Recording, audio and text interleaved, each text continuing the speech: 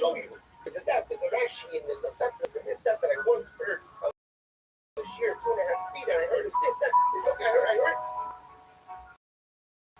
No, it's an incredible thing. Just I made a mistake. I made a significant mistake. Let me go and slash double down. I made it like you're thinking about it. And then it says again, I made a mistake.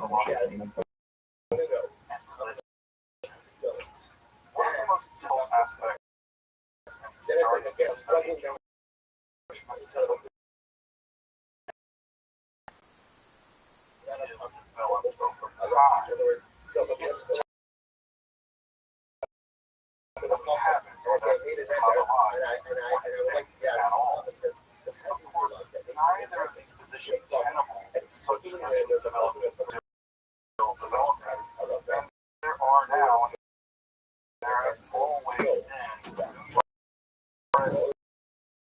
mutually exclusive school of Jewish mysticism and Kabbalah. This class is from the foundation of incredibly complex from the prophets of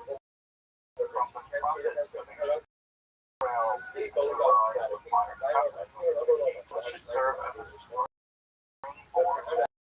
for a deeper study and reflection, and will also enable you to situate the development of Jewish mysticism in their historical and cultural context, and believe in molten dive into the primary texts, which are at minimum as they all consider creation for allowing this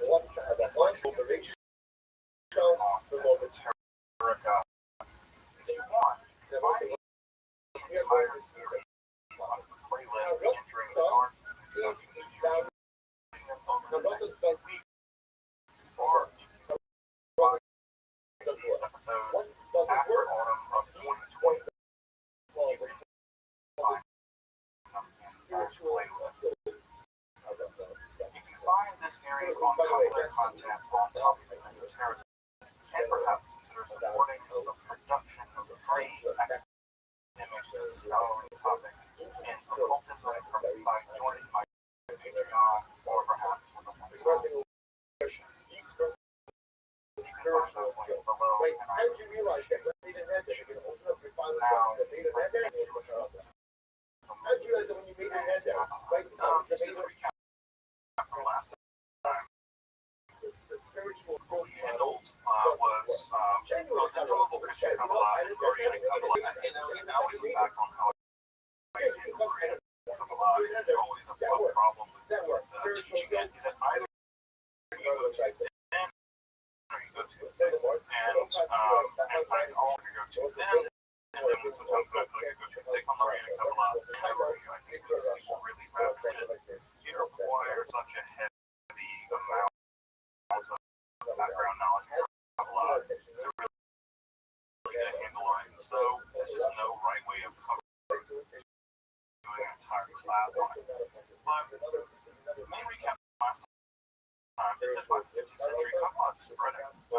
Also moving outside the Jewish community is sort of picking up Kabbalah. They're doing their own kind of Christian Kabbalah. They're taking Kabbalah from their Jewish neighbors, converted Jews to translate text from for them from the Greek and Trinity. And so Christian Kabbalah becomes a part of this larger Renaissance movement of older traditions or these perennial. In that process of traditions for perennial truth, it's not built up a philosophy that sometimes mysticism, specifically in the form of Christian Kabbalah, which eventually going to pick up itself. The Christians are going to kind of run with Kabbalah, they're going to adopt ideas from it, and eventually what's going to emerge, or sometimes referred to as Hermetic Kabbalah, and Christian mysticism, Jewish ideas, this becomes the groundwork for what is now called So, in many ways, Kabbalah gets a lot of its own world and eventually becomes its own form of completely independent Judaism. Of course, the big form of Kabbalah that develops at this time is the Rabbinic Kabbalah. Just to go as a refresher back to what we covered last time, because in a couple of weeks, but the big ideas in Lorianic, he's very concerned with how reality comes to be, how it is that God comes to be pantheistic, whatever shade of flavor of that we want to go with.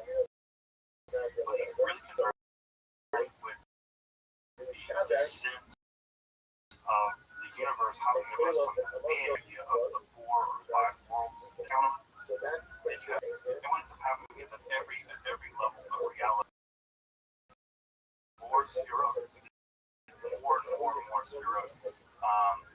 You have called Dylan Hakadol, which is kind of a map of reality according to the classic take, where you have this enormous and complicated system of zero.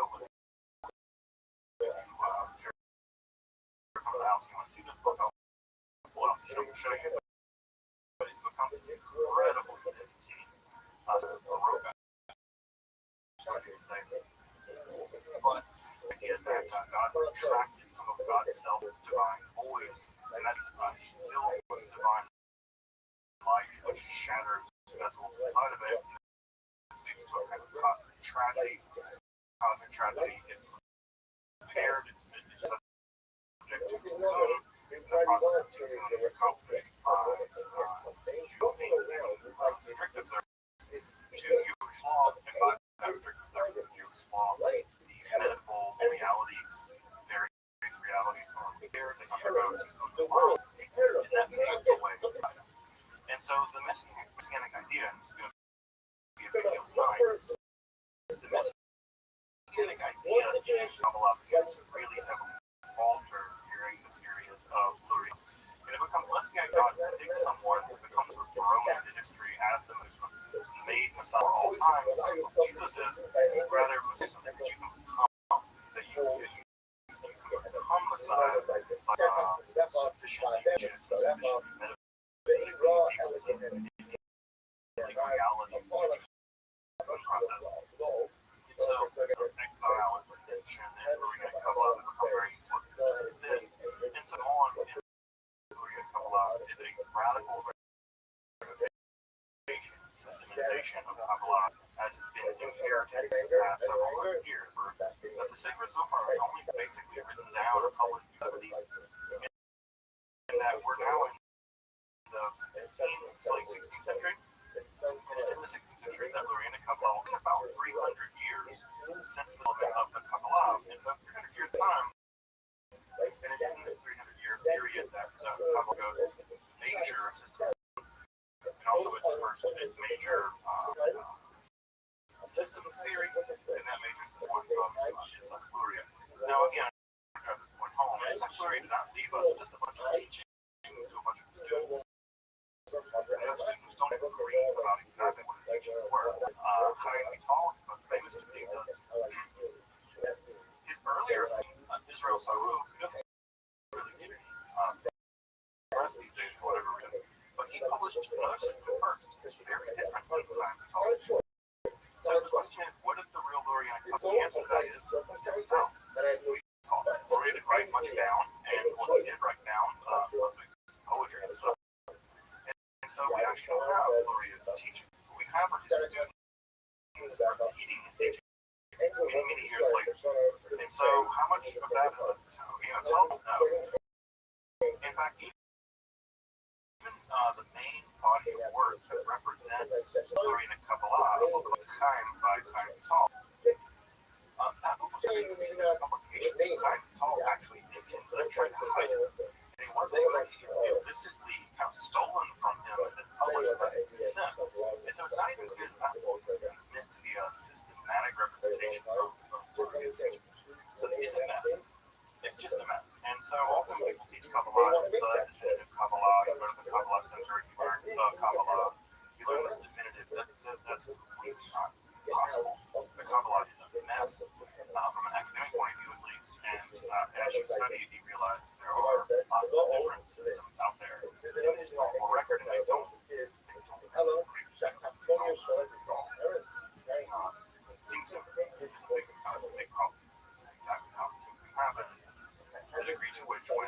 the Simpsons, everything come out in a vacuum, everything comes out of the water. Stuff left behind, dead stuff left behind, what's left behind.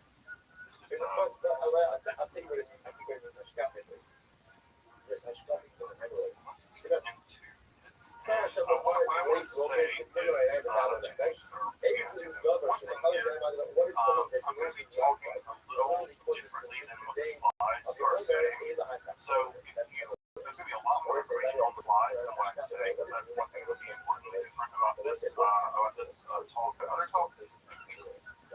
And the reason why that is, with so much information that I want to get out about chapter 3, and that I can only put it in slides. If I talk about all of it, I would be here all night.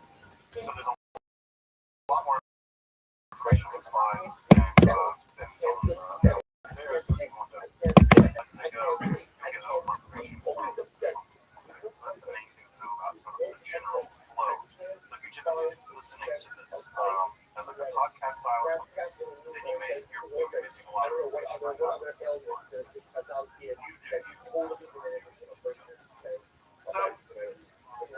today we're going to talk about Messiah, the failed Messiah. Judaism is full of failed messiahs. We have lots of failed messiahs. Jesus, we have Shabbos, we have Shimon, we have Judas, we have a lot of failed messiahs. The question is, what is this concept of Mashiach? What does it mean to be a Messiah? Primarily during the Zoroastrian influence period, that's during the Persian period, on the reign of the apocalyptic. And the idea does begin to appear very late in the Tanakh. And it seems to be the idea of kind of chosen person by God to do some world historical thing. Now, in the Bible, it's not really clear what any of that means. If I go interested in the Bible, to be referred to as a Messiah is actually a pagan king, King Cyrus. It's a Persian king, not even a Jewish guy. So the idea that basically God takes Cyrus to do this very important historical thing, i.e. let the Jews return home to Judea, and that becomes grounds for the Bible to refer to him as a Messiah. He's the only person referred to as a Messiah in the entire Bible. So if you want to take the Bible for it, the only person referred to is a Persian king. Now, what ends up happening is that over time, this idea of Messiah evolves and changes. And as it evolves and changes, there are a lot of debates among Jews about what it means. And to be clear about this, there's never been a settled notion about what it is. To this very day, debates about the Messiah go on. It's never been a settled idea in Judaism. Typically, what happens in Judaism, I think I mentioned this in a previous talk, is if people grab onto Messiah, they want the person to be the Messiah, they kind of backtrack their notion of Messiah onto that person.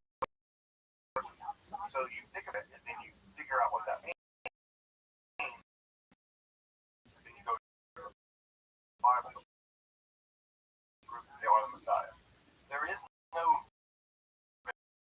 ready-made theory of the Messiah out there. It just doesn't. Now we'll talk about rough and ready ideas that's fine in Judaism, but even they're pretty rough and ready. Over time, what ends up happening is the notion of Messiah becomes canonical, it becomes more and more mainstream rabbinical Judaism. And by the Babylonian Talmud, there are how you recognize the Messiah, what's the Messiah's name.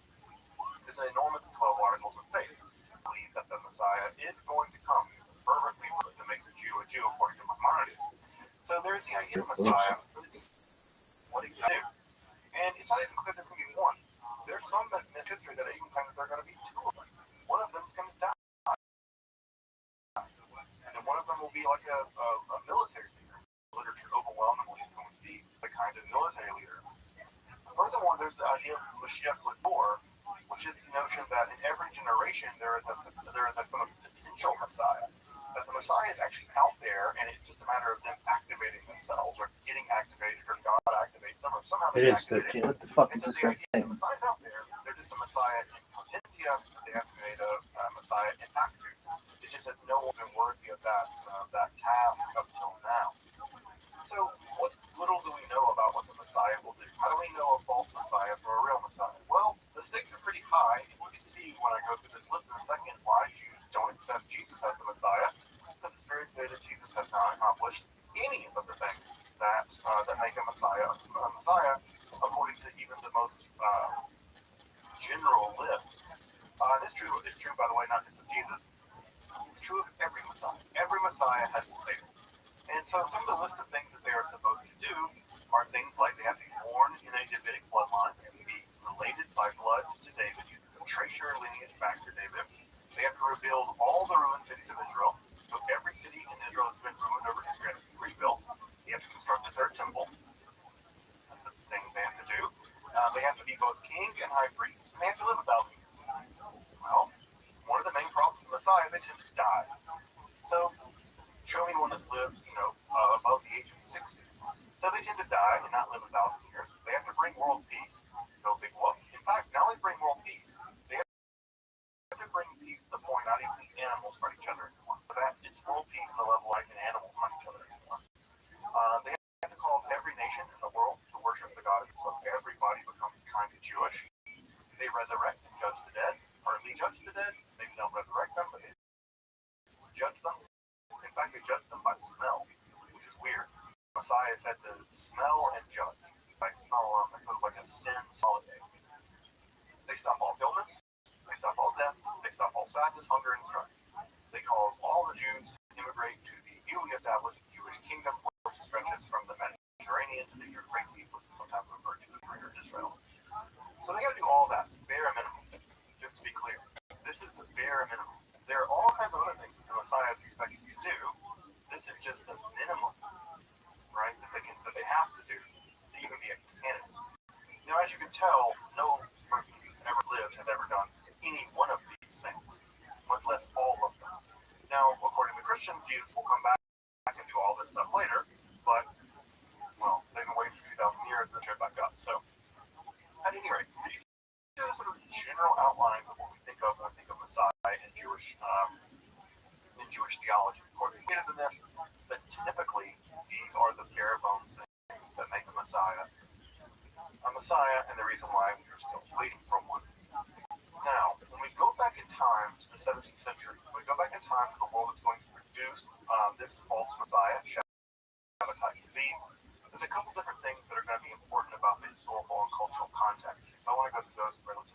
The first thing that's really important about the Jewish world is that rational philosophy has lost the fight to Kabbalah. Kabbalah has won. There is no more Maimonideanism, not much in the way of rationalistic Judaism. Rational Judaism has kind of gone out the window. And what's increasingly taken over at this point is a turn toward Kabbalah. Now, it's not to say that Kabbalah has spread very far and wide, but it certainly is the dominant intellectual movement of the time.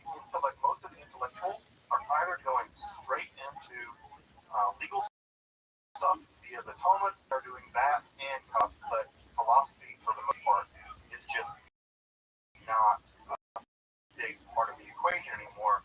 And so, in some ways, maybe just be an unchecked enthusiasm around Kabbalah. The second thing that makes all this very important is the Alhambra Decree. Of course, the Alhambra Decree was a complete disaster for the Sephardic Jewish world in 1492. All the Jews were basically ejected from Spain, and then ejected from Portugal as well. And this ejection did two things. One, it heightened Messianic activity into the world, because it was the end world. And the idea was that because it was the end of their world, perhaps it would intervene and save them. But how could God just let all these hundreds of thousands of people be kicked out of their home? God would intervene and fix it. What if God didn't fix it? That typically doesn't happen. What ends up happening is that people end up converting. They converted in hundreds of thousands. They converted to Christianity. And what ended up happening is they converted to Christianity and then they left and began to be Jewish again. Now, what ends up happening in some of the converso communities that's pretty important is a couple of things that I want to just be relatively clear. The first is an intense feeling of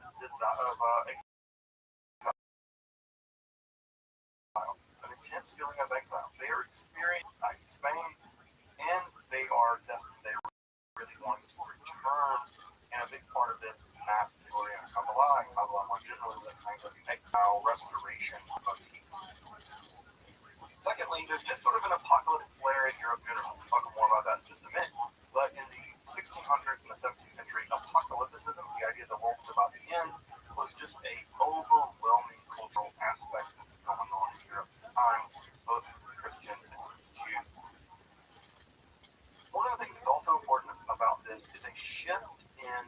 converso communities because they were more in contact with Christianity. They've been basically practicing Christianity and learning Christianity for quite some time now, it's a generation or two, is that their concept of what a Messiah was much more open to the idea of a spiritual Messiah, or a Messiah that didn't do all the political stuff.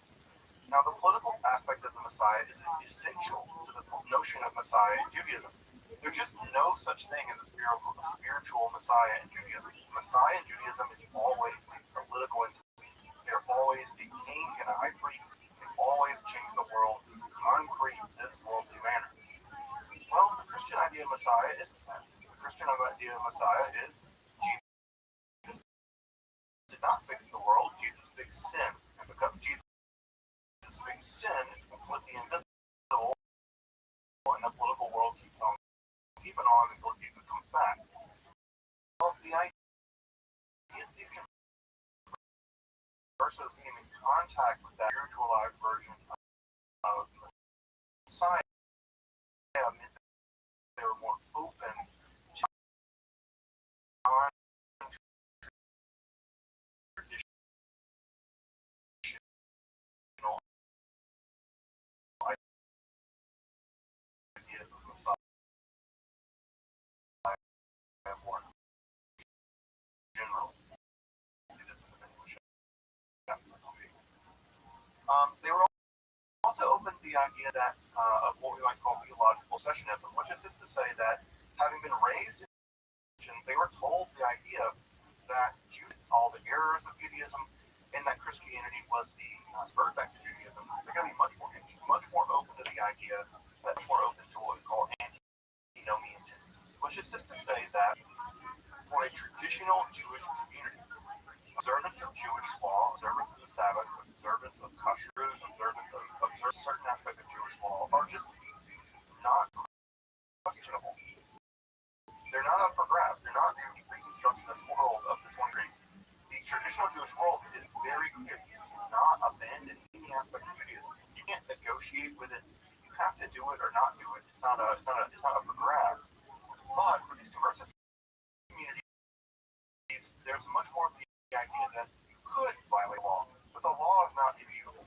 That the law is or it can be read as a way that you change, alter Jewish law into the interest of spiritual, somehow higher notions. An idea that's completely foreign to traditional Jewish ideas, but very much in the strain of those who've been exposed to Christianity.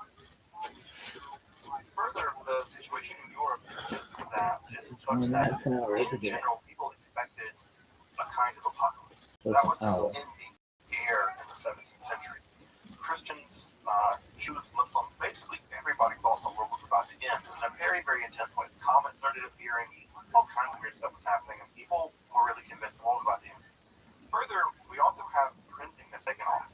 Now, printing is one of these things that disseminates ideas very, very rapidly. And that's one of the great things about printing. You can disseminate ideas very rapidly. You can also disseminate ideas that are incorrect very rapidly. And what you get are all these bizarre broadsheets being printed through Europe that are making claims that are completely crazy. That, what's one good example of this? One good example of this is that all the Jews that were the 10 lost trial that they had returned in Saudi Arabia, what is now Saudi Arabia, they had returned to Arabia. They had amassed a giant army led by general, and that 10 tribes of Israel had taken Mecca and had destroyed Mecca. This idea is not grounded in any history at all, but they were repeated broadsheets in charge of Europe.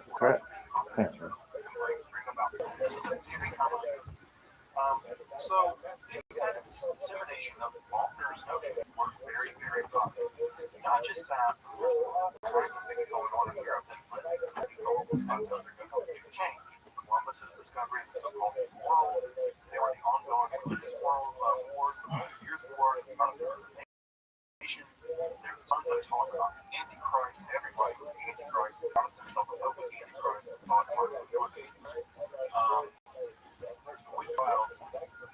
There are all kinds of things going on. You want to get an idea about this time period, right? All part of each other.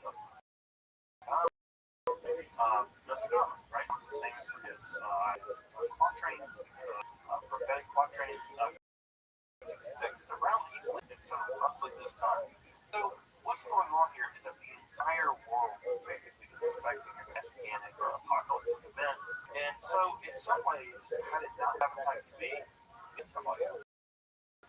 I really am convinced that this is the hepatitis B. Also, there's a huge massacre in Poland that kills thousands, tens of even 100,000. In fact, Pogrom or Rising, they have been the largest single killing of Jews prior to the Holocaust.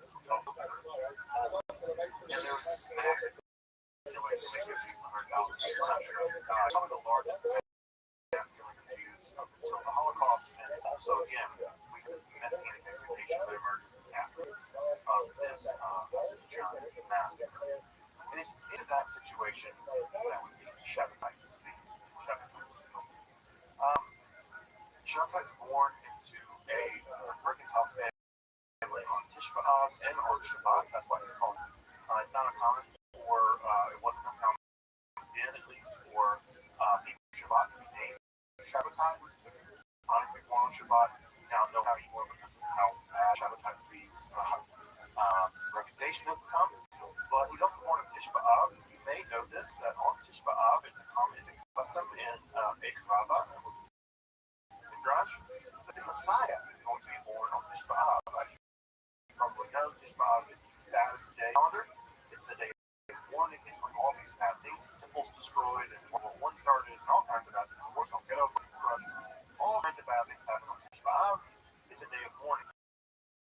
Well, the idea from Rabbah, born on Tisha B'Av, converts the day of mourning into a day of celebration. So already we have Shabbatai being born on just the right day, and not just being born on Tisha B'Av, but also being born on Shabbat. And this is already an auspicious start here in 1626 in Izmir, Turkey. Izmir, as you may know, is the site of ancient Ephesus. So been to Izmir, but yes, so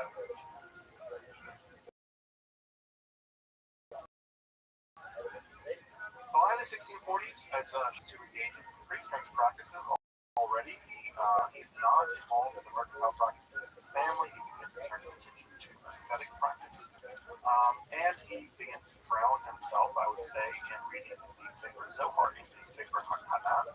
The Sefer Hakanah is a book where a student questions the teacher about the various laws, and the teacher tells the student why we do the law the way we do. The idea of questioning the law is going to be a big part of Shabbatai's life, as we see in this.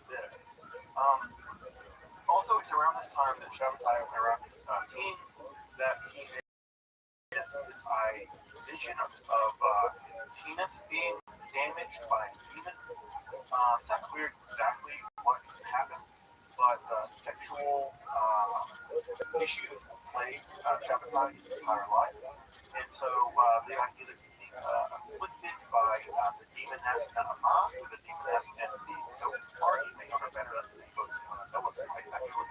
But this demoness Na'amah, like Zohar, said to have done something to Shabbatai's penis and causes him all kinds of problems. And it's around this time in his teenage years, he also begins to experience these periods of called illumination and darkness. These periods of illumination is singing and dancing and strange behaviors. These allow weeks to plunge into a period of darkness. He wakes up then he's sure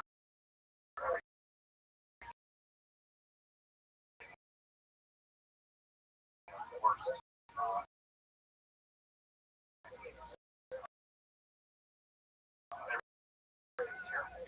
So,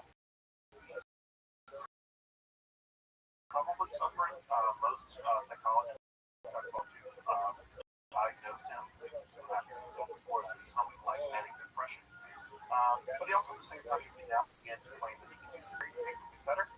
Shabbatai used to consummate either marriage. He just basically would not have sex with these women. And they're going to claim that Shabbatai was basically just studying the Zohar all the time, these illuminations and darkness fits. He wouldn't have sex with them, and marriages would dissolve. And of course, as you imagine, this is a huge problem for his family, it's a huge embarrassment for his family, but he just refused to have sex with these women for whatever reason.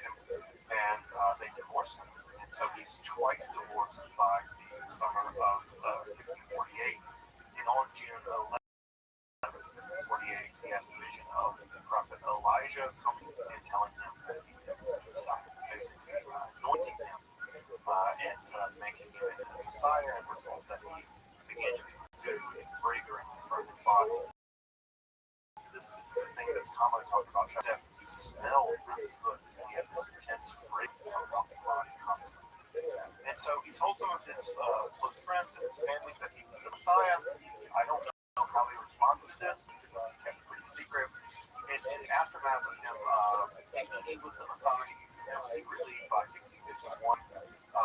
Shabbat is kicked out of his, he is kicked out of his homeland. He's kicked out of his exile for reasons that aren't terribly clear exactly. But one of the things we do know that he was doing at this time was that during prayers he was enunciating the divine name of God during prayer. This is a no-no in Judaism. You're not allowed to say God's name, and Shabbatai was doing this in prayer, along with other strength that he come to, and this eventually led to him being kicked out of the community of Israel. He'll come back eventually. The period that he's roaming around is typically referred to as the years of darkness by the community of folks who believe in Shabbatai to be. The period of the years of darkness has him traveling around all through the Mediterranean world. We don't know his exact itinerary, but we know he traveled all around Egypt, the Mediterranean, Eastern Mediterranean basin, and he did some strange things. He would settle in the really heavily publicized city of Salonika, and what is now Greece, and there he publicly married a Torah scroll. That also was not a thing you should do. That got him kicked out of Salonika. He seems to have made a pretty strong impression on people as he traveled. Now, making a strong impression is not making a good impression, and so he also made a bad impression on people because they thought he was crazy or maybe a prophet or a herbalist or whatever. But he made an impression on people no matter where he went, and eventually settled in Cairo, where he comes into the family of a very wealthy leader of the community. And it's there that Shabbatai actually has a job, being basically a fundraiser. What he would do is he would go to Jerusalem and he would raise money for the community there. The community in Jerusalem was notorious for war. And what he would do is he would go back and forth raising money from local folks trying to get the Jerusalem community back online. He was actually on one of these missions of fundraising back in Cairo that an orphan from the massacres that I mentioned in Poland earlier actually had arrived in Cairo, and she was a visa worker herself. She was a pretty famous sex worker, and she was a former orphan that had been orphaned by the massacres in Poland, and she had traveled all the way through places like Livorno and Amsterdam, where she eventually made her way to Cairo, and she made her name as a pretty famous sex worker, like a not exactly a courtesan, but famous sex worker. And when Shabbatai was in Cairo, he actually heard about her reputation, and one of the things that she claimed was that she would marry the Messiah. That was her big claim to fame, that she would marry the Messiah, and already having ideas that he was in fact the Messiah. He took this sign, sent for her. She was in Livorno at the time. He sent for her. She came to Cairo, and he married her in the house of this really famous Jewish leader in Cairo. And he did this probably as part of his messianic buildup, because as you may know, the prophet Hosea also married a sex worker as a of his prophecy that he was acting out his prophecy by marrying this sex worker. And what's interesting is Sarah basically remained loyal to him until she died. She was with him all the way, and his marriage looks like was a she died in 1674, and they were divorced briefly, but they were together for their basically entire whole life. And so they lived there for about a year until Shabbatai eventually made his way back to Jerusalem. But on the way to Jerusalem, he stops in Gaza. He stops in Gaza because he wants to be a young and up-and-coming novelist. That young and up-and-coming novelist is 23-year-old Nathan Benjamin Ben-Nation Levi Ashkenazi. Nathan of Gaza is probably one of the leading up-and-coming novelist minds at the time.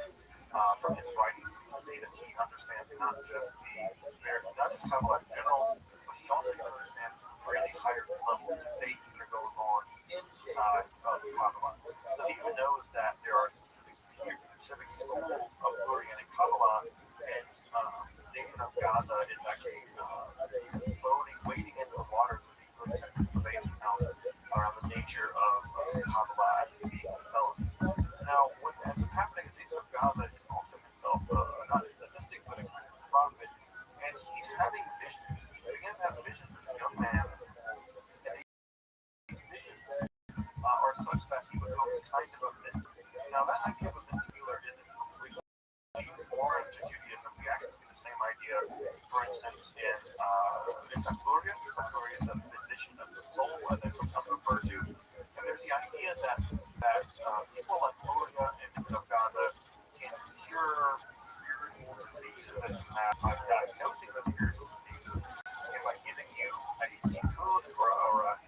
reparation, and that cure was your spiritual illness. It would solve your spiritual problem. And so it seems like what ends up happening is the shamanism actually travels to Gaza, manipulated, and it basically becomes cured of his, what we might call manic depression, cycles of illumination and darkness. Well, what ends up happening is that he ends up traveling to Gaza and stays with Nathan for several weeks. And in the several weeks, they go on these very long walks. They walk from Gaza to Jerusalem, which is quite a long walk. They also walk from Jerusalem to Hebron. And it's in those walks that eventually Nathan tells Shabbatai that Shabbatai is the Messiah. He lays it on Shabbatai. He's like, not only can I not cure you, but you don't need to be cured. You're the Messiah. And Shabbatai said, look, I know I'm the Messiah. I'm not. I gave it up. I knew that I could be a Messiah. What's happening eventually is that Nathan eventually announces the entire Shabbatai is the Messiah business in near Shabbatai 65, and Nathan is incredibly weird. Eventually, what's happening is that Shabbatai was experiencing a profound one of these depression periods, and then 3 days later, he declares that he is back the Messiah. Now, again, people declaring that people are the Messiah. Everyone come along and say they're the Messiah. And when believe them are very few who believe them. And again, that's typically what ends up happening. Well, what ends up happening with Shabbatai is absolutely shocking. In Gaza, he declares he's the Messiah, and announces that the fast of the 70 converts is to be abolished, and he abolishes it, not observe the fast. And rather than observe the fast, he announces that that Hallel should be said. Hallel is what you say for praise. It's what you say for praise. And so rather than the fast of 70 converts, he declares that he has now will celebrate. And he takes, at this point, he has about 40 followers, takes them from Gaza to Jerusalem, and he declares himself the Messiah in Jerusalem. He says, I am the Messiah. He tries to get on top of the Temple Mount to perform a sacrifice, basically to try to inaugurate the reality of the third temple. He also begins to refer to himself as the Amirah, and the Jerusalem community stops him. They're like, you're nuts. You're crazy. You cannot go to the Temple Mount. There's a mosque up there. You go up there where there's a mosque up there and try to kill an animal. Like, you're gonna get in trouble. You're gonna get us all in trouble. So the local rabbi has to bring him over to the local Qadi. Qadi is basically the mayor of Jerusalem, the Turkish mayor of Jerusalem, and they turn him over to the Qadi and they say, this guy's crazy. We need to arrest him. It's gonna be something bizarre. The Qadi doesn't arrest him. No, it does not arrest him. It allows Shabbatai to go around horseback, around the city, waving a green banner. Now, riding around on horse doesn't bring a big deal, except for Jews weren't allowed to ride on horses. It was against the most Islamic law for Jews to ride on horses. It was exclusive for a Jew or Muslim. But for whatever reason, Qadi of Jerusalem just probably thinks this guy's crazy. Lets him ride around,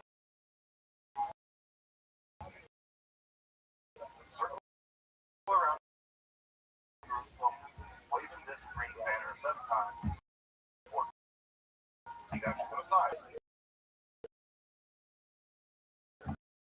Because he was able to basically not get the rest by the local Qadi, and he is allowed to be on horseback 7 times. So it's something of some Jericho.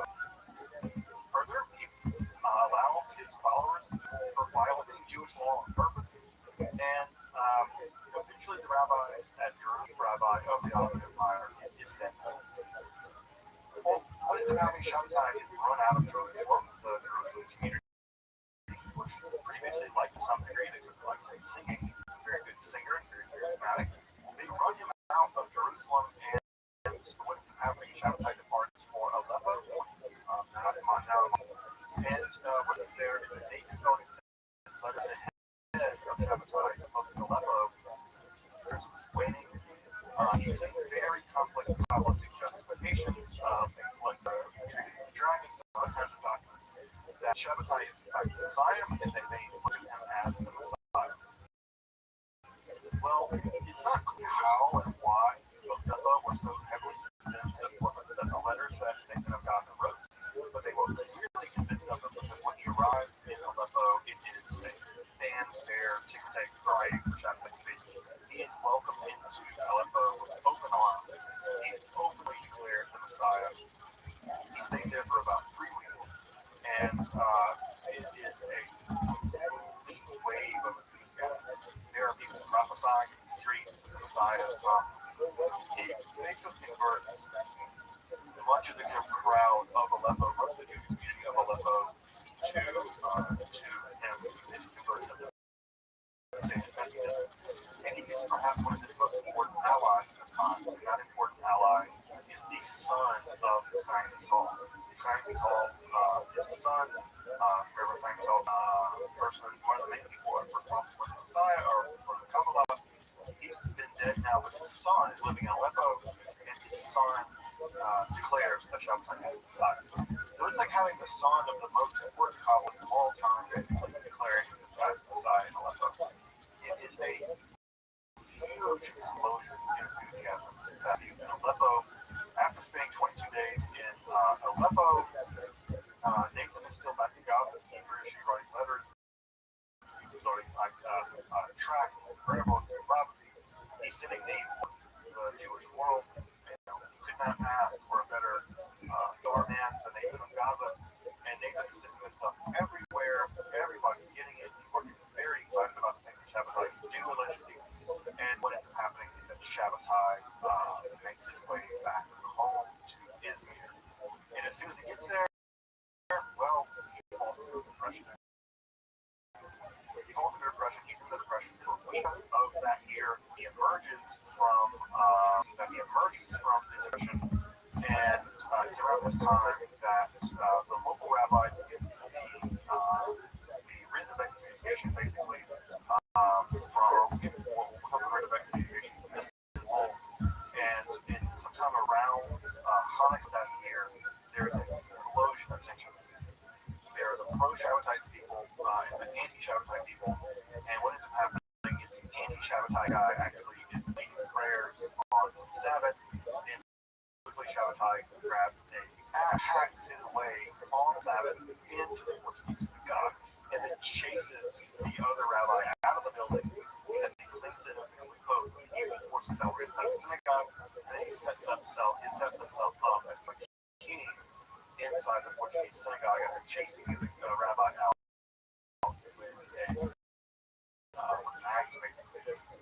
Not only that, he chased out the rabbi, chased out and don't come down. The rabbi's daughter fall into prophetic fits, declaring Shabbatai to be the Messiah.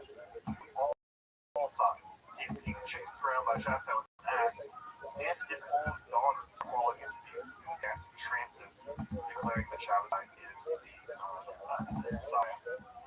He does the same thing. He pronounces different names.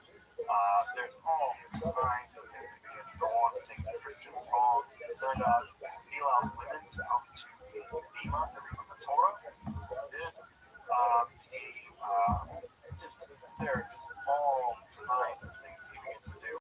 Back to Izmir, that are raising better, rapidly higher of the larger Jewish world. So that's also that he has made some marriage with, and he had not done that yet. And so he shows the bloody cloth, marriage with consummated,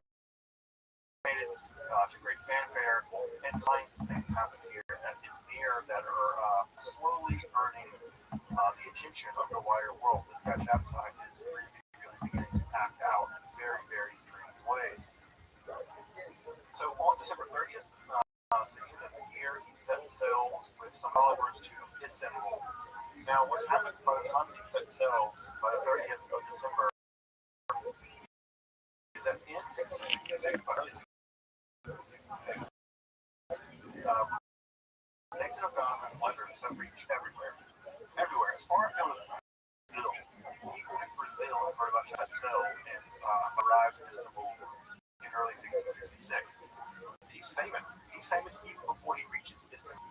And so every London, Hamburg, Ghana, and Yemen, Amsterdam, everybody heard about Shabbat. And everybody increasingly thinks he's inside. By 1666, the estimates range, but the general estimate is about half the world population have become convinced he was inside. In some places, like the community, or the community, basically have packed their bags and booked moves back to Israel, because they were convinced the Shabbatai had opened up and were waiting to go home back to Israel. The Shabbatai had done the whole thing. This was a overwhelming. Even Spinoza weighed in about Shabbatai pizza. Spinoza knew about it. I don't know this letter, so we don't know exactly what he did. Well, the trip from Izmir to Istanbul was 4 weeks, but it had very, very bad weather, and what ended up happening is that Shabbatai, even if Shabbatai coming to Istanbul is ahead of him, and because he gets ahead of him, as he arrives in Istanbul, the British government knows what this guy is. They know what he's coming to do. He's coming to basically declare his messiah in Istanbul, the capital of the Ottoman Empire. And the idea, I think, is basically going to take over the Ottoman Empire. He's just going to take the whole thing over as the king of the Ottoman Empire. So he's arrested, he's taken up by one of the guards, and he's thrown in jail. The jail he's thrown into is referred to by Shabbatians as the Migdal Oz, Tower of Strength. And he's put into captivity, but he's put into very luxurious captivity. His followers, at this point, amassed probably thousands, are sending out him to basically bribe his guards, and he lives in, he's kind of living like a king inside of this prison, basically. And inside this prison, then he sees emissaries from Yemen, from Europe, from all over. And it's in this prison situation in the Migdal Oz that he begins to basically hold court as if he were a king, dressed like a king, acts like a king. And he is doing all kinds of things while he is imprisoned here in the beginning of 1666. And he's received, like I said, emissaries from all over. These emissaries really do believe that despite the fact that he's in prison, it's only a matter of time until he reveals that he really is the Messiah. So he's receiving emissaries from all over, and they are going back and really preaching the gospel, so to speak, of the Shabbatai feast. And it's at this time in 1666 that the Shabbatian movement was at its peak, although it's only been really operating now for about 2 years. What ends up happening is that a hater basically ruins everything for it. This guy named Nehemiah Cohen arrives from Gallipoli, and he's heard about the Shabbatai feast of the Messiah. He meets with them, and basically he comes to disillusion. He thinks this guy's really not the Messiah. He's the charlatan. He's not really the Messiah. Because Nehemiah Cohen thought he was the Messiah.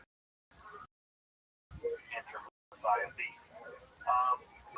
This guy is a danger. He is living a lot of luxury and all kinds of debaucherous activity. And what ends up happening is that on September 15th, Shabbatai arrested, re-arrested, to see if someone's here, and he's basically told, he says, look, here is, if they ask him if he's the Messiah, he says, yes, he is the Messiah. So he says, I'm bringing in a bunch of archers, and they're going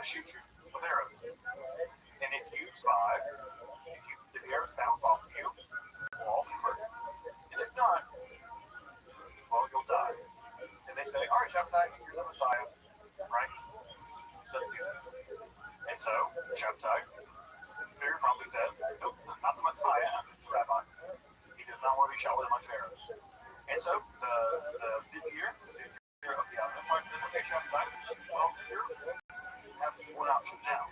You convert to Islam, or you obedient today. You have 5 minutes to decide. You convert to Islam, or you fail. And Shabbatai, not being stupid, though he might have been crazy, converts. He converts to Islam. He becomes a thief. And he converts on September 16th, 1666. And not only did he convert, the Sultan is actually pretty pleased with the fact that he converted. And he appoints him to a basically ceremonial position, a gatekeeper basically. And because he becomes a ceremonial gatekeeper, he's actually an official member of the Sultanate court. And he gives him a really nice fur coat, and he has basically the most cushy job ever. These gatekeepers were basically just cushy positions given to members of the court, and Shabbatai could do basically whatever he wanted. So in many ways, he came out all the better materially. Obviously, being shot with arrows would have been really bad, and would have been really bad. But the minister and the Sultan really aren't out to get this guy. They basically just want him to go away as a problem, and so they get him the cushiest job they can, and basically get him attention, so they hopefully will quit. Well, besides them quitting, because they're crazy, and because they're crazy and they're quitting, they're going to get themselves more and more trouble. Crazy walking very much. He was not shocked in there, but they had not had a lot of wealth. I think we'd had one shish kebab, Messiah on our hands. But he had a lot of wealthy friends and the shish kebab. So what ends up happening is that, the first thing that happens is that this apostasy spread all throughout the Jewish world. And this is really bad. This is really bad. Half the Jewish world thought the guy was the Messiah. They attacked their back. They were already including Shabbatai's feet in their prayers. The prayer book had been changed to include Shabbatai's feet as the Messiah. People were really convinced that this guy was going to basically overtake the Ottoman Empire and the world was going to come to an end. They had packed their bags. They were literally on the docks in Amsterdam waiting for years. And the news I got was, oh yeah, he converted to Islam. He did what? He converted to what? Like, yeah, he apostatized. He's not Jewish anymore. He converted to Islam. So as you can imagine, that's bad. Not only is it bad, it's incredibly embarrassing. All Christians to get more Christian Jews from Florida, like crazy Jewish people, Jewish people can't stand anything. And not only the Jews who remain anti-Messiah, but like Manasseh in Israel and Amsterdam, they were able to greatly close their grasp on the Messianic faction. So this was a disaster, a type of big disaster in the Jewish world. And it was it's probably one of the greatest intellectual disasters in Jewish history. Nathan wouldn't hear about the apostasy until the summer of 1666, or 1667 actually. He left Gaza and basically ran over to where he gets basically. And the big debate at this time was, what did the apostasy mean? Now, one thing that you know about Messiah is that when Messiahs do terrible things like die or convert to another religion, it's not a problem. It's all part of the plan. That's how delusions go. Delusions are never disproven. Delusions are only reinforced, no matter how ridiculous the delusion is. So, Shabbatai's apostasy was not part of the plan. It was all part of the plan. Now, what happens here? Nathan of Gaza circulated a letter saying, no, this is part of the plan, don't break out all this space. It's very important to maintain space. So there are actually a couple of different theories that are all going around at the time about what could happen. One theory, the craziest theory, is that somehow Shabbatai's feet really was now the Sultan of the Ottoman Empire. There are some people that believe that. That not only had he got converted, he was just now the Sultan of the Ottoman Empire. Another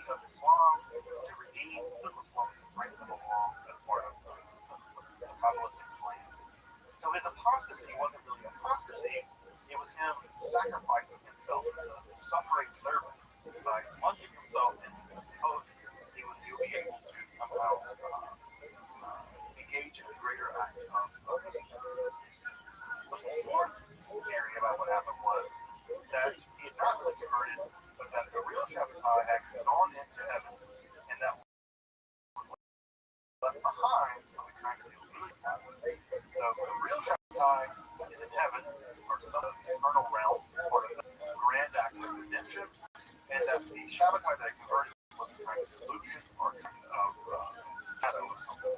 So it really wasn't Shabbatai.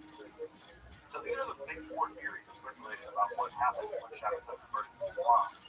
It seems like it's of God that accepted some version of three and four. He accepted some version of three and four, more three than four, but certainly accepted three. And his position was, yes, Shabbatai converted to Islam, but this was a temporary thing, that he would eventually redeem Islam, redeem the Muslims, and that he would merge out of Islam back into Judaism, he would emerge as having been all in.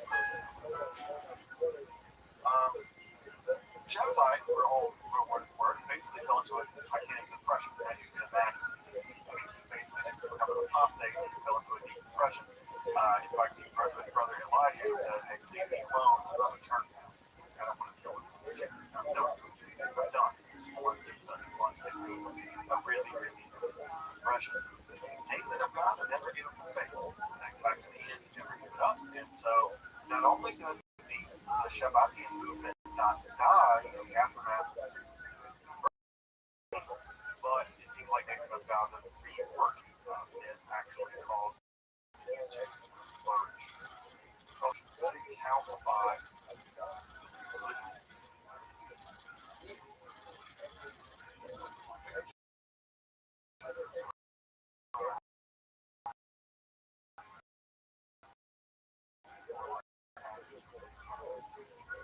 So what I'm going to do tonight is I'm going to finish up that speech, then we'll do Nathan of God, we'll do the Francis next time. It's going to get even crazier. It's going to get even more crazy. So we'll finish up tonight. We'll do the Francis next time, but also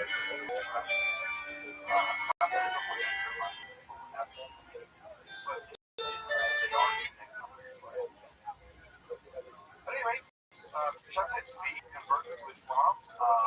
He has a son, Ishmael Mordecai, fantastic Jewish name. Ishmael is the Islamic name, Mordecai is the Jewish name. And what ends up happening is as the gatekeeper, ceremonial position, he lives kind of mixed life, sort of quasi-Jewish, cover of night on clothes, basically living as a Muslim, and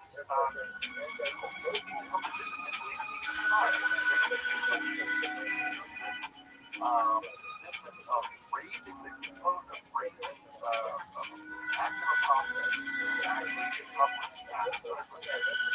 and so over time, like another also began to well. And again, Shabbatai also suffered from depression. It's not clear what he believes in any given moment, but slowly it seems like Shabbatai does come around to that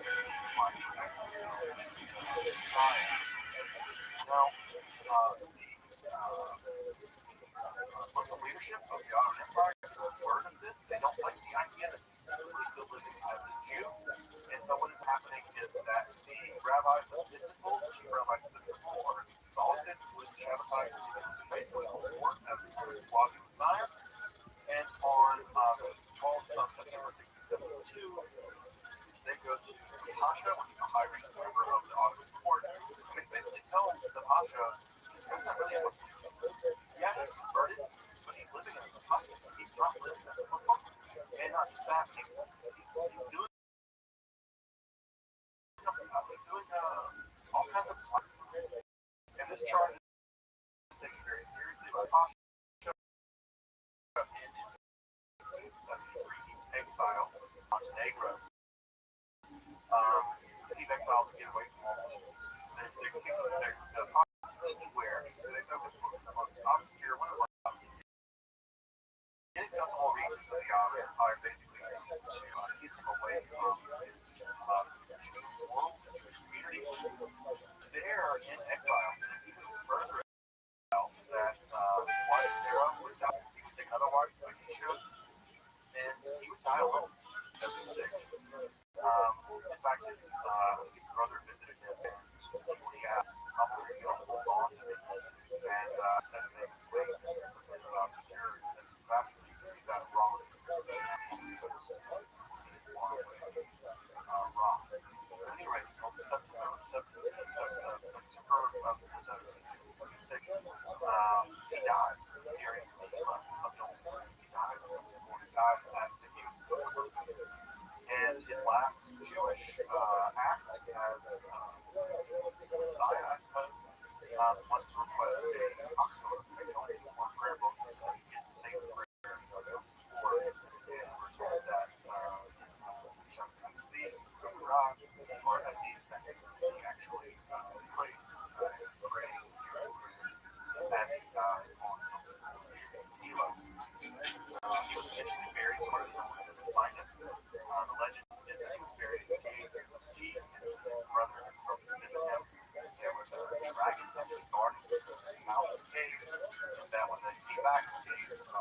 dragon was gone, light,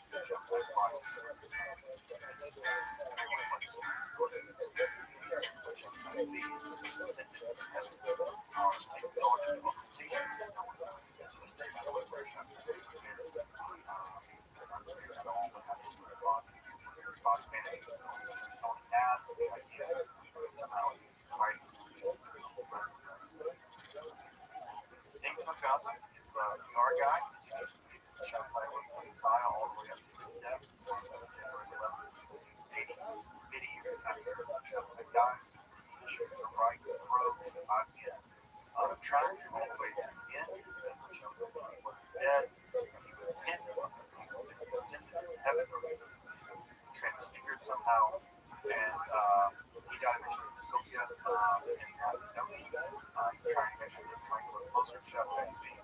In his grave, actually, destroyed during the Second World War when the tribulation not in the block in the grave. Now, you would think with Shabbatai dead, and with things of God's dead, that this entire movement, that bizarre as it is, would just peter out with both 1980 eventually the end of the Shabbatai movement. Both that is dead wrong. Because Shabbatism is about from thousands to tens of thousands enormous religion. Shabbatism is only one thing. And that's totally revealed led primarily by Shabbatai speaking the second wife, Aisha, or your seven, she has both names. So we'll get to it next time. We'll probably spend an entire section on Shabbatism, the rise of Shabbatism, because there's so much to do. We'll talk about the religions that emerged in the aftermath of Shabbatai speaking. Because Shabbatai speaking is not just going to die, he needs to be part of the Kabbalistic world of Judaism all the way to the 1880s.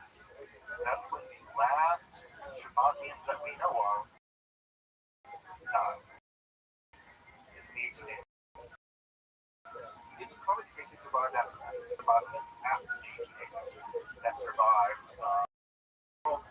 We think that they were what actually killed the last Shabbatians. We don't know. Because part of what is true about them is they don't tell their Shabbatians. Part of their religion to hide their. And so Shabbat, the Shabbatian movement and the Shabbatian movement in Turkey as the young men all the way over now. There may still be Shabbatians right now. That religion might still be alive. Now the issue is we don't know. Most scholars are but I will tell you that I being part class on Shabbatai, and one of the most of the class was a Turkish woman. She took the class at the Federation. She took it because she teaches my Shabbatai family. She said that her family, her grandfather, had teaching the Shabbatai, but that her parents didn't. Her parents didn't. She did it. She grew up family of Shabbatai. Part of her family. And I asked her about the Shabbatai that was in Turkey. She said she had not met anyone. She knew of a family that was Shabbatai, but she didn't know anyone who was black man. Shabbatai didn't know people. So many scholars think it's gone extinct, but it's up here. Again, part of how it really operates. So next week what we'll do is we'll talk about the second part of all this. How a basically manic depressive Messiah who died, the religion died, managed to give rise to a completely new religion. And that religion, Shabbatism, survived, may survive most of its name.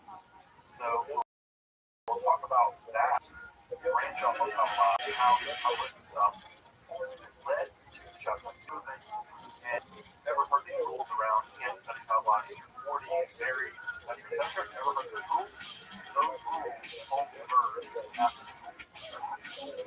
That's how back to what it is. So the Shabbatai movement actually gives those rules that one bread of Kabbalah is spreading very rapidly, very public after the Shabbatai scene. So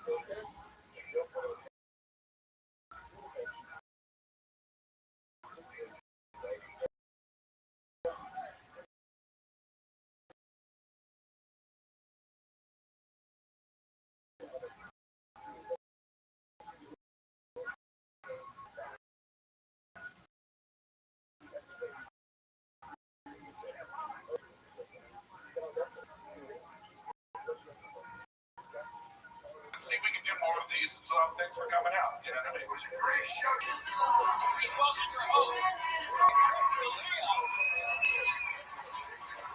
yeah. Hey, what's up, Golden Hour? Oh my God, I'm mad as fuck. I can't even. Oh, well, you know. Wow. You needed the middle, bro. That's it. You said. Wait, I feel like I'm gonna stand up and the chair's gonna come with me. Now you have to stay for the whole night. I know. I have to. You might have to do my show later here, and you're just. It is Xbox or whatever, so you can fucking have something to do. It's gonna break. It's like Shallow Hal. What's it made out of? Here we go. No, I didn't say it. But look, here's Marlon Hardy. I didn't say it. I also didn't say anything when Eric changed the stools to chairs, and I saw those chairs, and I should have said something.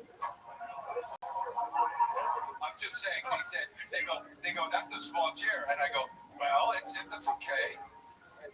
No, that's not how you did it. He did it like this. He looked right at my face and went like this. That's a small chair. Just like that. It is big. He's an athlete. You know? Guys, hey, thanks for coming out. Golden Hour Live. Thanks for being a Golden Hour fan. Hell yeah. First time doing it, but I mean, something to do in the future, but we wanted to do it. You know what the main reason was? Because we haven't seen this guy live in a while. Yeah. The new Ricky Ricardo over here, you know, him and his wife make all those funny videos. Have you guys seen those? That's all her idea.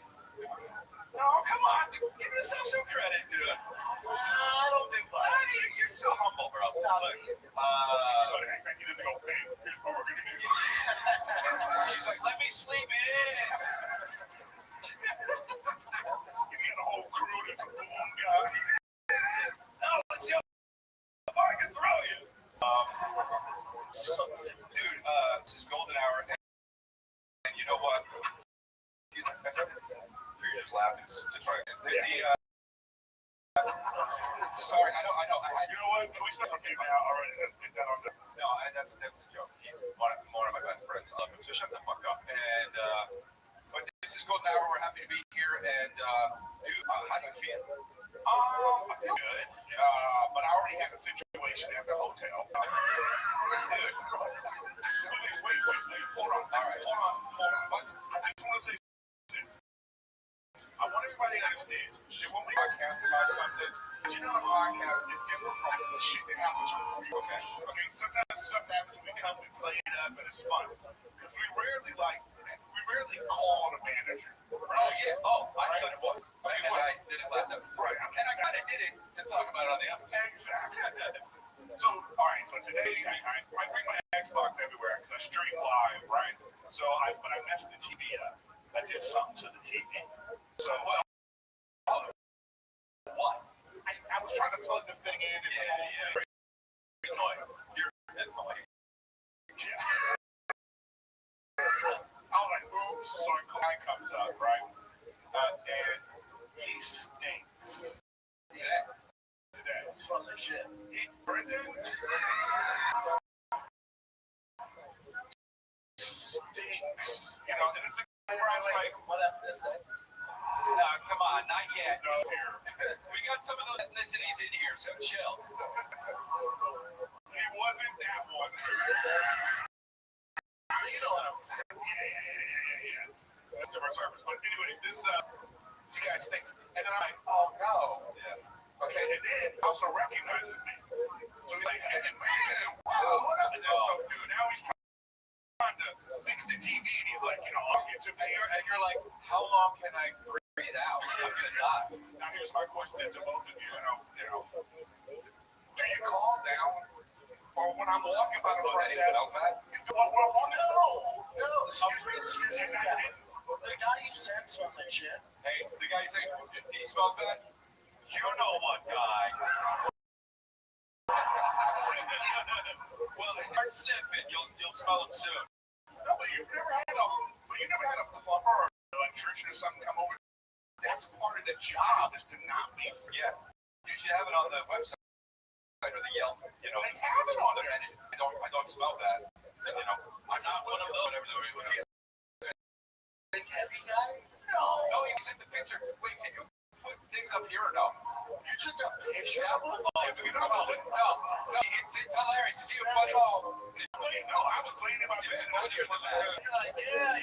even funnier than that. It's just, the thing is, what I'm saying is, this picture's great, bro. I passed by the front desk, and I thought about it a second, like, I didn't want to be a dick about it. I wasn't going to get fired or anything, but sometimes you want to have a room available for the engineers. Oh, like to freshen up? To freshen up. What the fuck? It's a hotel. I'm not at the Days Inn. Did they get steamed? Wow. The Days Inn. That dude can be funky as hell at the Days Inn. Look at that too. Look at that. They look like anybody. He's trying to fit TV too. Right there. You know, he's right there. Picture this, and he's going like this. So, yeah, man, you know, comedy, how's that feel? Comedy's not doing well right now. Just this motherfucker. Stink. If we're honest, you look at that, you go, oh, yeah. This is stink. This is how Warren Hang's shoes have no traction. The color, no traction. Yeah. So he basically, that's why he stinks so bad. He fell in some fucking trash. Just the word on the thing. I come right back. I bet the guy's here tonight. No.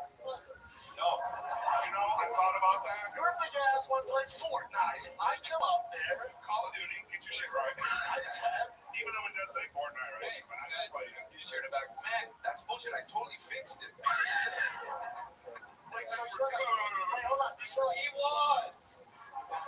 Well, hold on. You hear what he just did? You can't even see him. You already gave him an accident. See? You can see. A Mexican back. You can see. Wow. That would look wet. Wow. Oh, it's wet. Dude, you can see his. Hold on. No, you can see his brown hair. You can see his brown hair. His brown hair. That could be anybody. What do you have? Is that a cauliflower ear? That could be anybody. Oh, God, you're going to beat me up. Zoom in. Zoom in on this ear. Zoom in on his ear. Oh, no! Oh, shit. You would have fucked your eye. Take it off. Yo, that was Brendan in disguise like the Pink Panther. He's just like, here's the picture. Hey, here's the picture, Xbox. Cool.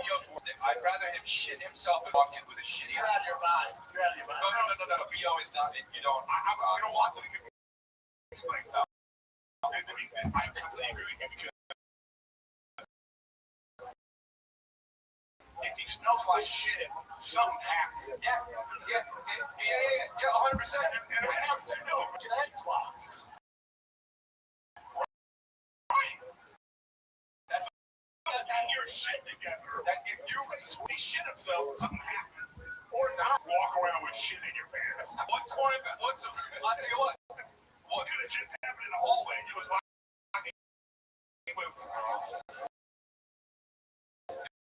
And there it is. He took it to disgusting film. Yeah. Dude, hold on. And then he's like, wait. Whatever was like himself, then I go, hey, what's up? Yeah. Then I have sympathy for that guy. Reasonable. This guy stinking like this at 1 p.m. The whole thing changes if he shits himself a lot. If he shits himself a lot, you fire that guy. Yeah. Somebody would have said something. Dude. I can't believe you're going to snitch on him. That's my point. I'm saying that there was a thought about it in a way of being like, do you want them to know, hey, sometimes they shouldn't be funny? Then I thought, just how you're thinking, like, this is some carrot. It is what it is. So you just have to deal with it. Now my room still stinks. Well, really? Yeah. Can we go back to tonight? It was bad then. Oh, wow. I'm not. If you have me, I'd rather shit my pants than have people smell that than think I got to be up. Let me up. Yes, dude, I got it. I figured it out. You would rather shit yourself? It's just a one-time thing. Right. That's what we're saying. Here we go. Now you're with us. When you shit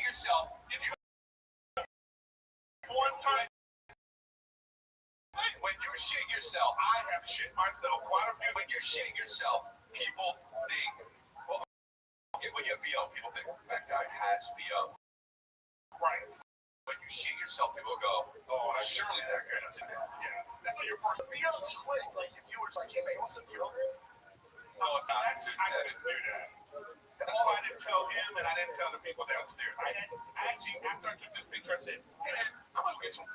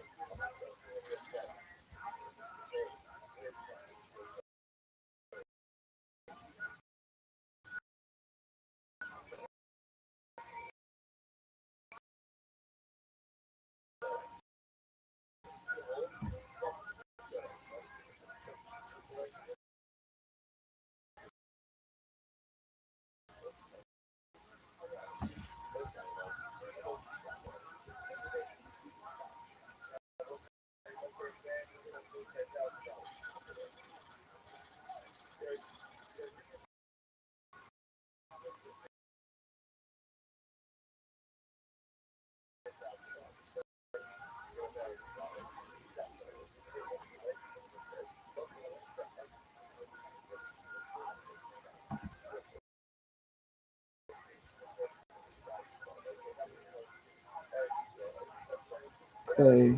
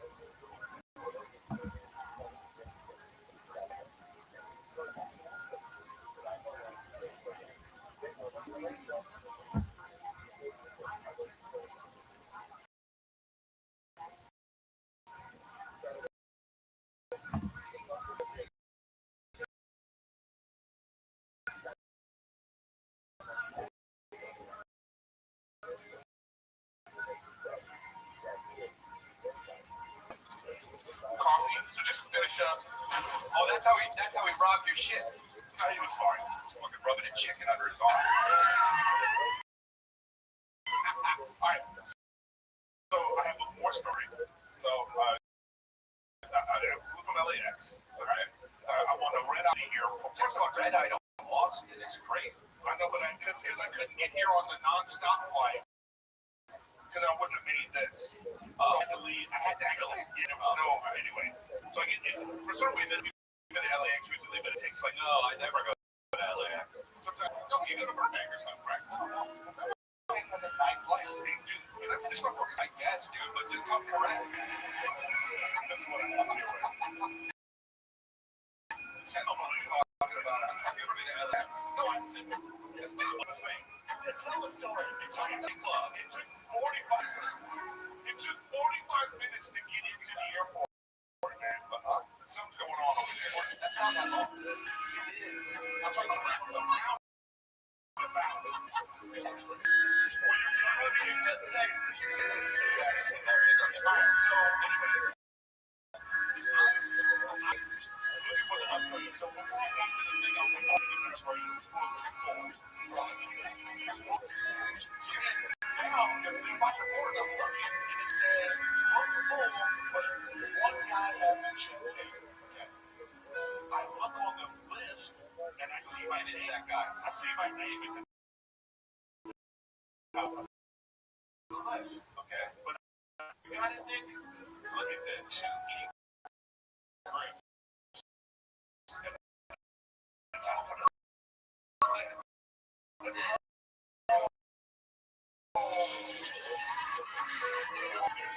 groups. He's top of the list. Oh, wow. Like this. What? He's like, no, never mind. Sorry. So I go up to them, like, go, hey, what's gonna be? I think it's hilarious. On that fast midnight, I got home and thought about, hey man, isn't this crazy? There's two E-groups at the top of the list. The guy looks at me, he goes, like that. I wish she said, I don't give a fuck. He didn't say that, but that was the end. Yeah. He was like, what? He like, what? And I was like, well, you know, because I'm E-Grams. And maybe Brian Smith, we don't know, but it's funny. Turns out, also Eric Griffin. Really? Yeah. Oh, so, and then what? He still didn't laugh? Yeah. Oh, but it's actually So he goes, what's your middle name? And I want to know, you know, me. You said what's your middle name? He asked me what my middle name is. And the other Eric Griffin, no, just me. You know what the word? He did the guy not having it. Like, no, the other Eric Griffin was nowhere around. My point is this. Because I was like, what if I'm the third Eric? I'm the second, you know what I mean? I'm not going to get the upgrade, right? This is all fucking Eric Griffin is here. That's why he asked the building because he needed to confirm what you are. He was so upset that I was the guy. What if that guy's just, he's the guy to work at. It's $12.55. Yeah. I told him, he was like, yeah, you got to upgrade.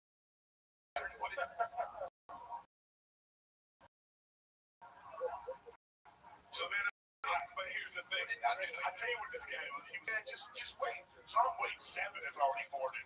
I go over to that guy and I go, hey man, what's going on? He was like, yeah, I haven't released it yet. Oh yeah. I was told, you know what? I got the upgrade, so fuck him. He goes, I was hoping it was the other Eric Griffin. See, you got the front glass, bro. You got the upgrade. I got the upgrade, dude. But you know, you're at the point now where when you say, and this motherfucker in one ear, I think, nah, but Eric was probably being. Yeah, he always has problems. No, maybe I'm the same. I'm the same. I had him fix my thing. Yeah, you should let it slide. I did let it slide. Hey, you took a picture from my phone. It's from the podcast. You let it slide. Let it slide. Let it slide, man. No, you know what I resent the fact that this is fucking comedy. What he did is he walked by the lobby, took a whiff of steak and said, what's your job here? And I fix a TV. And Eric goes, then I got a broken TV. So he could take an extra and use it. Well, yeah, we needed that. I think I'm the same way. We're not talking about it. Like, I would say, because when I tell this kind of stuff to my wife is like, no. You're a dickhead.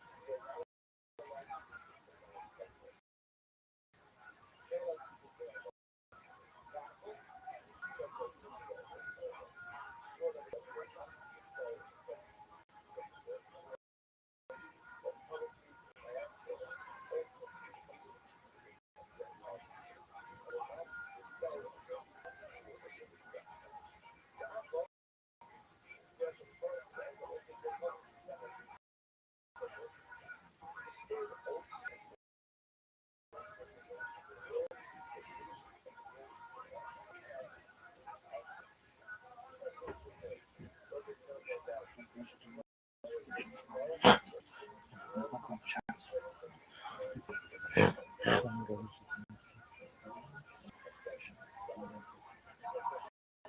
the other people are just trying to do their job. You know what it is? They're also stories where if you're not in it, nobody really gets no, but check this out. Here comes another one. I know. If they got the upgrade, then at the end of the movie, our wives know. Yeah. If they were in the hotel room, all right, they might call you a dick. But if once they smell that stinky guy, then it turns. Yeah, the hair she needs. Yeah. My wife would be like, I don't smell it. I would be so mad at that. Oh. You know, oh my God! I would be like, you don't smell it. Come closer. Put your nose closer to which one? Yeah, you would have to take her head like she's shit on the ground like a dog and just like, you don't fucking smell that asshole. You don't smell how funky this dude is. What the fuck are you doing? I'm teaching her a lesson. I'm teaching her a lesson. Hey, let's talk about this. John Travolta's shirt over here. Oh, I know, bro. Take it easy. And just like a guy who shits his pants, I'm owning it, bro. I'm owning it. Yeah. I have to show you something. Say, laugh all you want. That guy is clean enough. I don't know. Back in the 70s, yeah, in the 70s, yeah. Not now. Well, now you run from that. Yeah, I know. I walked in, I was like, yo, looks like we're starting to cold. Yeah. I'll tell you what, too. Because I told him, and I told someone else. But, and it's not a story.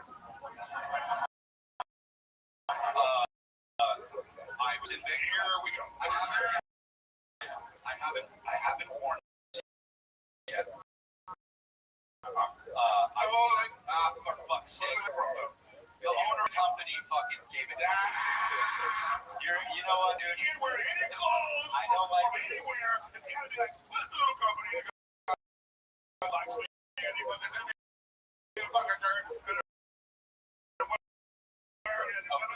all these companies you wear clothes, they all went out of business. Bro, startups. I can't get them off the ground. I'm trying.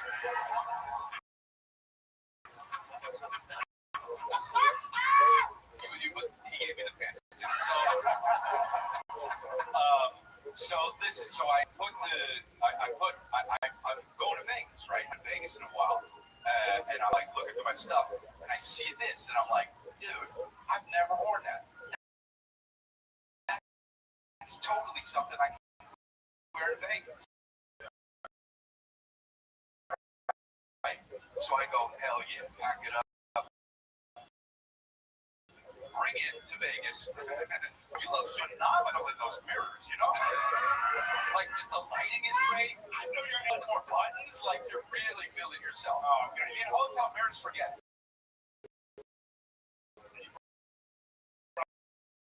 On your chain case, and you realize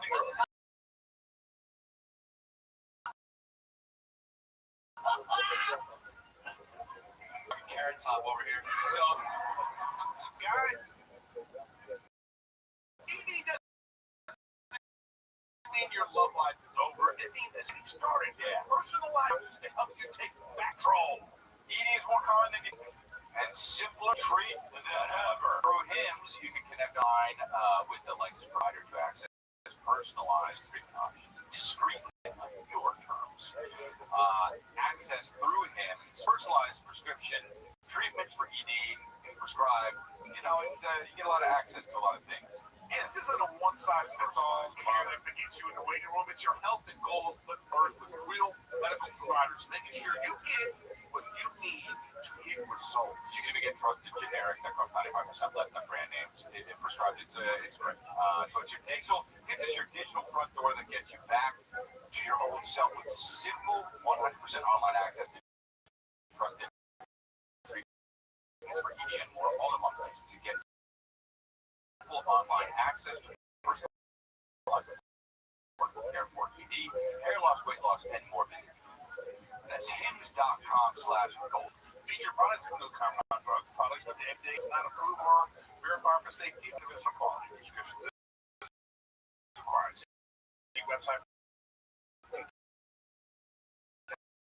Restrictions. Important safety information. Actual price will depend on product. And I go and then I come here.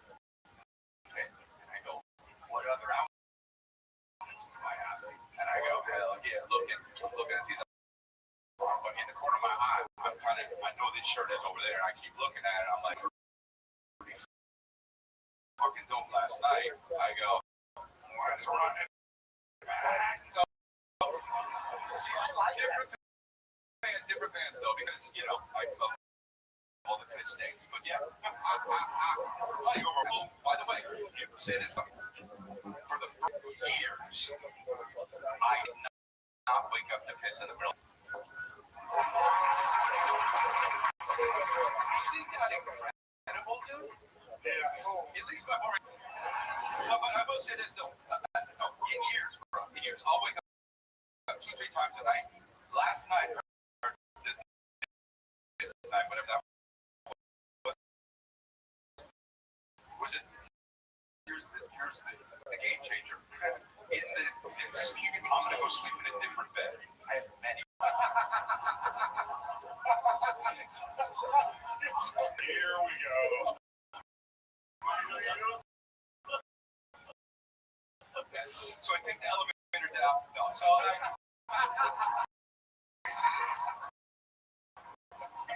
that's the chain room. Chain room.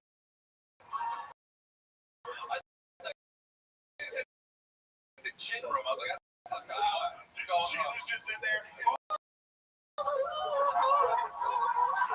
It sounds like. All right, so what was I saying? Oh, you're going away from it. So I went to bed and I passed out immediately. I didn't wake up at all until the next morning, probably. The bed's making me piss. Or one of our dogs. Or the maintenance man. He's just been.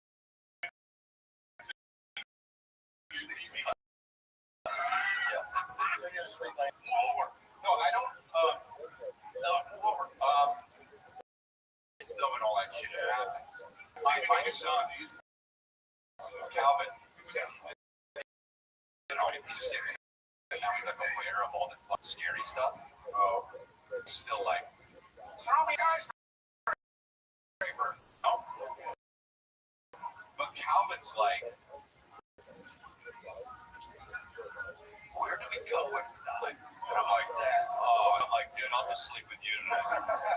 But, yeah, so you gotta sleep with them, sometimes it's Wolf's in his dinosaur phase, this fucking driving me crazy. We made a mistake of letting him watch the dinosaurs eat. Yeah, that's a mistake, yeah. So now he's walking around with 2 dinosaurs. But he's not scared of it, right? No. See, that's the thing, he's not old enough yet. Well, he doesn't understand what's really happening. Yeah, no shit, that's my point. So he's gonna wake up one day and be like, oh, this was eating that one? But he just doesn't just great. He gets the whole one with mouth. And he just, all day he's just going,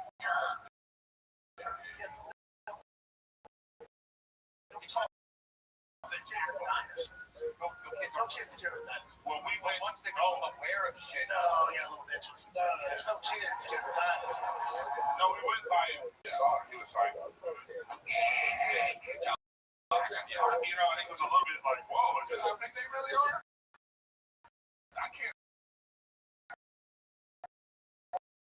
hold it in my hand and do like this. We went to go see this about beavers and shit. And like, by the way, those are the best movies out. But isn't there some weird, like, underlying message with it? Probably. I wasn't paying attention, but I was like, yeah, but it looks gay. Yeah. Look gay. Beavers are gay. So we saw this movie, and in the movie, one of the animals goes to eat the other animal, and you're like, dude, this is. I'm like looking at Calvin and Billy's there too. I'm like, oh fuck, It's like stop, and then fucking the bear's like, what? It's not like real life, and so they say, oh, what are you gonna eat him? And I was like, how are you gonna fucking deal with this? Like, eat this shit. How are you gonna do it? The dude who was gonna get eaten said, hey, that's just the way I like. But he's like, sometimes it's your turn to get eaten. And then they go on to the fucking, and I'm like, yeah, I like it because I'm 45, but to a 6-year-old. Now he's looking around at the coffee shop. Is this guy gonna be the one that eats me? That's fucking insane. I like this because we have different opposing opinions on how you deal with this. I get to watch like Pet Cemetery. Yeah. Well, that's what all the fun you get that, but well, Daddy, I'm tired. Can we fall asleep to the Conjuring? I'm like, sure, I'll put it on. But that's good. You develop him as a development skill. But he's gonna be watching. He's good, but by the time he turns out, nice stuff. I can't get this too much. It's too current. Yeah.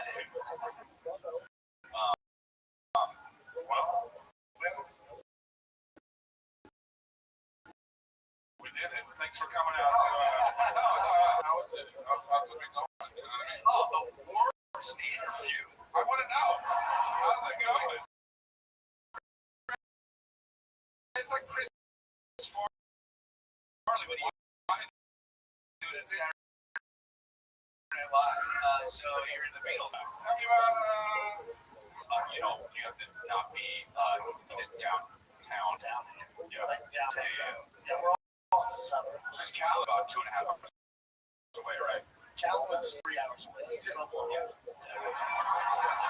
And he just figured that out. Yeah. He called me. He doing a show at the mothership, and then FaceTimed me. I just got out. Oh, cool.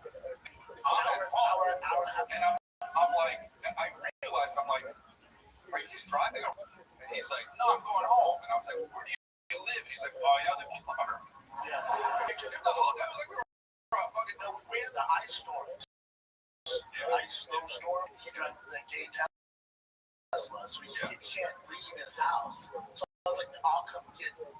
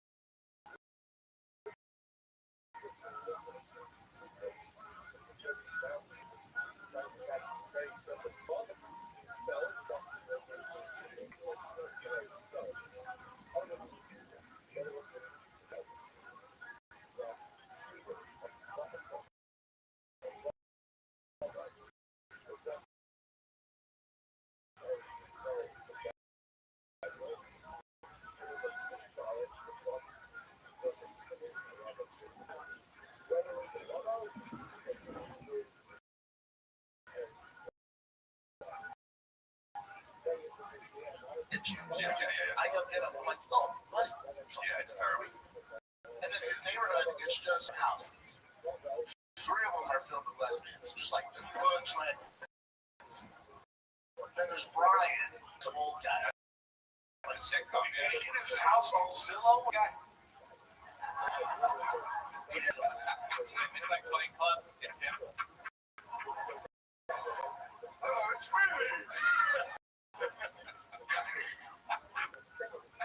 That's it.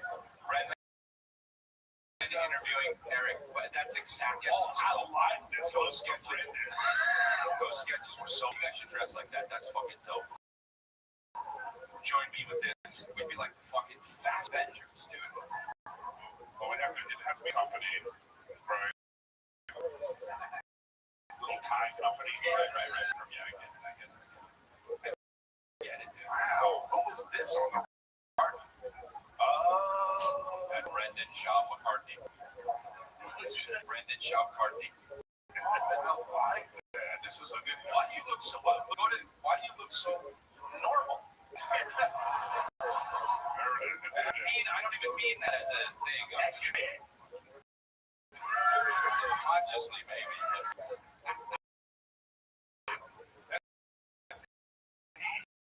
He had to say the guy clean his room.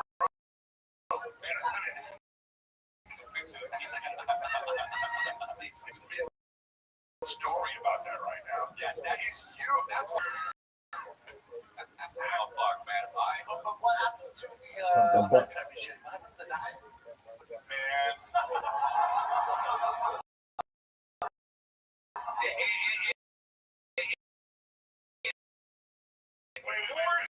City has set it up like that. Wait. You'll be a shit.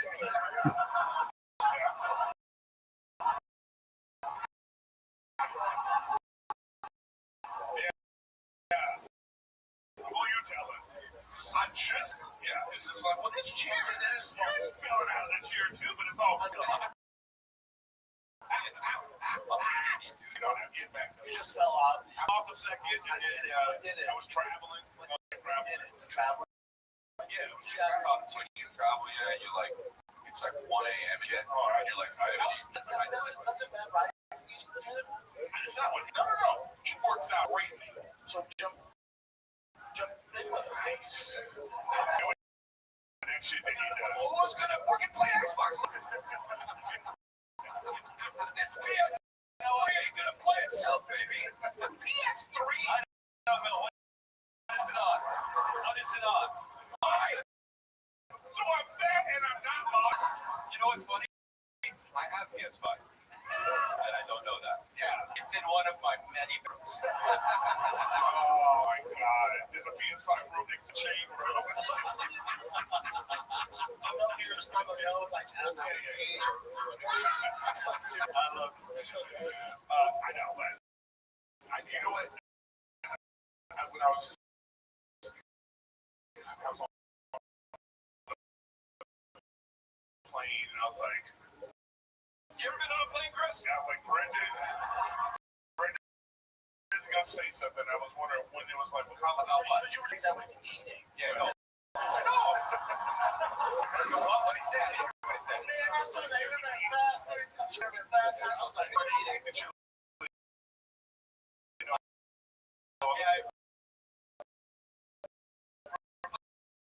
intermittent fasting with intermittent eating. I knew something was up because you always text me like, I know, but I was like, it was tough. It is hard, but the game is harder. Yeah, 5 months. For 6 months, then it gets so much easier, but it takes so long to get there. So long. It takes so long to get there. First of all, I don't know how you probably involved in it, but really, yeah. Okay. We just got the point where it's like taking shit out of boxes. Yeah, I know. That could last. Oh my god, you're right there. I know, but I had all these boxes in my office and all this stuff for so long. So I finally put everything out of the way. Our shit was on us. Yeah. All my shit's on out. Are you Santa? Why do you have Mexican? No, you know they go. I don't know if I want that there for fucking months. God. You gotta keep moving it. It's like, move it. It's 2 centimeters this way. I used to hate going over my parents' place. Every single fucking time my mom would make me move something too big. Dude, every single time. But you guys have been in your house like 2 years. She's been in it for 50. But you guys have been in your house every day, bro. It's like, yeah, but you know, it's in 5 bedrooms.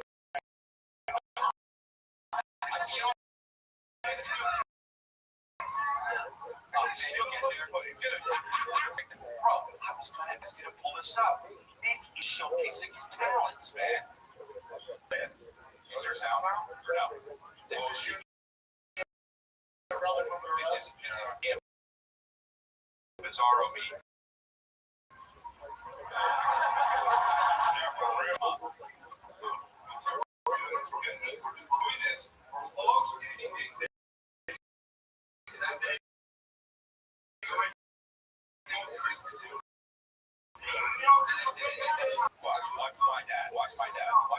It's right here. Just one. What a bitch! What a bitch, dude! Hard to think we would have them up behind, dude. Oh, man, that's cute. Brother looks like a cartoon. That video from Earl, man. Yeah, a cartoon that would air on MTV in 1999. That marathon gas station, every stop is the start of fun. Like the awesome fuel savings you can get with Marathon Rewards. Join Marathon Rewards today. Start earning rewards on every gallon of gas. Get redeemed rewards at any saving up to $1 per gallon.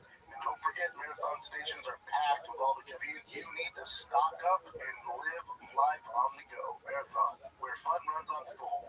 Available at participating Marathon locations. Terms and conditions apply. See marathonrewards.com for details. Pluto TV has thousands of free movies and TV shows. Swear from Mom and Dad. This is free. This is free. This is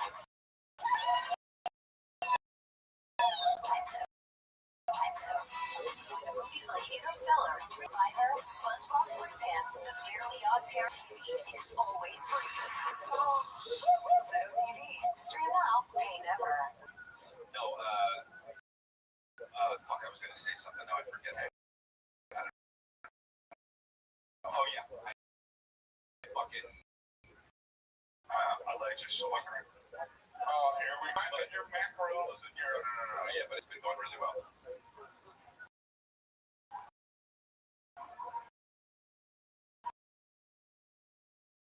Elephant in the room. I had to say something. Dude, if you want to put this online, all the comments be like, what the fuck? He didn't say anything about his thighs. I would have thought you would have mentioned his shoulders. That's one. Oh, that too. Yeah. Anyway, where do you live, dude? I'm actually over in Texas. Oh, really? Yeah, never been there. Oh, let's hang out sometime. I'm in Houston. Oh, what's actually not so far considering you can work literally anywhere on the planet. This is the internet. It's so funny. You're so Speaking the next day. Where are you in your head right now? Next day. Sorry, dude. I'm actually gonna go to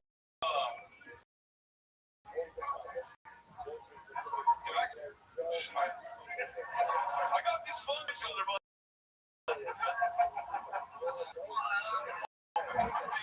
just kidding. You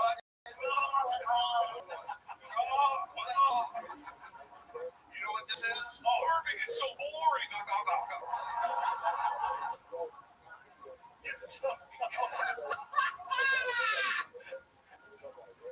Thank God. These are your dad jokes. Yeah. You know what I mean?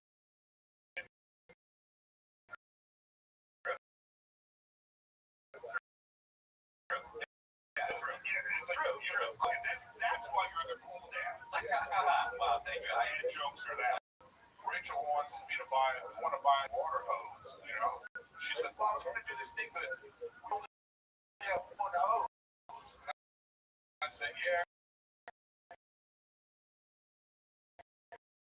We're only in one area code. Yeah. We only have one area code. That's, okay, so I wanted to record it. But I tried to do that with her. Yeah. She's not like Joe. You get it. So like Joe, like, she get ready. Your joke, that is a good joke. Yeah, that's good. You nailed it. And I don't like it. Well, I wouldn't fucking sing the song. Yeah, you would have been, somebody. Chris's suck off is always the same, right? That motherfucker's gonna take flight with your dead kid. Oh shit, with this guy. Game of Bones.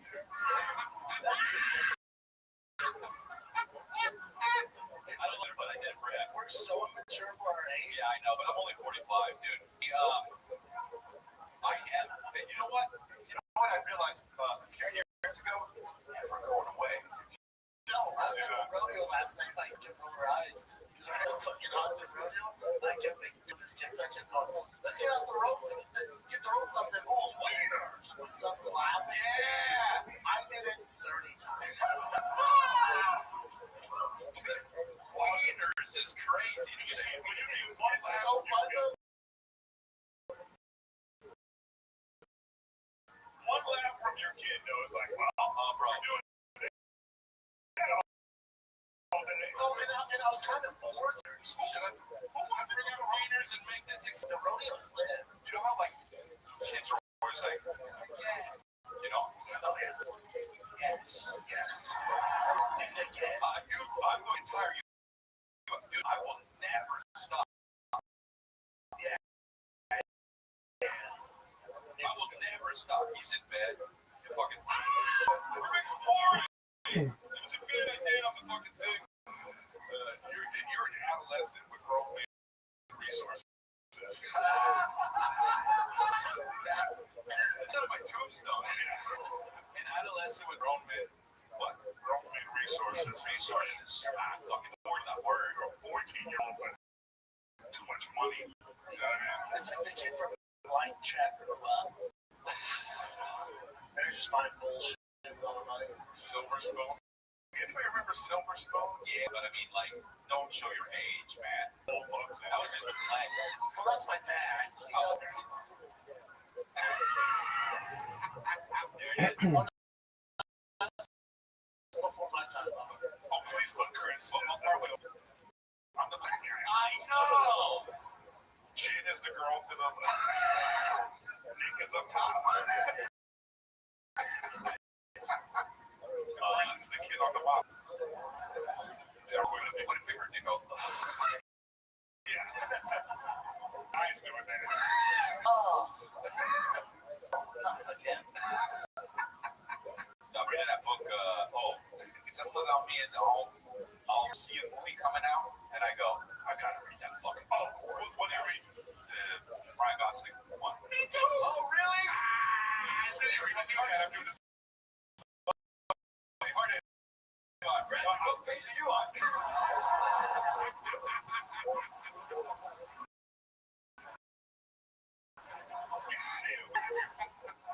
Oh, I'm sorry I'm not reading the Ryan Gosling book. No, it's not on this anymore. Yeah. It's literally how I got the book in the bookstore. I said, you got that Ryan Gosling book? Well, that's the guy that also wrote The Martian. I know. No, bro. I didn't talk about what comes up and fucking beat it to death no matter what it is. That's not even show. The doctors keep saying I don't have autism. You keep asking, are you sure? Fuck all of it. Outside their house.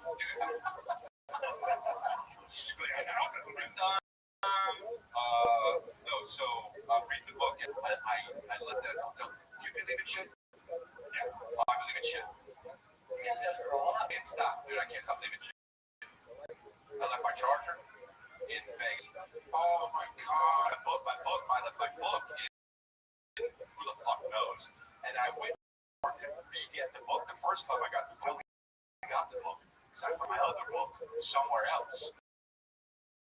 And I'm like, fuck, dude, get a Kindle. Nah, I'm no bitch. I'm no bitch. Yeah. You gotta have a hard copy. Yes. So I,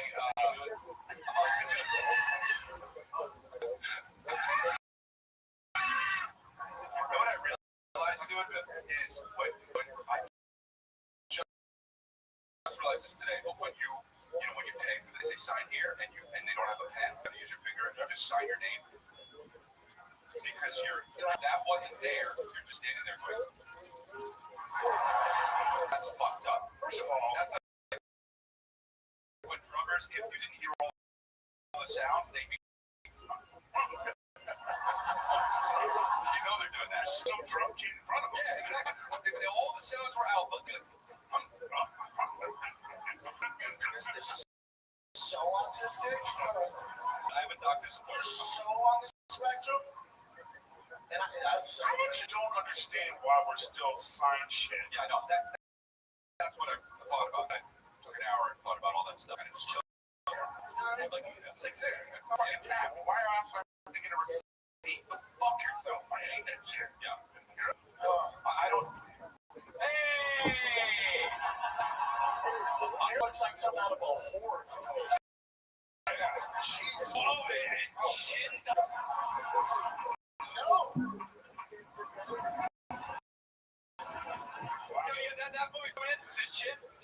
That movie is Demon French. Yeah, that's one of those revenge Korean movies. He comes back and kills us all. Singing while he's fucking killing. Well, check out Chris. That honestly, I'm bad. Oh, who would smash? I'm bad. Hey, you know what? Not bad. Hey, hold on. Hold on. Hold on. Zoom in on me. Not too far from the John Paul picture.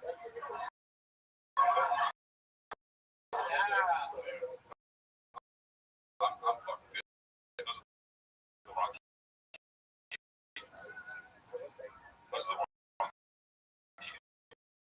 Same nose, though, for some reason. Well, you know my nose. You know what? Mom and Dad, right there. So we need to tell you something. I would explain something. If this was really your mom and dad, I'd be like, wow. Man, Hybrid of these two. how much it's Quince.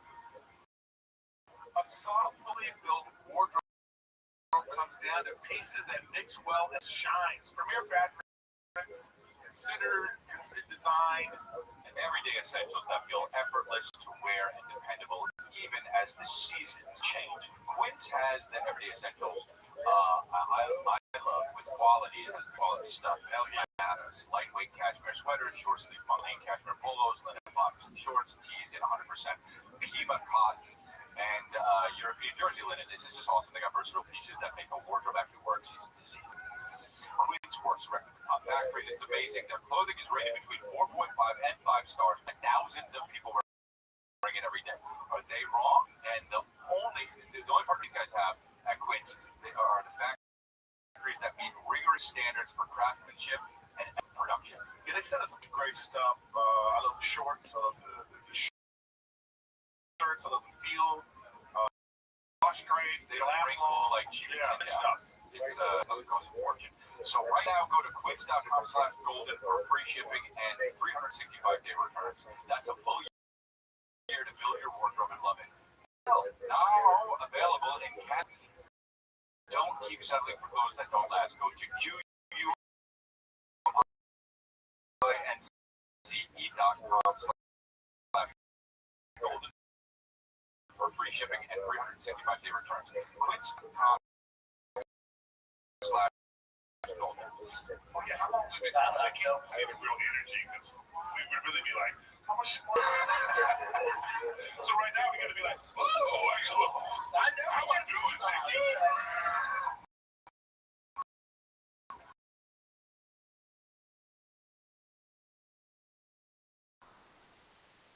You guys help because you're here. I know. You know, it's like, well, We don't like that's it. not our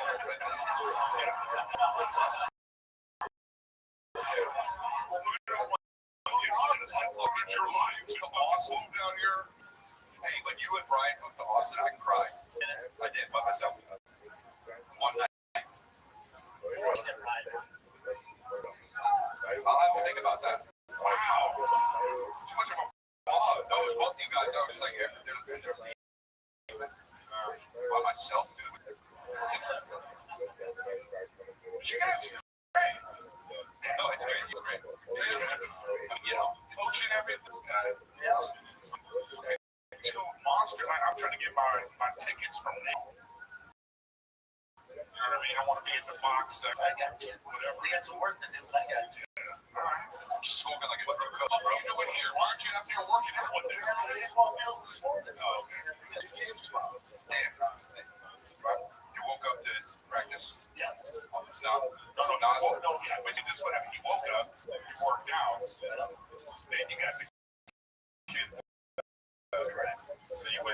as well.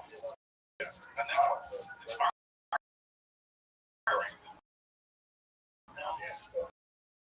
But there was stuff in between, right? Yeah, busy day, bro. Get a Diet Coke. Oh, a Diet Coke. 10. Can't drink 10 a day. Science.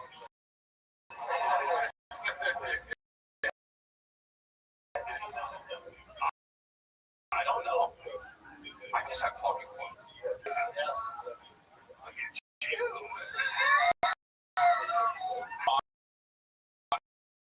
Say you put this shirt on him for hey, forget it. Hey, where do you live? Oh, yeah, I'm sucked off again. No, that's never come back.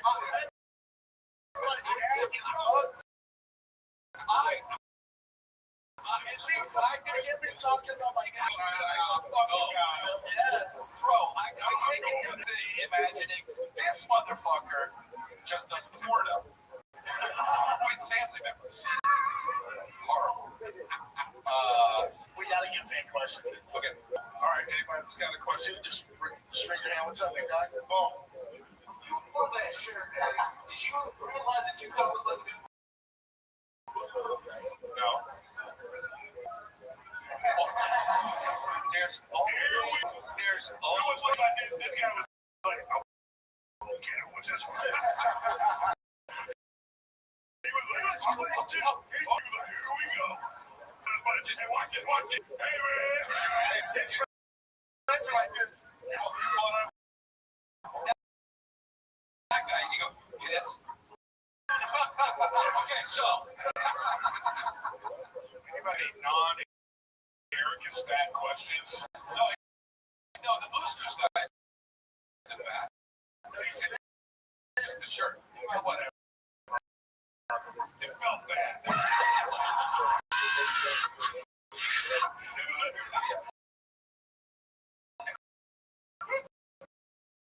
That energy. See, now it works. Teamwork. It works. I'm expired, but you know. It's like I'm losing.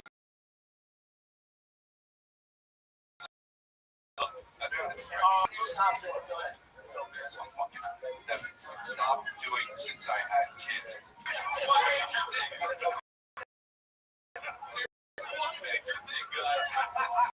I don't want to address it or talk about it.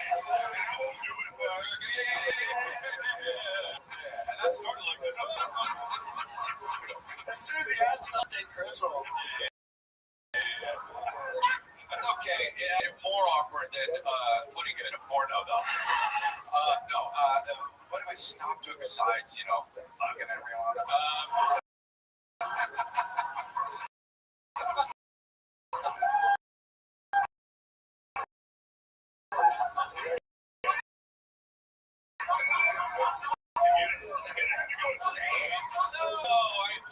I like to let them do the imagining, but you say that, and you fucking what am I doing as many local spots anymore? Oh, yeah.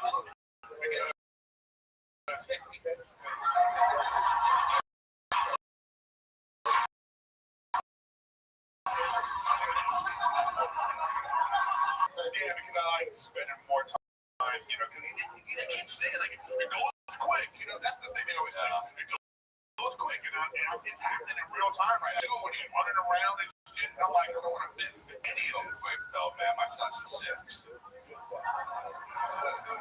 How long has he been 6? 3 years.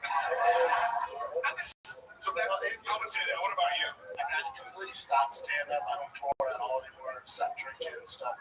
Wow. That stuff. Wow. He used to rob banks, so he stopped that. Freeze, give me your money. It's obviously him. Dude, you're Brendan Shaw. What else we got? I didn't get it. No, didn't get it. You're talking about the C6, 01 or 01? Robot. Yeah, they don't. C6. fucking cars. Well, yeah, it's not the real for the show. He fucking outsourced it. All right. The Z6 ZR1, just a Corvette. The C8, I didn't get it. Nice. I got fucked on that. He's outside.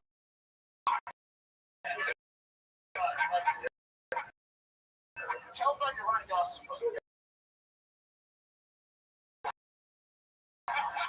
What else we got? So he wakes up. He's planning the joke. Getting these guys here. Yeah. Well, The live show. first of all, I looked at the calendar. I saw Chris was going to be here. This was Eric's idea. Yeah, and I said, why don't we just do it? And the rest is history. I got everything to know. You know what I mean? It would be great. They should have brought 15 more people each, but, thanks for coming out. And actually, it's a pretty good crowd. Yeah. We're live talking again, but we want to see. Thank you. Oh, thank you. RFK is here.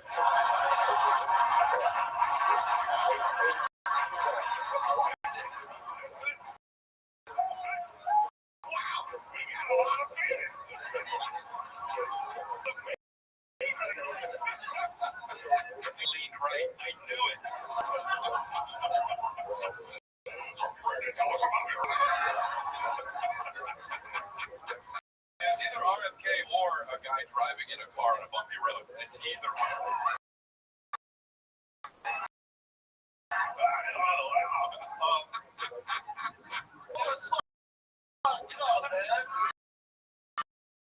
That's a nice thing to say, even with that voice. That's a nice thing to thank you. Yeah, I appreciate shit like that.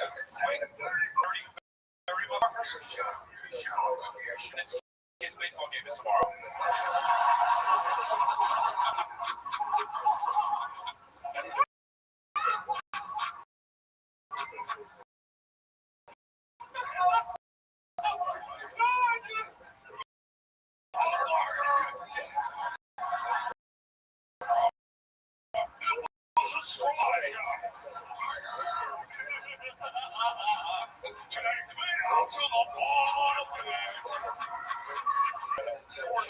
Right there.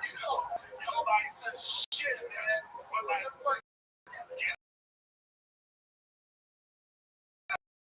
Throat loss and shit.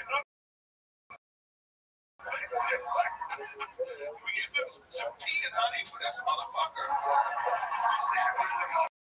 I've never heard a guy who was loud and not loud at the time.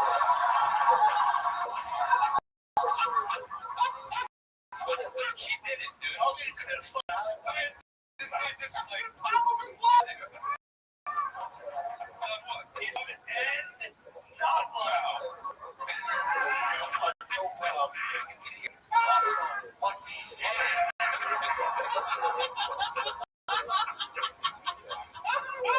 We love you, bro. Thank you. I appreciate you. Live podcast. You left? Thank you. Appreciate you, bro. He's leaving literally to go get a new voice. Controller fucked up. He's in his car just like. Well, it's Texas. He's like, I'll be right back. And then he goes, thanks for fucking with me. And then everyone goes, what did he say?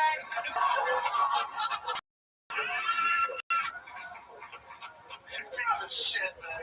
Well, whatever it is. He was like, you're on our show. Fuck you. It's not me, but he's like the worst robber.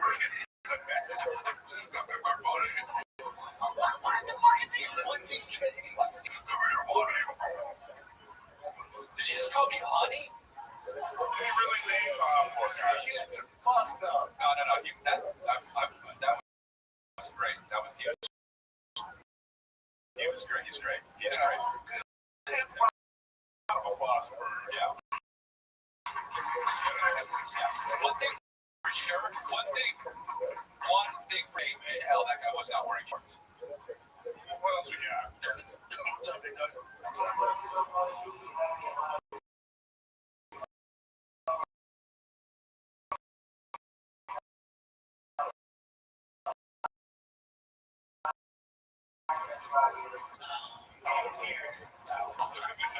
I'll never forget his voice.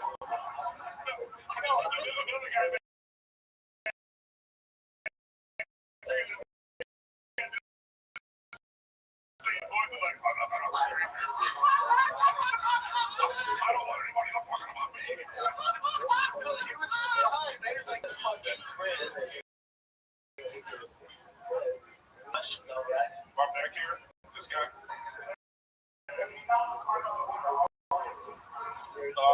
On the cruise, apparently. It's actually great. Yeah, we should do a cruise, but no, because Absolutely. we do it on a fucking rowboat. Yeah. That guy will be like in the back.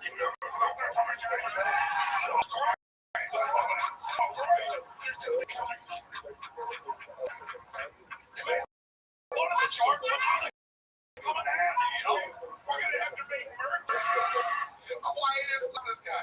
It was actually really great. It was really great. Being on the thing with all the hands. It was awesome. Bobby actually showed up. It was great. We had a good time. Oh, yeah, go. Is it one more or what? This has been amazing. I love you guys so much. Thanks for all this stuff. Wonderful. I take all the convenience and stuff, but I think some of it is honestly, I was watching this thing. Oh, thanks, bro. Hell yeah. Well, you know, not only did we bring ourselves here to do this, but guys, we also brought musical guests. Oh, yeah. Yeah. Like, they were like, that's a singer, right? No, Rod Stewart. Rod Sterling. Rod Sterling? Rod Sterling is the Twilight Zone. It's okay. They still laugh, dude.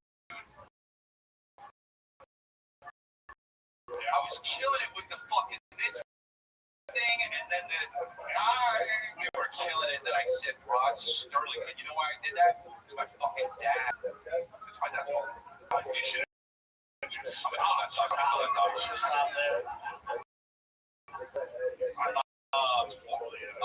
Question for Brandon. Music, yep. I don't know. Right now, Red Dean. I'm gonna be in this. Hey, girl, that's got me. I take it out. I'm doing shit. You know? I'm doing it.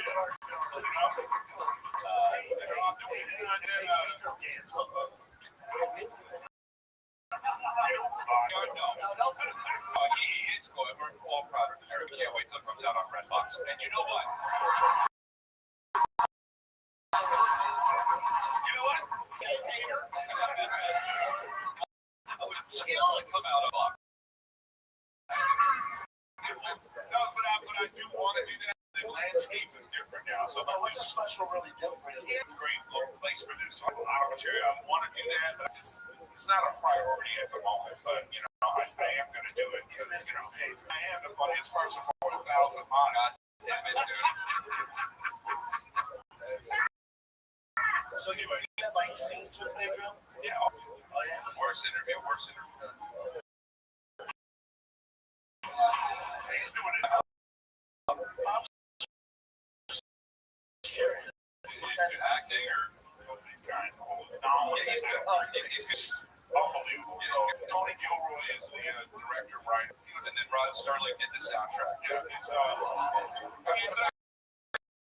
Sherwater for Andor, and he made Michael Clayton. Oh, that's a great God. Do you guys know Michael Clayton? Yeah, it's so good, bro. It's good. Is that the one with the back then? Yes. It's Michael Clayton. Yeah. I love that movie. You know who loves Michael Clayton? Yeah. Wait, what's that? You've seen Michael Clayton, right? No. Look. Yes, you have? Yeah, do you know who Michael? What? Get on his level. I'll give you the sheriff. No. What with George Clooney? Yes, George Clooney. Really fucking good. Really good movie. Yeah, he wrote and directed that. Yeah. And he also wrote all the porn movies. Free. Come on, that's all I got. You know what I love I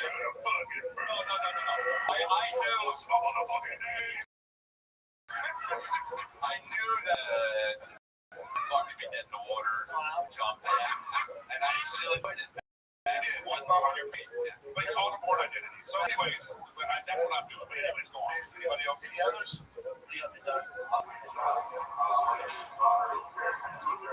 No, nice. From where? They said you had to come 10 out. For this show,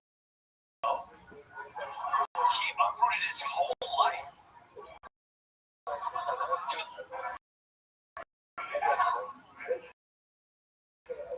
Your kids are transitioning. I love the look at you. You were like this. It's like he's on the podcast. We're talking about kids. That's not cool, but yeah, it's you. How old are the kids?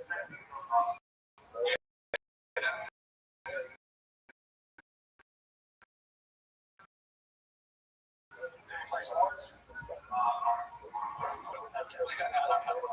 I was in so rude. Seen this? No, you know, when I was 12 from New Jersey to LA, and it was tough, but you know, a lot of what made it really cool was like my parents just be there. Well, that's tough for like at that age. They're coming to get all their friends.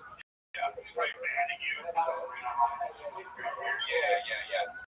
I would do it for a deal, so she should get her friends and date. Yeah, that's tough. That's a good idea. It's gonna be great. But it's super easy for me because like sports where I live in Rough Hollow is such a big deal. So like all the kids all play sports. So the kids have like instant friends through sports. But she, what is it?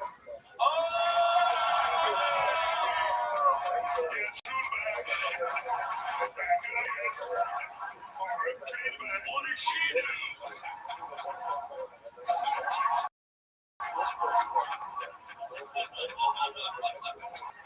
Don't leave again. He was outside like, what is he? Look, I'm gonna go back to maybe they're gonna be fucking. Oh, yeah, they're not gonna be fucking dicks. So I'm gonna fucking go back, they're gonna be okay.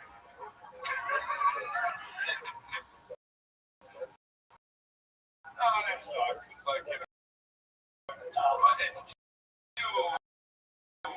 No, sorry, man. On the podcast. I wonder why you're the girl listen to this shit. No, I'm going. 100%.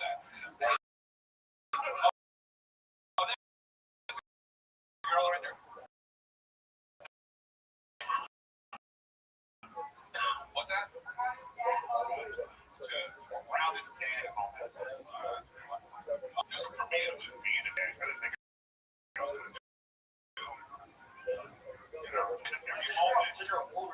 every moment I spent with my son is a moment I never had.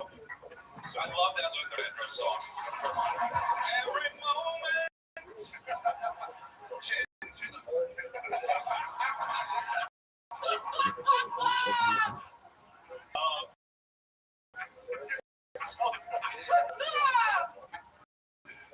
But anyway, yeah. There's so many. Calvin said this the other day. I got back from Australia. I was down for like 11 days. You know, that's longer than normal. So my room in the morning. I woke up. I was all judgy with me, and then the first thing he said was, he's like, "Dad, I'm sorry you had to be away from us." And I was like, "What an awesome kid to be like, to think about how I feel, not to just be like, where have you been? And I miss you, but I was shocked. So that is the most recent one for sure. And it was moments like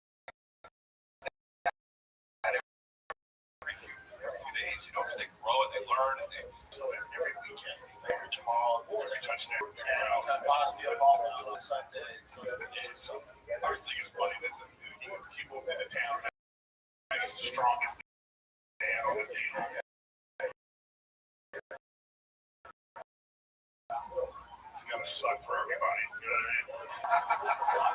Like, you know, we bring the orange slices, we bring the pizzas.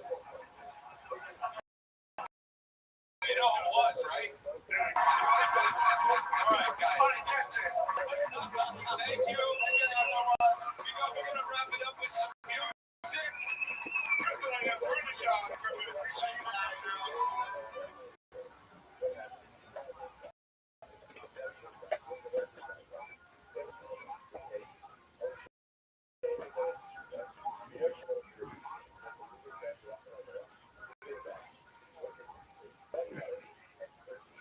told her, get him a travel shoes. Get him a travel bag for shoes. This way. Now, I knew this was what was going to happen. I knew he was going to be like, oh, she's sweet. You know what I mean? Sweet deal. Let me just get my shoes. You know what I mean? Like, Friends that shout. Sometimes we don't know what we're talking about, but that won't stop. Nothing can stop us.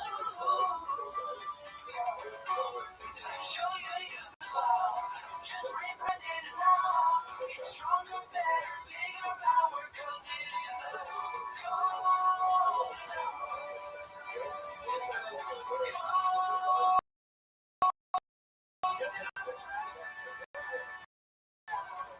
Are you guys excited for Austin? You guys come out next to the woods.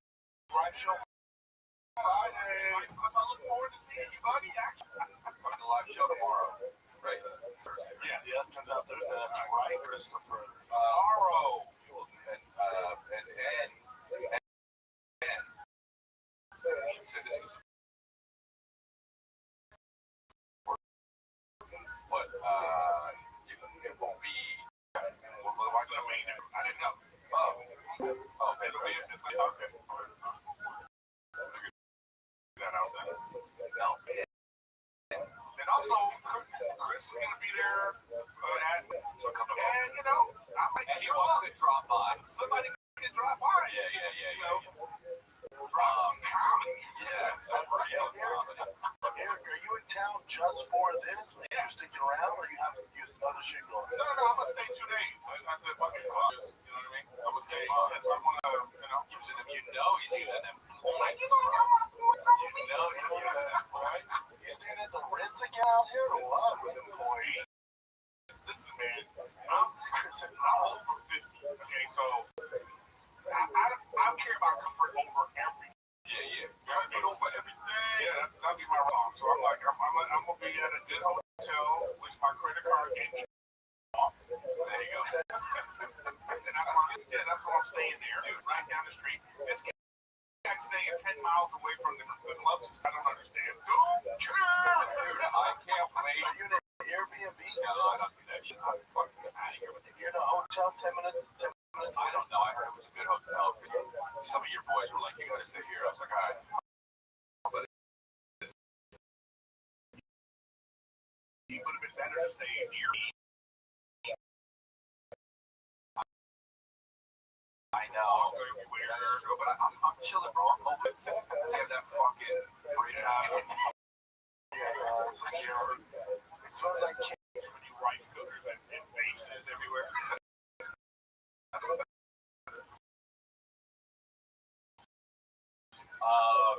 No, but it should be hot when you boys are out there. Yeah, I'll tell you what, it's real hot today. It's like 90 something here now. So what? Yesterday. What? You're supposed to get that service today. No, but I'm saying they're supposed to come. Okay. All right. What are you doing? I didn't schedule my air conditioning guy twice a year. Yeah. Who evens that to somebody else? Well, you got like what? I'll tell you why, because of the issues I have with my bed. No, I know why. Okay. But I'm wearing green, dude. It's a warranty. Oh, that's right. Yeah. St. Patrick's Day. Are you just being reminded now? Well, this airs on Thursday, so St. Patrick's Day was 2 days. Right, but I'm saying, did you remember? Did you know what I said? I did, and my birthday's tomorrow. Yeah, that's right. I totally forgot. So, because my birthday is on the 12th, and Chris's birthday is coming up on the 24th. Yeah, so we're all fucking doing it, aren't we? Yeah, but the reason why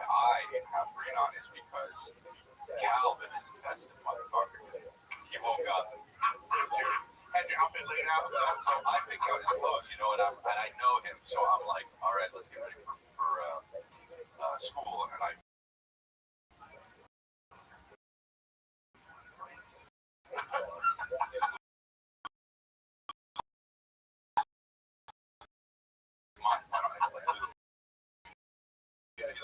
Like this is not. So I got the greenish shirt. Yeah, that's what he had. So I bring him into my room to dress. So I bring him in my room and I secure your clothes, bud, and I take a shower, and then I come out of the shower. Usually he's happy, right?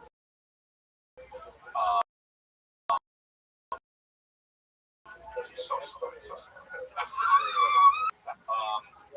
And so I say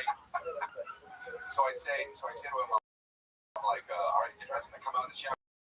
He's got only the green shirt on, and he's like, Dad. He's like, I don't like them. They're not green enough. Sure, but I'm like, okay, but these are the pants you have. You know, who has like green pants? You know, green pants. You're gonna have this will be start with it later in life. Yeah. Green pants. So I'm like, at best, guys have olive pants. You know. And they goes with like a jacket. Yeah, I know. So I'm like, I don't have, you don't have. This is the greens.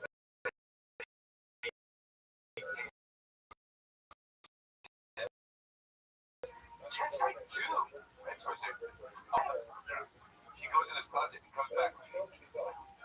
It's going to be really hot today, just so you know. And he says, I don't care. He's so vested that he's down. And then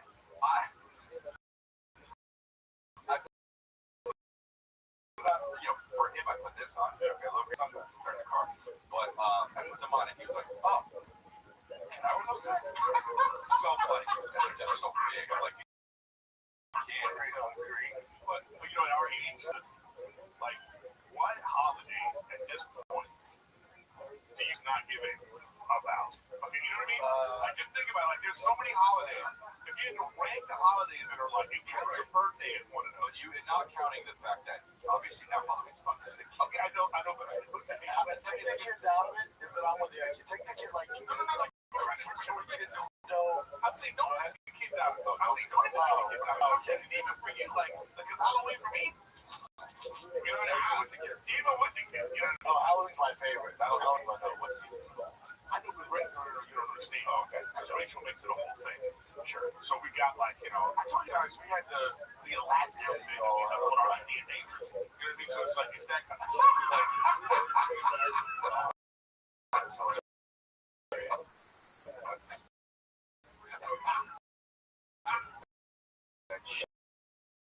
to my core. Whenever you wanted to go to school like that, it's weird how high it was. Yeah. Yeah, so what holidays? Okay, so probably for you guys it's number one. Halloween, Christmas, kiddo's birthday. Halloween's are one for me.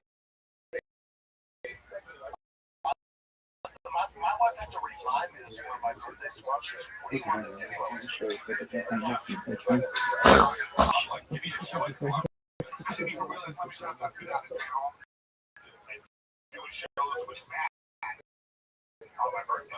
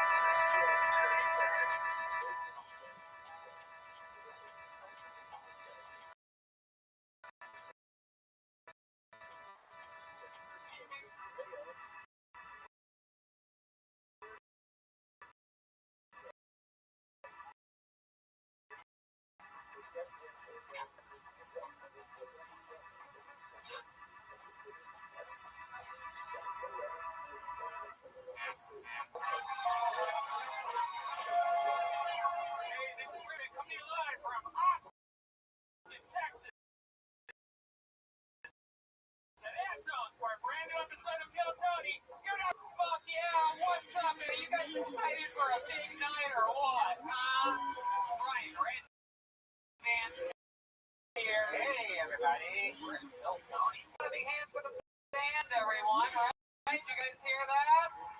John D's on the keys. Matt Mueling on guitar. Daniel Watson. That was insane on the drums. That was so good. Filling in for Michael Gonzalez. Watson joining the crew tonight. You might recognize him as a drummer from the movie Get Out. Okay, just a little test to set tonight. How about I hear our bass player, D. Madness, everybody? He's here. Very exciting stuff. The band, powerful. Things are wild. The State of the Union is strong. The great Ryan joining tonight's episode from Los Angeles, California. He draws every episode, including the brand new Kill Tony 500. I got it framed in my. I don't have it yet. I think yeah. Well, I asked for it immediately when he sent me the type. Yeah, does it have like every past episode in it? I think that's what it is. Yeah, I think it looks like it. Yeah. There's a lot there. It's absolutely incredible. It's all available at RyanJabel.com. And yeah, he draws everything, including the new Kill Tony coloring book. How many of you, by round of applause, have the new Kill Tony coloring book?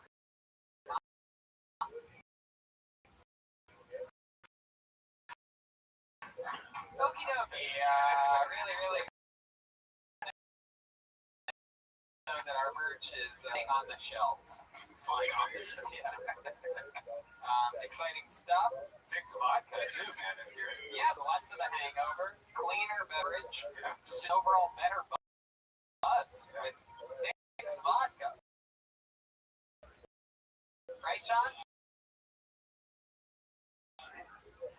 Thank you. Absolutely. Feels good in here. You guys excited for a fun show night?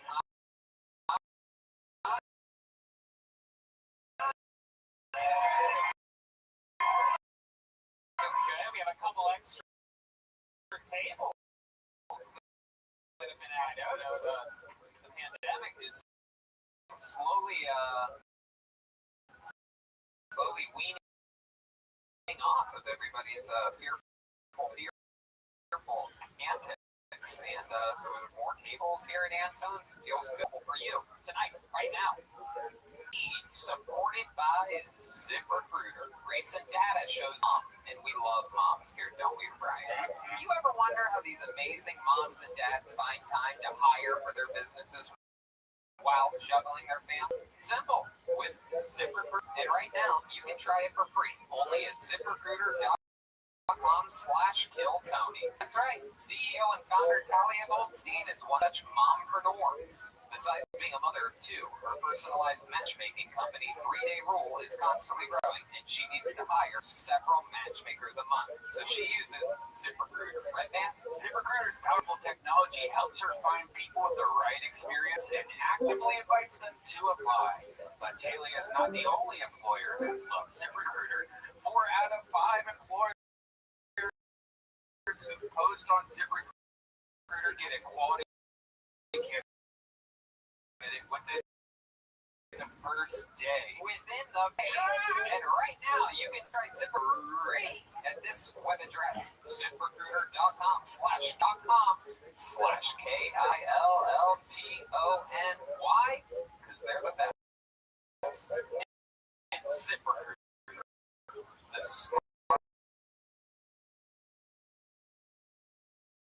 smartest way to hire. When things break around the house, you take care of it. Now try to not think about it. Come on, man. What are you waiting for? Take care of it. Tony, now. With Robbie, get a free online evaluation and online care for ED, all from the comfort and privacy of your home. A U.S. licensed healthcare professional will work with you to find the best treatment plan, and if medication is appropriate, it ships to you with free 2-day shipping. The whole process is straightforward and discreet. Getting started is simple. Just go to GetRoman.com/Tony and complete an online visit. Take care of your ED without leaving your home. Complete an online visit today to connect to a healthcare professional and take care of it. That's right. If you love Tony, take care of your bounty. Go to GetRoman.com/Tony now and you'll get $15 off your first month.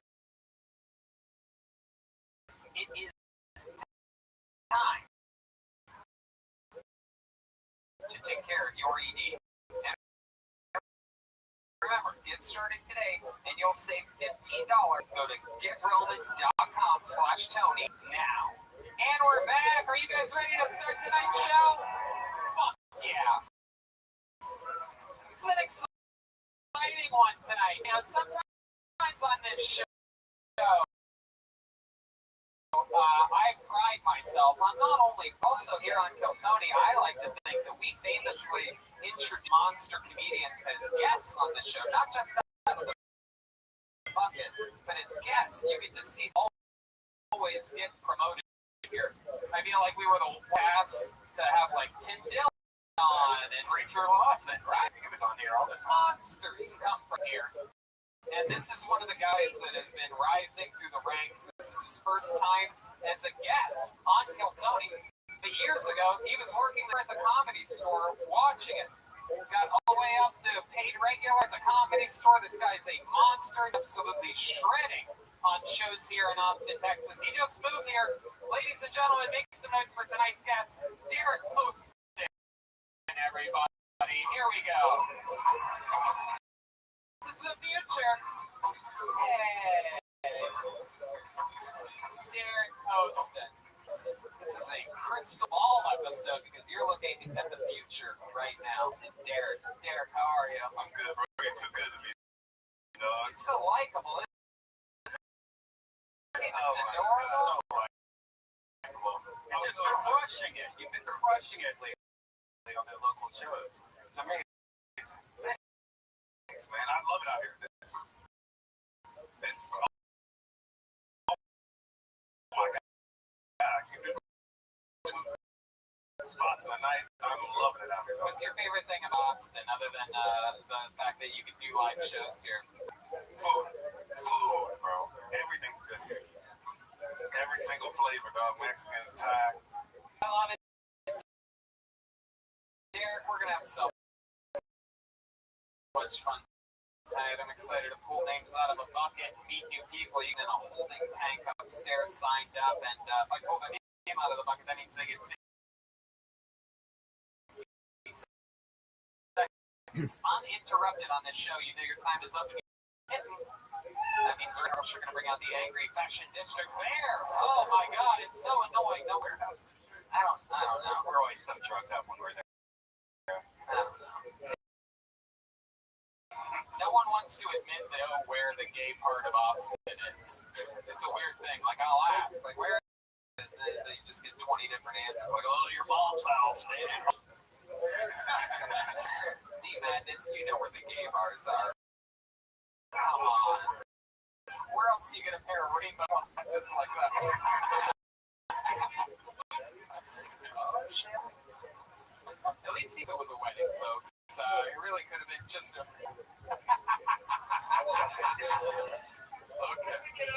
Oh, shit.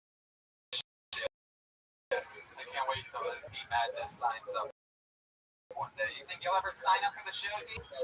Alright. Keeping us in. Yes. Even can happen.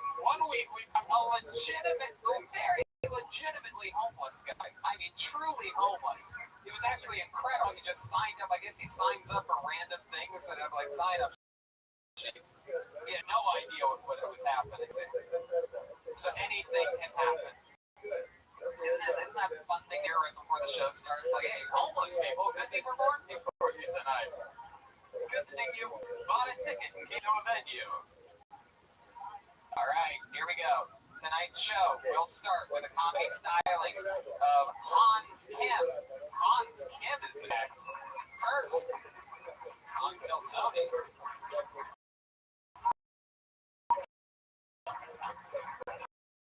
Oh, here we go.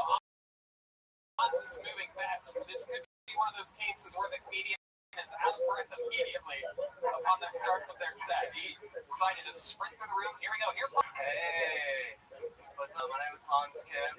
A lot of the ladies that I date like to call me a premature ejaculator.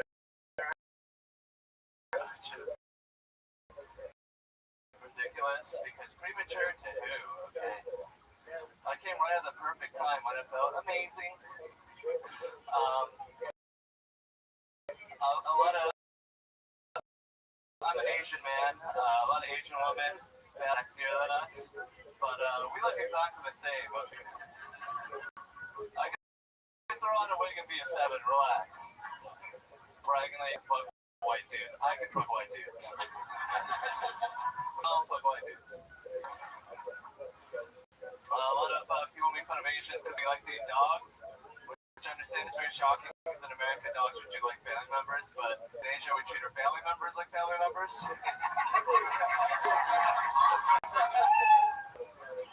Wow, what a great set, great start to the night, Hans. Yeah. Hell yeah, he even bows like an Asian. Look at that, that is incredible. Welcome to the show, Hans. Thank you, Tom. How long have you been on stand-up? 8 years. Fuck yeah, man. These shows, I love it. I love it when people comedy experience that are really good at this show sign up, because look what happens. People get the fucking hill and it feels good, right? Yeah, it feels amazing.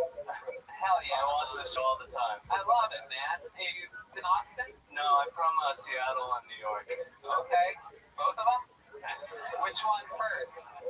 Were you in New York? 3 years. Okay, and that's when you started stand-up? I started in Seattle for 5 and then moved to New York for my graduate program. Oh, so Asian of you.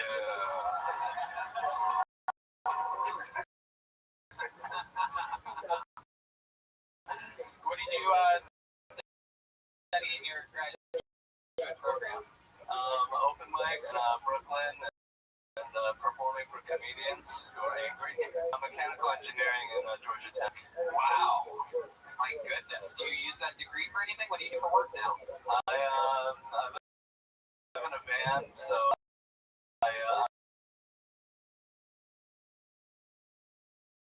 I'm unemployed, and yeah, I don't really do that. I love this. It's so unable to abandon your degree. What do your parents think about this choice that you made? They're trying to be like progressive Asians, or like the new kind of, you know. Oh, the new Asians. All right, yeah. I've seen the new line from Han. Very sleek. Progressive. I love it. Oh, I'm just imagining you with like long hair, now you're like, you're so wrong. Wow. yeah. You really painted the picture for Red Van. Hard as a rock right now. About this guy. Bro, that was a great set, dog. The training thing was throw the wiggle and great. I like training porn, so I was feeling it. You look good. Okay, thank you. Who doesn't love training porn, right? I mean, I don't. anyway, I feel like training porn or transgender porn when it's like it's a girl with tits with a fucking a normal girl though. Yeah, you know what I mean? I've always said straighter than a guy that looks like a guy banging. Yeah. All these homos out here watching dudes fucking chicks. I love it. What's your favorite kind of? You seem like the kind of guy that would be into like a step grandmother or something like that. It's definitely toilet porn, right? No, I'm into tickling, man. Whoa! It goes wild over here. My goodness, what are we talking about? Like, what's your perfect? Like, what's your favorite porn? Like, what did that look like? A guy just like his pillow explodes and feathers are everywhere. I can't really get into tickle porn. Yeah, not really my thing at all. I'm into more like really ticklish. They're like getting tickle tortured and they're getting fucked at the same time. It's like it's crazy. Oh, that sounds fake. No, who can laugh and really get fucked at the same time? Like, what doesn't work? If you're really ticklish, it works. Wow. Are you ticklish? Yes. Very ticklish. Come over. Red man fights and how ticklish you are. Just ignore the tickle stick in his hands. Hans, what do you like to do for fun? You do have any Asian hobbies? Karaoke or collecting salt and pepper shakers, perhaps? I'm into basketball. I like StarCraft 2, a real-time strategy game. Do you I know it's okay. Tell us more. I'm into watching a lot of podcasts. I'm into living in my van, like finding a good place to go to the bathroom. It's pretty exciting. Yeah, that is a challenge. And how long have you lived in the van for? About 3 years in New York, and then here. How long have you been in Austin? About 2 weeks. Okay, cool. Where do you park it? By Zilker. Whoa, Milker. Ladybird. There you go. Are you here for good now? Until it's like I'm so transitory. It's hard to say, but yeah, I mean, in several months. I love Austin, so I'm trying to stay. The show Wednesday at Walker Gas Company. I'd love to have you on. Thank you very much. Wow, real show. What a way to start the night, huh, Hans? Okay. What are you gonna do after this? What are you gonna do to celebrate? I'm gonna go upstairs and be like, come on, motherfuckers. Wow, look at that. Strut my stuff a bit, and then go to Blind Pig for another open mic. There you go. All right, absolutely. You did it, man. That's exactly how it's done. You come in, you do jokes. My favorite part was when you said, "I'm an Asian man." You said that at some point. Those words came out of your mouth in that order. I'm an Asian man. Everyone was like, "Ooh." I'm like, look at this nigga before he said it. Look at this strong black man. He's got a spot on Wednesday. You found him here, ladies and gentlemen. One more time for Hans Kim, everybody. Wait. Stop. Why is your Twitter? Hold on. Wait. Why is your Twitter handle DJ Hans Kim? Are you a DJ? No, I just thought it was funny, like, it's like the same thing, DJ comedian. You're right. It works. There he goes. DJ Hans Kim on Twitter and probably Instagram too. Hans Kim.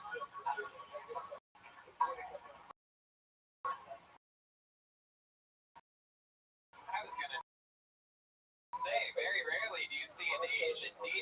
Hey, look who's back, everybody, from the Yellow Rose and Red Rose. The two has had ever since Titty 69. Fuck yeah. The Red Rose. Very famous in town. How many of you have been to the Yellow Rose or Red Rose by round of applause? Some very happy people there. Look, it's everybody. I mean, I wish as many people bought our fucking coloring book. Instead of out there at strip clubs. I forgot to pull the name. Let's pull another name out and see what happens here. Make some noise for Dean Stanfield. Here we go. Dean Stanfield is coming to the stage. Dean Stanfield. You guys understand the show? You having any fun yet? How many of you think the next comedian's going to do great? Wow. How many of you think the next comedian's going to bomb? Wow. All right. Anything could happen. Oh, you're wrong. Oh, shit. Here he is, Dean Stanfield. You want to hear a hot take about a chicken restaurant for the mullet man? Woo! I love chicken restaurants, man. They're my favorite. We're a little Popeyes. It's not community bullshit at the Popeyes. You go in, you get your shit, you get out. All right? That's what I love about it. If I want a good Christian conversation, I go down there and put the pickle juice on the chicken down there at the Chick-fil-A, right? About that. Just chicken. It's the best place to go if you want to have a black lady call you baby. I'll do it right there at the counter. Show up. Can I get you anything back? Yeah, that was it. Just needed some serotonin in my life. Or Bush's chicken. It's a Texas staple, guys, right? It's a nut chicken, right? I love it because they treat you like family. I rolled up the other day and they were like, hey, how's your mom in it? You know my mom. They're like, make sure we know all the Bushes in there. You know what I'm talking about. I don't know. Well, like, you better put an extra chicken leg in that basket for that comment about Absolutely. It is Dean Stanfield. I'll try my best chicken restaurant. Got an extra 5 seconds there. You've been on the show before, right? No. Wow, you came to my... Oh, Georgetown New Year's Eve show. show. New Year's Eve That's show, and right. then we did Shakespeare's together. Okay, absolutely. It's all coming back to me. Look at you. Shaved it off, I used to have this way. I love it. Absolutely. Look at you now. Neo Vaughn had crossed Bert Kreischer. The brand new. Absolutely. You have the body of a retired. I'll take it. A lot of steroids, man. I love it. You were on steroids? No, I said they had a lot of steroids in their past. Okay. Steroids. Okay. What's your story, Dean? You look like you could be anywhere between the age of 17 and 75. I can guess it, baby. You can guess it. 27 years old. 27 years old. You're a real Texas boy, right? Yes, sir. Born in Alpine, Texas. And moved to Florence, Texas when I was 3. And, South Texas when I was finished up high school there and moved back here 6 years ago. All those places sound like. So what have you been doing your whole life? You drive like a lawnmower or something? So I built power lines for 9 years, and then started doing stand-up comedy 3 years ago, and just quit my job in January to do stand-up comedy. Okay. You quit your job yet? Not yet. I got a little money saved up. I think give me 2 years in, and then we'll figure out where it goes from there. Yeah, that's awesome. You live by yourself? No, I got roommates. We got a house in Georgetown. Okay. One roommate, his girlfriend, which is living there now. So That's you ever try to sniff her toilet when she does the bathroom? Oh, man. Forcing a toilet snap. Is it just you and the girl in the house? no, it's me and my roommate, and then his girlfriend. Oh, God, yeah. You and his girlfriend. Is there a lady in the life of Dean Stanfield? You get yourself someone to I've been talking to somebody for the last 2 months. Nothing official. you guys hang out, brush each other's hair or something like that? Yeah. It's very sexual. Yeah. Have you always had that hair, or is that something new? I'm not You've been hearing it year and a half. Okay, you had it for a year and a half. What made you want to do that? I don't know, man. Growing up, I always, my dad never let me grow my hair out. Texas, very straightforward. You gotta keep it cut hair. And so, It seems started like that's growing it a out. wild haircut that a Texas father in the suburbs would allow. Yeah, right. Well, we didn't grow up in the suburbs. Brian grew up in a trailer park. How did you fucking trim the front and the top? Old Marine style. No, he didn't. I think he didn't want like the staple like olive pig, Right. white trash. So when I grew up, I knew exactly what I did. I knew exactly. Wow, I just pictured him without the mullet, and he does. He seems like Alex Jones or Frank or Look at that. It's like some type of magic light or something. He puts that. I went from old WWE. You son of a bitch. You're wearing a what is that shirt? Yeah, that is interesting. A real Wrangler brand shirt. That is. What are the jeans Wranglers? Jeans are sick. Okay. I don't know. Essentials if anybody wants to see about that. And a real authentic Native American belt. Did you see that? Did you take that? It's still, yeah. Did you I go with the Texas vibe. Wow, look at that chewing tobacco in the back pocket. Absolutely. But what's your player? They're like a Texas Build-A-Bear or something.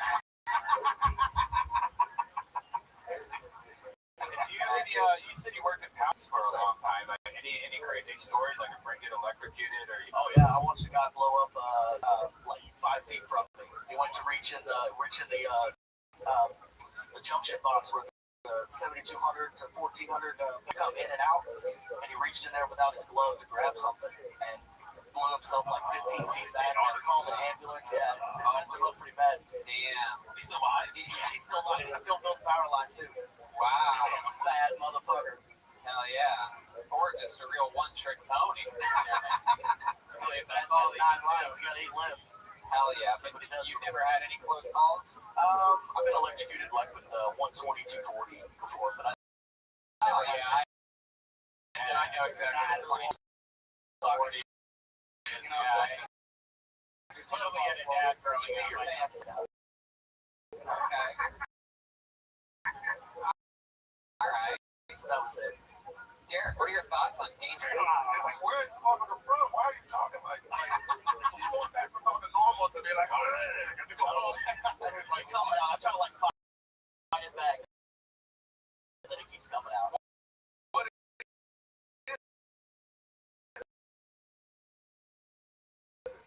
Well, I mean, his accent? Yeah, I mean, it's my accent. It's my how. Theo is also from Louisiana. This might be like, you might actually Bring a chance. Theo Bonbon. Theo Bonbon. Is that a food? Bonbon? Yeah, it is, right? There you go. It's a little chubby. Bon rhymes with Bon. Yeah. And you just say it twice.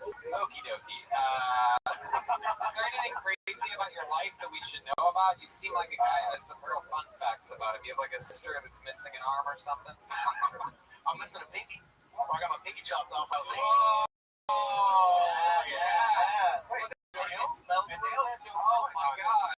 Jesus Christ, look at that dinosaur claw you have there. It was, it got chopped off in a offshore war. This guy's got a fucking talon over here. Oh, show the man. It still has a nail on it, too. Like, Yeah, I saw that. Can you imagine that?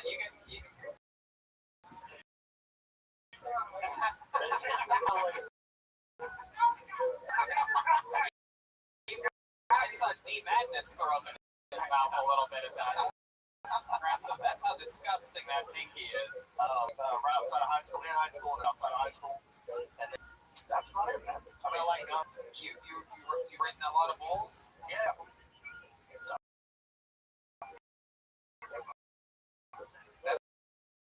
That's cool. Anything great out of my mind. Right outside of the chutes multiple times, and then threw me over the front of it, and then tore my vest open. And I was stuck on the front of him, and he was like waving, and then he threw me like 20 feet, and in the cloud on him, and they pulled me out of there. You ever done any clowning? We would clown for like in practices and stuff for guys, but nothing in big rodeo. So I was more focused on not getting hurt. Right. Those dudes live on like cocaine and Red Bull, so Is that true? which is fun. Yeah, I don't know why.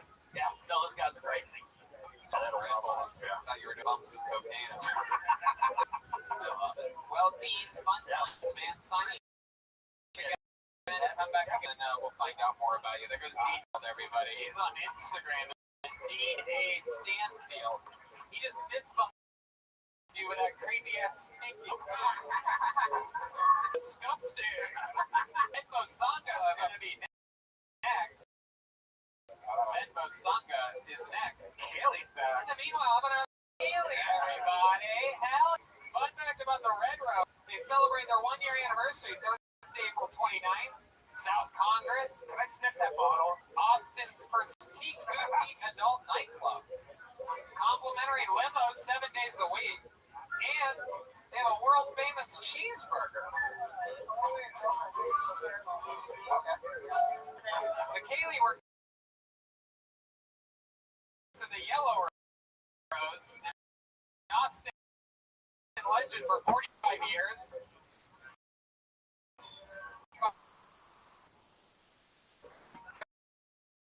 Austin.com or YellowRose.com. All right, Bosunga, everyone.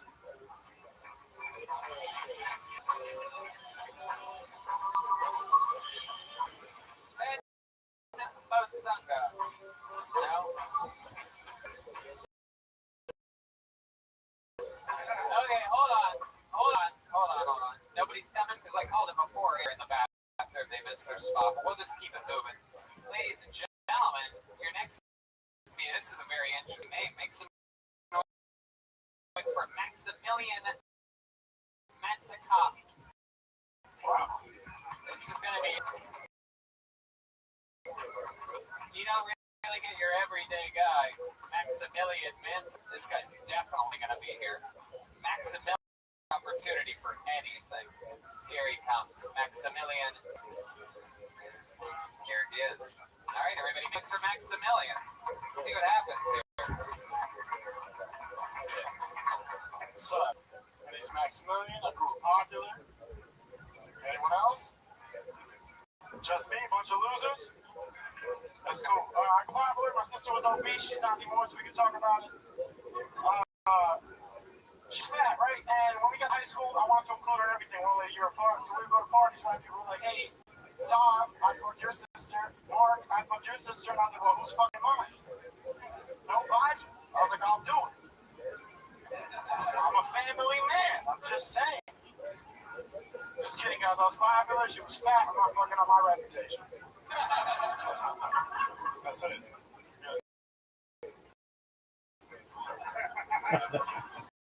Yes. 20 more seconds if you want it. What? You have 20 more seconds if you want it. 20 seconds. Popular, guys. Okay, there you go. Count hard in 34 seconds, everybody. Maximilian Vantikov. I love it. Welcome, welcome, Maximilian. There's a minute. How's it going, bud? Good, man. Good. How long you been on stand? 25. Okay, you're born and raised here in Austin? New York City. Went to San Diego, the comedy San Diego for a little bit, and then went back to New York, and now this is Me. Yeah. Absolutely. Is that true? We're always, oh, look at that. People just want to hang out with Derek, I guess. you want to hear something crazy? This man gave me a job as a stranger to him. Really? Swear to God. Met this man at the comedy store. He was like, yo, where you sleeping? I was like, in my car. I was away, and he was like, no, you're not sleeping in my house. I was like, get the fuck out of here. Wow, you just let him So see. I was like, oh shit. If or something, why would you do that to a stranger? Everyone knows Derek forces his get hard left-handed hand job, and that's what Also has an NDA though. Maximilian still wearing the braids after all this time. In the old dry rub, and the old fucking Sweat actually talking on my hands. oh, okay. Right, well, there you go. No, we believe it. These are no jokes, Derek. We are accusing you of forcing this man to give you a hand job. What was it like staying at Derek's place? We all want to know. I thought about it myself. It was good, man. He had an Indian dude that was half Mormon. That was cool. Oh, it was a free ball digger. Now, ball digger. Oh, that's right. Whatever place. I remember, bro, that you had cocaine energy, but it wasn't bad. It was like, you were just like, I was like, how excited this motherfucker is, man. You just were so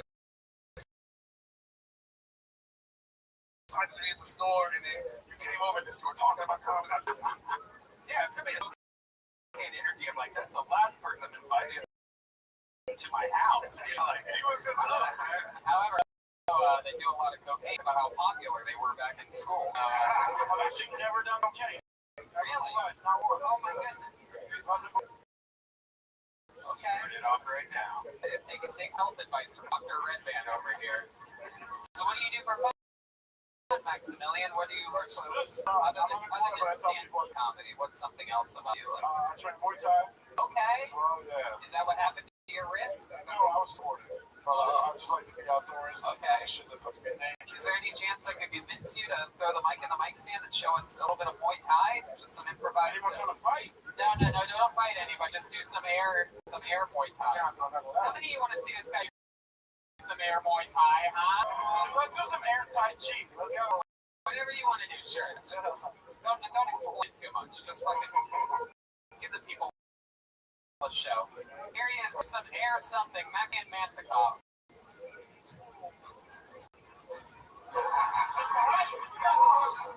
Wow. Wait. Can you do anything? There's no one in front of me. I told you, I'm fucking Can you just pretend like someone's in front of you and like they're trying to attack you like the speed that you would go at? Because unless you're fighting the Golden Girls, I don't think you can go at that speed. D-Madness would have beat the shit out of you if you did that. No, it's street. Got him up here. I know he's blind, but he's got No.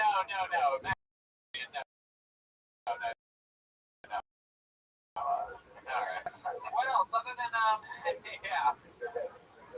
D-Madness will hit you so hard his glasses will fly. About your family or your life or something like that. I run with the Bulls. every year in Spain. Whoa, that's so cool. I'm just doing that every year since 2017. Is it Kind of a wild experience. you go there all by yourself? Yeah, a couple of times I've gone there. You can always meet people on the street. Everyone's drinking. It's a fun time. That's so But for the most part, you just run by yourself. If you don't run with anyone, it's kind of weird. Yeah. Once you're alive, you're on the street. Like, so it's a weird feeling. You're like, I'm alive. Yeah, that's how I felt during all the Black Lives Matter marches. I remember I was, okie dokie, you're not ready to laugh at that yet. All right, good job, guys. Okie dokie. Good job. I was just getting run off the street and I was all by myself and scared, but I guess it's not funny yet. I guess for you. And I'll give that joke a few more months to marinate, and when I do it, you'll be there. You'll see, I tell you. Am I running with the whole supply? That's fun, next man. No, never. No, I've seen people get destroyed. Trampled, yeah. Thank God I never got hit. I got hit with a couple elbows. The people I'm with, everyone else trying to get the fuck out of the way. And then the Bulls hit you with their elbows for a second. Very impressive, but I still wait. You do Muay Thai, so I'm actually not surprised if a bull was actually able to hit you and then just slowed up himself and got you back. Maximilian, you have a girlfriend? You seem like you would do pretty good with the ladies. How long with your girlfriend for? About a year. Okay, where did you meet her at? I met her in San Diego. I had a show. Actually, she came to a show. Oh, Watched me mom, and she was like, "Oh shit, military girl? mom? No, she's a doctor actually." Wow. So I was like, "Oh, I gotta cash in on this right." Yeah, absolutely. She loves it when you bomb. That's perfect. Well, I mean, it's not a regular thing, but she saw me eat it, and I was like, "Well, I guess we're doing it." Sorry, not the man I fell in love with. She's like, give herself Indian birds and shit like that. I only like to fuck people that suck. I'm the only comedian she's fun, bro. And I guess she just loves You stink, you know what I mean? Hell yeah, dude. She's got beat up from the feet up. Am I right? Derek told me earlier that that's why Derek let you sleep out so that he knew where you were. Girlfriend, I'm just kidding. Maximilian, don't want to know nobody ever. She was virgin.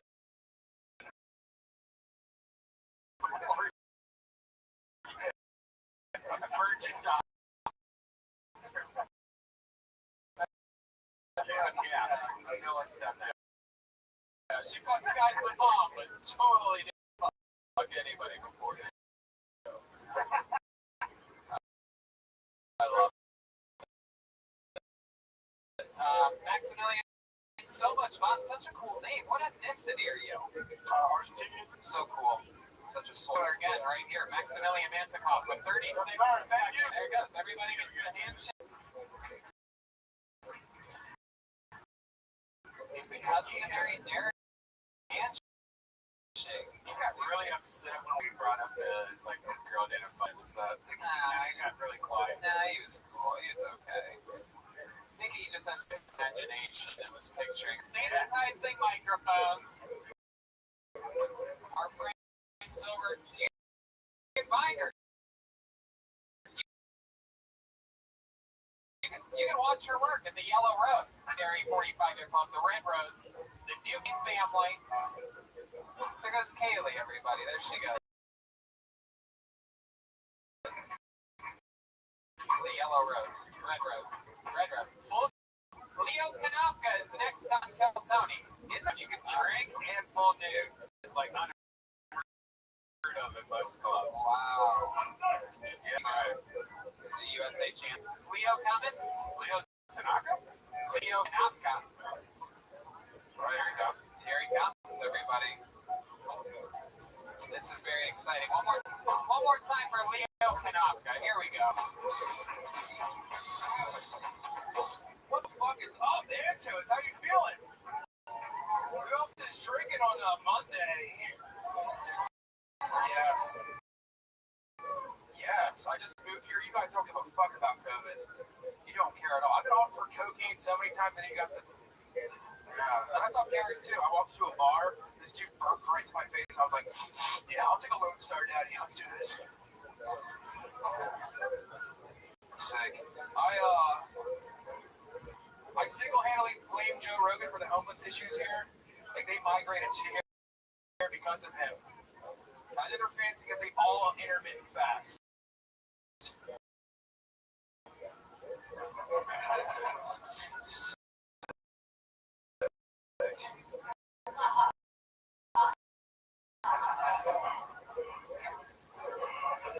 I stopped watching Cornley. I knew it became a problem when I was out on a date with somebody and she choked on a mozzarella stick and I got aroused. You want to finish it? She went like that. A girl. She went. I was like, "Here's a little bit of touch." Thank you guys. Here you go, Leo Panoptica. Absolutely. You were just on the. Look at that. It's a classic Derek Ham. This is unheard of. I sell him weight, so it's all good. Oh. Like, overpriced. Look at that. Look at you with the white pot dealer. My how the time just. Wow. Well, Derek's lived here 1 week, and you already himself as his pot dealer. So in Baltimore, and he actually came to an open mic I hosted in Baltimore. Who's there to visit with his girlfriend's family and shit. So okay, they invite you to the house. Yeah, this on the couch. No, take pictures of your feet. Okay. Do you keep anything? Square up in the audience so they can see you. Do you keep anything in that pocket on your chest there, Leo? Just my titty. Okay. I'm always curious to see wraps of mint or something like that. No. So Leo, you were just on the show recently, right? Last week. What do we find out? What do we call a highlight of that?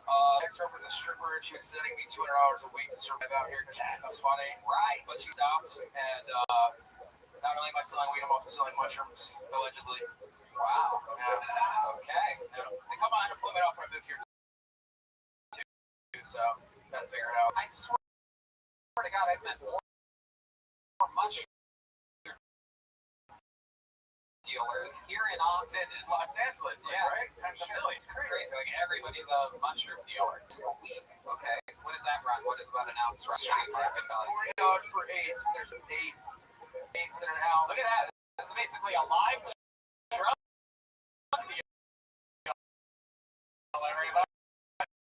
Hey, Alex, one of our podcasts gives you this. $40 an inch. This is straight up mushroom auction. We have 40. 25. Do you pick the mushrooms? Like you go to Cal Pass, how you get them? No, I have a buddy who grows them. He's very like intricate. Wow. You gotta be honest on here. You know what I mean? You are working with all mic, and there's tons of. Hold on, we got John Dees. This is amazing. How many people come on the show? Yeah. Every week. And see, there's two two cops that are on off duty right now in the audience right now. They're like, hey, please are fine. I'm a compulsive liar, guys. I'm a compulsive fucking liar. The off-duty cops are enjoying themselves. Mushrooms are made off duty anyway, I heard. Anyway, come on now. Where's the owl? The old man owl. That's a joke for your grandpops if you want to get them into the show.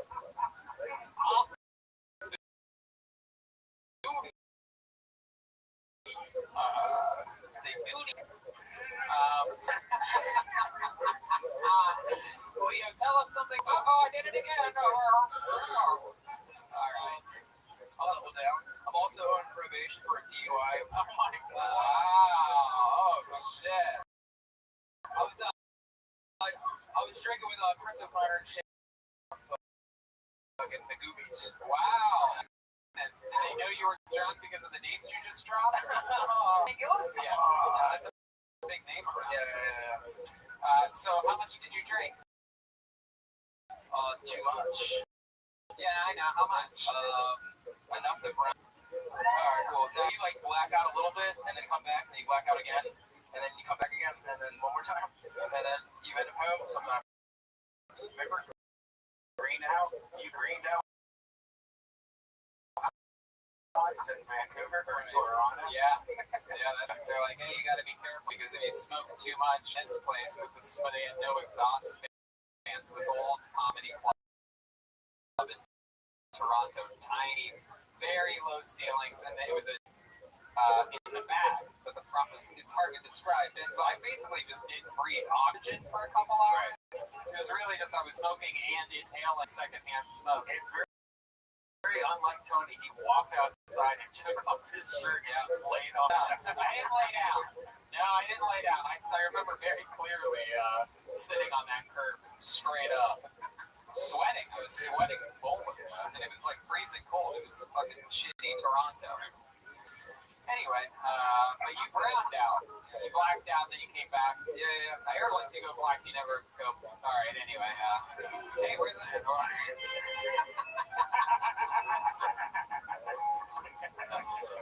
I've been hit with a poltergeist of a 100-year-old man taking over my soul.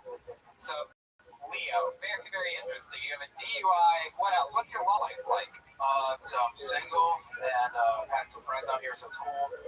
So May I suggest putting a condom in that sleek front pocket of yours and letting the girls, like the guy had the outline of the chewing tobacco, you can have an outline of a condom, and the girls will be like, this guy wants to safely fuck. safe. No, actually, the girl, the most recent girl I slept out with here has one of those like rings in the bus, and like she like.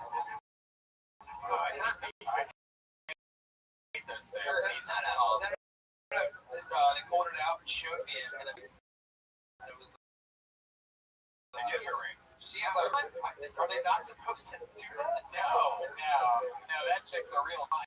God, she pulled it out and showed it to you like it is. This is gonna stop me from getting pregnant tonight.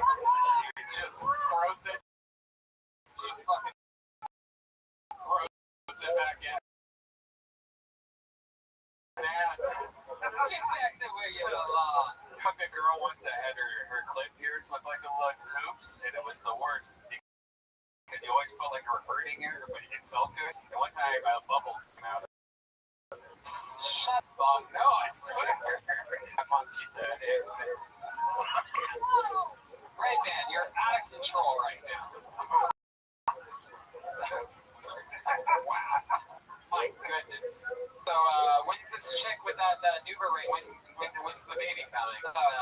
Listen, it's my law. I'm doing Leo, how long have you been on stand-up? It'll be 3 years, April 17th. 3 years. What do you think about Leo, Jared? Any thoughts on this guy? This little bag of biscuits up here? Look at this little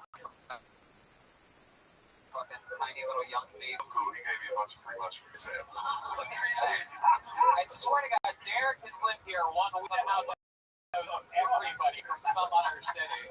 Well, once I was in Baltimore, I needed a place to stay. Leo, congratulations on getting up so many good times, and we'll see you again soon. There's Leo Canal coming on Instagram at Leo.comedian. You guys ready to, you guys want a special treat? Jeez, obviously not. My goodness. Yeah, John. Oh, That's what I thought. Like, seriously. I didn't know that had a name either. I mean, when you get so drunk that you show, I would call that fucking time to make that same shit happens. Your brain just goes, Have you done that? I've never done it. I mean,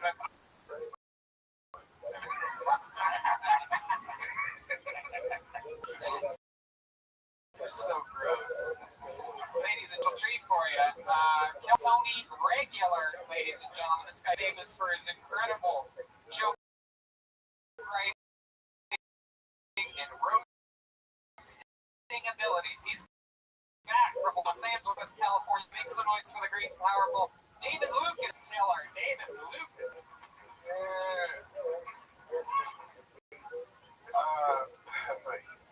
I don't think women with kids anymore. I had a bad experience. I spent the night in this one girl's house the next morning with my shit to school. fourth grade, like, why you wearing these big ass clothes, bro? This shit don't even fit you. Block it off with his ass. If men disappeared, I think that women would die off in time. Honestly, because women don't agree on shit. Like, y'all agree and fight all the time. The only thing y'all agree on is rape.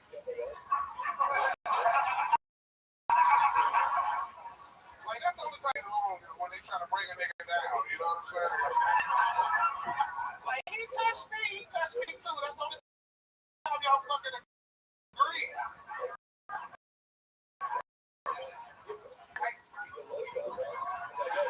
That's women Navy SEALs because they would do that shit. They argue about the stupidest shit like that. Bitch really have on my outfit? Like, this uniform, you dumb hoe. Like, alright, thank y'all. There it is. That's how you do it. Bring him in every single week, always. Yeah, what's up?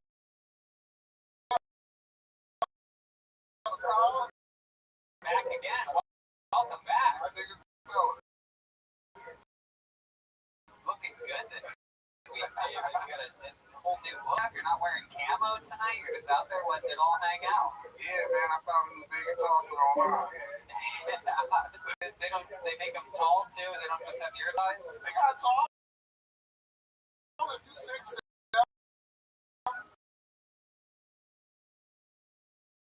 you know, a 6'7" long.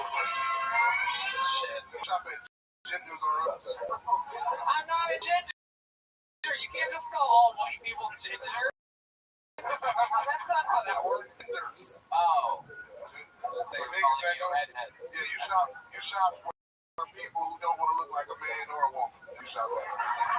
They just want to be neutral. I was so offended that you called me a redhead for a second, but all these that goes to show you what we have redheaded people on this show. Calling me gay for 2 or 3 years, unacceptable. What a nightmare. Absolutely incredible. Yeah, you look fantastic. You look like the Marshmallow Man from Ghostbusters once and for all. Make a sweaty Marshmallow Man. It's like the end of Ghostbusters right now. I just think the new ones, they say that shit was nobody's seen the new Ghostbusters. Go fucking.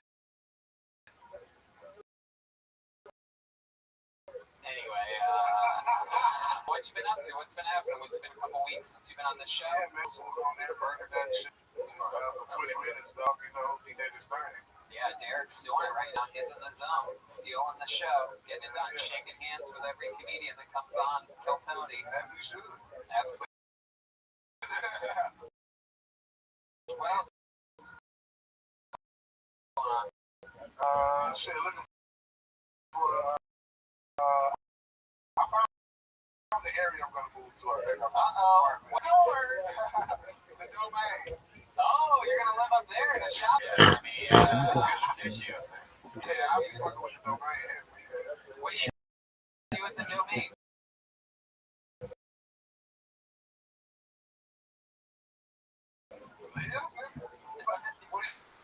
What do you do for fun, like at the domain? Like, why would you want to live there? Because they got restaurants. Oh, domain at the I'm domain. gonna live at the domain. Wow. Wow. Look at you, from doorman to domain.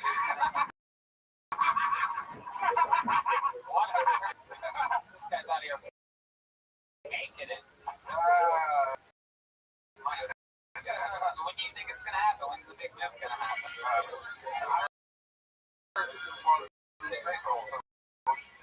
Do what? Snake hole. Snake? You live in. I live. That sucks.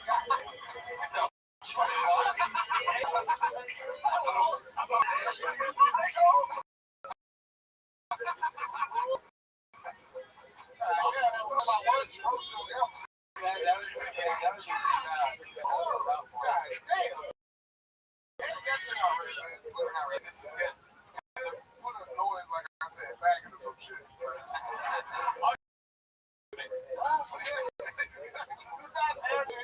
love it. So you're in Austin, Texas. Tell us some of your favorite things that you like to that you miss when you've been going going home? Because you go home to LA for 2 weeks, Yeah, so and then you come back. I go home for 1 week, take care of the kids. Then I come back for like 9 days. So I'll be doing. I'm home as much. I'll probably go home like 3 days once. In LA, do you like leave them like a bunch of extra food and stuff? Like just like it's like a cat when like a cat. When they have a cat be gone for a week, I would leave 6 bowls of food and 6 things of water around the house. The cat was like, finally, I get to eat how Dad eats all the time.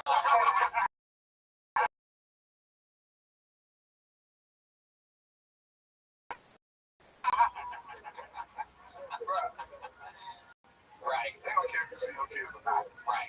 If a payment is a day late, going by phone up. Oh my goodness. That must be blowing up. Wow, I love it. And the kids are good. I think your daughter is super, super cool. Sweetheart. Yeah. She wants to be a comedian. Right? Yeah, she's gonna be a big star. She's gonna do whatever she wants. Funny to me, but she's already 6 and knows she wants to be a comedian. Unbelievable. Yeah, bro. And then my young one's gonna be an asshole. She take out the first. Does she call you if you're ever a So this is how black baby mamas do shit, right? They won't say I need somebody. They'll be like, your daughter needs somebody. Oh, Yeah, and my daughter's sick. So my baby mama has coach turned to FaceTime me. Like, Daddy, Zell is funny. Like, bitch, you don't know what Zell is. Like, right. She taught my daughter how to ask for a Zell. Oh my God. Yeah, I'm gonna, right, shouldn't. Yeah.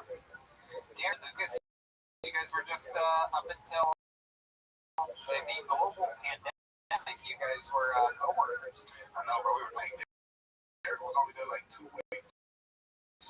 Like, when I started, I think that was like 3 years of work, right when you started. Yeah, she was nice to me. I didn't like one black guy at a time. Yeah, one black guy. You can work here. They swap niggas. Yeah, they do. There was a work there. Tony Black and all of us. What was your first car? A Crown Vic? It was a, no, it was a Cutlass Supreme. Cutlass? You know what my first car was? The fucking gassy bitch. Exactly. Like, I had responsible parents. I had a Renault Alliance. Oh, exactly. Jesus Christ. Where's that old timey car horn when you need it? That's that new Renault Alliance, everybody. The best car with 4 wheels. I think it's German. The front and winding up, then you jump in right there.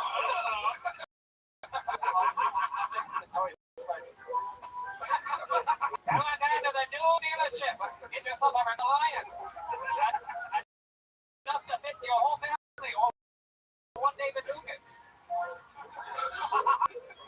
Wow, the band is killing. Look out, Harvard. Right, when Redman got his car, black people weren't even allowed to drive. That's true. Yeah, it was very time.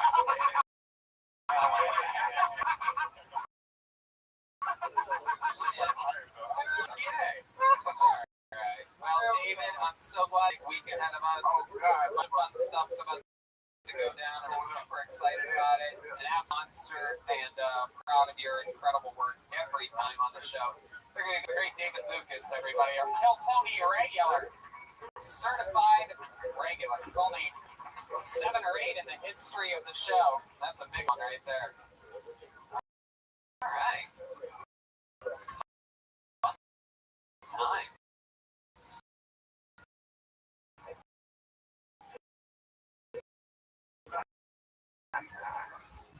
Oh, are we entry right now? So excited about this. This guy made his Kill Tony debut on the show just a couple weeks ago. We all fell in love with him. He got booked on here at Anto. Oh, shit. This guy, very, very talented, lots of energy. This is a special time. I'm going to bring it up. Ladies and gentlemen, make Ben Buck, everybody. He's the guy that let you in. He's up. Here we go. Just one appearance on the wave.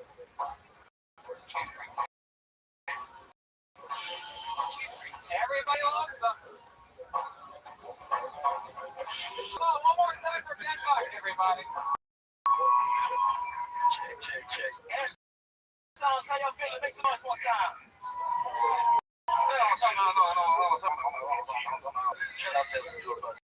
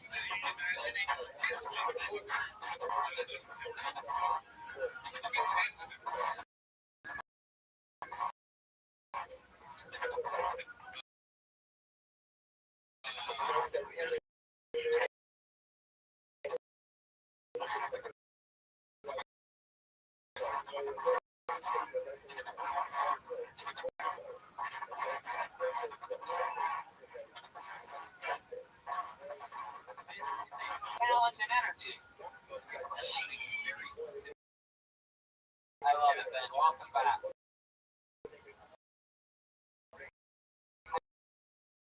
are you doing? Is the security guard. For those of you watching the podcast, we are easily penetrable.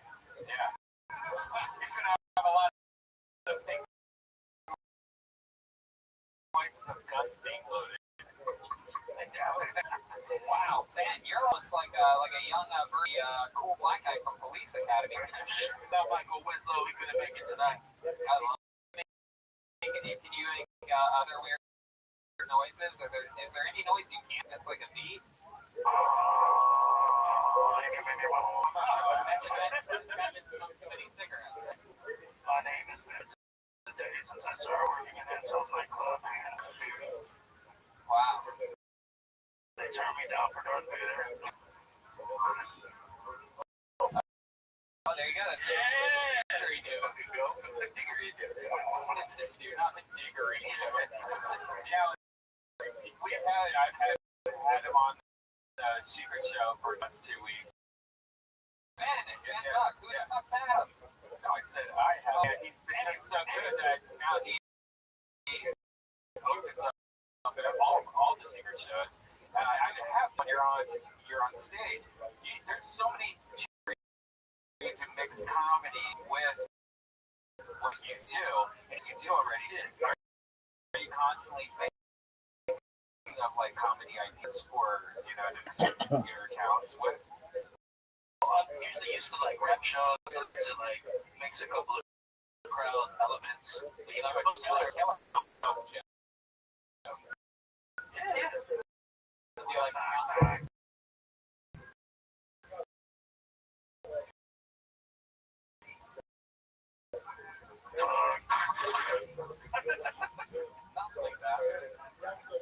I just take. Oh shit! I heard. Ring out mix.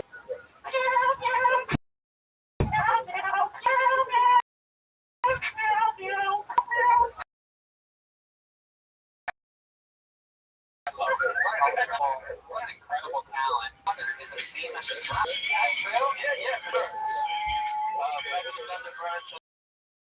Jimmy Bond. Wow. People in the crowd didn't recognize that. Incredible. Is beatboxing one of those things that like you're like, Dad, drums are cool, but this is cooler. Like, were you about stuff like that? Fuck you, Dad. I don't want to beatbox.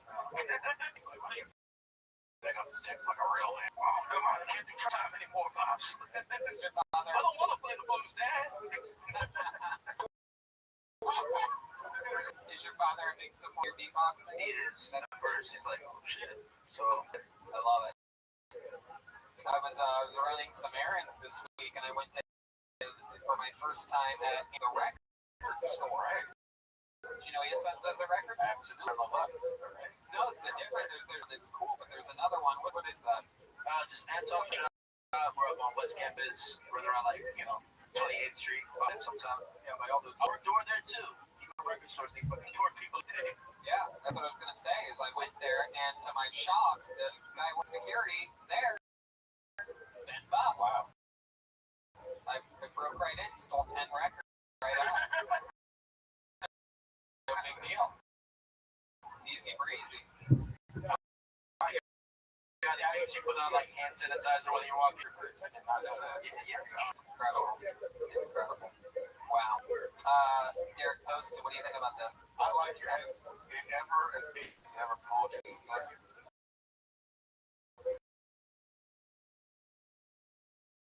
That's the reason the girl was like, fuck no, man. Why we don't have to do that, man. Look, there might be a thing there, with the vibrations and shit. What's that? No, you probably want that. You trying to take time? I'm not trying on the money. Eats pussy, yeah. Makes noises with his lips. Yeah, it makes it wet and vibrate better than Hitachi. It's disgusting. Absolutely disgusting. You'll try it. Feel free. I love it. Well, Ben, you're so fun. You always bring a little jolt of creative, youthful, fun energy onto the show. We love it. Keep signing up. There goes Ben Buck, everybody. Thank y'all so much.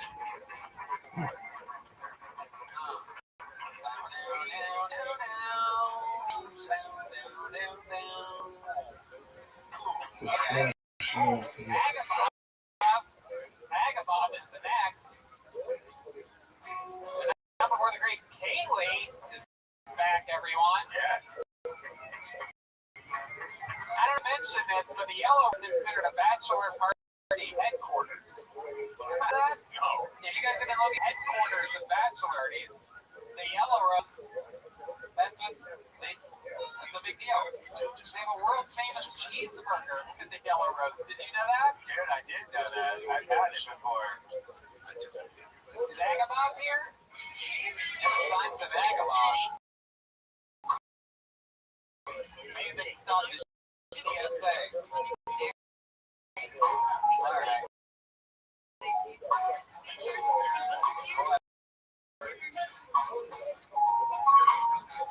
Here comes Agabob. Hell yeah.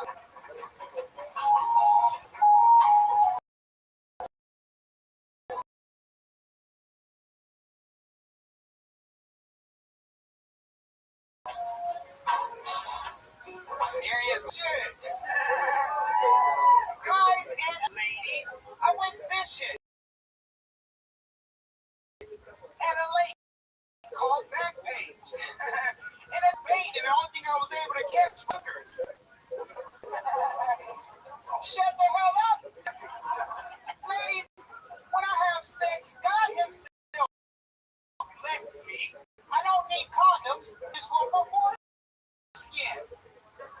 The nigga's already protected. First time I had sex, the girl called me Tony.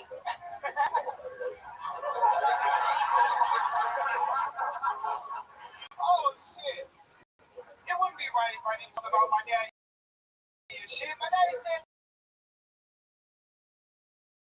that the coronavirus could have been dealt with a long time ago. If the dude that was drinking just wore a condom. Why didn't he smoke in his sleep at the same motherfucking time? Okay. Agabob, that's an art. Absolutely. Welcome back, Agabob. You've been on the show before. Tonight you dress like you're dropping off resumes somewhere. It comes looking presentable and shit. My goodness, I remember last time you were not dressed like this at all. You know, I have to make a rude awakening. I feel like you just haven't done Easter service yesterday at the church.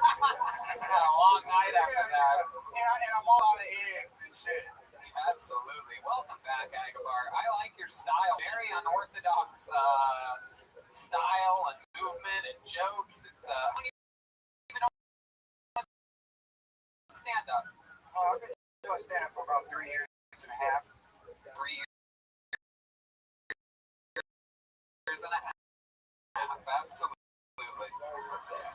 are you originally from? Yeah. Very, very rare breed. It's like a white man in Harlem or a Mexican in Canada. Okie dokie, Agavar.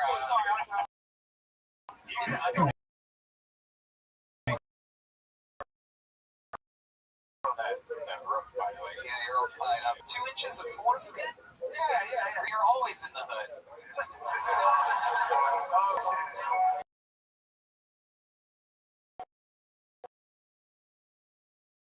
I'm proud of that one. You got one in Egypt? I was like, Wow. I was 26 years old. Is that why your dick shaped like a pyramid? I don't really know what his dick shaped like. It's Egypt.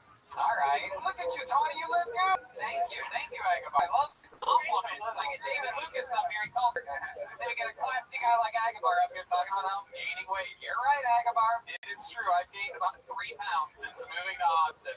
I'm sorry, Tony, but I want to know what that not nigga do. Nigga be at WFP with the Wait, who's that?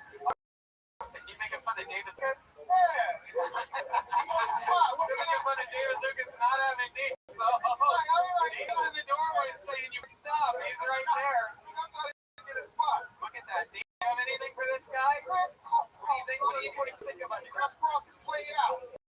This guy about 32 looking like Chris Cross. What kind of shit is that? Oh, here's David. Hold on, here's David. Come up here, Dad. David, come. His head's so big. His head's so big he can't even wear that fucking shit. What kind of shit is You're about to get fucked up. Here we go. Where he at? He look like a pair of those bitches hit back. I tell you what. I don't know. You got like 3 titties and shit. You look like the nigga from the cigarette box.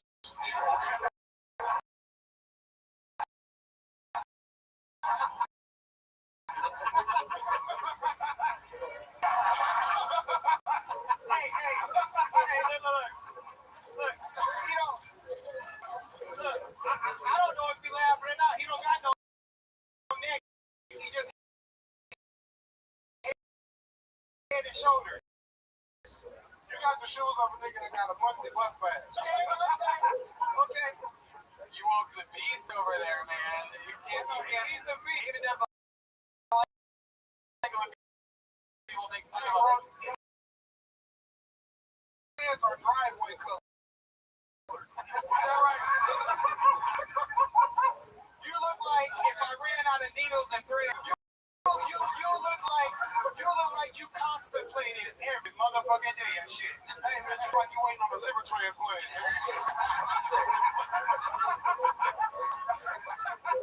Oh,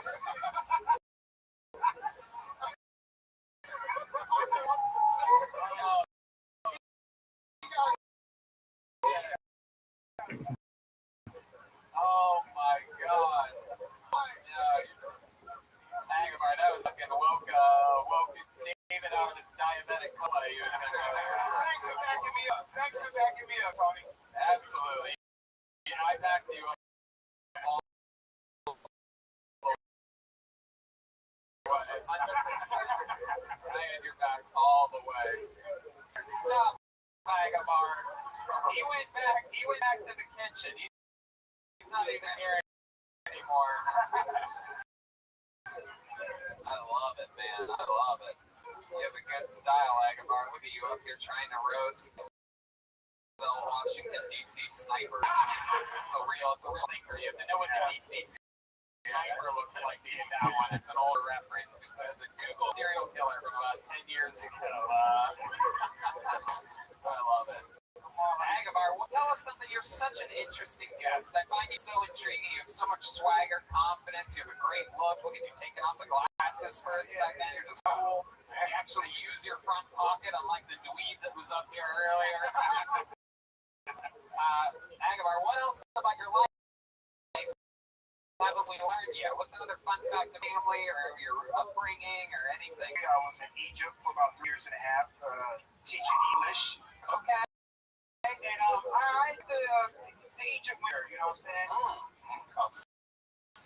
Sandy The coochie was the closest thing to a camel's ass. Closest thing to a camel's ass. Have you seen a camel's ass? Yes.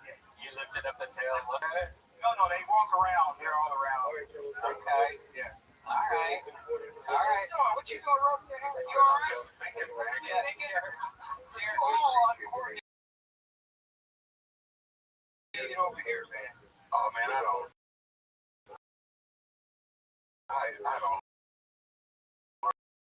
Man. You wanted about to say something nice. I was going to say something nice, and now I'm like, I fucking hate this tucked in shirt. You know what I mean? Tucked in shirt, and I don't like that time. I don't like your face or your energy. Is that right? I don't like it. And I'm upset. I don't like it. Agabar is like Drake's angry grandfather. I'm mad.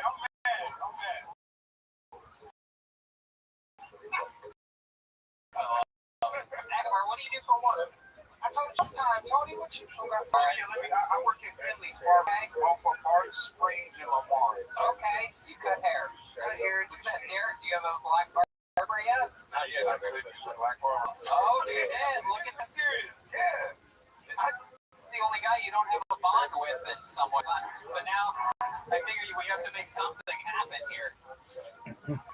His forehead line's crooked, but yeah, he's a barber. I don't mean that. You better watch out. He's going to roast you, Red Man. You don't want to get roasted by Agabar. Red Man looked like he got kicked off the motherfucking beach for kicking up too much sand. Agabar, you're so adorable.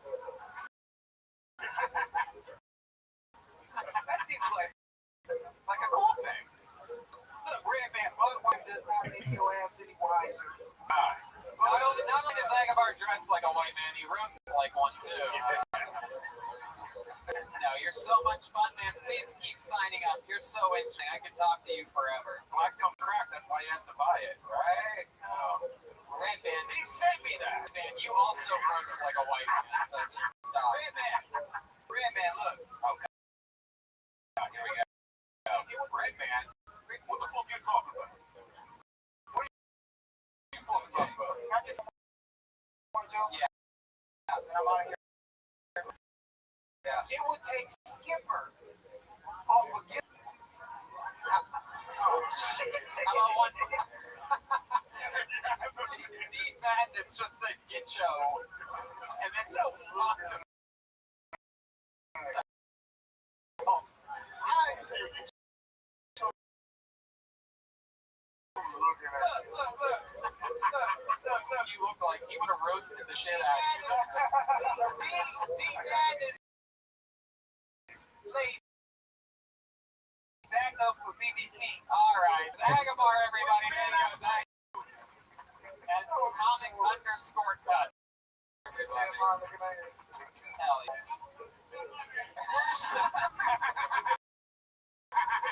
What did he just say? Damn, that wouldn't even let you cut my hair.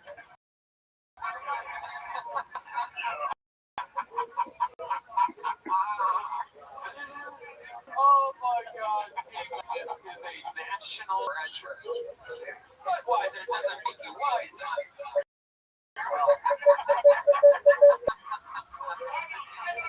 That should be like a next time he's on. We're gonna have a segment just called Bad. I'm gonna purposefully roast bad. As long as I don't ever miss a joke, you know what I mean? Corey is next. Corey is next on Kill Tony, live from Austin. Where's my Bucky's people at tonight, huh?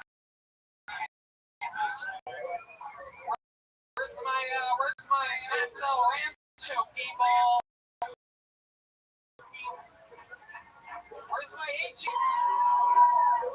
HEB all the way? The best grocery since 1945, HEB. If I just start reading ads to them, maybe we'll get groceries. Hook 'em horns! Here it is, one more time. Next comedian, this is Nick Corey, everybody. Here he is. Like sports movies in here. Yeah, sports movies! My least favorite part of the sports movies was the essay writing at home after them. Who else hated that? The essay writing. Who else? Why? I don't know. My dad, he thought, oh, if you can't be athletic, then maybe he can think like an athlete, you know, and not be racist, right? Because that seems to be what the sports movies tend to be about, you know. Coach Carter about basketball? Nah, fuck racism, right? What was it? We are no. Remember the Titans? Fuck racism, right? Right? Bring it on. What was that? That was fuck cheerleaders. Yeah, that was fuck cheerleaders. Oh man. I don't know. We are Marshall. What was that? Fuck airplanes. I don't know. I forget about that one. I can think for. Thank you. Fuck yeah, Nick Corey. Making the whole audience wish Agamar was still on Nick, welcome to the show. You're absolutely adorable. Thanks so much. How are you, man? I'm good. How long have you been on stand-up? Like a year and a half. Okay, all of it here in Austin? Yeah, so I'm in Chicago right now, but I'm from Rhode Island. You're from Rhode Island. Okay, what is that? I'm looking to move here in May. Why do you want to move here? Comedy scene is just incredible now. Okay, I thought maybe I work at the Chicago Tribune on their digital marketing side. Oh wow, yeah, that's old newspapers. Have you ever heard of the what's your car? The Adderall. Oh, right. So have you heard of newspaper?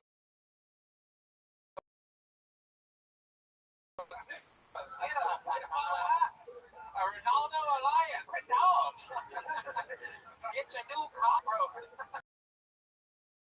And get yourself your own independent vehicle. Train horn.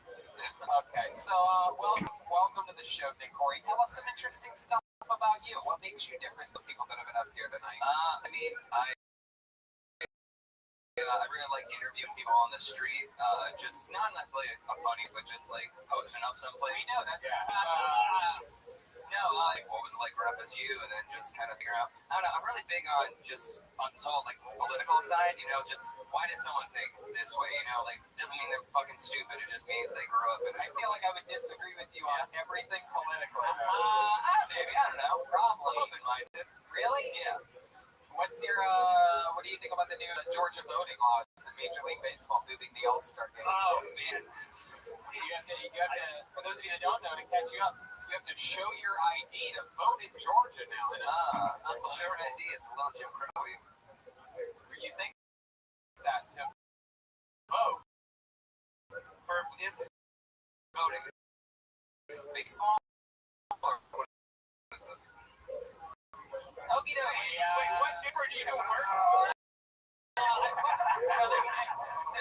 You still win? Okay.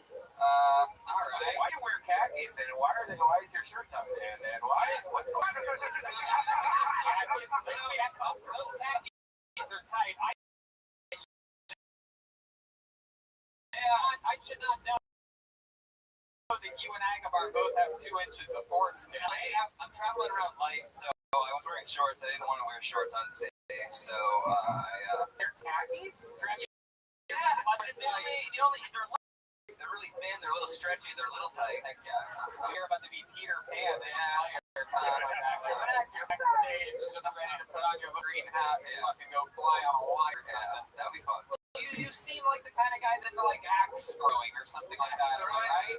No, not axe throwing. I mean, I bike a lot. I like hammocks. Right. I've been confused for homeless a lot, and there was one time on my birthday when I put up a hammock in the morning, and then I was taking it down. This guy running by said, "Hey, was it a nice night?" And what do you mean he thought that you were nice? Right. Yeah. Right. What an asshole that guy was. You should have known you were just taking an early afternoon nap. yeah, right. Right? Yeah. What's the longest that you've laid in a hammock for? I don't know, 3 hours. Yeah. It hurts afterwards, right? No. Yeah, no, it does. Oh, I once slept. Yeah. Yeah.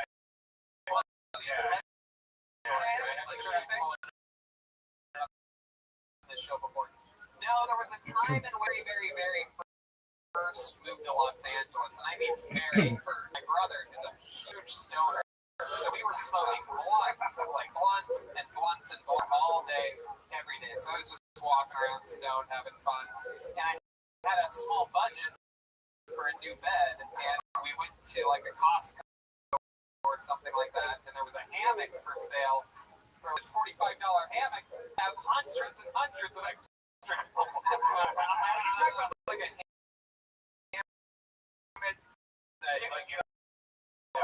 it's one of the ones with like the full and they have it. Yeah, I lasted like 40 minutes in that thing, and actual. I have this hammock that's like a parachute. Yeah, that's the one. That's fun. You just land and just kind of wraps it you up to it, and you can't feel anything. You just float. You can hop on those too. That's fun. Wow. Wow. Okay, Nick, tell us the most interesting. Like the biggest fun fact about you. Fun fact? Yeah. Are there any projects? You have the Ron Jeremy vibe. Daniel Day-Lewis.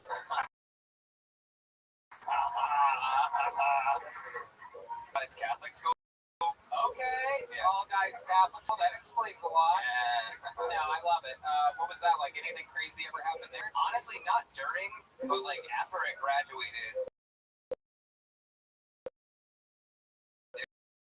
There was this one teacher called Rabbi who was not Jewish, and he was just outing all these principals, all these like teachers. So one, like a French teacher, was soliciting gay sex, and then he like posted that shit. And then same thing with like a priest, and then our what? A slur. I mean, you just the word and the K word. So like black people and the Jewish people. That's how we take care of them. So that was like. You had one teacher out, all these other like homosexual like Craigslist Christian brothers fucking a lot of kids in the 90s. You did? Yeah. My goodness. Yeah. You were never a victim of any. I wasn't. No, thank right. You were the raper, not the raper. All right, Nick. What's up like now? Bingo, but I mean, back in Chicago, I've been hanging out with different comedians. And then you're sexually active. Not early. No, not in the past few months, but okay. And then I'm real. Okay. What do you know about her? What do you know about her? I know that she is like really kind of short hair, like in bangs that are. I mean, personally, I know it'll grow out, so she seems sweet. She seems like. There's like this outdoor open mic that I'm gonna go there and then maybe hit it. I don't know. No, I don't actually. You're gonna take her to an open mic. You're gonna perform to. Okay, it's outdoors. We're gonna like. Some people are reading like theater stuff too, like doing sound. They do so cancel. Oh yeah. No, just take her somewhere else. No, sounds good. You have money? You have a little bit of cash? I'm doing well. Yeah, take her to Council Ranch. She'll get hopped up on McTeenies. Mushrooms? So yeah. Do an 8-hour discussion over coffee after going to a theater performance. That's a good story. I love this guy's monologue. Am I right? She's not gonna watch you and like, oh my god, he's the one.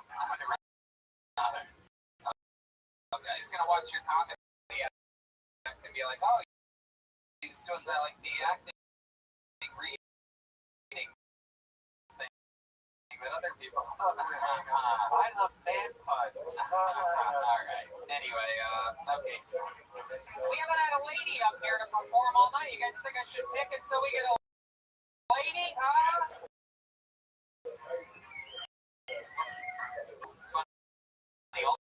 Only the guys fly for the ladies. The ladies just look. You want to perform? Did you sign up? What's your name?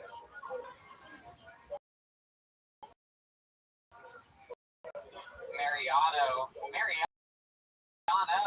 is a man's name. That's an O. Okay, well, you get pulled first out of all the ladies. Okay. Next. You're not Kyle, you old... Oh, I know Chewy. I'd actually bring Chewy up here. Chewy's never been on this show. I know Chewy. Look at that. Jesus, Red Bear. My God, what a monster. I think we should give Kaylee a chance. Give her, you know what, Kaylee, you get a spot at Vulcan Gas Company this week. She can. I love what you did. She can. We got a back room. Congratulations, Kaylee. Jesus, oh God. Al, Dave. There's so many. Paul, David. Male comics here. All right, here we go. Your next comedian goes by Gina Hyena. Gina Hyena. Yeah. Skirt. Hi, people behind me. How you guys? Hey, the butt shot tables. There it is. There it is. The chick coming. Gina Hyena is coming. Here she is, ladies and gentlemen. Put your hands together. Hi, I'm single. You're welcome. I'm really scraping the fucking bottom of the barrel. Because I actually matched with a full-time magician the other day. Yeah, that's where I'm a magician. His name is Magic Mark. You should check him out. Thank you very much. Like, hey, just so you know, I'm only looking for something casual. And I was like, I got that from I was like, what the fuck? I was like, do you think I called up my friends? I found him, guys. He's the one. Can't wait for the wedding. There's gonna be fucking doves everywhere. But the way he said it was, he was like, I just wanted to be honest. I didn't want to lead you down a deceptive path. And I was like, bro, isn't that your fucking job? Like, magic is just gas with eyeliner. The fuck? Still gonna fuck him though. Face tattoos and I'm stupid. Looks like a sexy ass doodle bear. Can't wait. And I'm gonna be like, did you finish? And he's gonna be like,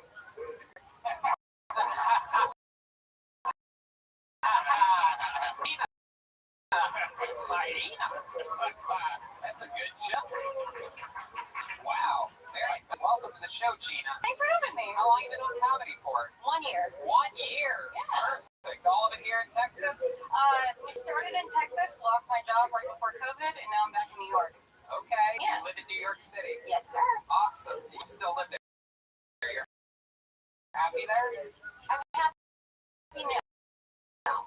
Last month, not so much. This month, we got really close back. It's a lot better. Yeah, I heard there's a lot of crime, though, in New York. I heard it's blowing the fuck up, where it's like... Where are you originally from, Gina? Originally born outside of Western Mass, a lot of heroin. All my friends are dead. So, moved to New York.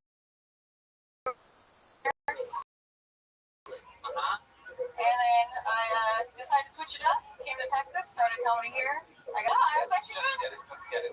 No, it's a fun story. I was actually in neurosurgeries when I... Whoa! You were doing brain surgery? Spinal surgery. Wow, that's incredible. How long did you study that? Forever. I was in school for, until last year until I stopped taking grad courses. Wow. Yeah, I have a behavioral degree, neuroscience, biology. Yeah. My goodness, that's incredible. Doesn't really match your look. Yeah, I realized that, like... You're like a good student, and the look says bad baby. Yeah. I realized I was spending all this money on grad school, and I was like, nobody fucking cares, so I bought kids. Like, I was like, I could have retired 10 fucking years ago. Oh, okay. How much did that cost? Just out of curiosity. 20. Let's see him. I don't believe it. No, Redman. Yeah. Redman had to spend $20K at Whataburger to get those. It's way cheaper than that, Tony.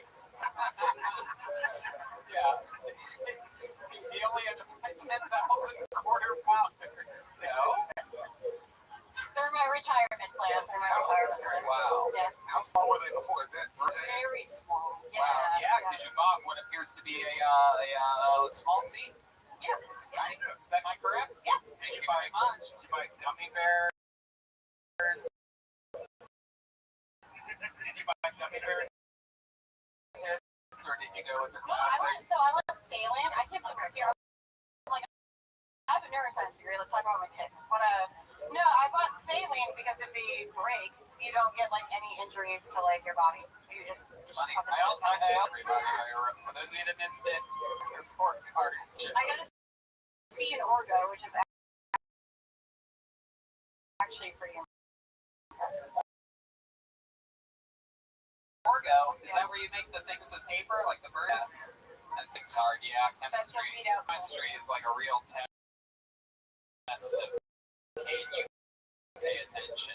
It's real. Yeah, and then I looked around the room and I was like, nobody in here is funny or hot, so I just buy chicks and For you, you're single? I'm fucking a magician, so it has to work out that So way. you are fucking a magician? Is that true? That's a true story. Shit. That I didn't want to do the joke about him, but I'm not going to make him, and here we are. Have you ever seen like perform at one of his shows? What's up, He's, big dog? really good. Oh, It's shit. fucking annoying. Does he fuck with you all the time? What's up, big dog? I know you want me. What'd you say? I just don't want me. What are you talking about? Want me. What's Quant V? So that was smooth. It makes your game smooth? No. I don't know what Quant V is, big man. Okay, I'm actually doing something right now. So maybe I can look at it at another time. Is that okay? Okay.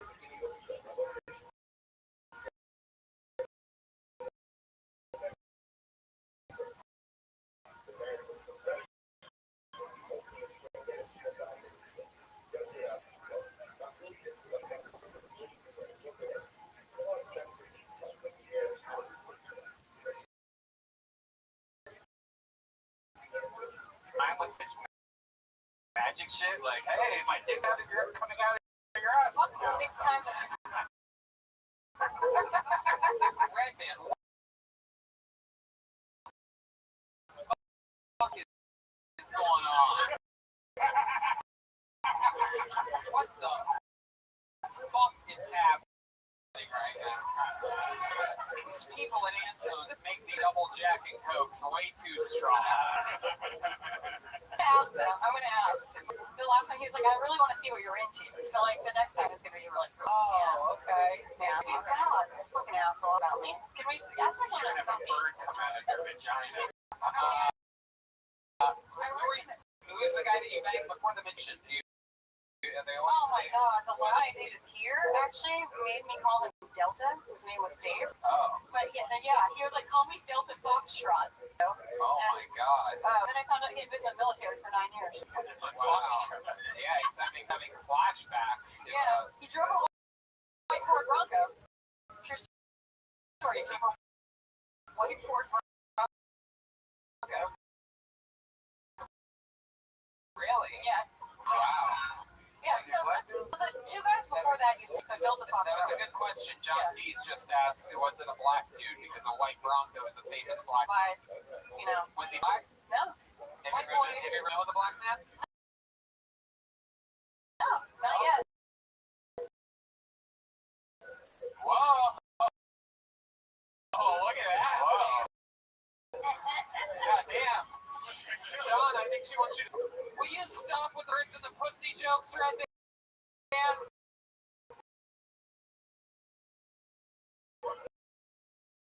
Jesus fucking Christ, man.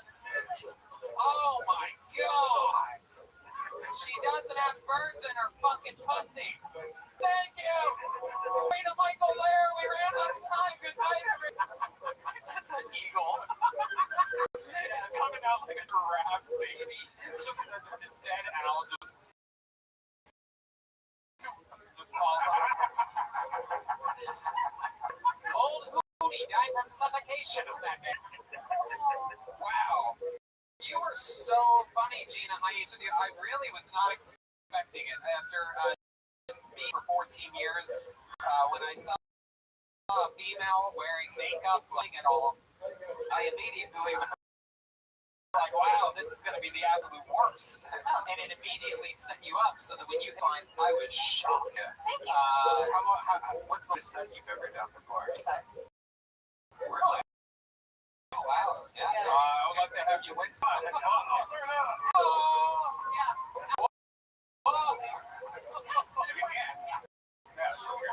What a stunning turn of events. Never saw coming.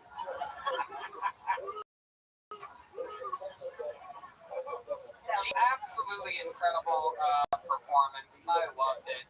Thank you so much. I lost your piece of paper. Oh, there it is. And there's eggs and hot sauce. All one word. Just the letter N. Egg and hot sauce. That's the style. Using our med school brain to write jokes and hit the punchline. Very impressive. Fun stuff. One picture. We started at 8:05. They're up here. We're doing the melee of pulling out names to get a female up here. I pulled out a name of a guy who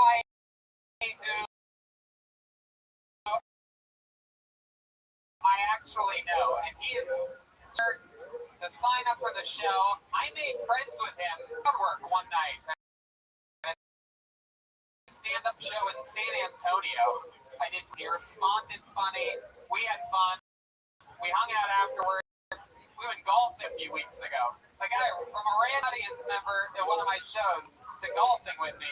He's so so cool. I can't wait to see what he does up here. For the first time in Kill Tony history, make some noise for my pal, Chewy. It's Chewy, everybody. Oh, yeah, Chewy?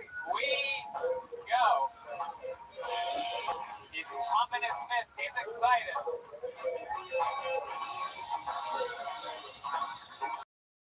Hell yeah. I do believe this is his first set ever. How about you guys give him a big welcome? It's my friend Chewy, everybody.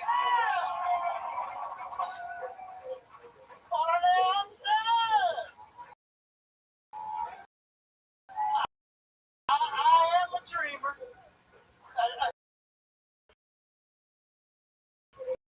And like a lot of daydreamers, I've dreamt about having my own. The front door of my nightclub, I'm going to have a big wooden porch shaped like a wagon. So to get into my nightclub, you got to get on as 12 steps. My club. 13.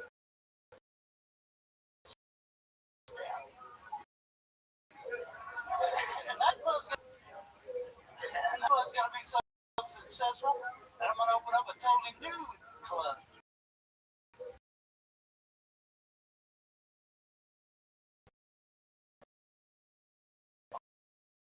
I'm going to call that the baby gap. And I'm not going to forget about my hood rats. And it's pretty ghetto over there. Seating. Porsches for sale. Again.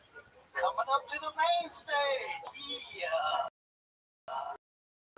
And on the backstage, give me a hell truck. Yeah. Chewy, fuck yeah, man. Wow, I don't think you're in the middle of Texas to be here tonight. For all my friends out there, Derek, what do you think about him just What the fuck is the ghetto side and then the gangster side? What? Yeah, these niggas had some Porsches and Benzes. Chewy's about to be the first person murdered by the band up here. What happened to Michael? Oh, come on. Chewy's referencing our Mexican friend, Michael Gonzalez. He's on a vacation in Hawaii. All right. By the way, it's very rare when someone's more racist on the show than they were at the golf course. But,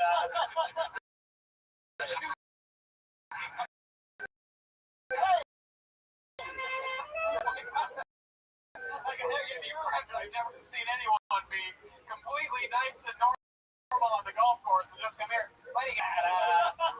Those fucking gangsters, they'll have their own club too. This is your first time doing stand-up, right?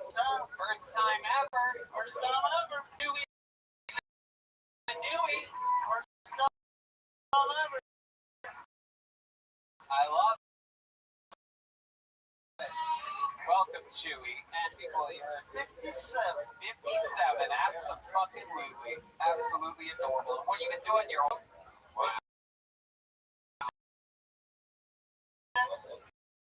I love it.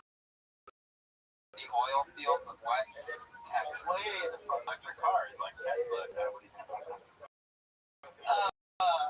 You think he's gonna not like them in the oil?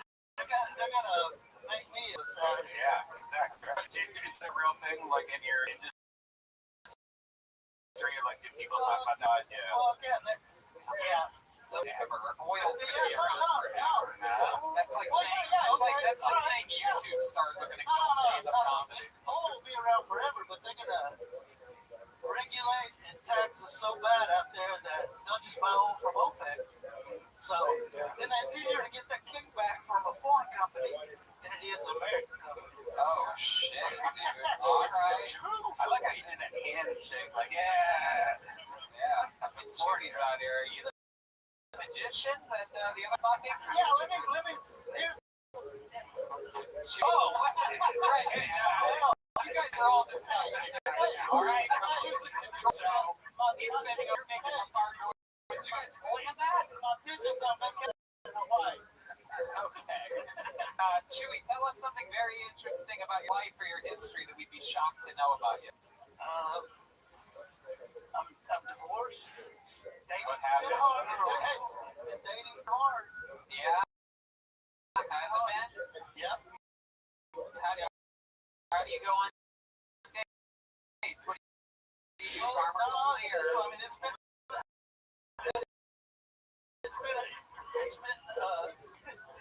It's been tough. Really? When's the last time you kissed a girl? Oh shit. Really? Well, the time that Since you got a big kiss on the lips? because I've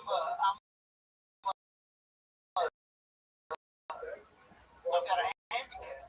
Yeah, what's your handicap? I am venusly challenged. Yeah, what does that mean? In this Biden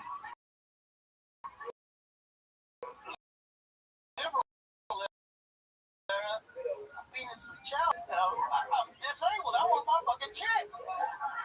You can't It get works. Does it work in the oil field as well? Does it have a... Hell yeah. I wake up with morning wood every day. Wow. Look at you. Fucking chewy with the gooey. Guess when the last time you kissed a girl other than your ex-wife was, what would you guess? A few years? No. I've been up things. Oh, okay. So you made out with some sets or something like that? Well, not hood rats, but You're right. Mexican girl, homeless people. Mexican girl. Mexican girl.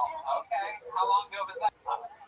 Couple months ago. Couple months ago. Okay. I was going to see if a random stranger wanted to come up here and kiss you, but I guess you got off easy on that one by saying a Mexican girl a couple months. We don't believe you since you said hood rats earlier, too. Well, I mean, I'm Mexican. I don't know. We don't think you would lie about making out with a Mexican girl, is my point. But it's so great you're Mexican because when you have white hair, you don't really think you're Mexican. Like, that's so...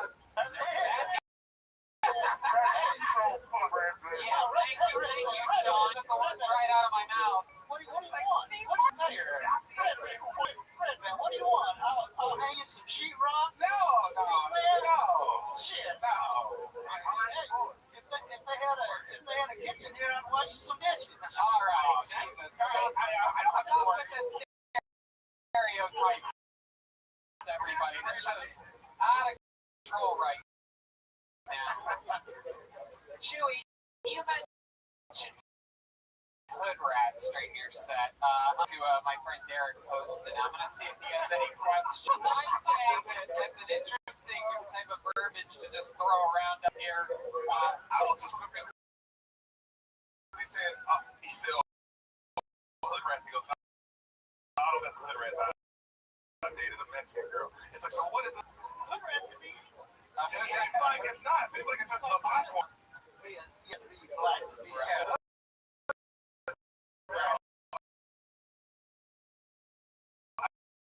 hood rat. Somebody lives in the hood. What do you think? You agree with that, Derek? No, shit. Yeah, apparently Mexicans don't live in the hood anymore. Hey, welcome to Texas. Wow. All right. Out here, you're visiting, bro. Are you just staying in Austin? Yeah, well, no, I'm just driving. Right. And you have a 5-hour drive? Is that right? Yep. Yeah. Straight west. Straight west. Well, yeah. Yeah. Straight. Yeah. What kind of truck do you have? Chevy Silverado. Goddamn right it is. Goddamn right. I mean, hell. Goddamn right. Every one of these fucking guys out here is a Chevy. You're just listening if you live anywhere else around the world. But it most truly Mexican deal. Forklift drive. Chewy, I think you noticed. Hey, maybe You're a racist. This is no. It's an intervention for racism. Thank you, Jeremiah. Again, Jeremiah from Los Angeles, California's got a baby on the way. He's still talking about it. I love it. All right, Chewy. Well, you're just such a good soul. You're so likable and fun. I'm glad that you got to have your first time. This is something you've been signing up for multiple times out of your system. How do you think? You think it's going to be something you're going to do again? Oh, yeah. Hell yeah. For sure. Look at that. He's hooked. How about a big hand for Chewy, everybody? Ready for your final comedian of the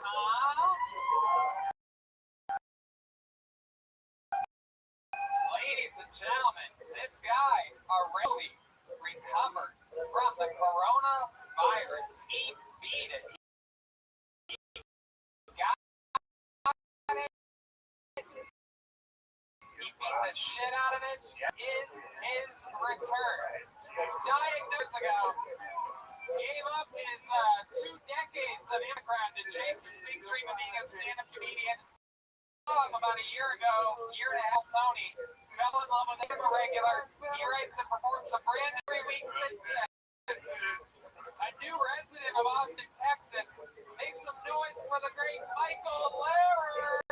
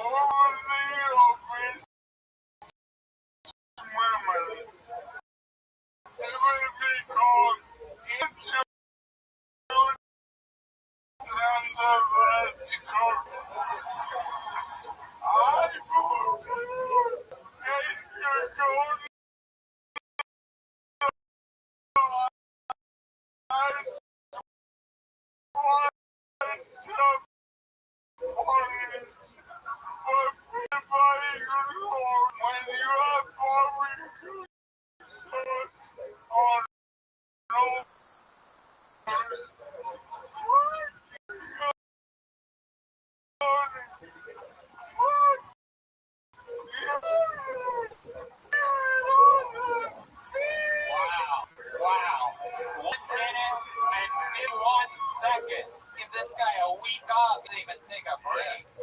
Michael Lehrer is back doing twice as long as every other comedian, 4 times longer than one of the comedians, and an incredible being clean on words than a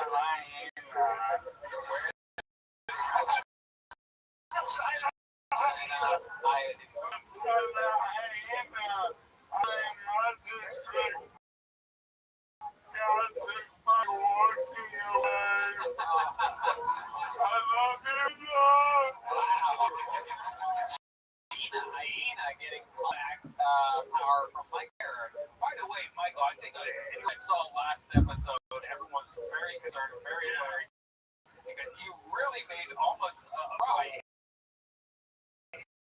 Yeah.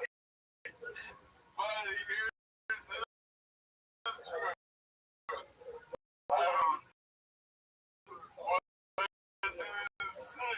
I'm an Africa. That's true.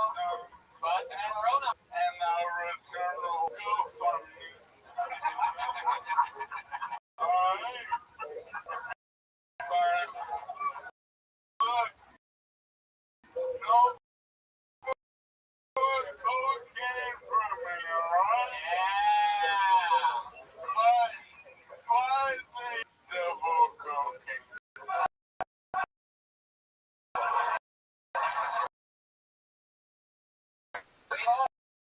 Second, what's double cocaine? It's like, yeah, double cocaine. I can fuck too. Oh, so it's Viagra with cocaine? Yeah. Oh, it seems very wow. Yeah, I've been doing myself. It's been very fun. I picked up highs. Like, instead of bird watching, I do hooker hunting. Now, this is great when you're restaurant, we're always, there's like, there's the hooker. There's an easy way to tell. Does she order off the menu like the knitting for the winter? She orders off the menu like she's a gerbil answer, and there's pouches. And when she orders double bacon, extra sauces, and double hash browns that I have, that bitch is the Wow, very interesting. I can't believe we just found out Red Man's a hooker.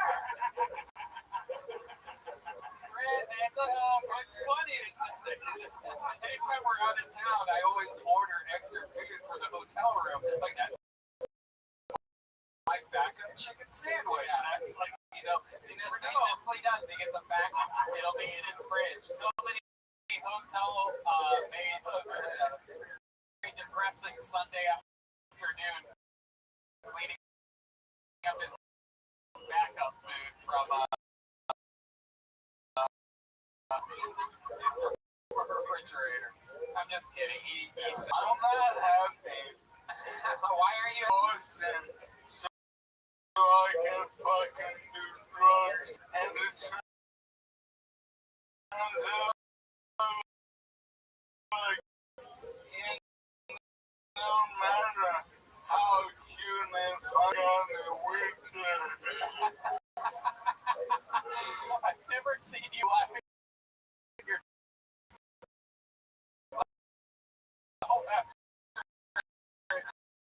joke like that before. Hundreds of times at this point, and I've never seen you enjoy a joke that much. What's wrong with you? You're part of them. You don't calling back. I can't hear you. You don't get my jokes, alright? I know many people now. When people go, what do you mean? Because $1 million and anything, I go, switch to Olympics. I don't, I can always.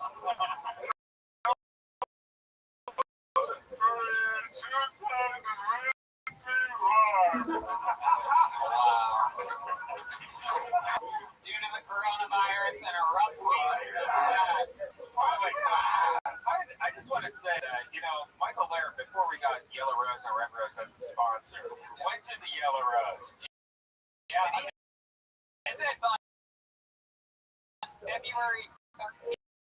Yeah, by the way, and he sent us a text message. Seriously, I quit every board because Yellow Rose told us he was retiring because he went to the Yellow Rose. I don't know, I guess he was just planning on spending the rest of his money there. Again, this is steps to stay at the Yellow Rose at one point. You know,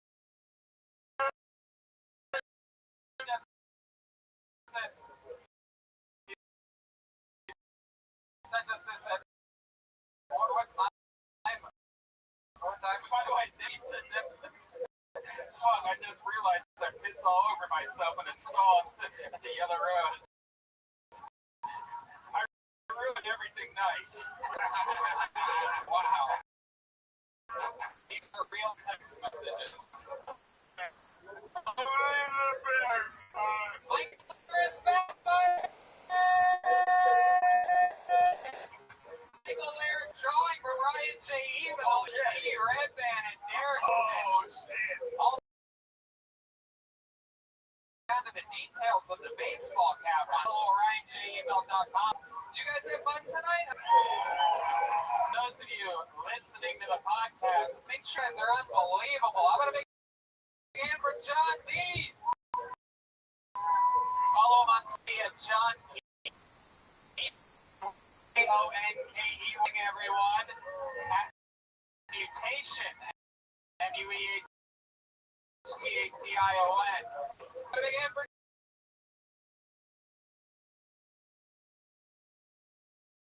Madness, everybody!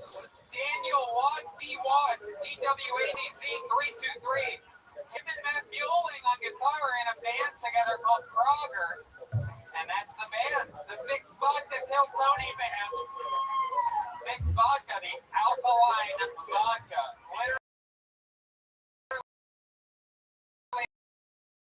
the best vodka that you can buy. For those of you that drink vodka at all.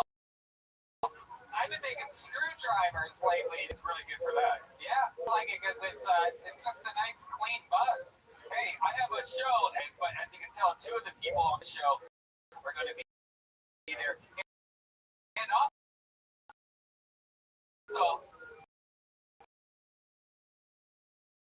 I can say it now, maybe William Montgomery. Posting, everyone. He's got a great podcast. It's called Spoil the Beef. Listen to it. Follow him on social media at DERICPOSTON, all one word there. Fun times, man. The most fun. To every comic listener, man, get serious, but bro, just keep going. I was working this show. I was a door guy working this show, being like, man, I'm gonna be on that motherfucking show. And 3 years later, I'm on that motherfucking show. So, Goddamn right you are. Going. Don't stop, Goddamn bro. right. Going. It's on the show up. So come see him kick ass.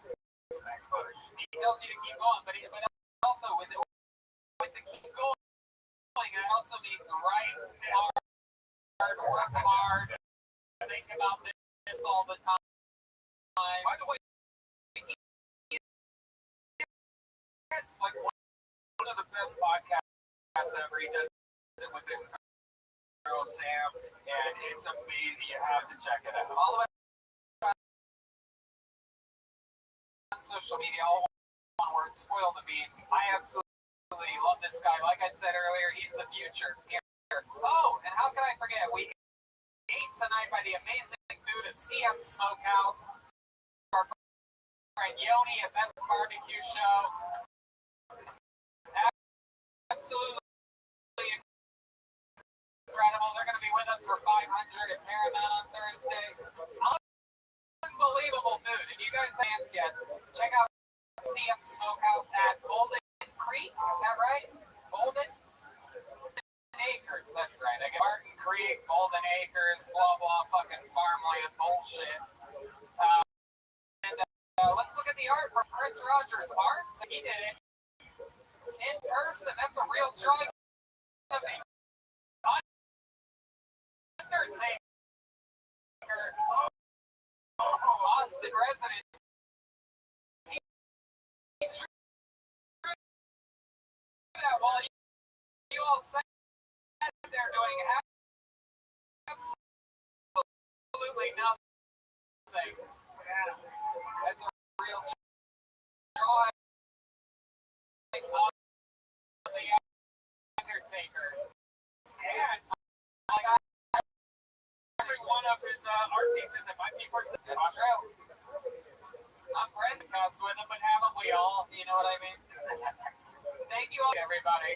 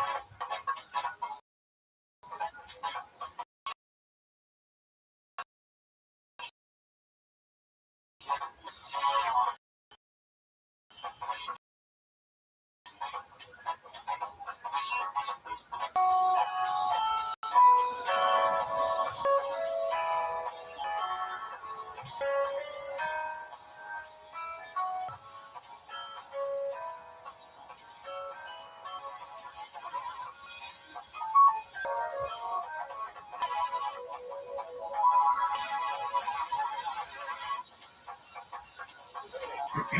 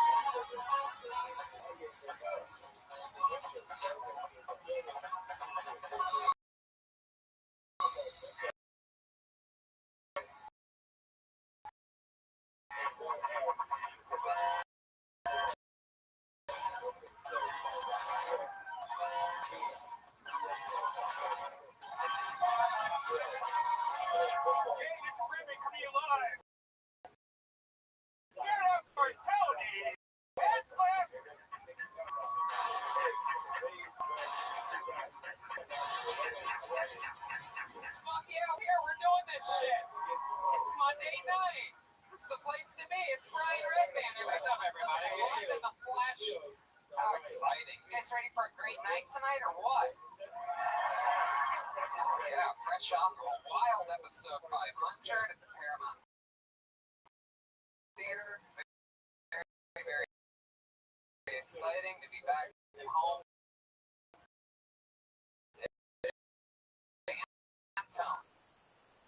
Hell yeah. Here. How about a hand for the band, everybody? You just heard it. Thunder and Fix Vodka Drumhead. You got that. That's beautiful. Fix Vodka Drumhead. Who made that?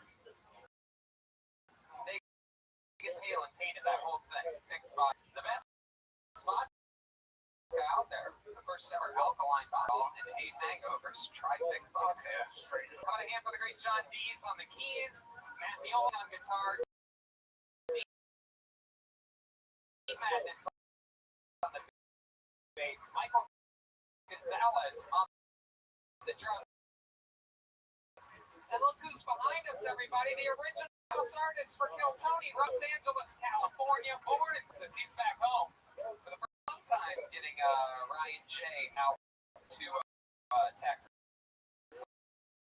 And we have dueling artists right there.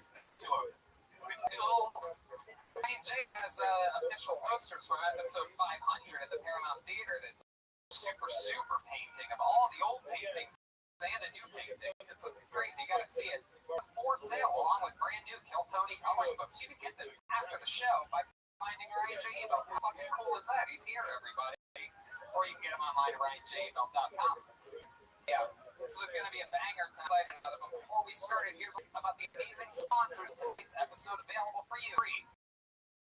Here. I don't know what it's like where you live. Hard thing to take care of. Austin here just went through a ton of rain, this and that. Taking care of lawn isn't always easy. Lawns, bare patches with pesky weeds and nibbling grubs. See your lawn thrive this spring with your own custom lawn care plan from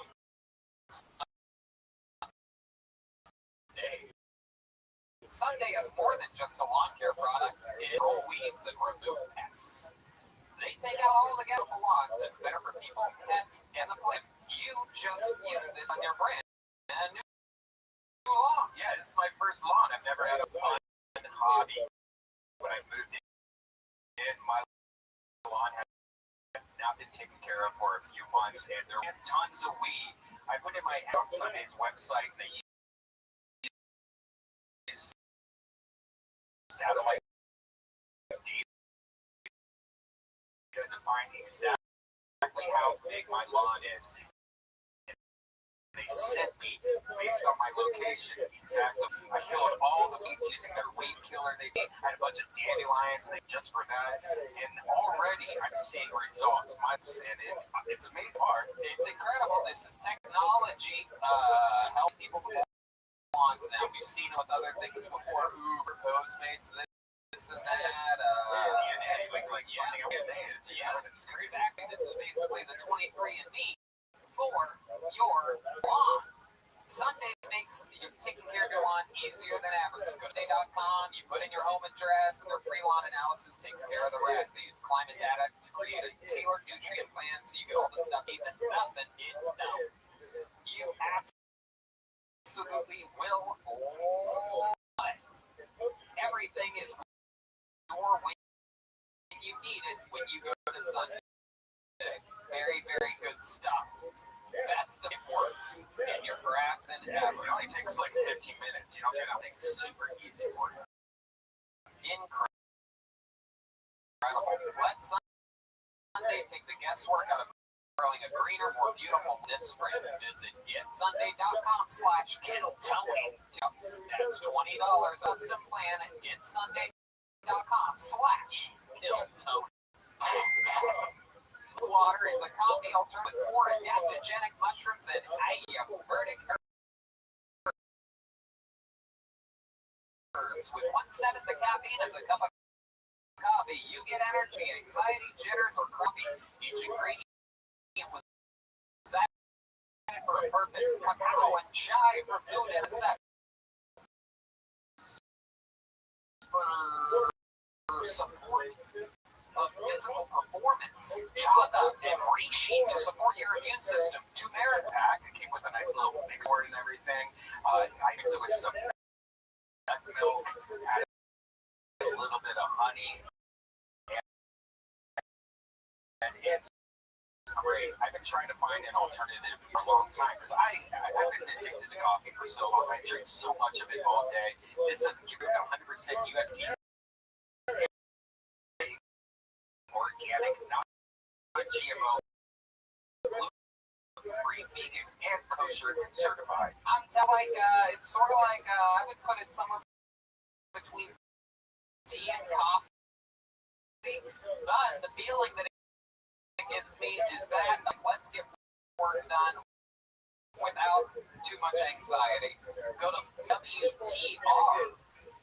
So they spell it differently. So one more time, that's NUTWTR.com/Tony. The show, and you use code Tony for $5 off. So that's muckorder.com/Tony. And use the code Tony for ready to start the show tonight. We have 2 amazing guests, as always. Favorite comedians out of New York. Fucking cold-blooded assassin, and joining him, one of the most famous regulars in the history of the show. Someone built here in front of the Kill Tony family. Make some noise for Mark Norman and Allie. Oh yeah, come on in. Hell yeah, Mark Norman. Allie Makovsky. Hi guys. Hey, good to be here. We all have very distinct voices.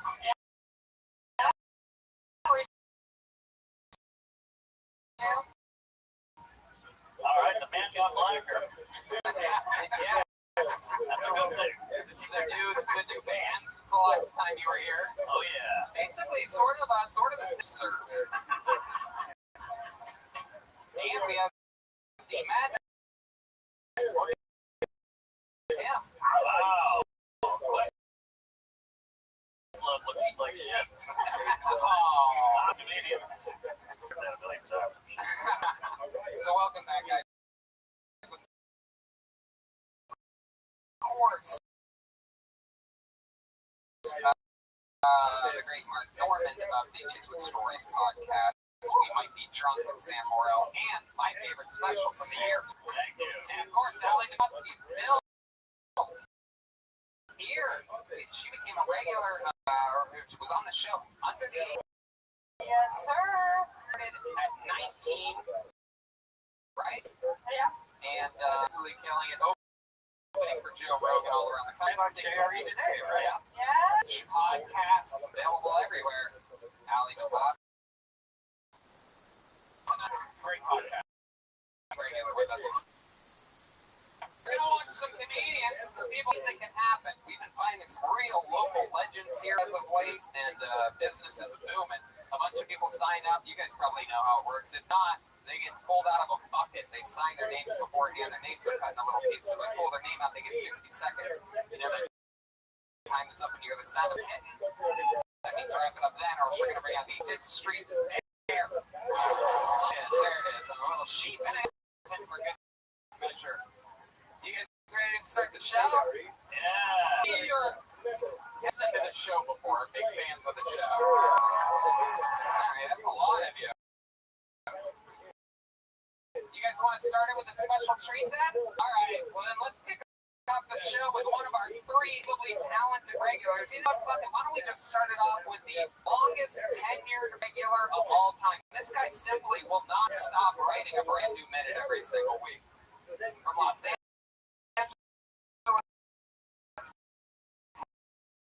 California. You call him the Big Red Machine. I present you one of the best in the world. It's the great William Montgomery, everybody. Come on, Nick. Thank you so much, San Antonio. It's great to be in Texas, where everybody's not all one.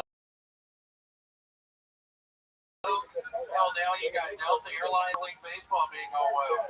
About the only thing now woke these days is DMX. He need that joke via text message a couple days ago. And then in the text he said, it's funny because DMX OD'd and that is now dead. Me and 3 are officially gay. Let's give it up for Steve.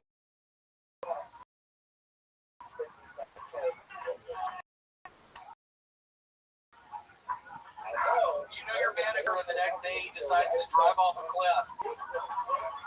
It's spade joke. The man has been playing golf since he was 2, and then one day he wants to give it all up.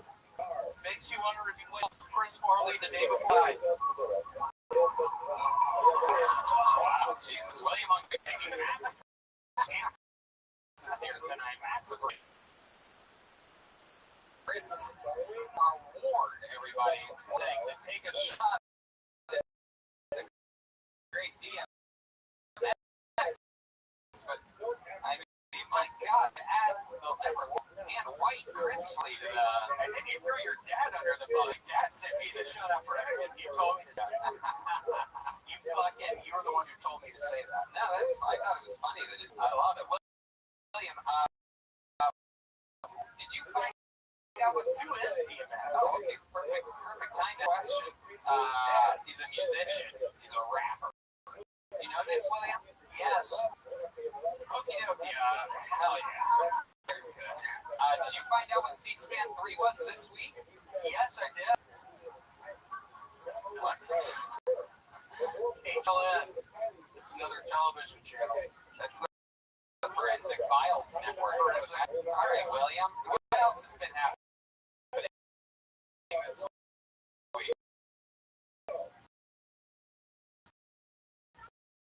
I have been looking for places to live. Why did you laugh at that? I've been looking for places to live. I've been wearing this outfit the whole fucking time. That hurts. Ooh la la. Anybody want to take a guess at what William has a deadly camp counselor? Yeah. What do you guys think Mormon's here tonight? Can't hear it over the brightness of his legs. And you can kind of see my pink skin underneath. Kind of see my pink skin. It is pink under there. That's very interesting. See what you're talking about. It looks like there it is. Okay.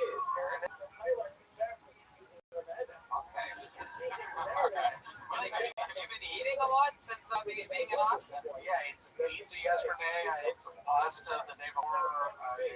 It's going around in circles around the block, it seems. Yeah, I don't know what's going on there. It's really fucked my setup.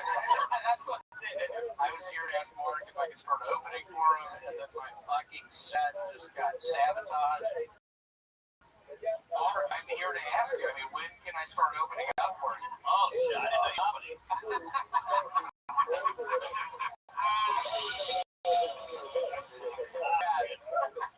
Fun stuff. I'm gonna ask Larry to open for me. Yeah. Yeah. Yeah, can I be there? I love that Larry wrote that DMX joke. That's absolute. What happened to him? The dad? Oh. Died. What? Died. Holy shit. Man, Prince William. Yeah. What was that? Philip, right? Philip. Sorry.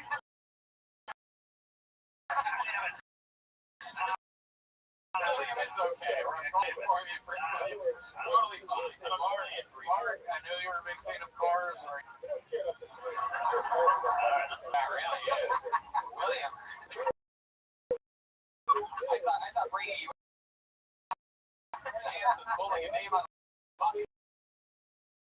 So, boy, the surprises never end on a show like that. I'm going to tell you. William.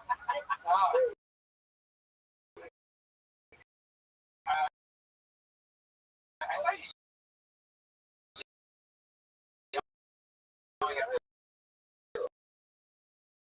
guy the other day, and I made me think, have you ever been in a fight before? I have not. There was this kid named at this university school I went to school with, and he used to borrow my pens, and he put it in his mouth, and he didn't show up. What did he say to you? He was angry and stuck the pen in my pen. Do you remember anything that he said? I don't. All right, William. How to be for everybody. It's not easy writing a human every week. One of the hardest jobs in show business. If you don't believe me, rewind 6 minutes and rewatch that. William Montgomery, everybody. Make some noise for William, everybody. Just busting his balls. I never really make fun of William. I like William's set. Yeah. I like that Larry's his Ghost Rider and DMX is his Rough Rider. There we go. Thank you. Really, everybody. The Rose. Sometimes the Red Rose. The 2 best strip clubs in Austin, Texas. You should see what she did episode 500. Crazy. Crazy. I'm sure there's going to be more fun moments in the future. Alright, this looks like a new name. Let's see what happens here. How about Forge, Cortez, or Verge? Perhaps Barge? I think that is Forge. The wilder the person used, wilder the handwriting. So this should be interesting. We just got confirmation that this person is coming from our sisters. You guys excited to be here, huh? You guys get it? Anything to talk about? Okay, here we go. All came out of the fucking Orange Cortez. Yeah, Orange.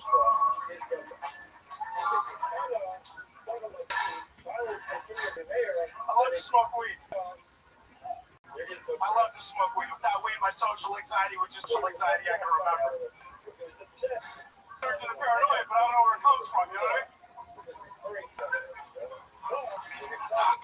What the heck? Who's there?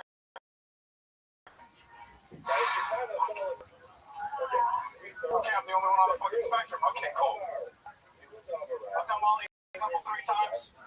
And people say Molly's a sex drug. You know, Molly, my dick doesn't do shit. So the only threesome I'm interested in is getting my hair brushed while I take a shower. I want to take it to the next level. I'm going to show my hair, rub some mix on my chest. Okay. Wow. Very intense set.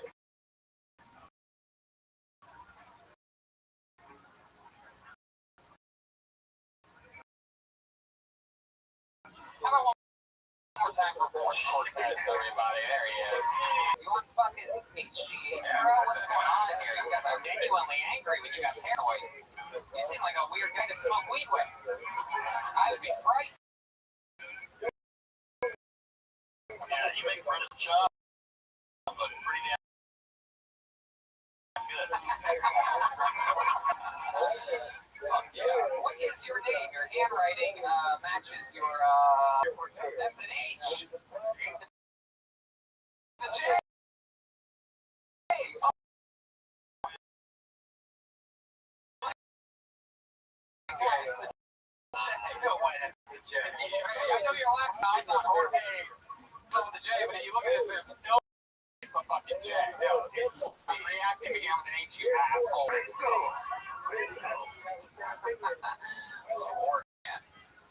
Lee, you gotta shut. Yeah.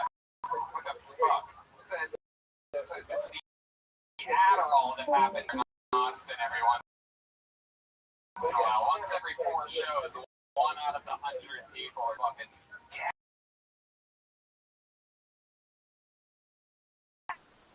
Thursday, and just fucking they go up and down Rainy Street. They smell like Indian food at this point. And fucking barbecue sauce on their fucking floury skirt, fucking sloppy mess. Jorge, we're in with you. How long have you been doing stand up? 6 years. 6 years. Anybody notice how it's sweating after I asked him that? It's wet. Wow, 6 years old here in Austin? No, pass. Okay, awesome, man. I love it. So mostly Dallas, Fort Worth? Is that where you live? Yeah, forward. Awesome. What do you do for work? I work at Amazon and I'm a trainer. Oh my god, you're Jeff Bezos? No, Jeff Bezos. Sorry, I was thinking of Jeff Bezos. Yeah. I needed one good one tonight. See, is that a tough job? We hear a lot that there's restriction. You're peeing in glass cups or something like that. I find it hard. It's very restrictive as well. Yeah. You do the long hours? Like 10-hour shift. Minimum. And they're like very strict about and everything, right? Like down to the Oh minute. yeah, 7 minutes to be productive. If you're like longer than that, Does Alexa write you up? And is she like, you know, like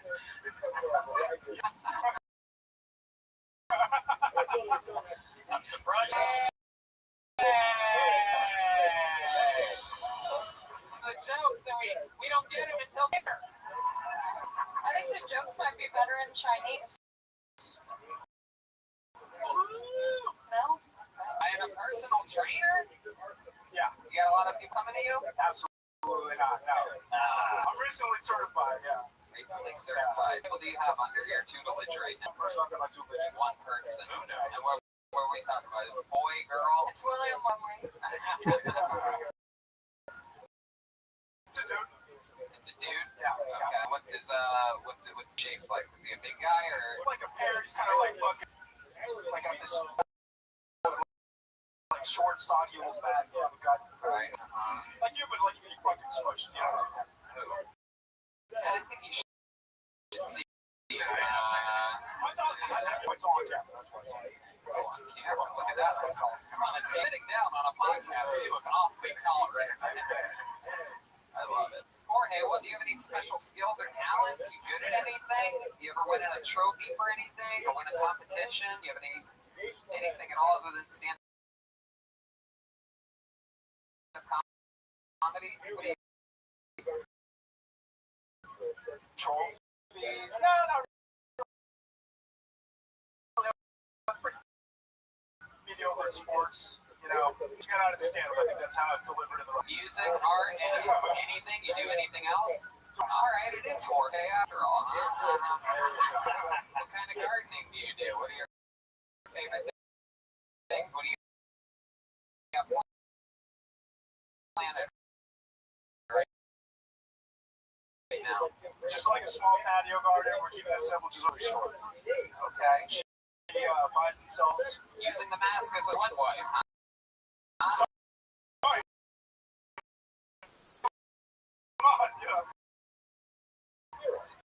I mean, he's drenched, like, and he literally looks like he just got splashed in SeaWorld. One of the bathrooms had a toilet paper. I gotta make it back to Dallas, so I forward. Oh, the bang energy drink when you're here in Austin. Yeah, you're just doing the bang. Just like that lady back there. It's only bang, huh? I love it. Okay. All right, Jorge. Do you have any special maneuvers with your girlfriend of the past year? I'm pretty humble. I'll eat ass. You know, I'm pretty quick to eat ass. You do? I'm not trying to fucking act like I'm a miracle worker out here. I'll eat my kid off. Right. You say that like you just go straight for that first. I have a conversation person. This day I gotta ask. With the asshole or with your face? Because you said I eat ass like that's just naturally. How's your day, baby? Good to see you. Well, you can talk tonight, so I love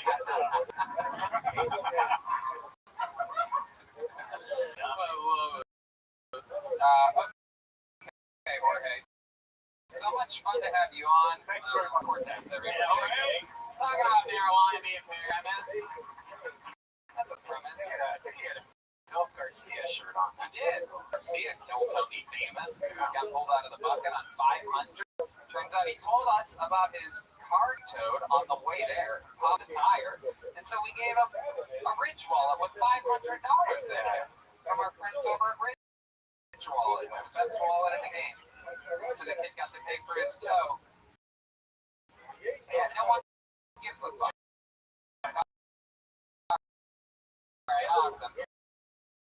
Haley from the Yellow Rose Red Rose, everybody, keeping us safe. And your next meeting goes by the name of Anthony Zamora. Here we go, here's Anthony Zamora. Let's see what happens next. He killed Tony live. Hey, people. Anthony Zamora is here. He comes. Put your hands together one more time for Anthony Zamora. All right, there he is.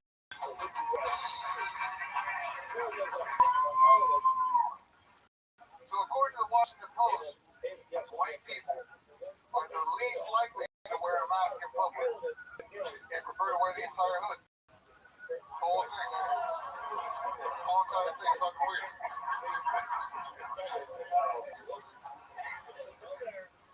Sir, real quick, I'm going to fuck with you. You know the difference between a lima bean and a chickpea? I've never paid to have a lima bean in my mouth.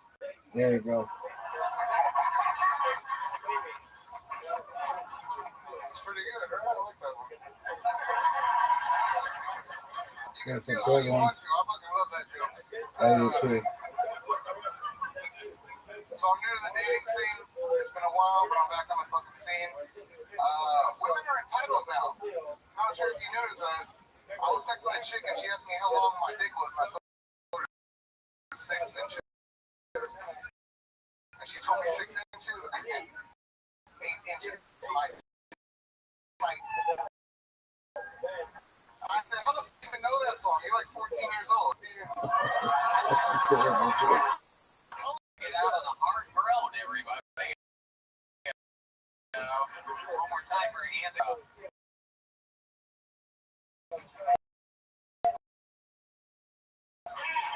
He said, I'll get out like that on that, like he's got a standing ovation. Thank you, good night. Everybody's like, oh, disgusting. Bucky's mascot.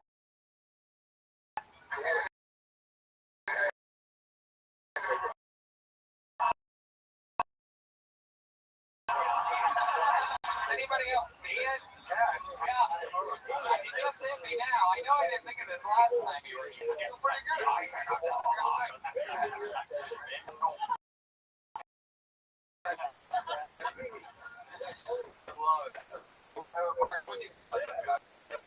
I think we're very confident. Good correct. And run straight joke. I mean, one of those textbook joke books from some homeless people telling me that's why. That's why I was from homeless. That might be the most, you know what I mean, right? You know that other people have done it. But you didn't get the shout out to it. That's the problem. I mean, you would have been cute if you were like, I'm a homeless guy. Like, I mean, it'd be cute had you given the homeless guy credit. Because he's your hero, Carlos Macio, like who is, he loves this show. Look at this fucking giant Boy Scout. He lives for this right now. He doesn't even care that it's not going well. They're just so happy to be in front of them. But that is stand-up 101. Like, do not steal jokes, but do not use street jokes. Make up your own jokes. If you don't, who are you in this? Are you brand new?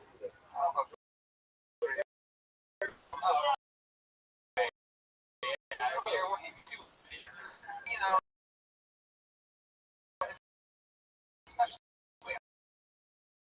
show where you're doing 60 spots. You want to take that back? All right, I think the chickpea joke was well. We haven't measured out. We have a whole app here for Kilton. It's 11 seconds. You do an 11-second. How many of you want to see him do an 11-second long joke? He's catching it. This is the first time we've done this on the show. You have 11-second sound of a, it's going to be something special. We're going to bust out a brand new sound effect for this. At 11 seconds, you will hear the sound of, no, not that one. Nothing to say. It's never anything they say. Go to the actual, we got to find a new sound. I'm sorry, everybody. Here you go. That's the sound of a dolphin. This is the dolphin of redemption. Are you guys ready for his 11-second dolphin of redemption? I don't know. If this was Vegas, I would bet for this is about to suck. Ladies and gentlemen, an 11-second joke I present to you starting now. Anthony Moore. Fantastic. According to the U.S. Census, 7% of Americans have major depression. That's 22 million people who practice stand-up comedy. It's all right. It's all right. It's in 11 seconds. You go like 5. Yeah. That's what happens when you don't steal jokes, huh? Ahs and groans. Ahs and groans. Anthony, what exactly do you have stuffed in your cheeks right now? We all want to know. Is it coins? Some people are saying that it might be some of those mini russet potatoes, perhaps. We want to know what is in those cheeks.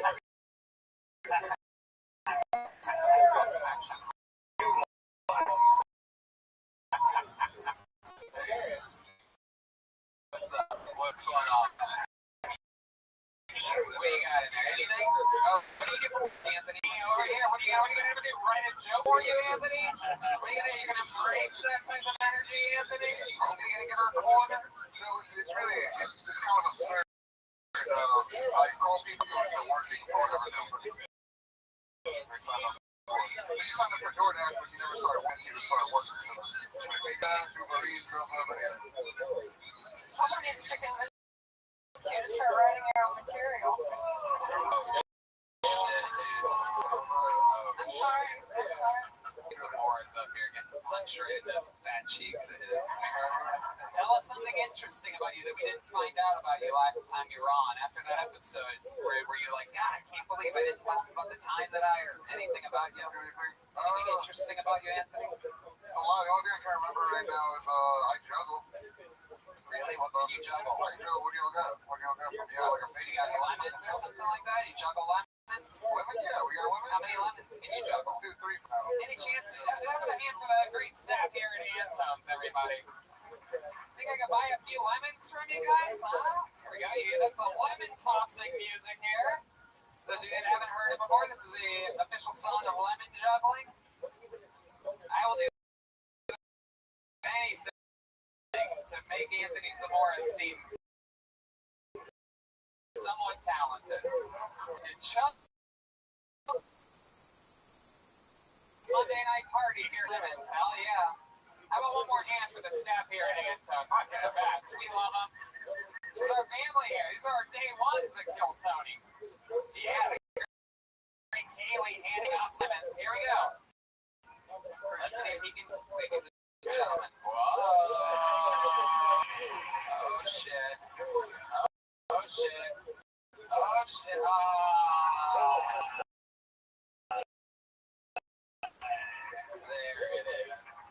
There it is. Are we get into or anything? Or was that it? Tony, I've seen a clown do that before. Yeah, man. It's true. It's true. We see guys with a face paint and a red nose. All you have is cheeks stuffed with shit. Alright, here he is. Trying to do his big lemon closer. Let's see what he goes with here. That was just a trick we bought off a homeless guy. Come on. Let's get some lemon tossing music in. So I had 2 older brothers, right? The first one, he went to theater camp. He was really in the theater. The second one was really into movies, so he went to fucking movie camp. The last one had horrible ADHD, so he went to concentration camp. Alright. How many of you think Anthony Zamora should kill himself right here on this stage right now? Jeez, only 3/4 of the crowd. Some real virtue signalers in this room tonight. Boring. All right.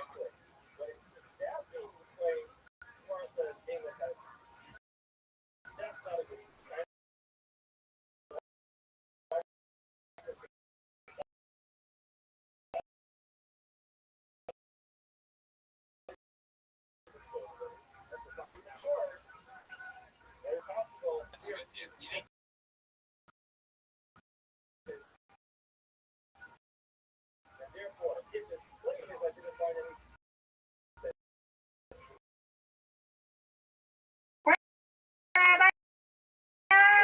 Miss Aquarius, how was Rain's birthday? It was good.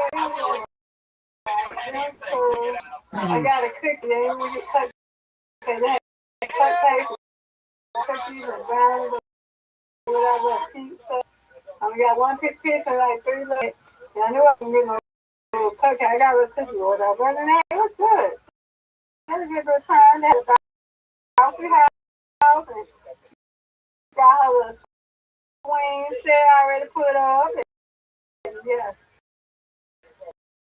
Excellent. What kind of cookie? Good time. What kind of It was cookie? like a sugar cookie. That's a sugar cookie. It was like a sugar cookie. I was letting the kids get the cupcakes first and see what I was doing. And I was like, you know what? I'm going to get the cupcakes. I was trying to let the kids get their stuff first, you know? Absolutely. What kind of cupcakes did they have?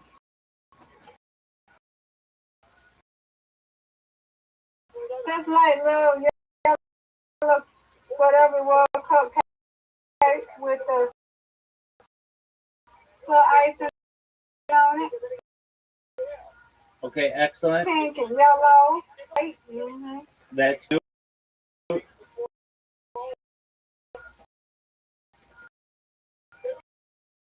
Yeah, hello, Ray. Excellent. Mm-hmm. Did she have a She good? done took somebody little one and she started crying because she didn't want to give it back. I was gonna say. She loved the heck out of Ray, huh? Say, yeah. Usually there's some kind of issue that arises at that age. She doesn't like the gift. Oh, it was a big party. How many? I wasn't that many. Probably a good probably 10, 15. Okay, and how many adults? Okay, we're going to be counting all that, Rabbi. Hey, Rabbi, come on, come to the party. Come on, to take first class flight. I didn't need exact figures at this party. No, that's a pretty big party there. Bouncy house and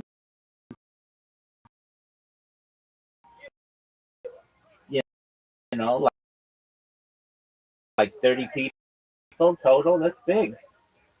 Miss Aquarius, I did something. Girl, Yeah. and my lucky girl, I lucky boy down. What you do to them? Yeah.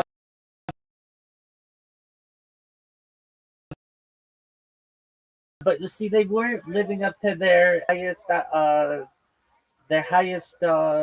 what's the word? Their highest opportunity, or they weren't living. That's right. But look at all nations now. Look how many there are. Every single one of them, and tell me which one you like the most. I want you to go into I them. don't know. Okay, which one should I go? Because I haven't been to all of them. Half of them. Now, which one should I go in that I haven't been in? Go into all of them. Just check them out. They're all different. I've been a Loki boy, Loki lady. Yeah, I created that one just for you, Miss Aquarius. I know that's mine. Thank you. I'm going. Okay.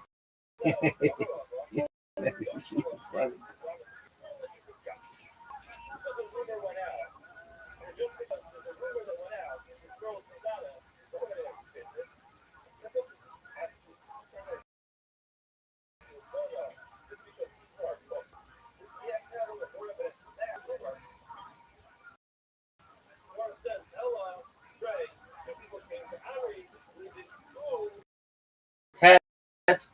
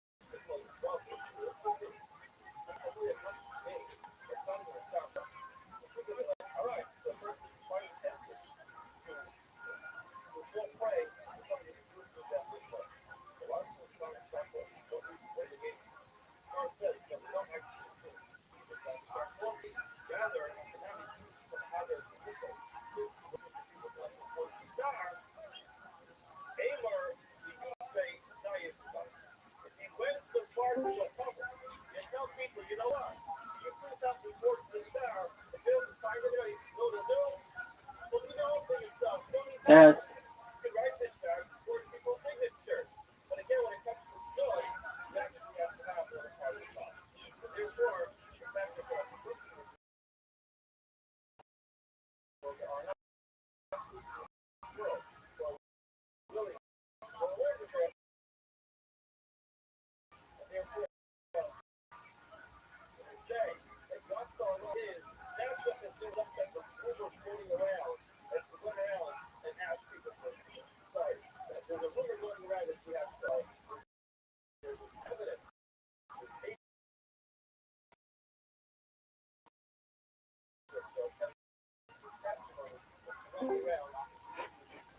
I thought you'd like it.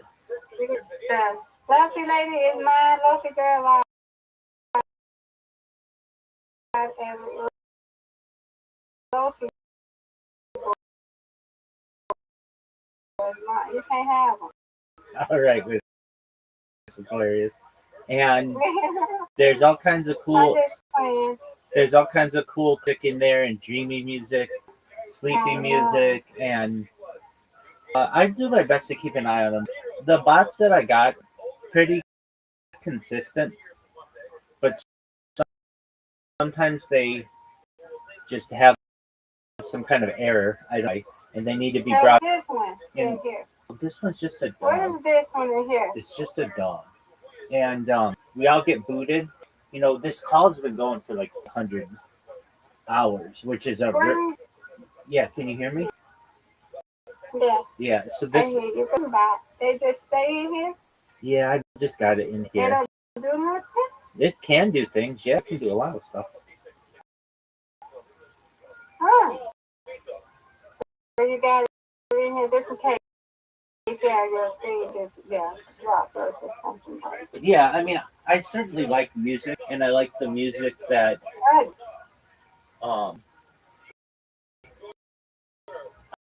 I like the music that they play. Oh, the word, the it becomes too much when other people are trying to talk. Right. And the word I was trying to think of previous, lo-fi boy and lo-fi girl, they weren't living up to their highest potential. They were just in here muted. So now they're living to their highest potential. Why would you like put them in there? Right. So hopefully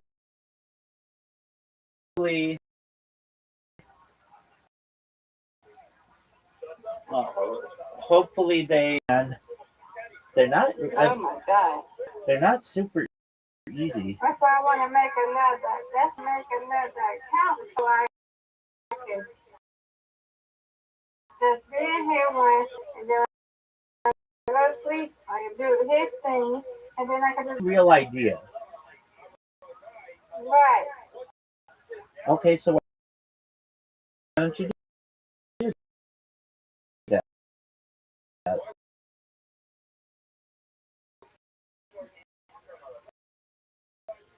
Just make an account just before it's here. Not to be going all over, you know. But there's so much to do in here. Yes. Like the music. Yes, ma'am. We got music. I can just be asleep. I can just keep this one for the other one and sleeping. Because, you know, listen to music and stuff. I'm looking, looking at my YouTube or something. Absolutely. Yeah. So go. That's a good idea. Yeah. So go create your to do it. Weren't you gonna get like a courier fly or something? Yeah, do you like it or you don't like it? You can tell me one. No, I like it. I don't know if you'll be able to get it, but I do like it. If I don't, If you don't get it,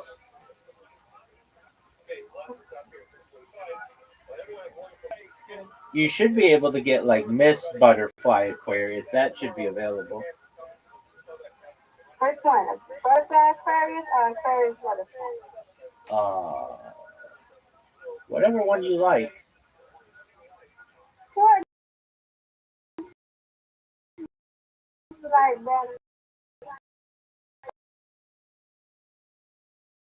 better.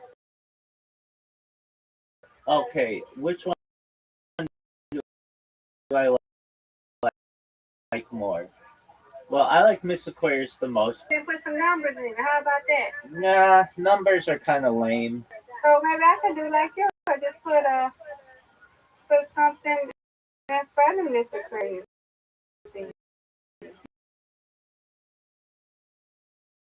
You could do that. Put a dot in front of it. Now, I have Rabbi Rothschild as well, just regularly, no dot. But there's,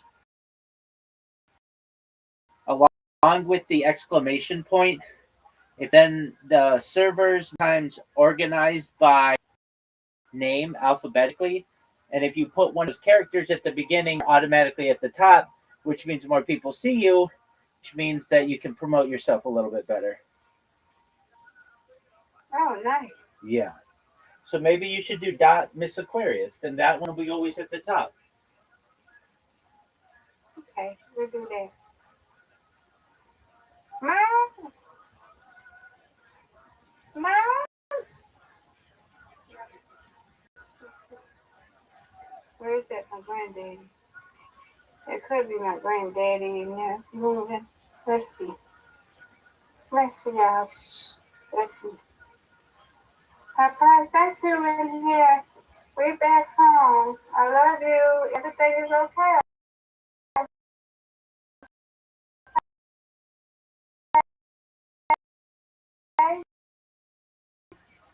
I love you and I miss you. All right. I thought that was him. Hey. Well, as he had talked about it, it's more harder for me because I was in there with him and everything, and he was like yes to me. You know, I just had no time to get it's more harder for me. I say it's more harder for just, you know.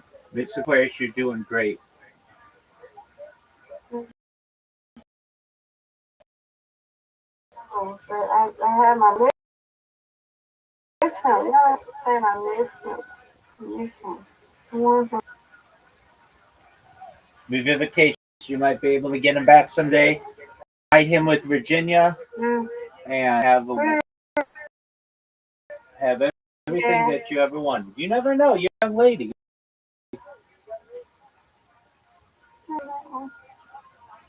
Because I remember when we went to Ryan's birthday when she turned 1, and Grandpa was with us.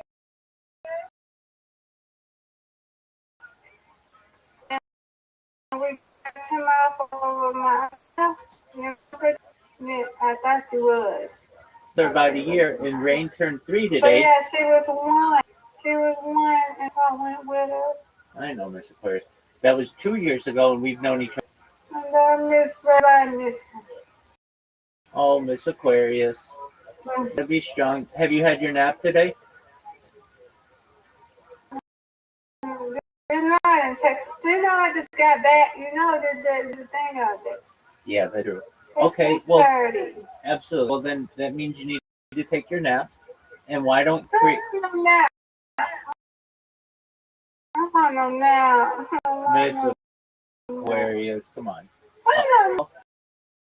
All right, Miss Aquarius. Okay, I go take baths and then I take naps. Okay. But first, you got to create your new account.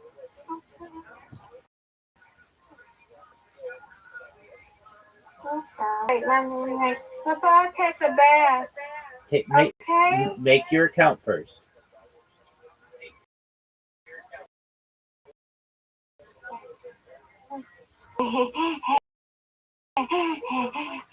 I gotta get a minute though. Guys, that's another thing. That's another job. Take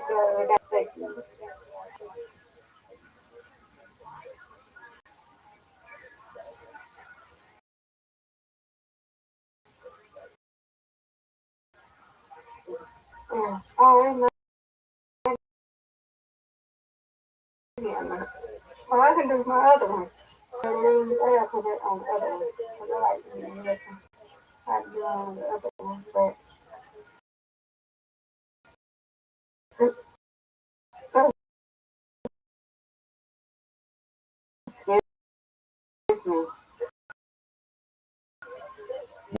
Certainly. Mm.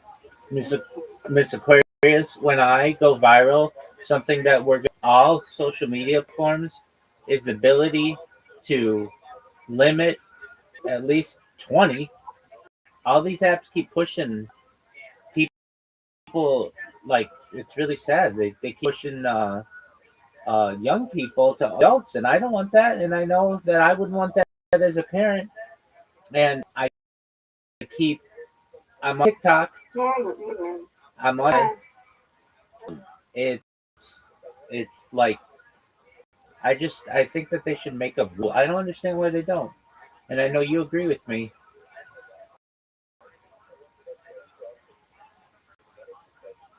What, say that again? So it should be a function within, say, Discord or TikTok or Instagram, any children. Oh, yeah. You can do that on Tinder, or like you can say, don't show me anybody over a certain age. So I don't understand why they don't do. Right. I don't understand why they don't do that on social media. Every single time I send an invite to Discord, it always says before it, please join only if you join this Discord from a. Bye bye. Yes, ma'am. Okay, well, then hold that thought, okay? Yes, ma'am.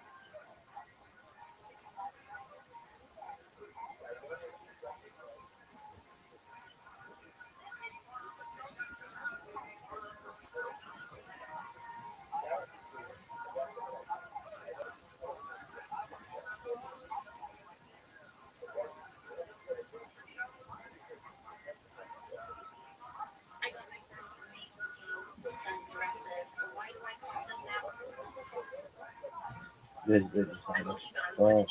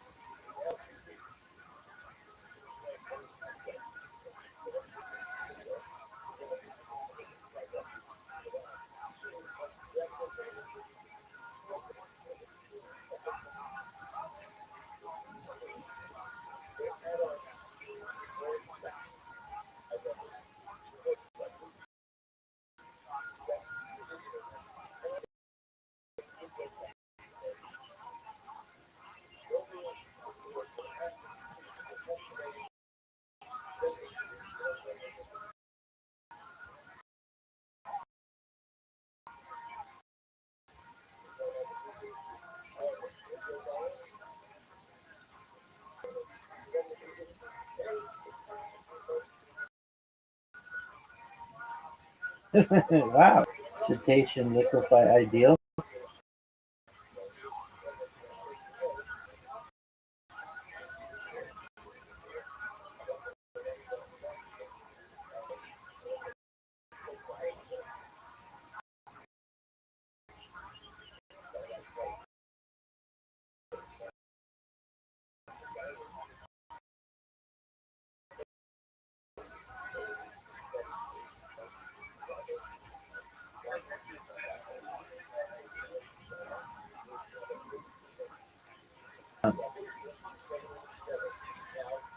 I just got on a new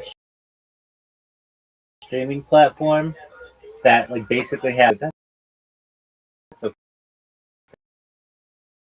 okay. I'm okay with that.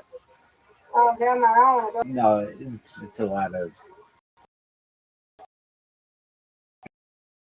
not. I don't think anything you'd like. But the reason why I archive footage, and that's important to me. What is the name?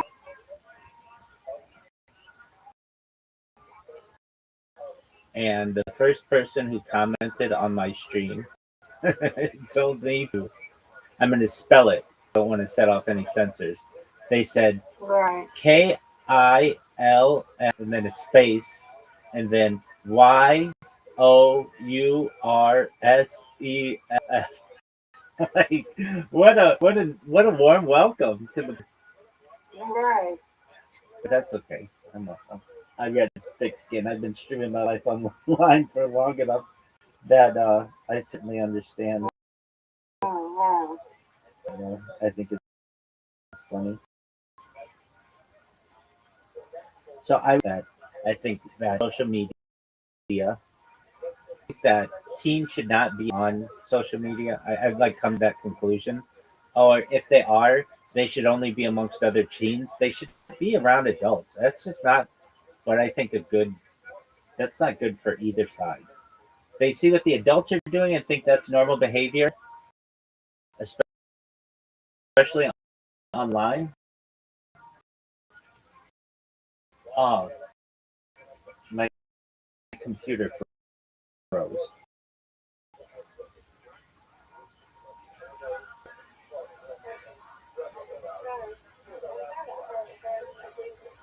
Miss Aquarius, my computer froze.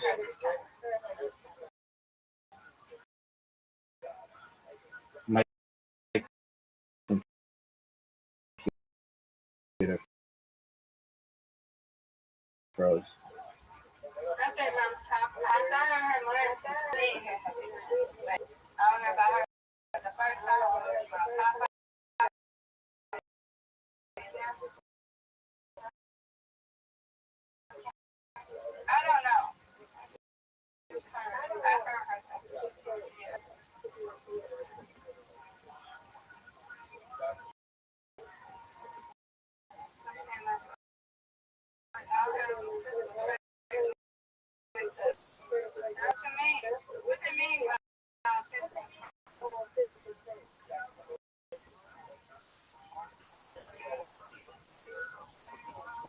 Like this physical traits.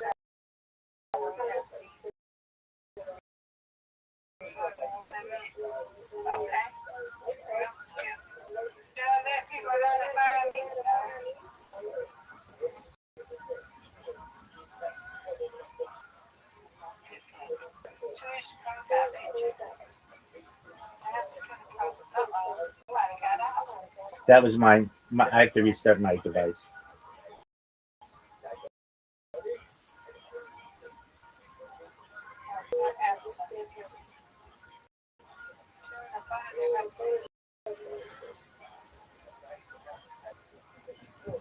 I like the one that you currently have, but you need to make it. I know.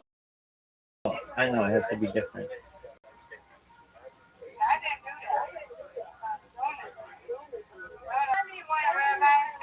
Oh come on, you. That's on you right now. I'm gonna start my computer.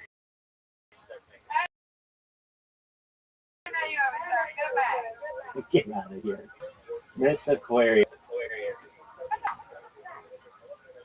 I like it. I like your current one. I love it. Okay, well, you go have a good day. We're good. We're good. Don't worry. Another thing I don't like. What's that? Don't you like? No, Jackie left. We'll be back. If y'all don't dance, get back in her room. Miss Aquarius. What's up with all your demands? Get me a profile picture. Bring back J-Ski.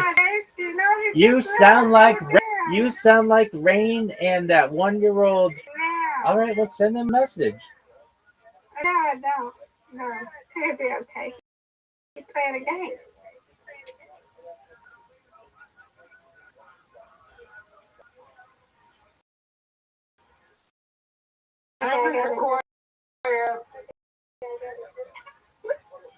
Brandon's there. Yeah, Nate, did you see the look, did you look at that server name? Did you look at channel name? Did you see it in your other account? Okay. It says your name, Brandon. So the one that you're in. It's your name, Brandon.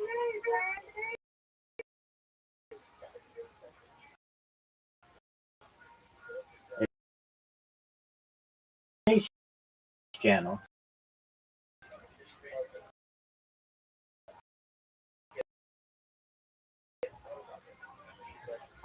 The one that you have that says Brandon Alexander 0788.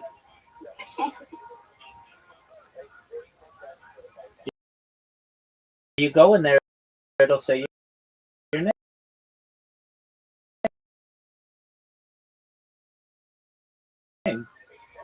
Yeah, because I'm back. Brandon, did you see all the music channels below? No.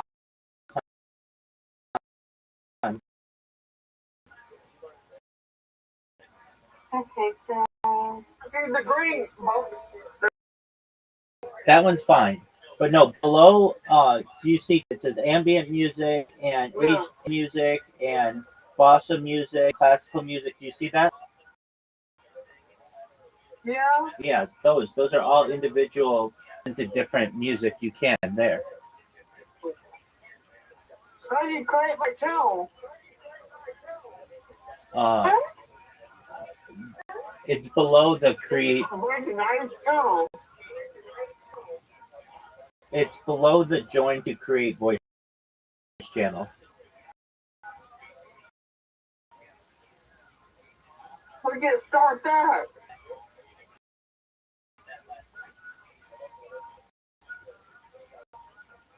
Hell no, we want For right now, but not always. Sometimes people join. Sometimes join yours. I joined it about 10 minutes ago with one of my other accounts. I just joined them too, but I'm making another account. I can't make a whole bunch of accounts like that. I like doing that now.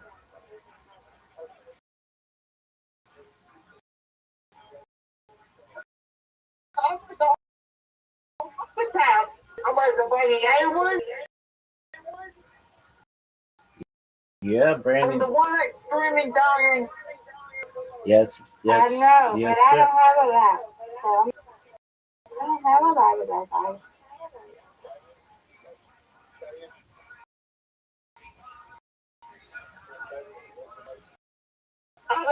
A pink one?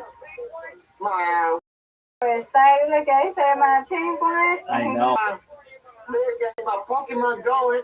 There's a secret by company.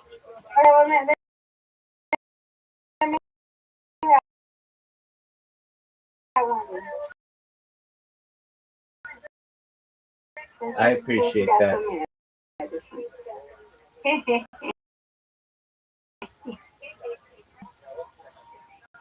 Hi,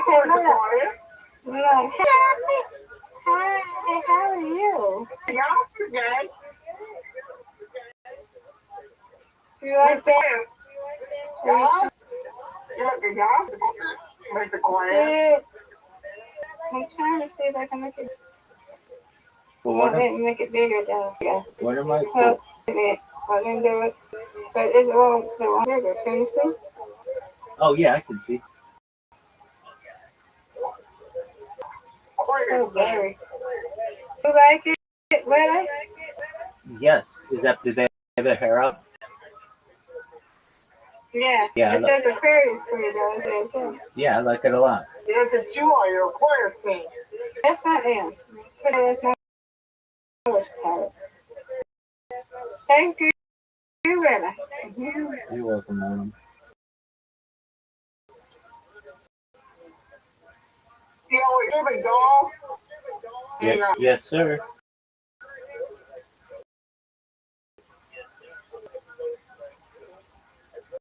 I do that whenever it's going. Or in the sea, it's a bit. Brandon, I go viral. You're gonna work for one of those major companies, and you're gonna tell them exactly all the TV shows that they, especially for sports.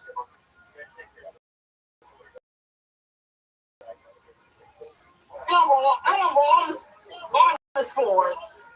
Yes, you do. NFL, NBA, MLB. Yes, sir.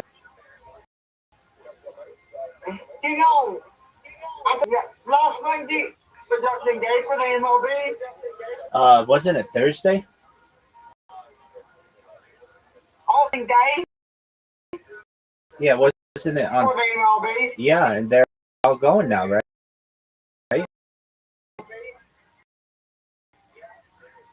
Yeah.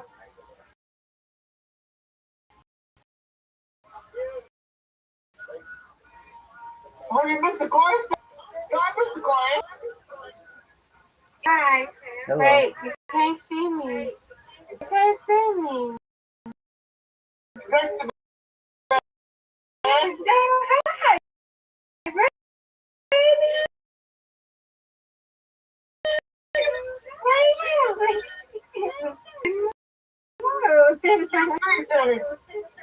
Hi. it's great.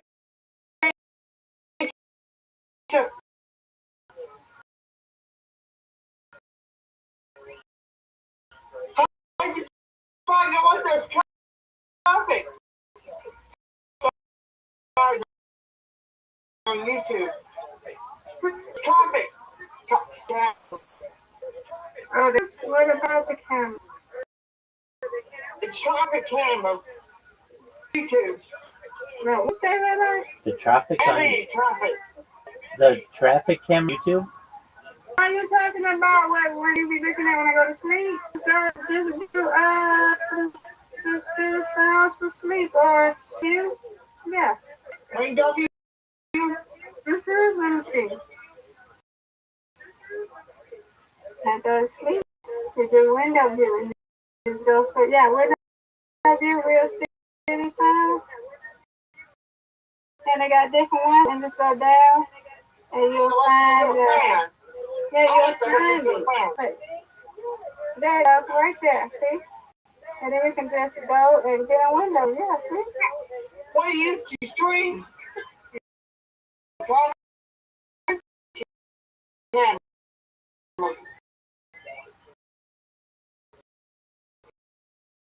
I didn't stream it. Yeah, I stream it. I don't stream it, but I just push play it. On your tablet? Yeah, or on my phone. My comment is for you, Mr. Grace.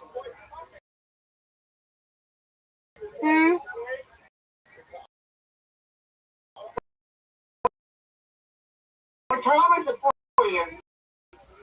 There's 651 here. Come on. Thank you. Yeah, y'all about to get ready to get the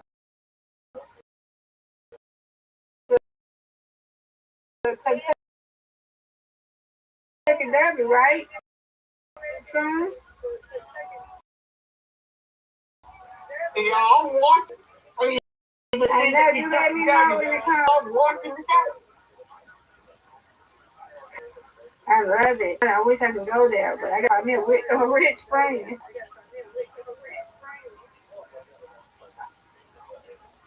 We're doing this for a lot of money. Pay a lot of money on the horses. Yeah, and my uncle them stay on horse. Mm-hmm. Talking about the old on that horse. And they can check the dirty.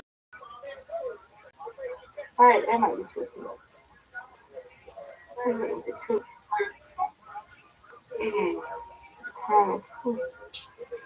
Down there. What's in my doggy? Mm-hmm. Oh, that's it. Look at my pretty doggy.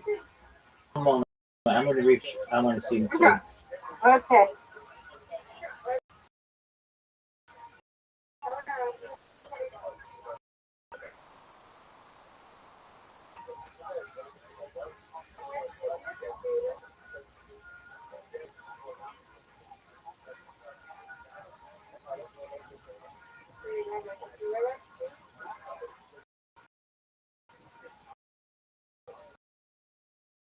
Hi, Oh, so cute. my name is Princess. You see it right there?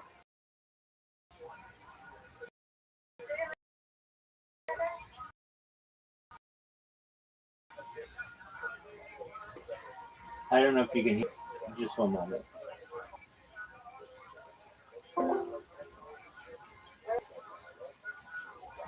Okay, now. Okay, can you hear me now? Yeah. Let's see your dog.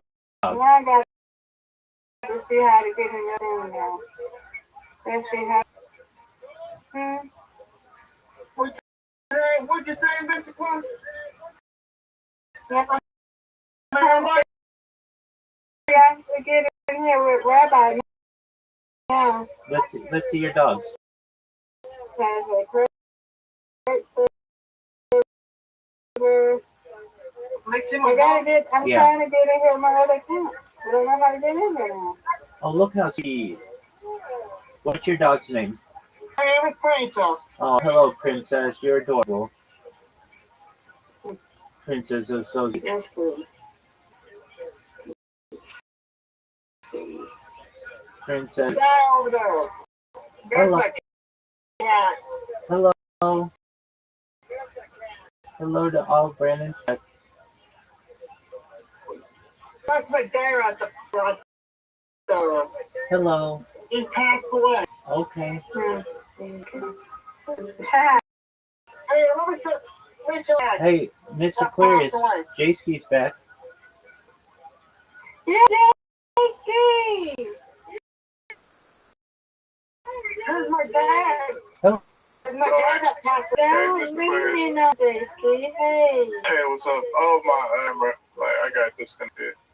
But hey, Hey. did you see my sleep sounds that was playing last night? Yeah, that's what Brandon was just asking how to do it. And I told her what to do to go to go to YouTube and search window view and then just scroll down. Oh, yeah, I'll view the video just for live stream. Oh, yeah. How you do it, Brandon?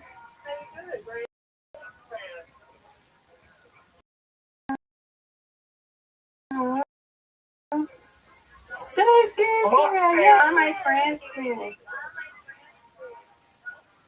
In here, I got me another account so I can put my other account in another account. Well, I got so many channels in here. Oh, yeah. I noticed. So I got another account that I'm putting one of the, got my own little thing. I can have my own little channel and I can have one of those music things in here. I gotta figure out how to get it. Oh, I can add friends. Add by username. What's your username, Rabbi? Good question. Period. Rabbi Rothschild rules. So you can send me a link so I can get in there. Miss Aquarius, you can send Yeah. you can just get the link directly from this channel. You see in the upper right, it says there's like a little plus button. At the very top, there's I'm gonna do that when I'm on my other account.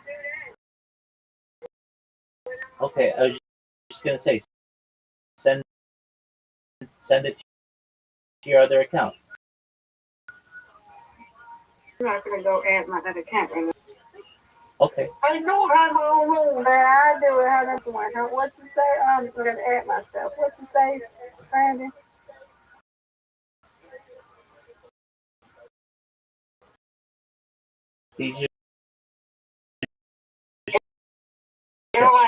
He's just showing us his room. Let me see. Let me see. Let me see your room. Let me see. Oh my God.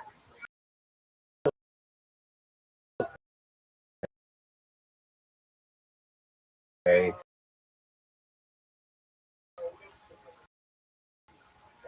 These things happen. Rabbi, Okay. where you go?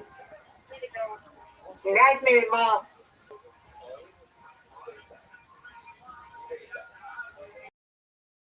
Well, it's not coming out working.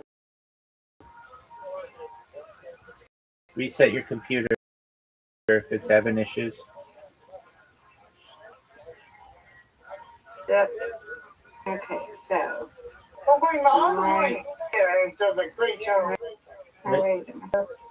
Here, Miss How did you say? Miss How did you say the thing now? Miss Aquarius, I'll just send you the link. No way, it's so difficult to do it. You just I'm making it as easy as Aquarius. Where are you at? I don't see you send me where. Where did you send it to? I'm sending it to you right now. Just check your message. Copy that. I already got it. I got to do it. Hide the link. Thank you. You're welcome. Yeah. Okay. Here we go.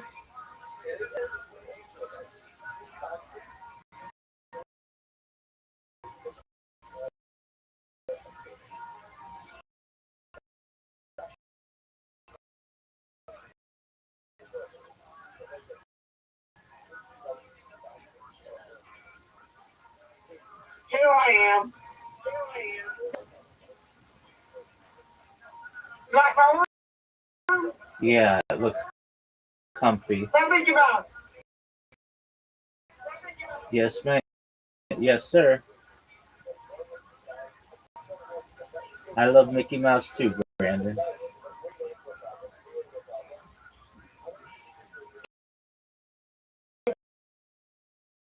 I suggest let's stay, huh? He is doing his own thing. Computers. He's just doing his own thing. He's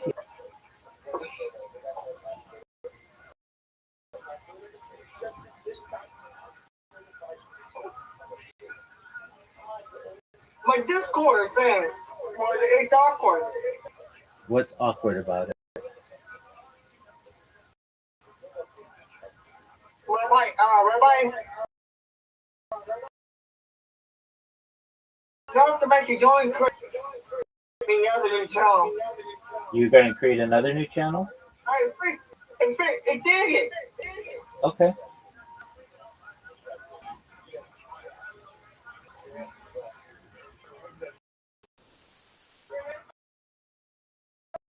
Am I still in there?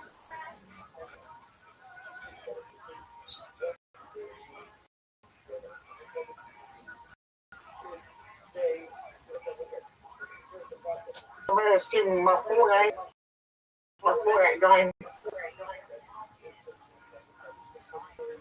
Go on the second.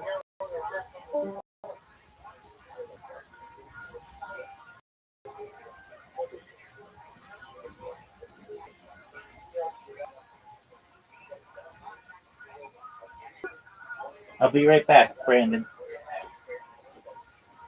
Okay.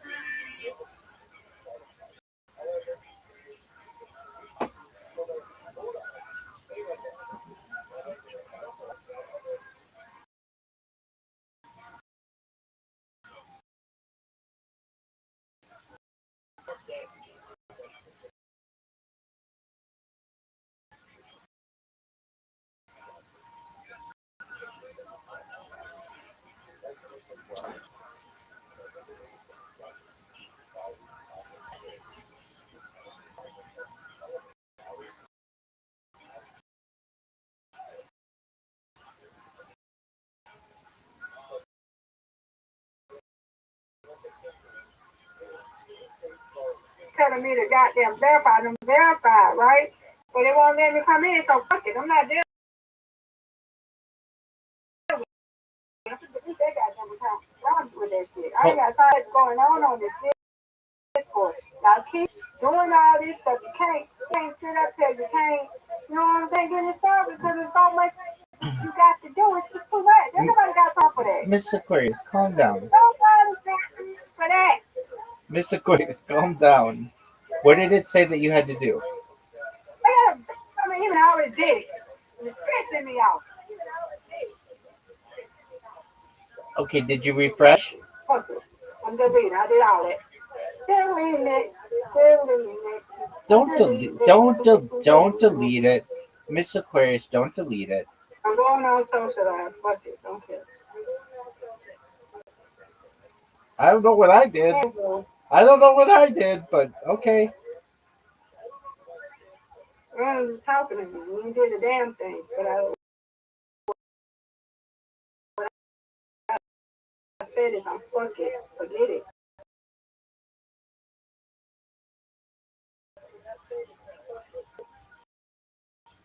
Believe got that bullshit. You're in Discord? Oh, okay. I didn't think so. I'm just pissed off right now. Because if Discord, I was with my new account on this damn shit. And you come already, oh, you got to verify your email. And I verified it already. What the fuck else did y'all want me to do? Bullshit. Tired of it.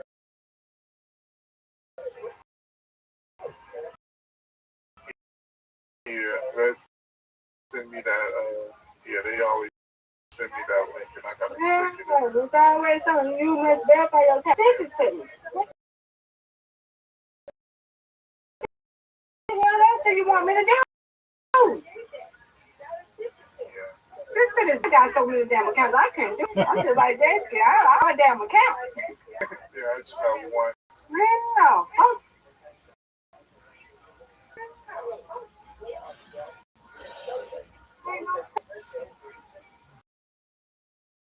Do you want help or no? Okay. I'm not verifying shit I did and keep sending to the damn shit. I'm not doing that. Fucking baloney, man. You don't have nothing to do with it.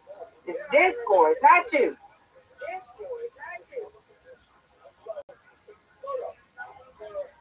Every time you got to go to somebody's damn server, it's always a channel. You got to damn verify.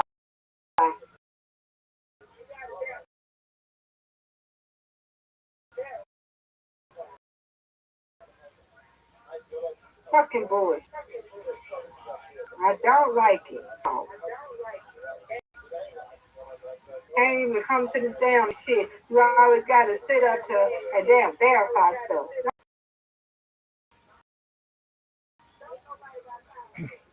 You want somebody to have agents on their district. If you want somebody to have a thing, agent shit. And so you got to verify stuff. Tired of it. I can't just come in people shit. Doing it. Fucking bullshit. Bullshit. Fucking all this goddamn. Damn, y'all got the damn verify. How the fuck y'all verify with all these damn accounts? I see how what people do. Damn, got to have one account. I see how people got nitro with all these damn accounts. Have this one. Ooh, wait. She's a rich friend in my life. Let's see, can you be my rich friend?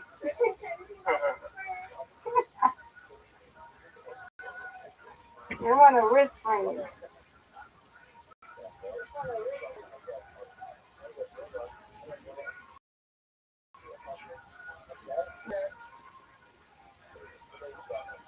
Crazy.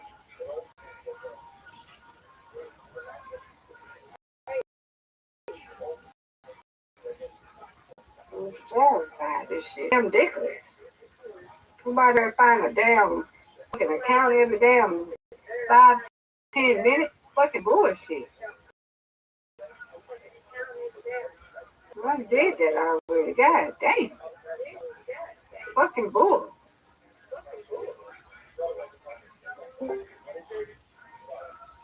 I already told y'all this motherfucking movie. Y'all sit up here with this bullshit.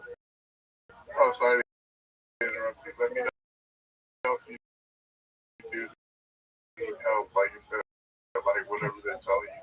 Because some of these servers, Yeah, I'm trying to get a Rabbi with my new account, but the shit. it's not asking you to have like a verified phone number, is it? It's just to verify you. We're Right? trying to verify email. Okay. I'm not gonna put no dang on phone number in here. Oh, Mr. Garvey.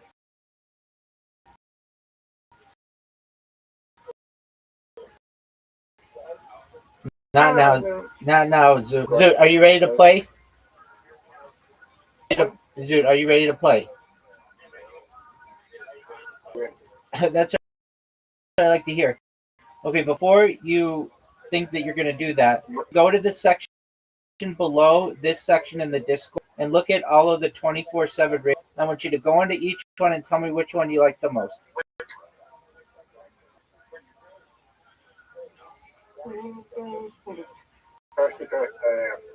Zoot, you're cute.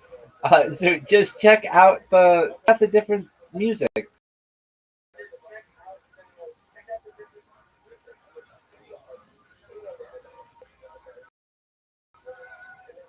That's okay, Zoot. You're good now, but some other time I want to know what your favorite is. Zoot, are you ready for it?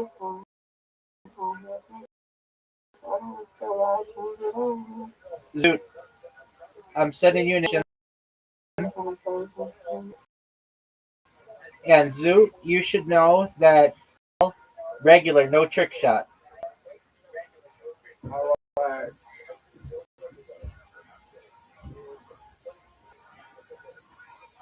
The Joe Rogan Experience. Excellent, but you didn't listen to any of them, and that's fine. Zoot.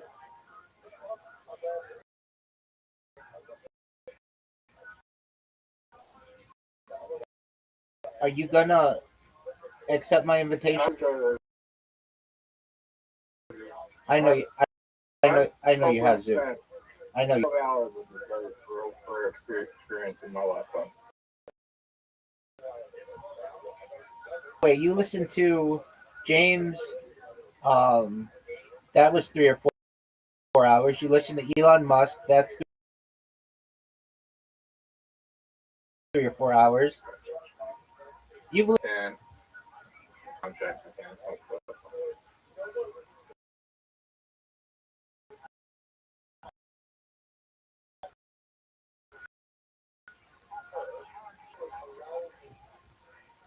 That was beautiful. Oh, that was a good show. Yep. I don't know. You know what's wild about this one is do absolutely no work and still win. Yeah. You not heard of Rackaway? I've heard of that. You watched that already? Yeah, dog.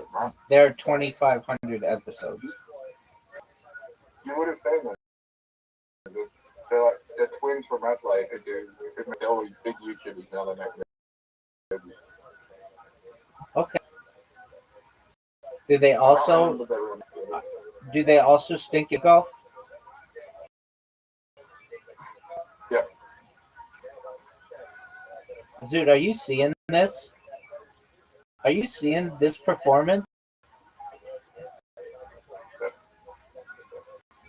Look at this shot, Zoot.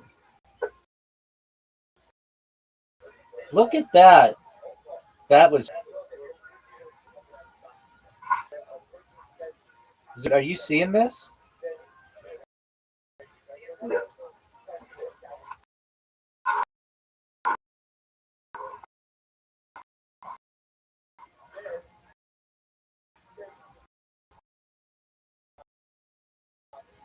Zoo, do you see this? Are you ready? Are you ready for this? Yeah. Right. I think we'll come to July. Zoo, did you see that? That was maybe the best game ever.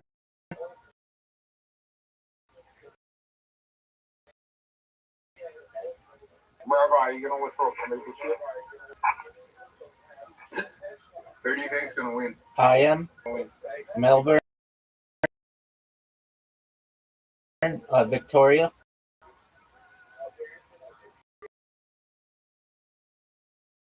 Probably. I don't think it's gonna be South Australia, but it could be. South Australia. Are you saying or world comedy? Oh, okay. Zoo, do you have an invitation? Why do you think I didn't? You focus. Yeah. You know what I should have? That you're gonna lose. I should have just started off with a lot of. I have a lot of friends competing tonight, but this has been my dream since I was 9 years old, so they can all fuck off and let me win. Something a month and a half after it occurred. You think that would have been funny if I started off that? There's a way you could add to that with fun. Yeah, but that's a big if.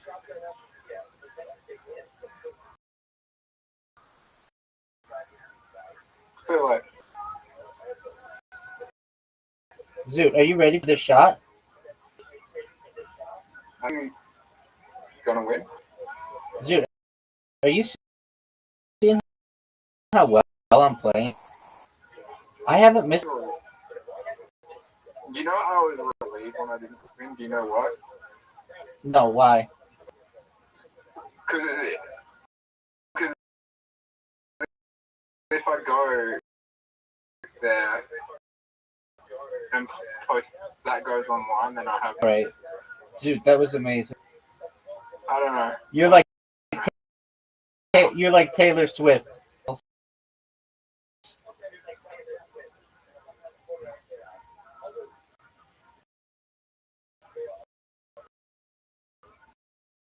Zoot, no way you hit this. That would have been one of Taylor the. Swift? Yeah, she wants the original copies of her content. That's a different type.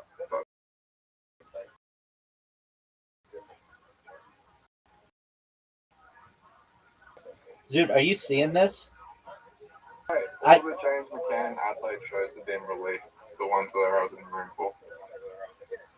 All the James McCann comedy shows have been released. All right. Does James McCann stink? Does James McCann stink at 9-ball as well? I say all the James McCann.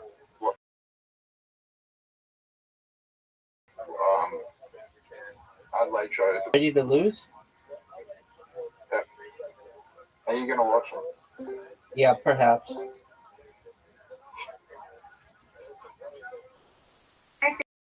Mr. Jaski, he helped. Absolutely. Did you get verified? Yeah, my other been here. You want to see it? Oh, phenomenal. Shout out to J-Ski.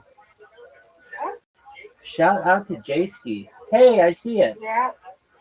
Yeah. Excellent. Thank you, Jaski. That's my friend. Yes, That's my he friend is. now.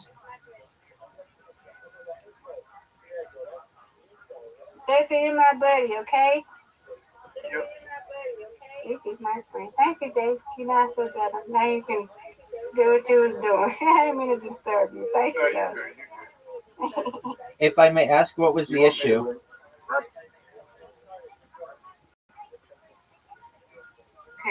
If I may ask, what was the issue?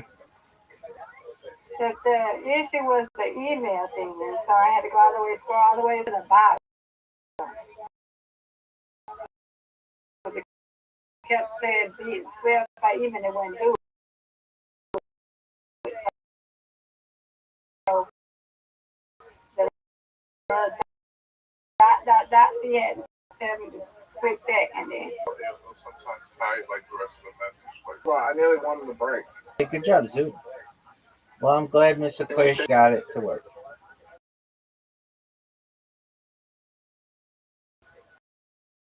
Shout out to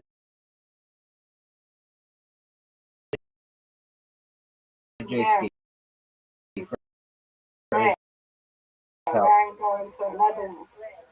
Oh my god, that's an impossible shot. Zoot, you can get it.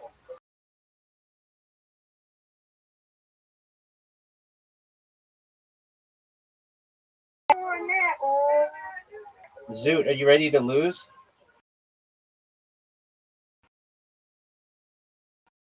But you just doing it for people that come here. Yeah, I'm great.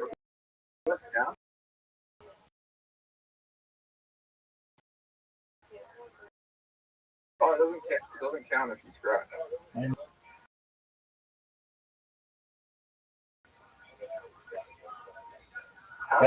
That was really good, Zoot.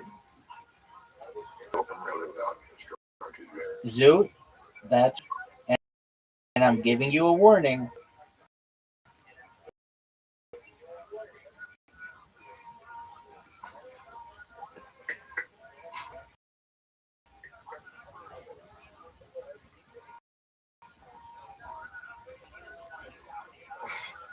Hey, Rabbi.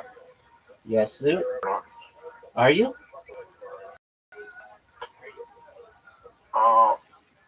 Open my. It's the first time in like... It's time in like a month, right? for the open mic. Yeah. Is Chelsea gonna be there?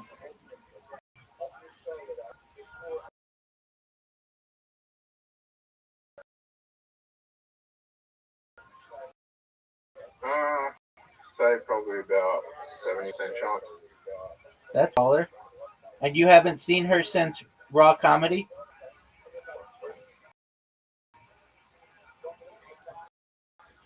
I was at the show. She was, I think, last week.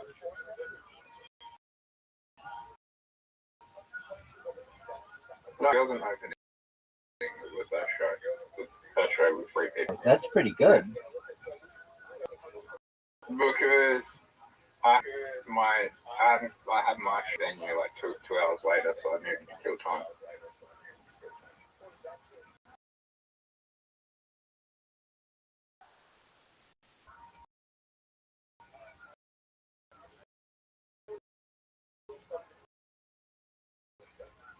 Did you see this performance? Yes, sir. My podcast goes up.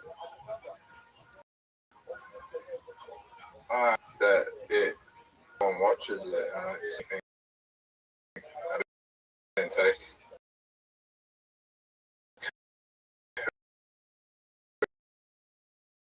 I hope like I don't become the next issue guys, but I don't think I will. The next top what girl? Up top. You never know what could go viral. That's true. Oh. Do you think the clip on? All right, dude. I'm good for now. Come back. Or went viral because you had like the guy who was running the juice. So there was a lot of people just being editing and regardless of whatever they put up there. Okay. Yeah. Peace.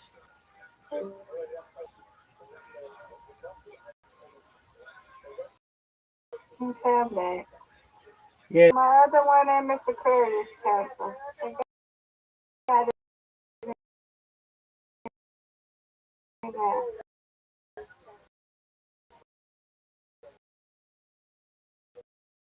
There you go, Mr. Aquarium.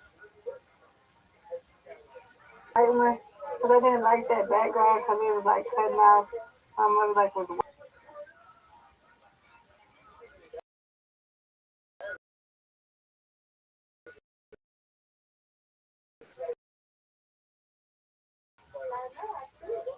that's why I told So for other people to create their own voice channel.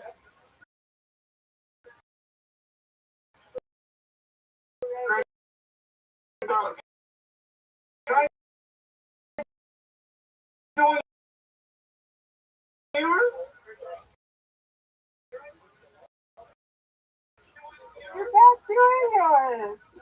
Wait, I don't have a server. I'm in a channel like you are. That's like, it's free.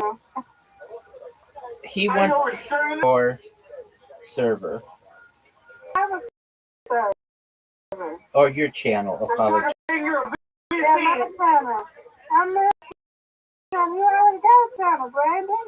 We got a channel. I don't have a server. I'm in Rabbi's server. I just in a channel like yours.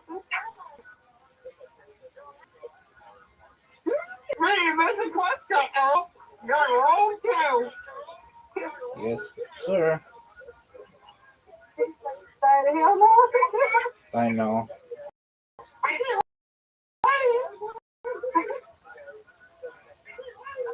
That's our own channel. See, you can learn. And then you can invite people and tell them about Rabbi. See you. What y'all posted on?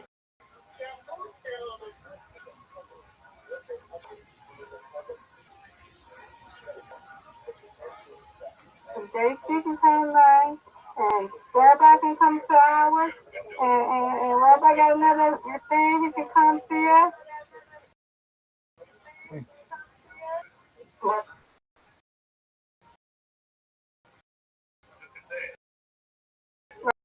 Right, Rabbi? Yes, ma'am. Came in here. Who is it? She came in. That's Brandon. Brandon came in with other account. Okay, you can stream in mine. It's so sweet. Sorry, I can't come to yours. Brandon.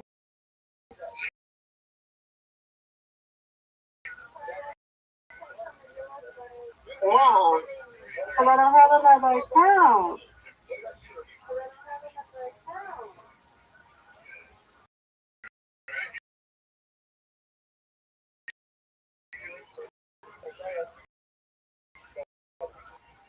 What kind of story? Aww.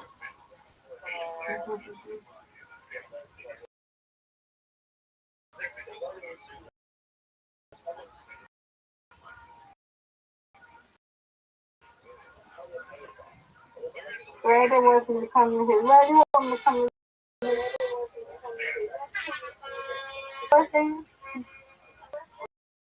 Oh, no. Someone was saying, right here too. Okay. So,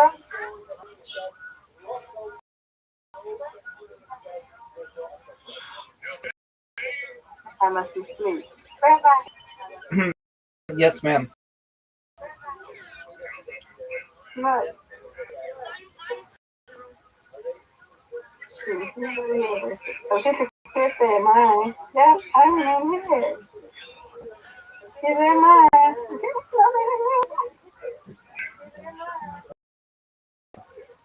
Look. Oh, that's mine.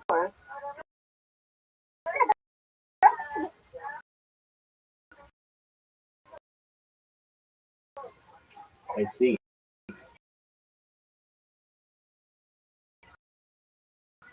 Go back to you. That's mine. Okay. There we go. I go to stay in there? And I'm going to, oh, look, I'm not at the YouTube.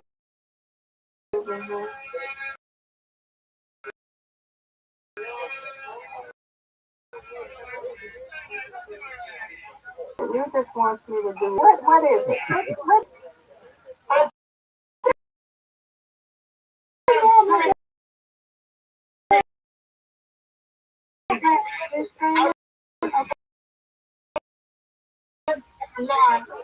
No, something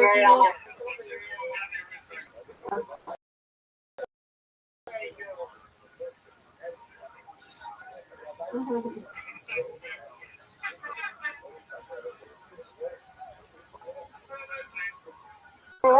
can do his own. Rabbi can do his own. So what about next kid?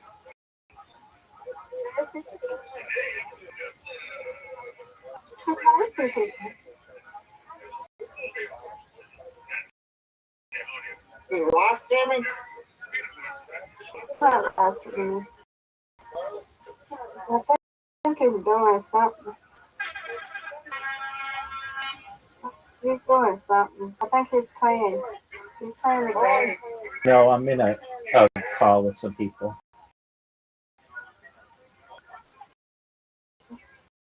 Oh, that's true. So, Jason, Jeez. you're in a car with somebody right now? Yes.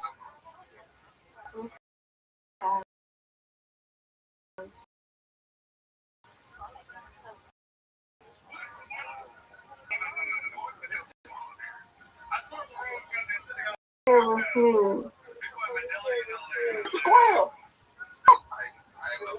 But because I could have came over there with you then. You were not coming over here with me. I could have came over there with you.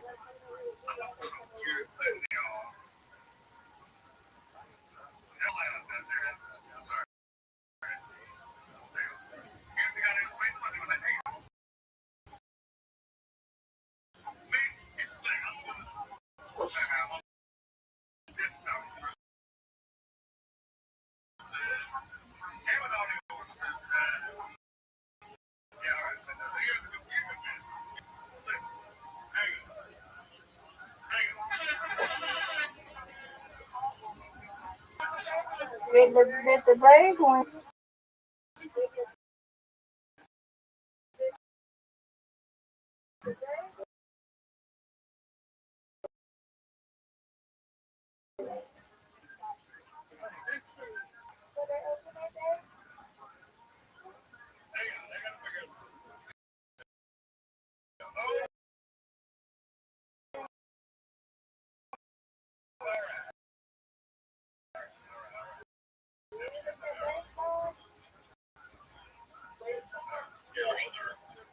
What do you mean?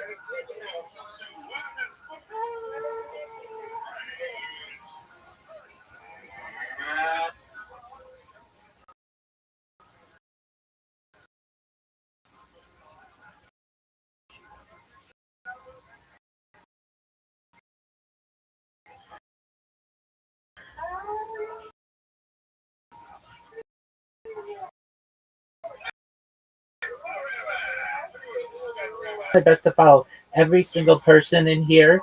Please, perhaps X account you will ever follow. And I also wanted to include that I was on a recent podcast in Australia, Full Holt podcast, and Michael Phelps, AMC, and I were just chilling in the hot tub. But I was able to shield the coin and certainly had my Spurto merch on as I did it until absolutely. And I was invited to do 5 more of them. So the first one will be on Earth. The third is going to be on mega projects. The fourth is going to be Prism, and the final one to perhaps be for the search for life. And so I will be putting those in the Telegram as I have the opportunity to get them recorded. So thank you for letting me pitch that. Well, what's up? Listen, y'all, this is Innocent Character. Every single goddamn student that's been good fellas, especially the live longevity, life extension stuff. What they before whatever the goddamn telling me, talking about 2005, whatever the telomere extension. Go ahead. That was not a project in which I had any leadership, but I can tell you some of the things that I think are really for life extension are things like oxygen therapy, human growth hormone therapy, ambrosia therapy, perhaps things like testosterone replacement therapy, red light therapy, absolutely. And then the big development in the realm of mind loading technology, where with your consent, we scan your brain into a computer like a cat's, knowing where every atom is in your central nervous system and your peripheral nerve for later download as an android and a cyborg, a cybernetic being, a clone of yourself, a robot, an ethereal being. That's very exciting. You know what? I like that idea on the surface, but deep down, I think that's a bit of a fool's errand. Kind of like, can you extend the inevitable? Can you keep rolling dice, or does it seal every blow?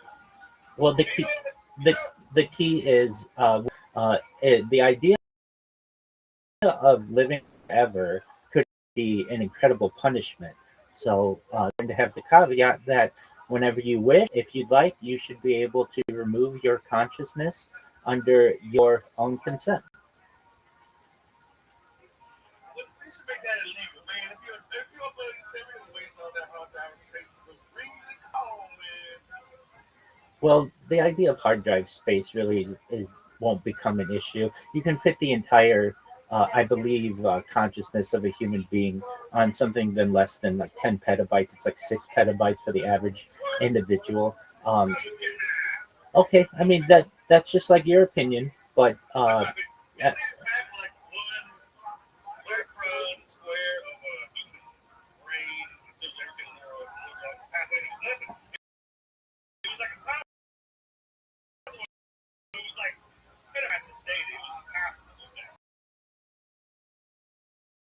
I just said it's about 6 petabytes, and and the idea ability is becoming a reality. I mean, come on, you all hear when computers maybe didn't even exist, but then became important to have kilobytes and then megabytes and then gigabytes were big. Now we're in the terabyte realm. That's exactly right. Petabyte and so on. So perhaps in 20 terms of processing speed, we're going to put ourselves literally 1 year atomic level. That's correct. And what I'm basically saying is that this, in the same way that you have in a video game a save point, you might be able to have some type of digital insurance on yourself. If something were to, God forbid, happen to you, you fell off a cliff while base jumping or skydiving, or you were in some type of accident, and your family wanted to essentially regenerate your previous existence back to that save point, you may have that opportunity. And for anyone out there who's ever lost anybody, this gives people a lot of hope, perhaps, that you may be able to limit the losses for future generations of your family. And there's even another type of technology known as revivification technology, where we may actually be able to bring people who were once dead back to life.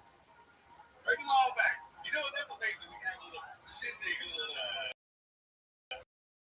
hold down. All my this great grandfather, great grandfather.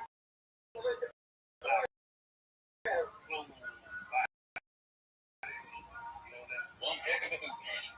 Every single great grandma's back. Oh, great grandma's back too. Go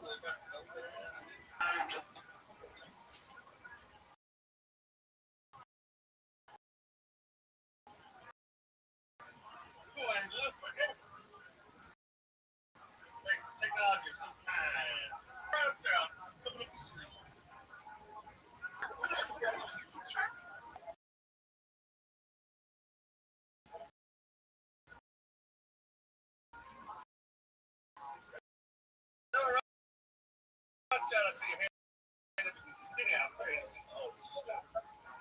Apologies, I realized it was still up. If I may ask, anybody heard from our favorite mascot, Bitcoin?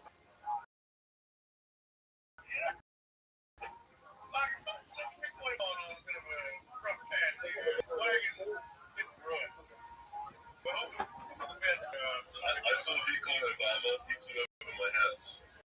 He does tend to do that a lot of the time. He gets that sort of. I saw him munching like empty water bottles and plastic bags. He's like a Santa.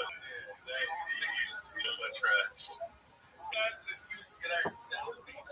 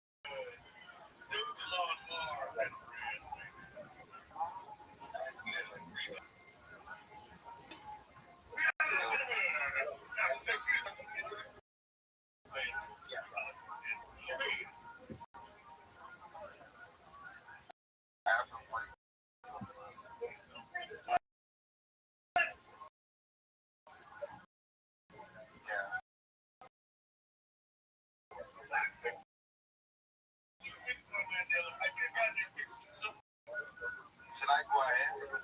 Go ahead, sir.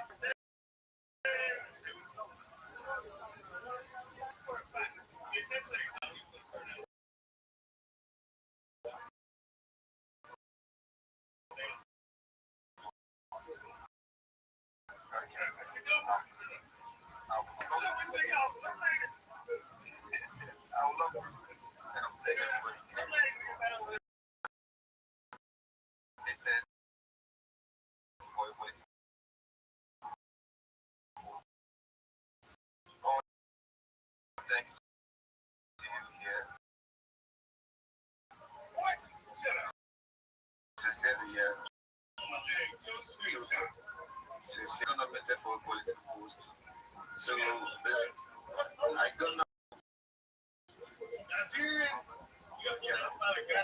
They know all about you. So they were yeah, again. I think it's going to happen.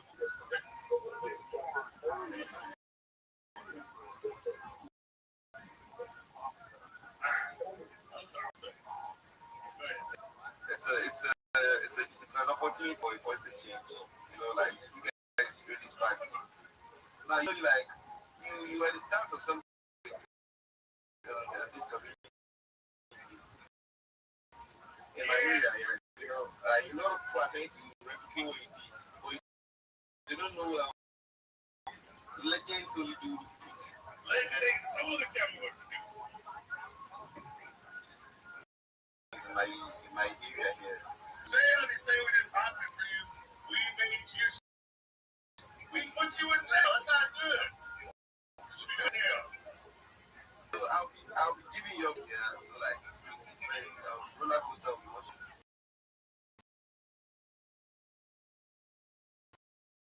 But really, how long have you been in jail? You think for like a misdemeanor violence?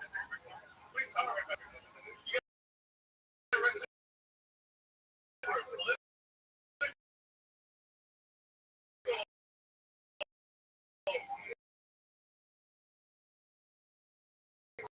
speech. Thanks to taking Bitcoin exclusively.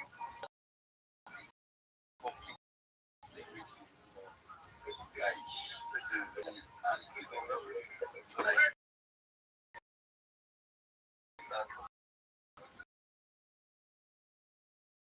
this has been really good. What are you talking about? You went to work, bro, that's an imaginary deal. That's what I'm saying. Shut the fuck up. Bitcoin. I have a word. It's shit.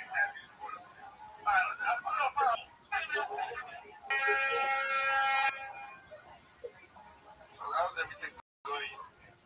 I love the how you got this DJ work? Are you not a DJ?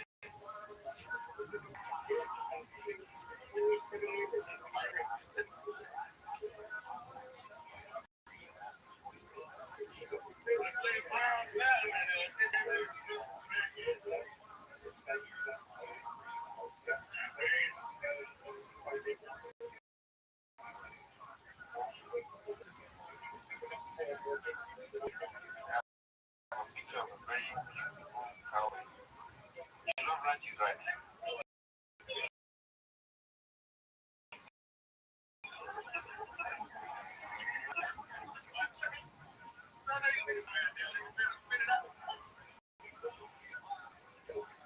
There's a cow picture.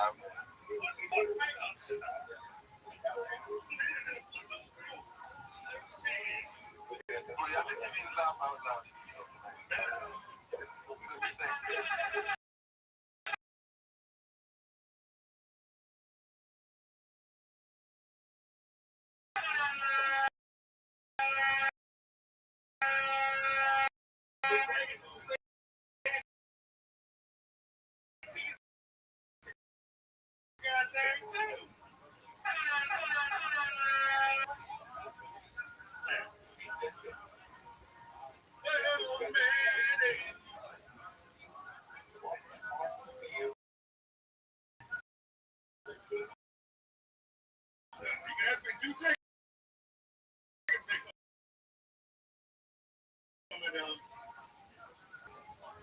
So what are you doing now?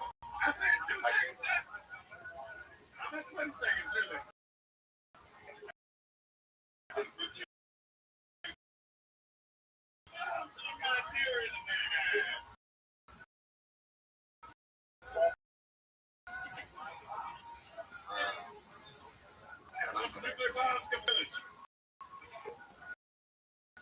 Now, listen. One more coming in here.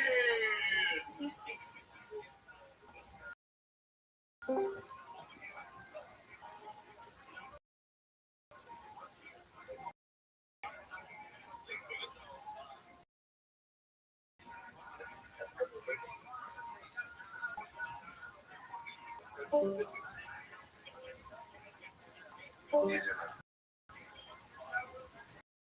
sound like you're high.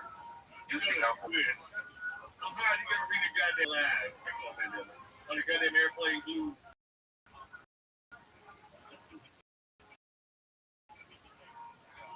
Time right now.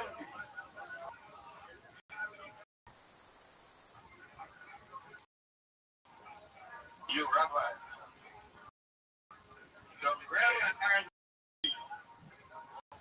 What up, Pink?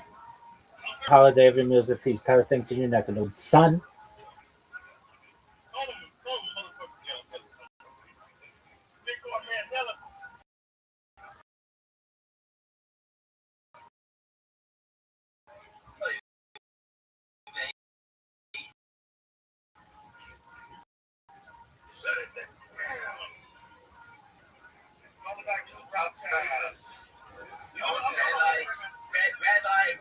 Rabbi, I would just like to wish you a happy Easter next week. All right. Well, you enjoy that. I will be celebrating Pesach, my man.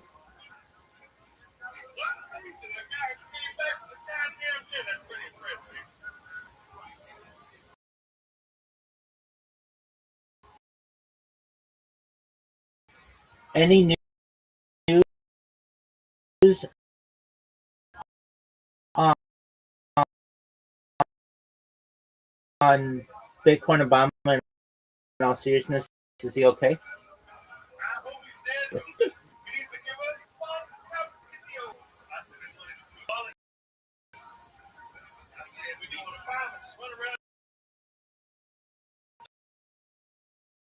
To a FEMA camp to get his foreskin extracted.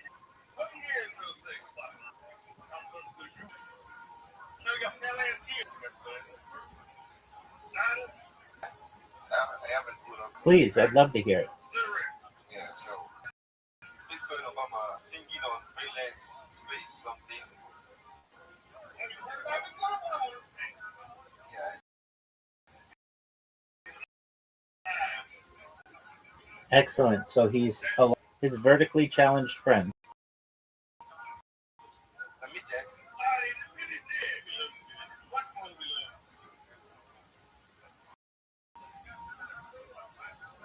Yes. How is that person?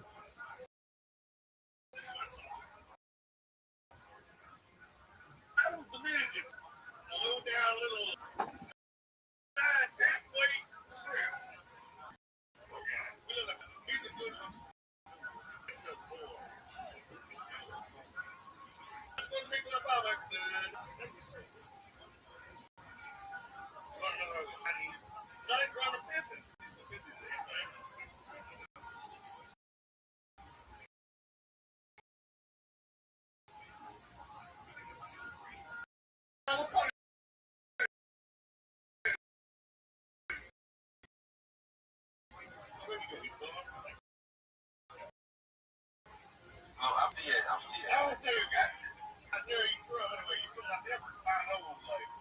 No. Yes, I'm supposed to make those.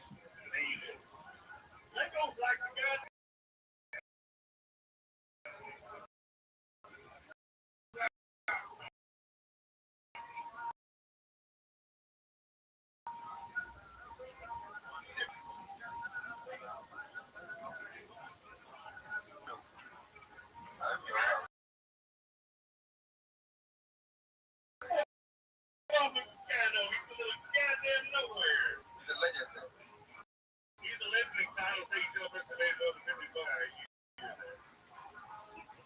How's the cell phone store? How's the cell phone store?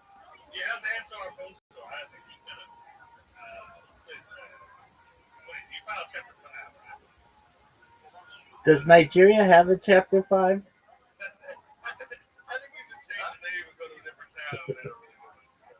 You go from selling iPhones to Androids or vice versa? Bitcoin Obama is not a good entry premium. You don't say.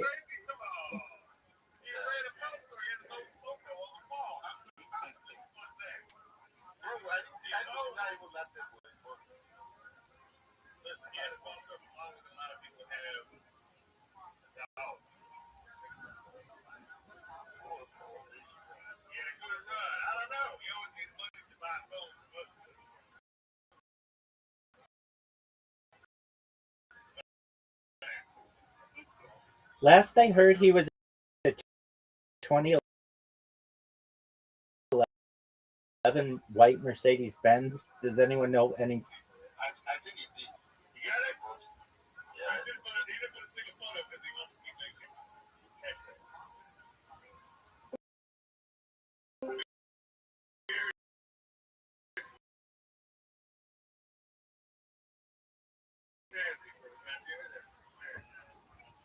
I'm lovely. I'm in the middle of a call with everybody Obama Sonic Teninu crew.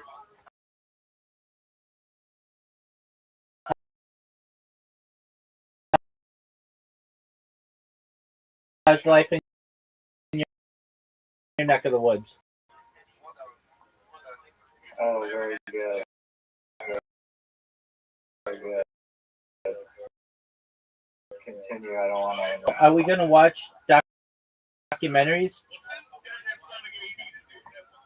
So, Dude, yeah.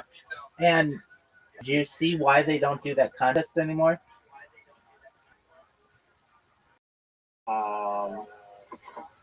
no, not really. Not really thing.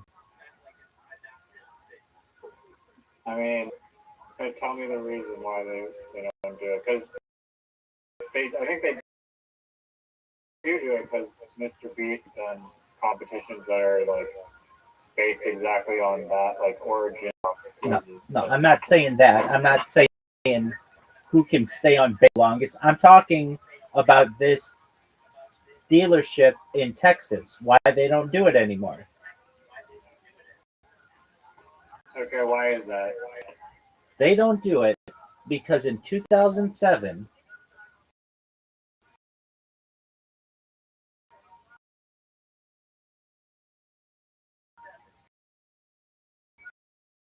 a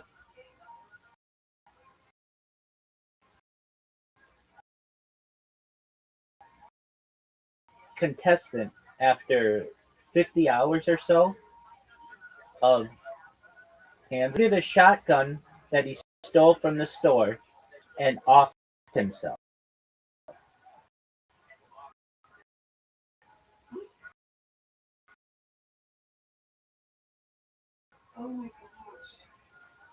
Jeez. Yeah, it's awful. Absolutely, you as well. So, Riser, Yeah, I mean, that's pretty sad. oh, But they could definitely, perhaps, if they had like a spotter and metal stuff. yeah. I mean, Like, the dealership got sued by the widow of the guy, basically for not having proper like psychiatric care, and uh, so here's the breakdown. Here we go. Pardon me. It was 2005. So the contest became a national phenomenon. It was ultimately discontinued following a tragic incident in 2000. Participant Richard Thomas Vega did what I said after dropping out of the competition, leading to legal action against the dealership regarding the effects of sleep deprivation.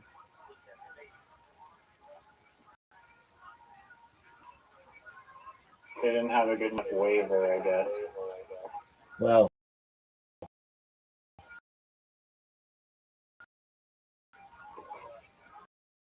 I don't know exactly, but that's really bad. I mean, when you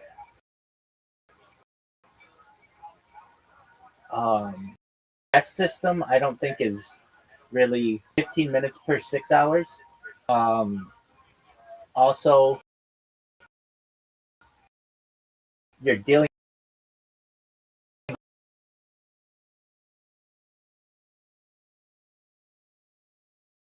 with the heat. Boy, wasn't that one guy like extremely excited about his air conditioner? A 20-ton air conditioner. Do you recall this part of the?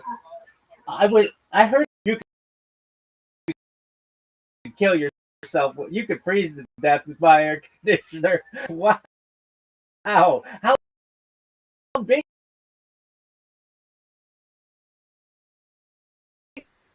Apparently, he did get it at a good price or whatever, and he could literally turn his living room into a refrigerator, which was pretty fascinating. I was Minus 12 degrees it goes into. And then his wife, like, they were both missing teeth. The wife was missing the two front teeth. That was a the wife. He was like, see, just to acclimate her to the heat. I thought she was gonna win because he said like is stubborn as a mule and like can stay up for like 100 hours at a time. And I didn't even understand what the competition really was at first. It was like the rests and stuff. I was like, wait, are they gonna just like take like nap time or like what's gonna happen here? But then as soon as once I figured out it was like a sleep deprivation contest, like the whole track is like the easy part. That is like the real challenge. That's like the whole thing basically. And there's some easy characters. And the standing. As I watched this, it was heartbreaking to me that we have people who have millions and billions and perhaps trillions of dollars, and yet you have other people who have absolutely nothing and are just giving everything of themselves for a truck that is going to a year of its ownership to half its value, and then from there, their mental health, their physical health. It was fascinating to me, the really religious lady who kept listening to cassettes. Man, she was. The part where she would just like burst.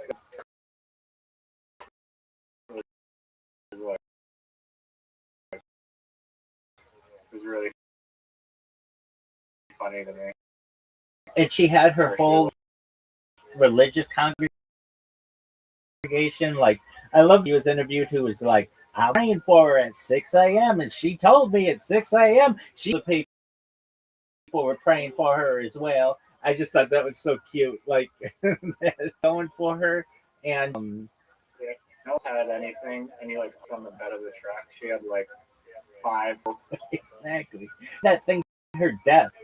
And it made me think, like, where would I want to put my hand? Would I want to put it on the bed, like on the side mirror, like on the hood? And I found it interesting. There was all kinds of like strategy that I was thinking, and then you said the sleep deprivation would be difficult, and it absolutely would. I think another issue is like if you notice the third to last person to leave, the guy when they were doing drug tests, man, who had won the previous year or 2 years or whatever. It's like they don't have some kind of like condition in this contest that says you just keep winning trucks every year, but apparently didn't think of that at the time. Usually a contest like that says if you once, you're done, or you can't compete for 20 years or something.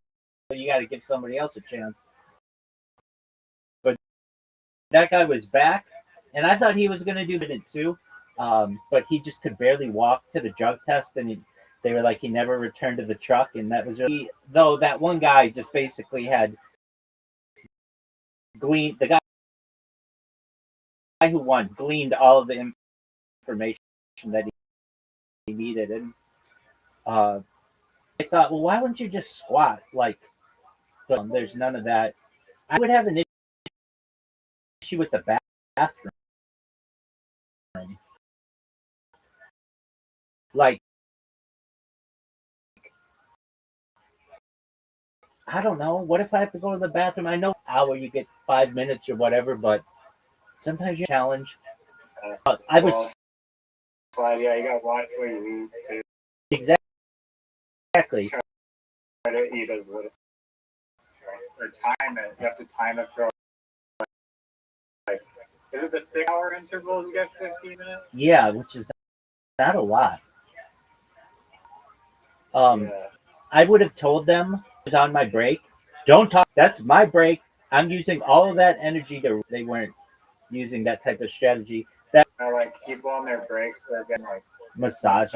Absolutely. Some people are getting like massages. Other people are like smoking cigarettes and eating Snickers. Like the polarity there is interesting. Right. That one guy. Some people getting vitamins, like vitamins. Other guys just like fart. Right. That. Go ahead.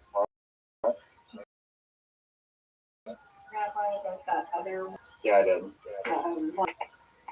What movie? I did.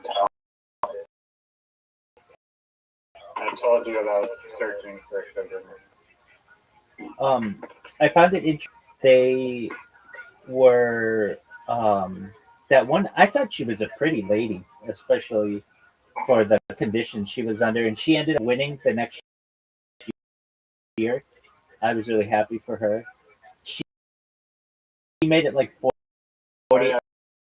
That girl, she did come back.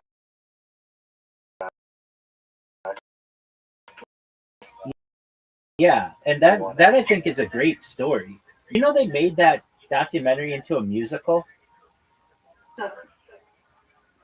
I don't know. Chris loves musicals and plays. It was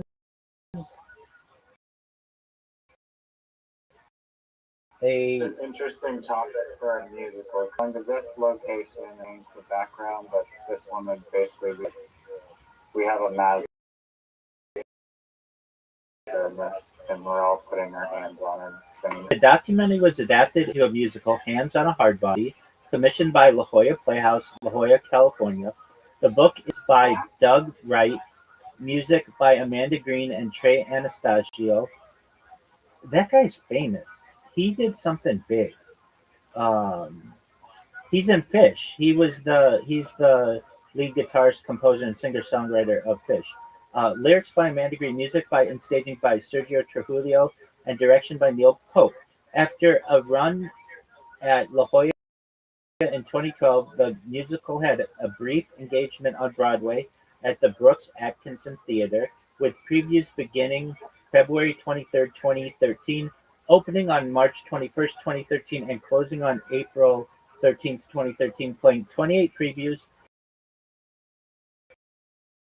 and 28 performances. The musical received 3 Tony Award nominations. Wow. I wonder what the music. Names of the songs: My Legs Hurt, When Can I Sit Down, Until the Break, and all of the other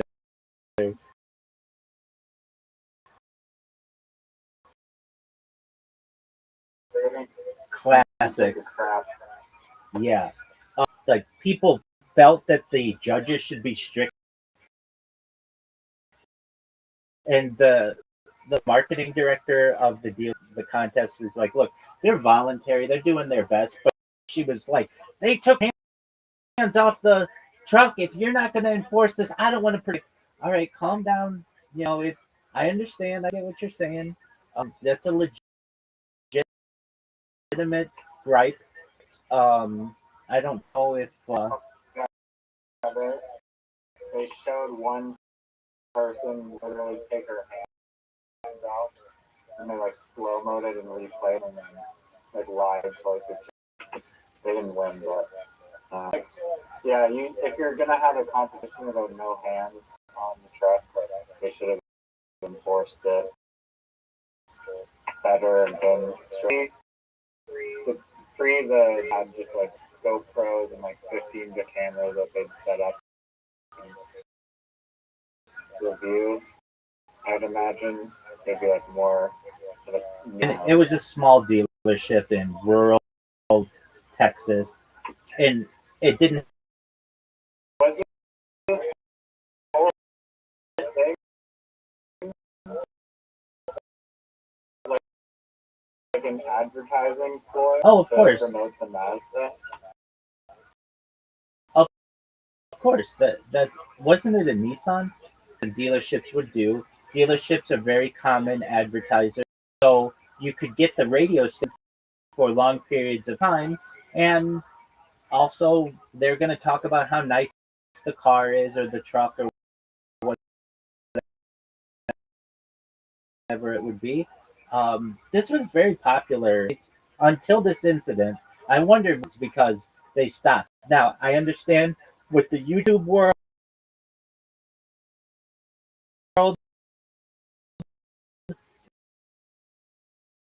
where you can have people have perhaps better waivers and such that it becomes more. But it's just a big one that they used to do was you could drink the most amount of water, and that killed people.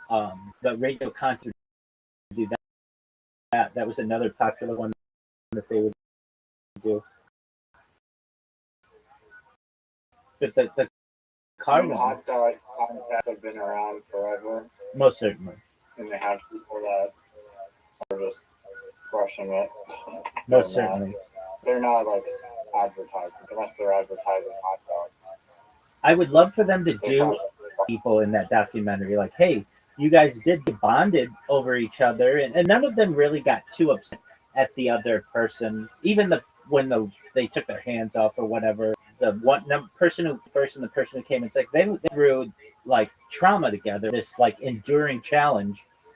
That was really interesting. It was really nice, and I would have liked it to have had a narrator, because it's just like I needed more of the information regarding like the root, what was what. It was a lot of just like my feet hurt, my legs hurt. They didn't even show people that were in the competition until like ages away into like the movie. Like we find a Mexican guy who's like young, and it's like they only showed him like at the very like towards the end. It's like we didn't even know he was in the movie. I thought it was really interesting. I found it interesting as well that Quentin Tarantino recommends it as one of his favorite documentaries. I was trying to interpret it like the camera work, sound, and things. It's just like a beautiful snapshot of American life, such major sacrifices for perhaps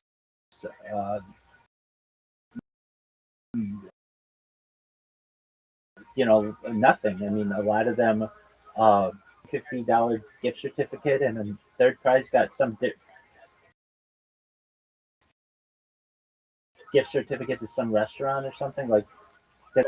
All the participants like $10 or something. Well, you know what? That's funny. Whenever these things are mentioned, it takes me back to the 2012 giveaway for some video game contest, and I mention it often.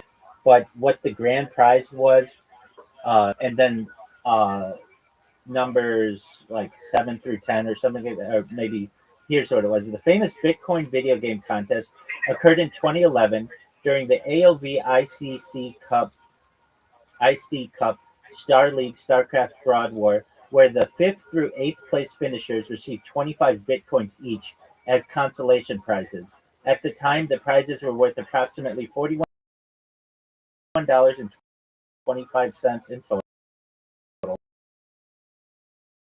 But if they would now be valued at $2.5 million, given Bitcoin's current pricing. Yeah, I don't know about that one. Then there's the classic, the Bitcoin pizza. The first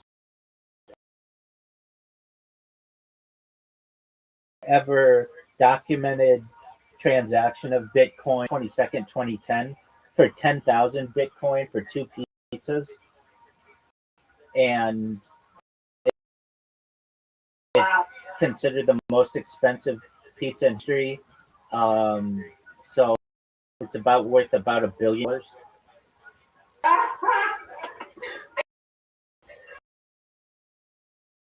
which is just absolutely wild. So,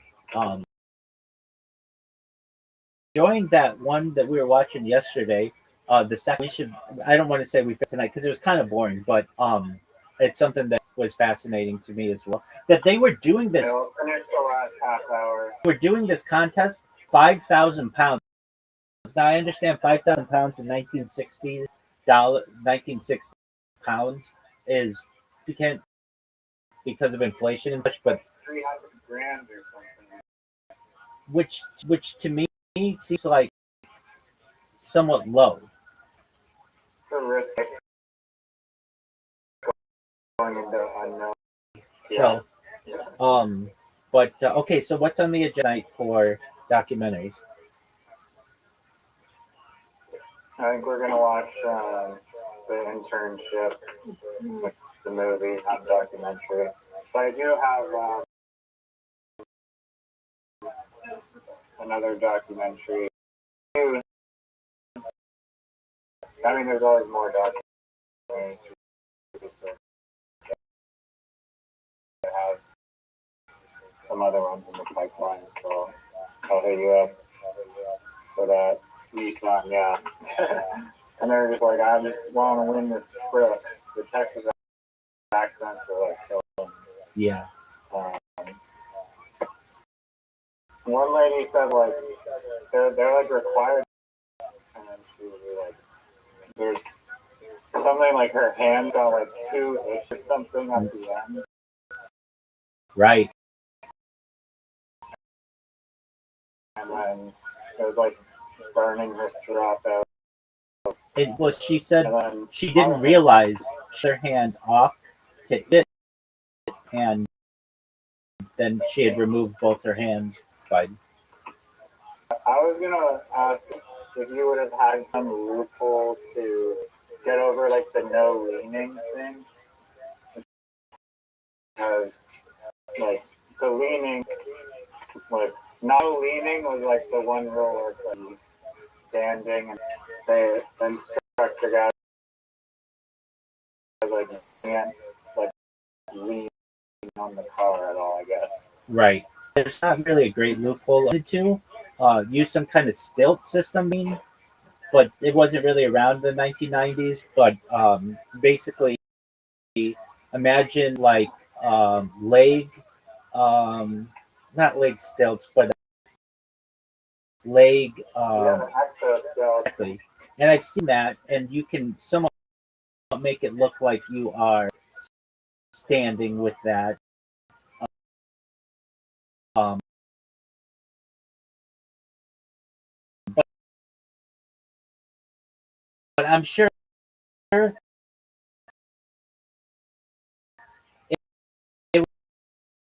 would have made some kind of sound, or somebody would have been like you're hunched over. I think that if I were running a contest like that, I would not have different breaks unless it was less than 5 seconds, something like that. Because really, um, if you get into like physics, no one really touches anything. If you really think about it, it's just like the atoms don't really actually touch, and so you aren't really exactly. I would say that I found it interesting, the drug test at the end. I don't know if they knew that drug test was coming, and it made me think. It may have been one hopped up on God knows what during the breaks. Like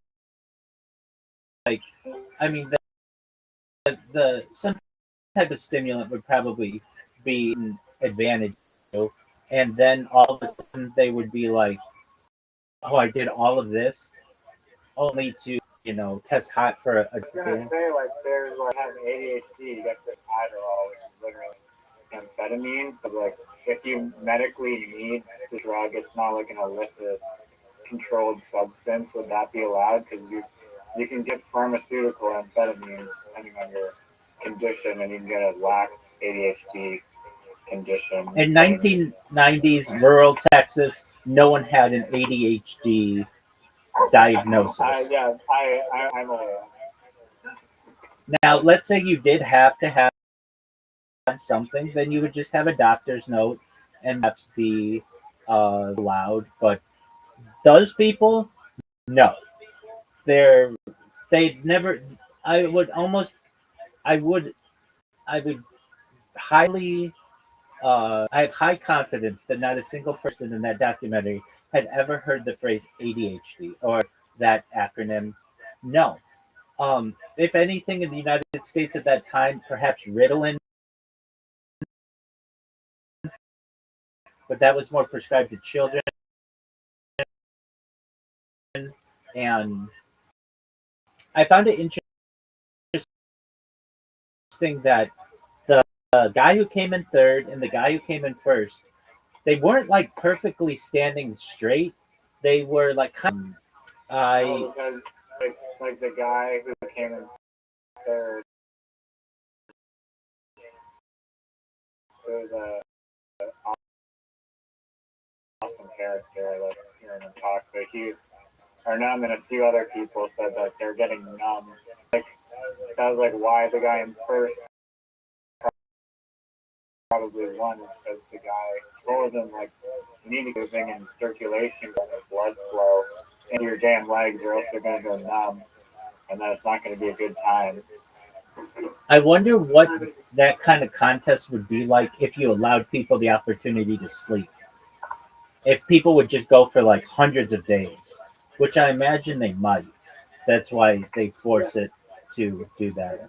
If you allowed like an 8 hour sleep break, it would basically be like who doesn't have something that they need to go to for the next year.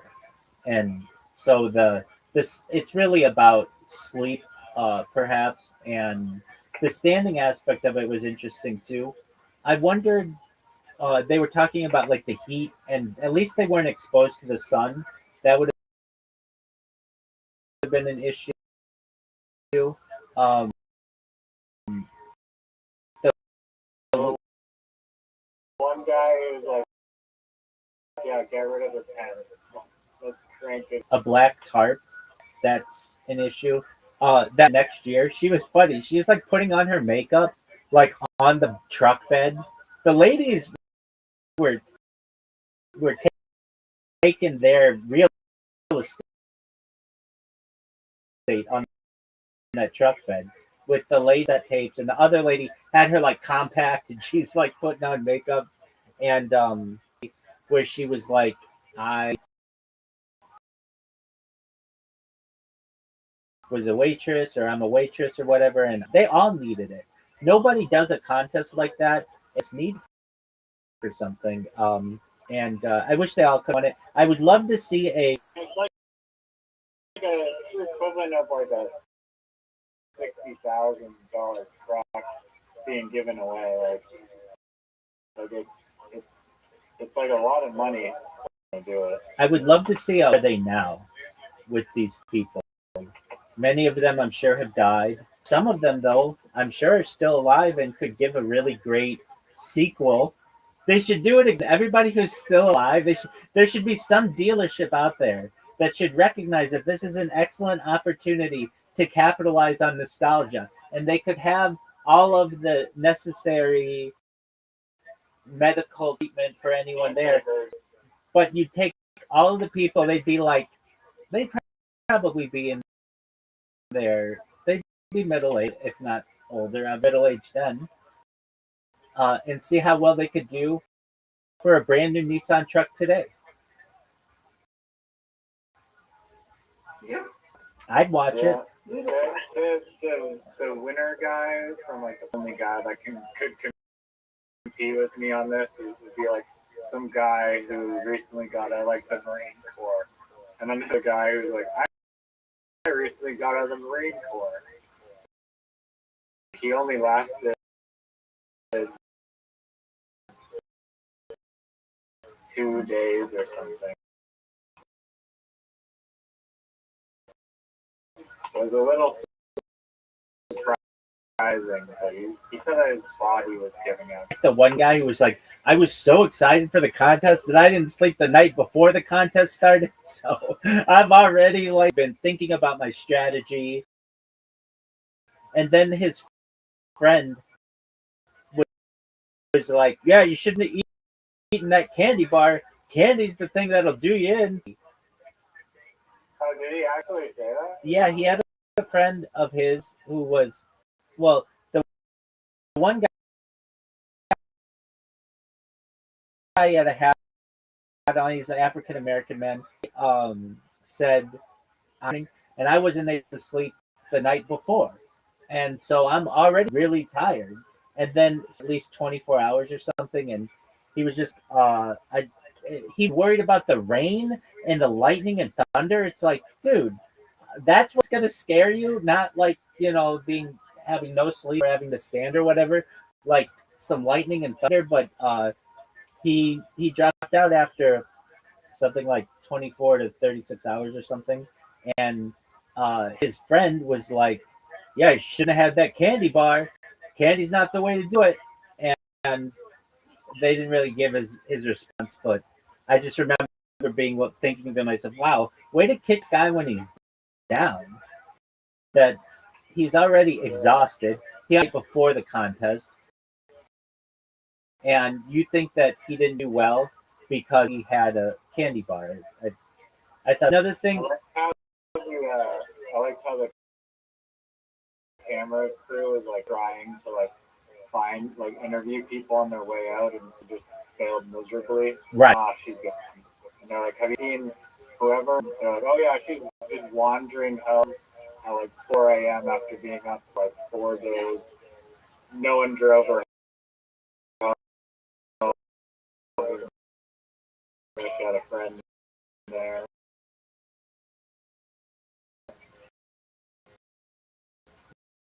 The fact that they barely got to the girl who quit because of calling people out. She was like hopping in her car. You would think that there would be some type of restaurant or something that would want to get involved with this to make sure that the people were adequately sustained. Police officer, go get me a cup of coffee because I just needed something. And the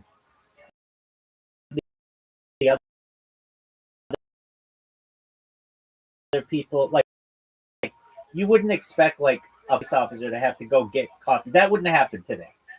I mean, a TikTok guy had asked that. Like an old guy. Exactly. But you would think that they would have had just like coffee there for them and water or lemonade or something, but it did not seem like they had that much. They had to have like their families come and support them. And the guy who won, I mean, he said he was going to give it to his wife, which was a nice. He had a truck. He seemed like he seemed like he could have wasn't like coming down to end for him. I thought it was a very interesting. Pardon me. Right? Seemed like he was in the best shape. He smoked. Right. He was right. Like I wouldn't have kept just lining them up for the one that would win. I agree. When they said his background story, he said that he used to go hunting and he'd wait and be patient and then wait some more. So he was just like a master at just waiting. But the key word there is sit. Also, like another good point that they won didn't win or whatever. It's a contest of who can keep their sanity the longest. I agree with that. You just like your mind goes crazy after. Funny. The guy who said he would be in stand or whatever, you sit in those things. So I didn't know if that would be such an advantage. They talked about the age, the like right age of someone. Like some people were saying like 19 to 27. Then again, just having experience is another thing. But like Riser said, the guy smoked, the winner smoked. He wasn't super previously. That guy seemed thinner. The lady who came in second, she was not in good shape at all. Yeah, she really well. It's interesting to me too that it went for like 70 hours, went 87 hours, and like just that must have had. Um, I found it to be quite an interesting documentary. I appreciate. Yeah. No, the record was like 102 hours. It was like 4 days of being awake is a lot. You can die of sleep deprivation. I'm pretty sure. Well, certainly, clandestine organizations have used it against people as a type of torture. Yep.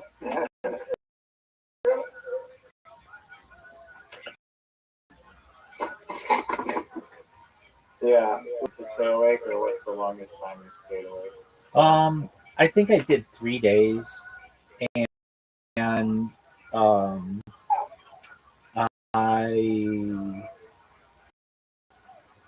this basically like clean, and um, I would say that that's about my maximum until I'm just so tired that I don't hallucinate, but just like the world becomes very slow to me. My processing skills are weakened, um, and I don't like doing that. On this stream, the longest where I would sleep a lot the day before, like I don't know, 12, 14 hours or something for one reason or another. And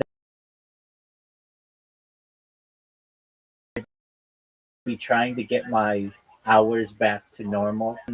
Some pretty long endurance without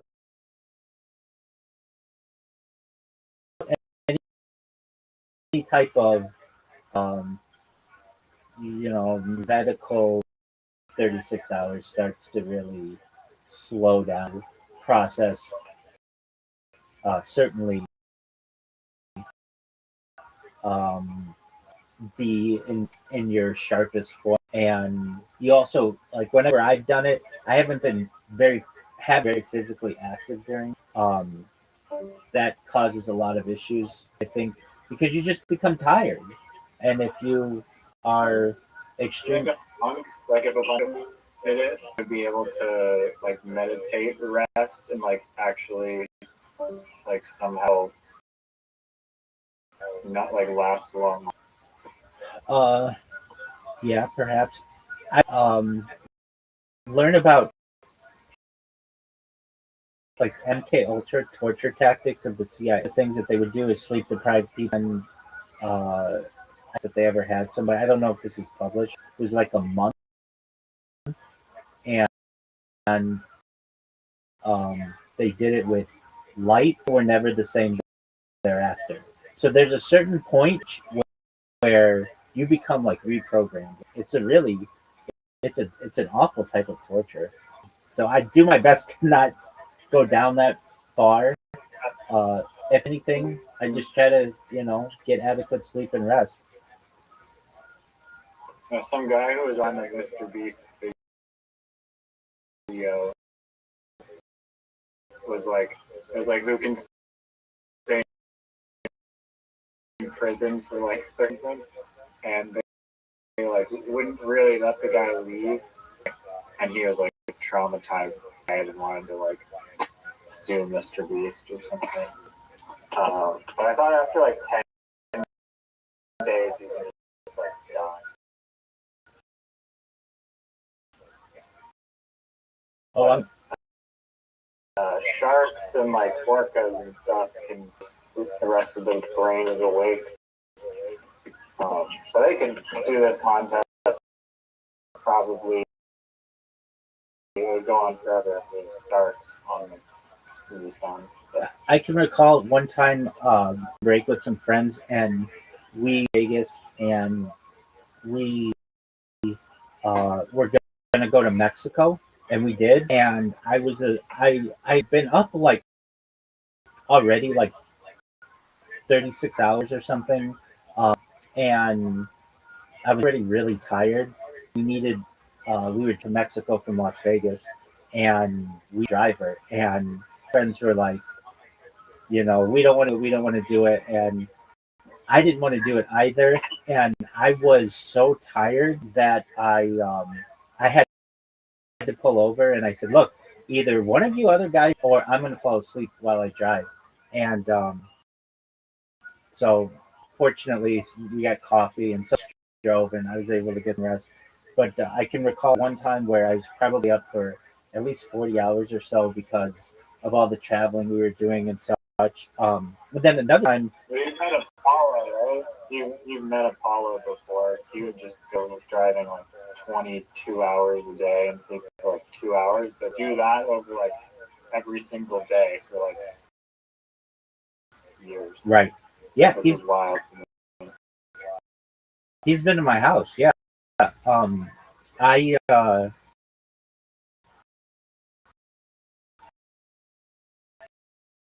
I had another incident that occurred. This was in like 2026, and I would uh, get up really early. I was running projects, group that I was helping in what's called APAC, that's Asia Pacific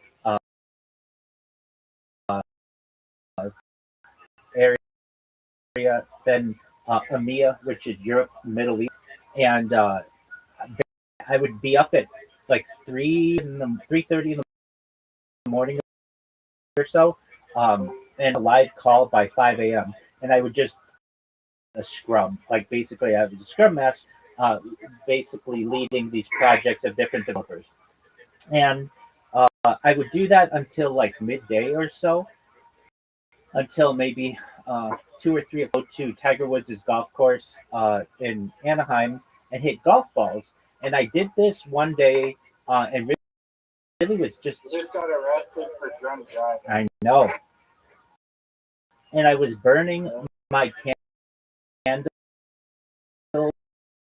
at both ends, as they say, and I just kept losing my car.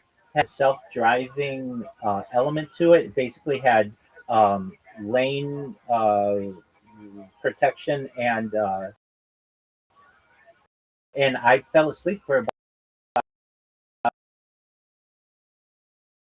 about, I would say like 30 seconds, going seven. Whoa! Like I had to out of it and roll my windows down, and I was very close to my house, but just thinking to myself, like, I to a point where I'm absolutely exhausted. It can be very dangerous, and like there's something called West Coast turnarounds, which are like pet pills, caffeine pills, and they used to be much more legal, at least in the United States. Um, uh, Different over-the-counter types, they call them pills, or like weight loss supplements that were basically legal stimulants that people would wait, that became illegal, called phenylephrine. It was called fentanyl, was the big lawsuits that occurred because they cardiac arrest. But this used to be something that people would do to stay up for a really long period of time, truck drivers especially. I was driving to the airport once at like 5 a.m. and we were like in a taxi thingy limo, and in the car in front of us, I'd never seen anything like this, but just scraped into the guardrail in front of us, and just like sparks were just flying out, like it was like saw just cutting through steel, tons of sparks for like 7 seconds. Did that person fall asleep?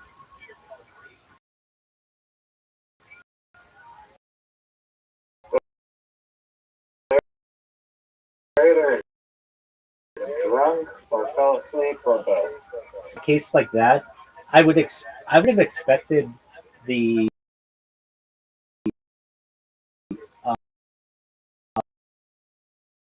uh, the dealership to recognize that they're pushing these people to the limit. I was also really interested. I found it really interesting that they had. Well, I understand why you would want that because a cable to a rate prohibitive, but that seemed like pretty advanced technology that they had. I just found it to be a really great time capsule of what life is like then, and it was very accurate to it.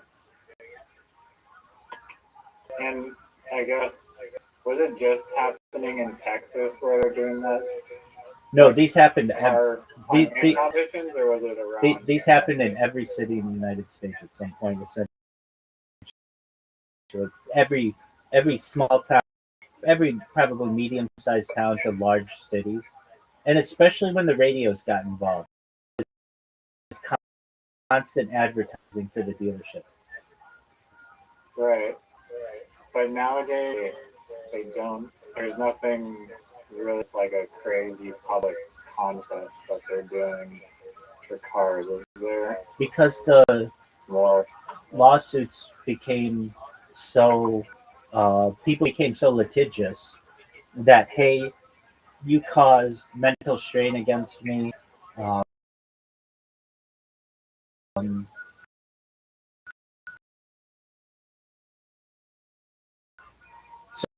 so and so cheated. They're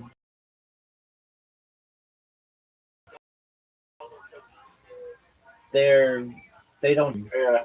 Another strategy that I like, everyone's going to sleep or whatever, and just one person just to try and lead up the competition just goes to make it much more intense. And so, I mean, the one girl argued that the gospel was like being like super annoying and trying to annoy people out of them.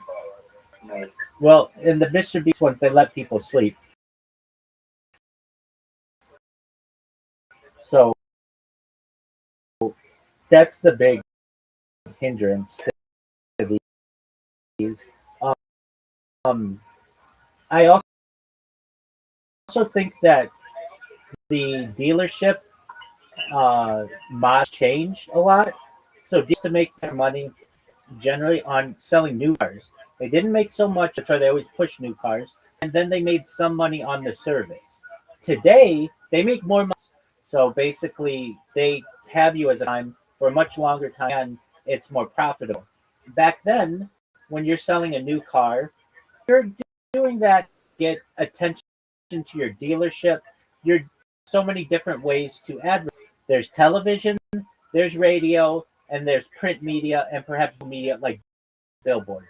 But there's not a whole lot of other things. Now today, you can target your audience. You use social media, you digital advertising. There's just a lot more ways for an organization to be able to get business, and they don't need to do that. And I also think that radio stations aren't as willing to participate in this because there's some liability for the 2005 incident with this person.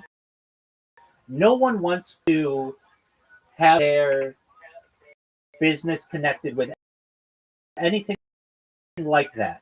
So you could say, look, it would be great to drum up some business. That's great. But there's a huge risk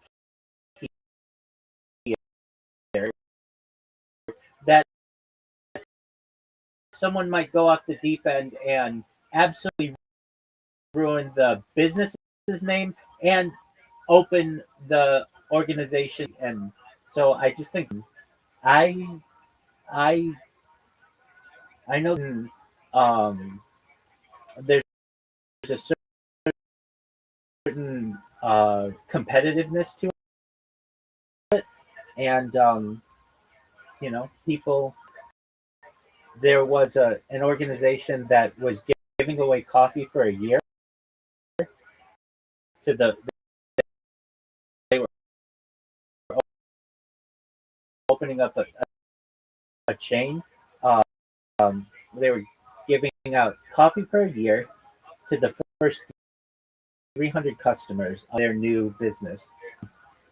You had to be there like 6 a.m. and you had to wait. And I know that I had on time, and I just walked out a stack of 300 free things for coffee, or 360, like one coffee a day for a year out there for like many hours to get the same prize that they got. You don't really do those things anymore. Um, I think things have just become more expensive as well. They just don't want to give something away. Giving away a car is very expensive. Giving away free product of anything is very expensive, and the organizations just aren't that willing to do it anymore.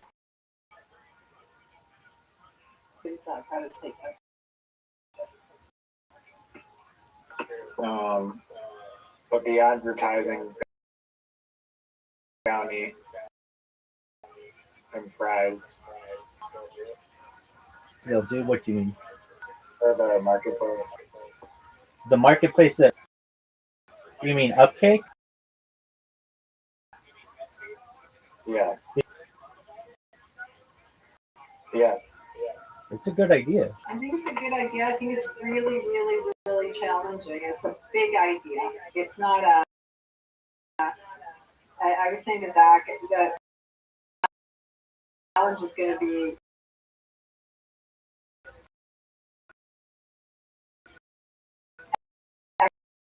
executing on it, because anytime you come up with something that is going to change the world, you have a lot of things that you need to figure out and get by, because it's new, right? It's not a sponge daddy with that master, right? Yep, absolutely. Any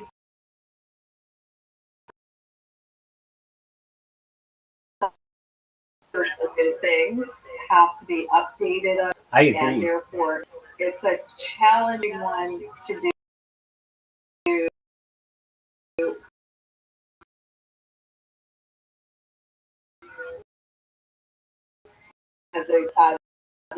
As one person. Oh, I And agree. it's changing a model, right? It's a brand new thing. Well, you would start as one person, and it would get funding for it. Like it's a great idea. It's really big. Oh, absolutely. I launched a startup within the last 10 years or so, and the overhead for any type of business is so great, especially in 2026, that that's usually prohibited. There aren't many techs that are formed that don't acquire very early on if they're a really great idea or into some large company, either fail due to cap, they're just too big an idea. And in this case, there's a lot there. It's a great idea. I think that if it were done correctly, it could be very successful because we had an angel investor. That helps. That's what you would need to be able to do this. And you would become an enemy in the marketing world to every single marketing department of every 100 that exists. And in addition to every advertising agency. So, and we've talked about it a little bit, that uh, at least has stated that all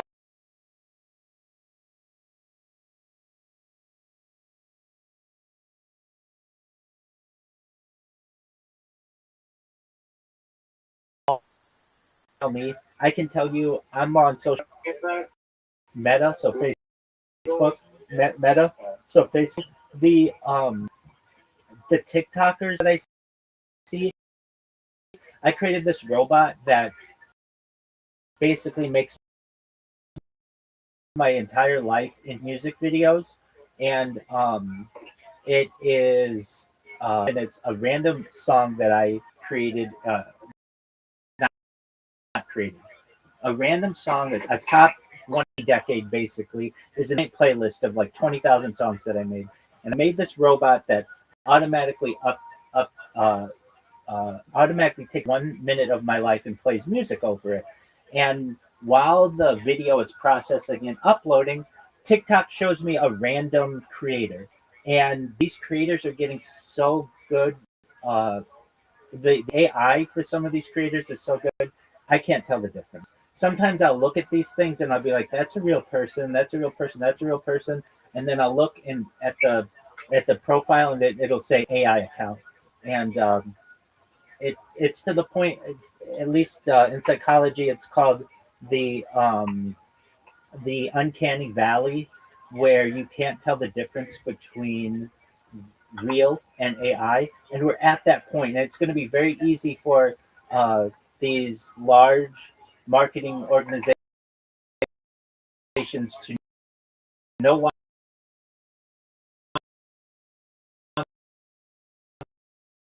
need to pay actors, no longer need to pay musicians, and basically do every AI, and it looks better than what the human eye would be able.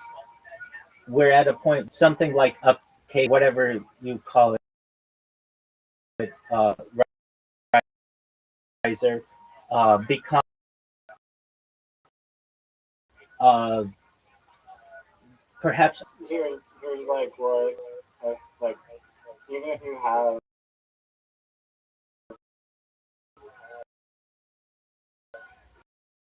AI advertisements that can be created for super cheap. That's okay. We created an ad for super cheap, but how do you actually measure which one of the ads, which one of the 1,000 ones that we've generated is going to be the most effective against actual people? I agree. And so this marketplace is measuring how effective it actually is, not just like the creation of the ads itself. Grassroots focus grouping. Yeah. Like AI is all You need data to predict that. well, but it understands humans, right? To model. So it's gonna have that data. So it'll be good for just freaking taking over everything. I agree. So the interesting study here is really doing deep research where advertising is going to go and what impact will have. Because if I had to guess, I would guess that AI is going to be able to predict what the most successful video is. Well, it needs data from the actual target audience. Yeah. How are they figure it out how? Well, you could look at the most successful ads.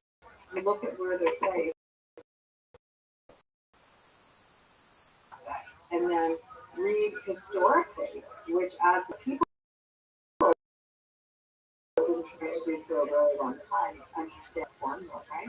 That's correct. AI, just like it's the more I read about AI and the jobs taking over and impact on the economy because of that, what jobs are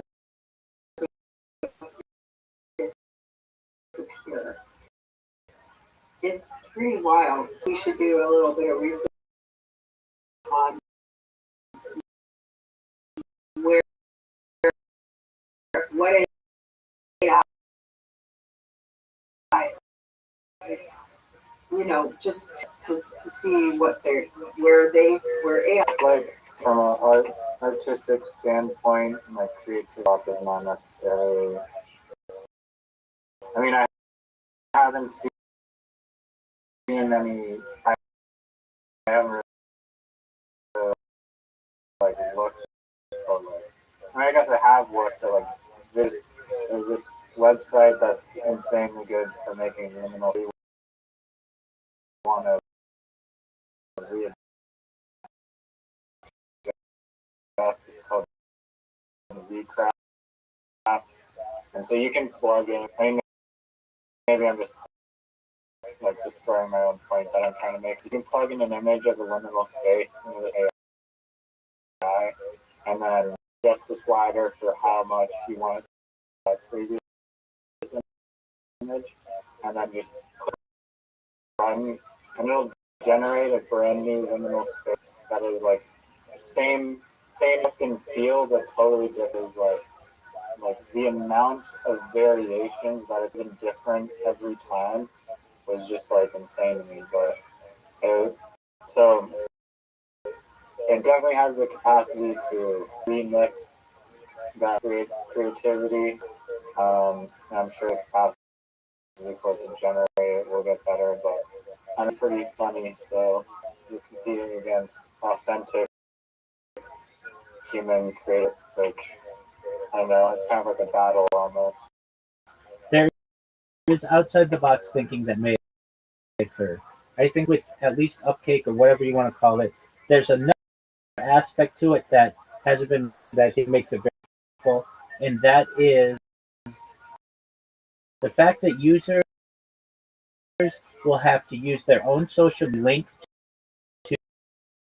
to Upcake and whatever it's called. I'm just calling it that, and does advertising that may stay on a user's profile for days, weeks, months, years, and it's free advertising. Post something on your platform, on your account, if you don't want it. It can show an ad there, yeah, best kind of advertising. And so if you have the market, basically the the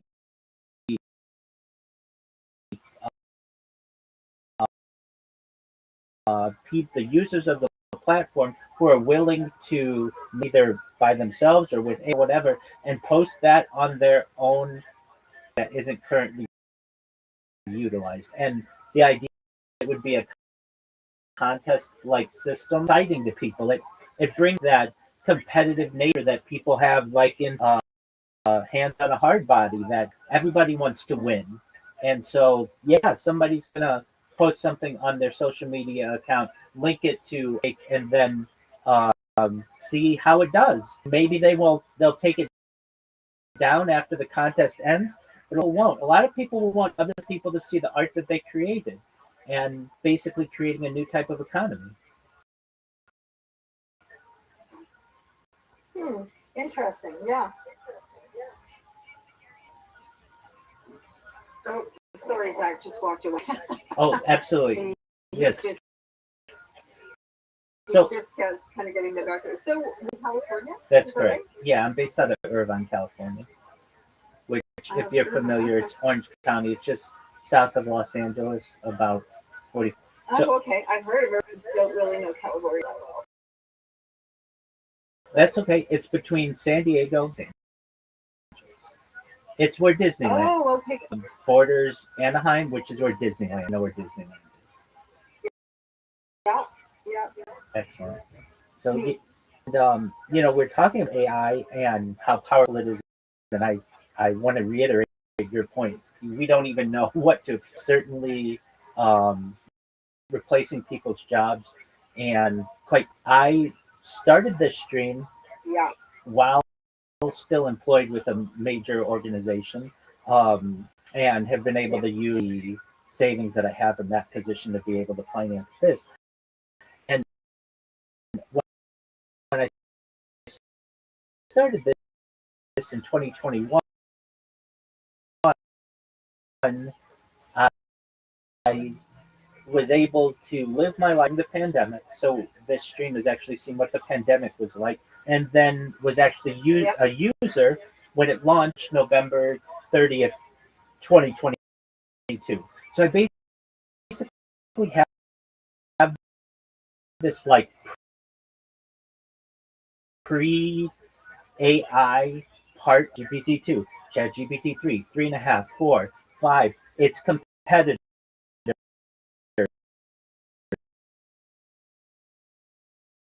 Of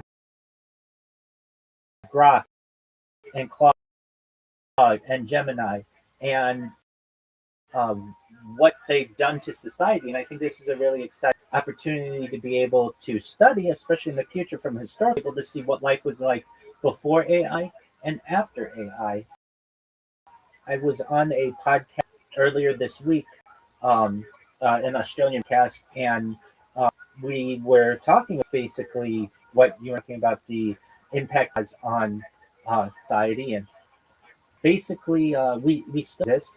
Um, Perhaps I think maybe historians in the future might look at a stream like mine or other people's who have huge amounts of data to actually be able to get uh, a porthole or a vision of what I think that'll be really exciting for people to study in the future. Yeah, yeah, exactly. Yeah. So I think one thing, it's going to be terrible. That's my prediction. It is a really, really, it is so, it's so efficient that, employees save hours and hours, and eventually that leads to job loss and to a lot of, and that's really sort of a sad, since, the kids were little, like for 30 years, and you call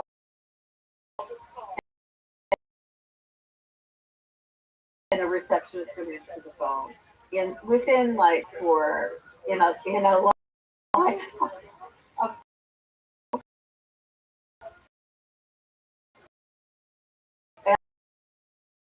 and there's no more people. The office didn't or anything. It's just that it's auto recorded, and they'll say your wait time will be 9 minutes, and there's 22 people waiting. It's just all screwed up, and I just think it's so sad that a doctor's office with 14 doctors cannot afford a reception, and that's what they're doing. They're just tightening the reins like everybody else, so they can take a little bit more money home themselves. And it's just service. It's just it's been going downhill forever, but it's really really getting bad when it's going to be everywhere, absolutely everywhere. So anyway, And we don't even have robots that are part of our daily life yet. But when that occurs, and it's probably within the next, we're going to see massive loss and especially blue collar workers, and see similar. We already see similarities in white collar workers. Coding isn't really a career anymore.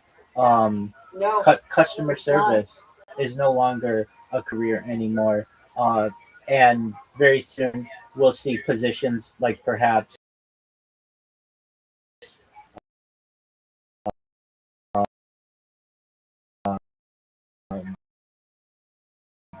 certainly truck driving will have been replaced. Additionally, it'll soon move into almost irreplaceable. Like have a robot that doesn't need a break, that doesn't need to eat, that can work 20 do is invest in a team of them or whatever, and they just have to be plugged in. Why wouldn't you do that? You could create your own business that way. What are humans going to do? Well, where's the purpose in life? That's an excellent question, and I have these discussions with people, and I really think that we may do type of resurgence in made items. There will be a desire for people to have art still. It's something that people enjoy, and AI art will not, I think, be as valuable as hand arts that people have, and thus we make some type of secondary renaissance of music and art and pottery and because people won't have anything else to do. Everything else will already be replaced. So the only thing to do that is of more value than what a robot can do are the arts. No one or very few people may want a piece that was created by a robot, but the pottery that was created by an up and coming artist, just they know that it was actually handmade and what goes into that. I mean, I think like something like a tour might not be the robot has the data, but it's lacking a human connection. Anything where there's like a mandated human connection to be difficult to replace. My opinion. I disagree to some extent because people will just not know what it was once like to build that type of bond with the teacher. And they'll just understand that they lived their life through a pandemic where everything went remote. And instead of a teacher who knows a classroom between 25 and 30 children,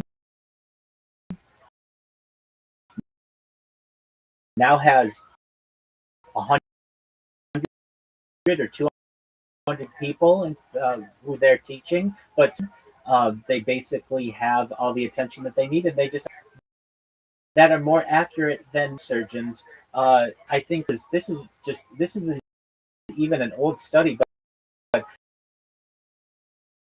that a robotic surgeon that was able to diagnose people with 86% accuracy, and this was 2 years ago, when a human doctor, even the best ones, less than 80%, is about 78%. So this is old technology that's all human. And then when it comes to surgeries are already, there's something called the Da Vinci robotic surgeon that surgery can be done anywhere in the world with extreme accuracy, laser precision, and you can have basically a robot perform 8 or 10 different surgeries over the course of a day, when normally that would just be one surgeon, maybe for the week, whatever it may be. And certainly when it comes to the idea of properly diagnosing different diseases, doctors are Diagnosis, they win. AI wins. It does. And in law as well, AI wins. When you would go to law just for 3 years, top of having 4 years, and just learn how to brief, and a brief might take you a few hours to be able to do, a chatbot can do in a matter of seconds. And I really think, and I've heard this before, that the top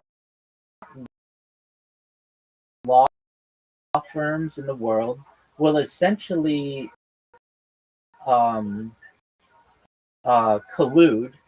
to practices would not have the same app law and such, and it would be very expensive to use to be able to get a membership or to be able to use it, and basically whole paywalling of the different software that they use for legal briefs and perhaps prior legal cases, and thus you would have to use one of these major firms, or else you're going to be at a significant disadvantage. Your your briefs and arguments won't as good as the big guy from the big firm. And in looking at things like accounting, I mean, I already would trust AI accounting more than I would trust. Costing analysis and, find the missing penny in your, in your work or anything like that. Those jobs are all toast. And that's why the quality control, absolutely. And that's why the influencer, if you ask, at least in the United States, an American young person, what the top desired job is, it used to always be athlete, but now it's become influencer because there's some I perhaps becomes independent, financially independent and self-sufficient, more opportunity than your previous lawyer, doctor, accountant, sports star. Yeah. And there may be some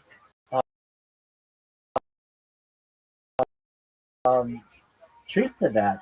And I for the top, top streamers, not for everyone, but given enough time,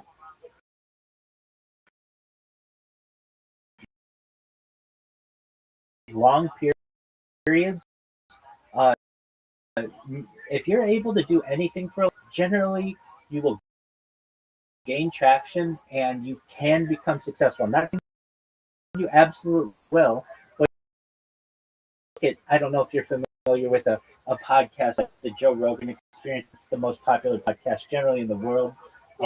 It started as Joe Rogan talking with his friend in his apartment or his house. Action for the first 5 years, it didn't have many sponsors. Eventually, Joe Rogan's approaching becoming a billionaire, doing it now for 17 years. And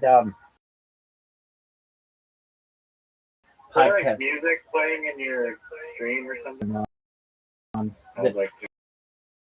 There most certainly probably is. It's probably the radio on 24 hours a day. Is it music? It's kind of like background rock music. But it wasn't happening. It wasn't happening previously? No. Okay. I'm going to mute the microphone for a second and tell me when I shut it off.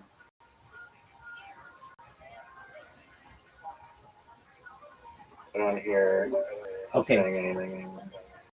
No, I know. I was just muting myself. Could you? Did it shut off when I shut it off?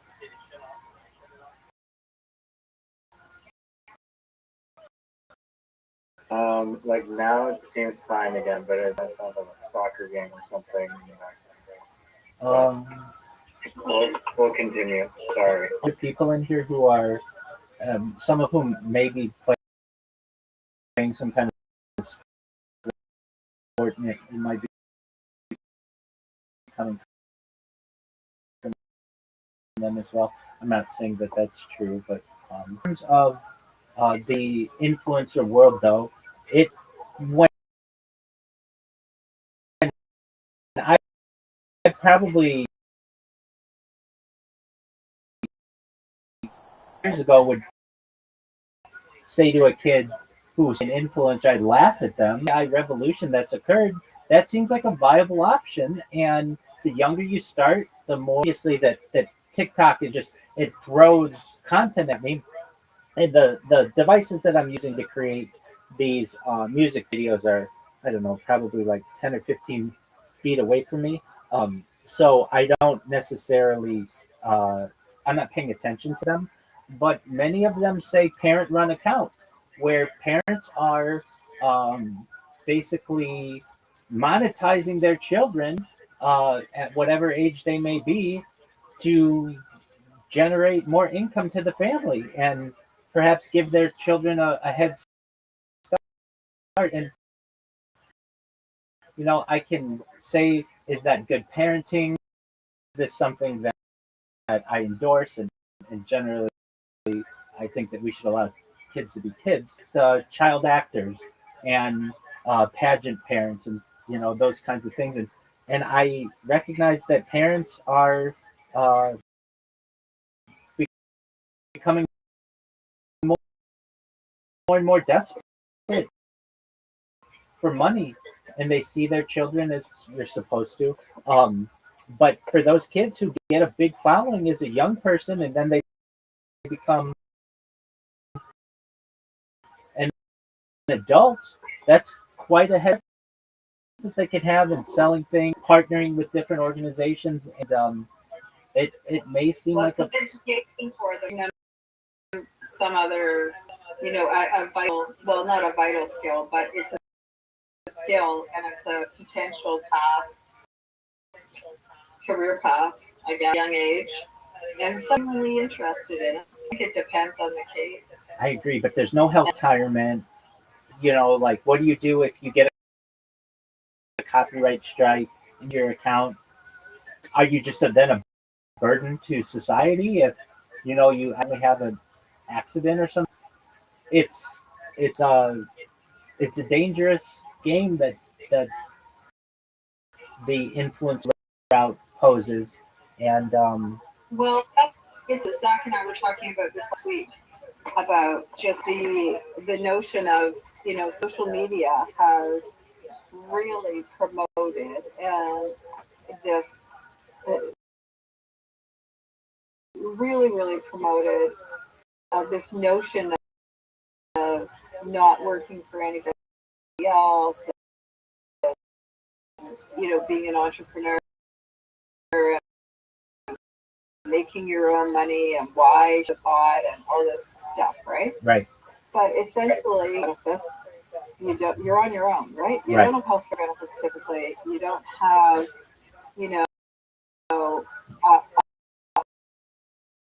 I work for a large corporation in Canada,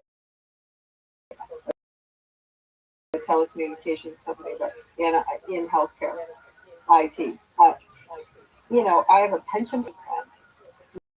When I retire, I'll probably get an extra package worth, I don't know, $300,000 to $400,000. Thanks. That as an independent entrepreneur, to build it to the point where you're actually put in these kinds of benefits for your employees, but also for yourself. That doesn't come at the beginning. You're to it and let that massive investment up front, which again they make it sound to Absolutely right. 90% of startup. Yeah. And So anyway, it's just that you're an influencer and that happens. You're a toast or anything when you're really on your own. Yeah. So is that I guess riser. So Zach's mother is a YouTuber. Right. And very successful YouTuber. And it's like it's crazy how much money he's crazy. But no, so he hasn't had a problem with that. But he's kind of, to me, a needle in a haystack. Absolutely. Like for him, who a ton of money at 22 years old, more than I have at 20 years old. But that he got lucky. He worked hard. It was his fourth attempt, or what to call it. He's got the right set of skills for it, and he got lucky. Absolutely. But most YouTubers are not. They're just not in that category, as far as I can tell, anyway. Oh, you're 100% right. You said 90% of all business fail, and I think there's the statistic 90% of all fail. And when it comes to influencers, 9 out of 1,000 fail, or at least never reach what your other child has been able to reach. I mean, it's just a needle in a haystack.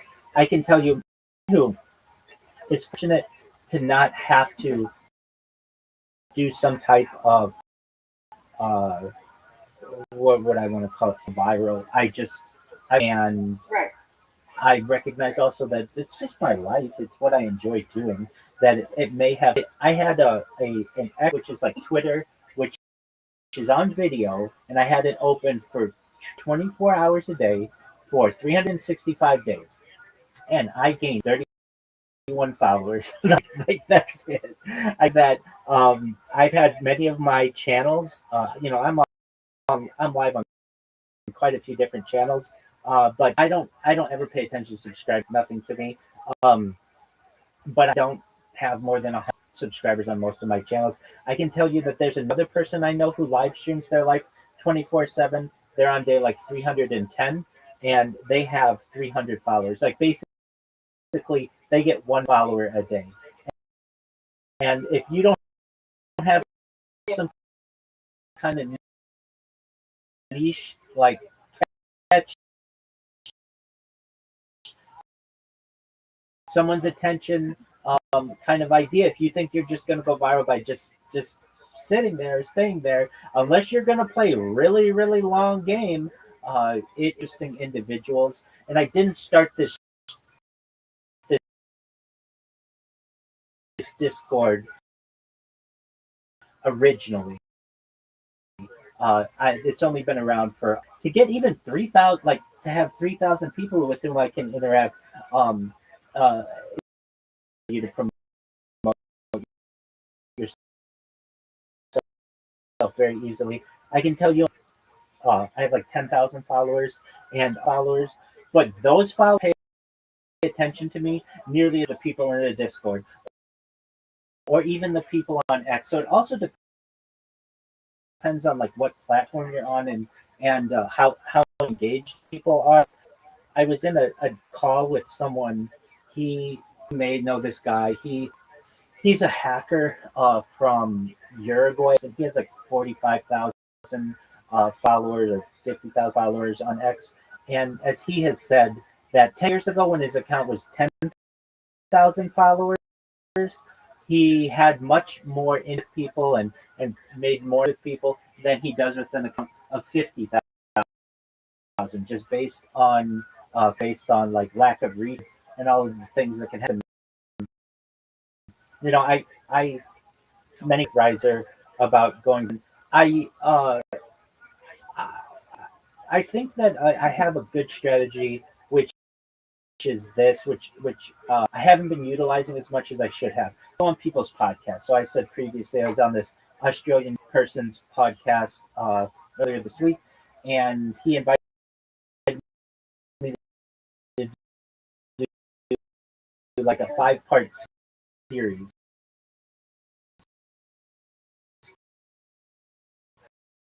So the first one is going to be on life extension.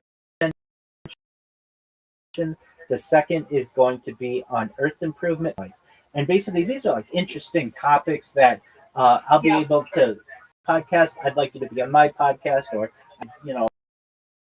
like basically to get my brand out there more. And I did this. We're trying to give it a name, and we called it ambush guesting or something like that, where you just put out a bunch of requests to be on people's podcasts and see if them will request, like allow you to another person, and they're going to have me on their cats. And I basically have said to myself, if I make this my job for the next 2 weeks, and I'm at least on one podcast a week or so, somebody's going to hear what I do. Yeah. Wait a second. You mean I can go back to your life for the last 5 years, essentially, and see your life from multiple angles, and you have all this data, and data is Earth's number one resource. It surpassed petroleum in 2018. There's something to that. That's a really interesting project, and I'll get more I do this because it's enjoying. I get a lot of enjoyment out of recording my life, like a journal, like a diary. So it doesn't cost anything from a personal standpoint. I'd love to be married and have children and those kinds of things. But fortunately, as a male, I'm able to not have the biological clock that I'm fighting against as much as I would be as a. I don't think I could have taken 5 years of my life and just to. Increasing technology. Well, It's increasing technology. Well, yeah, perhaps. So I Riser and I have discussed the podcast element and Pete having your own podcast. Both he and I have had our own podcast with limited success. But the idea of just if you have Twitter accounts with tens of thousands of people, but they get banned for whatever reason, they can sweep your legs out from under you and you're back to square one. It's a strong enough medium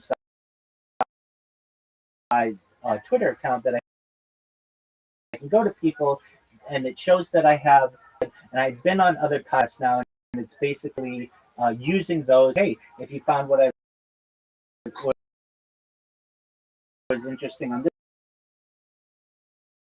this podcast, listen on this podcast, et cetera, and there's a lot that I, at least personally, that I'm discussing the future of a minute or an hour-long conversation with you. So that's the strategy that I'm using. Whether it works or not, well, we'll see a year from now. We'll see where we're at. But I think that from an influencer perspective, it's like something different. Like your son found a niche that is extremely allows him to be extremely successful. Knows if that's. Can I tell you a little bit more about that? Absolutely. Because there may be something informative. He didn't pick the niche that he liked.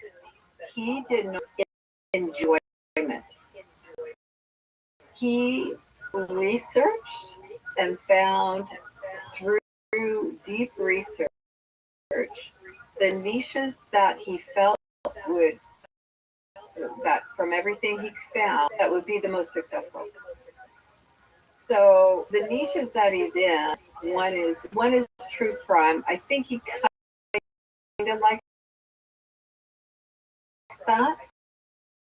The other one is anime, and anime produces all of these anime, and he's been very successful in the anime space, and he's explored like other like space and a history channel, and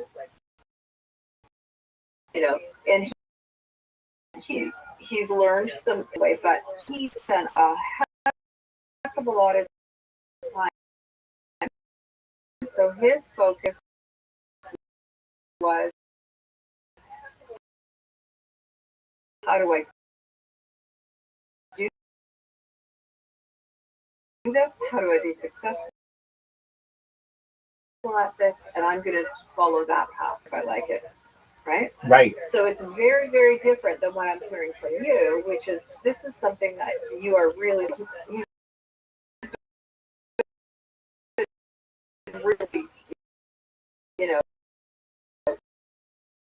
he's just very driven and focused on it. So this was, turns his crank. Absolutely. So that's a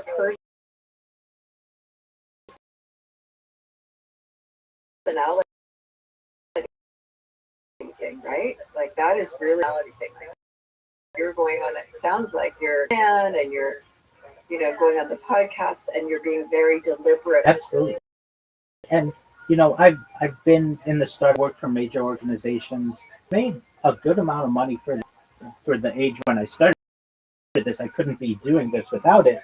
And but to me, the historical impact that I think is really like drives me, that the footage that is being recorded and the events that are being recorded will be of extreme value to to civilization in the future. And I just look at how we look at old photographs or old videos and the vintage that people have from that is it.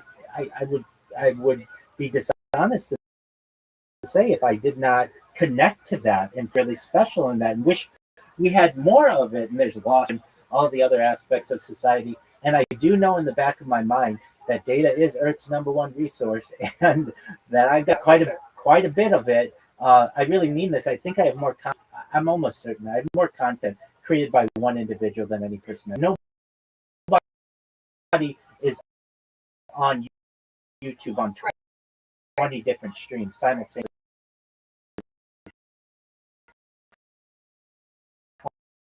24/7 for all. I don't get it. Can you? What if you do want to go out on a date? Yeah, that's a great question. You can still do it, right? Yeah, absolutely. Overheating of phones, power issues, and like you're driving a car. I mean, unless I'm in an Uber, and I've done that, it's one stream then, and I like being live on different streams. But yeah, if there was some woman who came into my life and said, "Look, I am all with this live streaming thing. I love it. I want to live with you. Let's do this together." Not saying that I would be against that, but looking for that. I recognize the project has the opportunity. My family and my generations to come wealthier than we'd ever want. And so it's almost like just be patient. And also, I'm not saying I wouldn't be able to get opportunity in the past, but the fact is, I'd be at perhaps any woman I want on earth had this or does this go viral.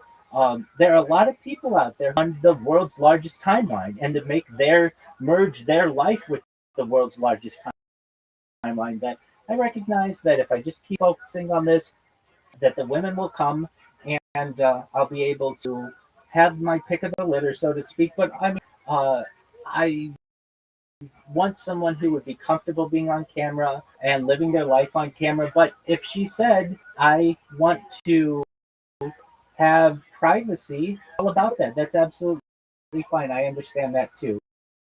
I don't, it's not a breaker if she said no cameras in the bed, no cameras for children or something like right, exactly. So I understand that there are some limitations, but I really I want a woman. I've always felt this way that I would be older when I would get married because I wanted to be established and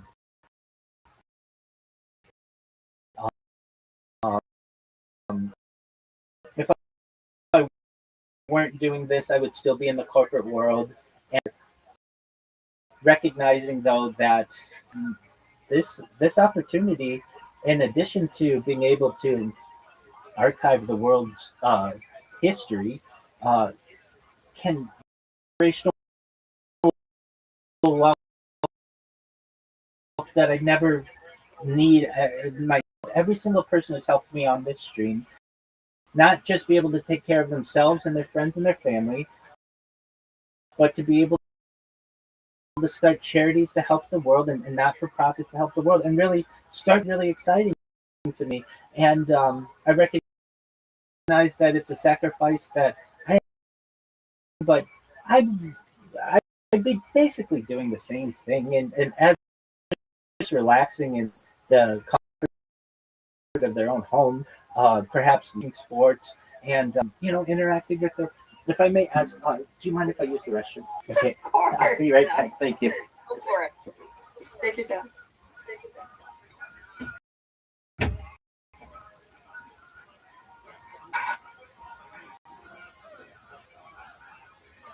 Why don't you take it back?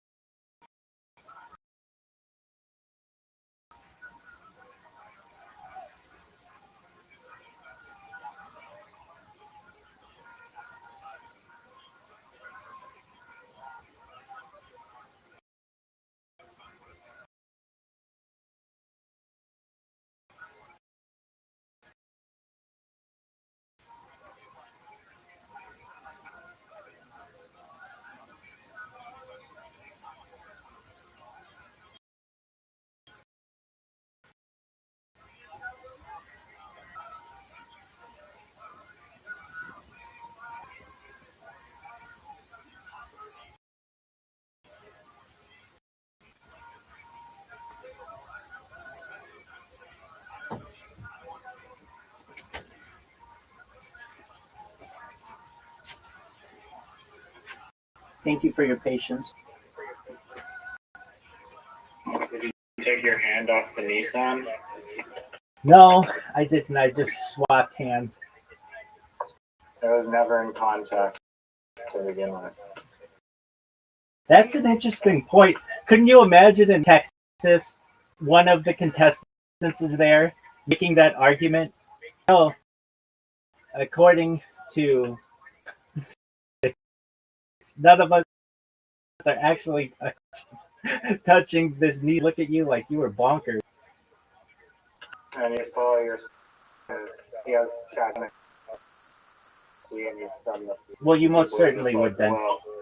I mean, it is Arthur C. Clarke's. Any sufficiently advanced technology is indiscernible from magic. And that would certainly look cool. I mean, I know when I first used, actually, the first month that I used ChatGPT, it stunk. It was very unimpressive.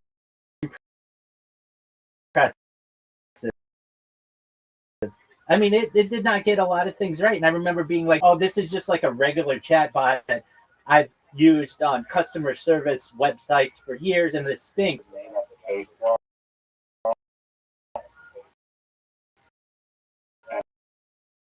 And then they're like, WTF. Well, that's you can't just be better. Well, that's dangerous. And people have tried to use that in, at least in California courts. They will not allow you to be represented by artificial. A representative who has passed the California bar. Though ChatGPT has been able to pass the bar from a test perspective, you still have to be a human. And I think that there will be some type of restrictions on some professions that perhaps the ones that are very powerful, doctor, lawyer, CEO, venture capitalist, they will say, no, you can't replace these positions. And just because of the power of those roles, they may be, I don't want to say completely irreplaceable, but certainly not as easy to replace as a standard customer service agent. Bots are also useful too for like diffusing bombs or like fires and or being like a soldier or something. And you can like proxy life in the form of a robot. So there's an organization in San Francisco called Stop Killer Robot. Yeah. And when I first heard about this organization, I don't know, 5 years ago or something like that, it seemed almost humorous, such a name. But with each day, that becomes more and more serious. And we've already had incidents. There was one in Dallas, Texas. I think of a robot that actually killed something. And that was the first documented killing of an individual by a robot that was not in wartime or something like that. And we see what's going on in the Middle East but are drones, basically. Yeah. Yeah. Yeah.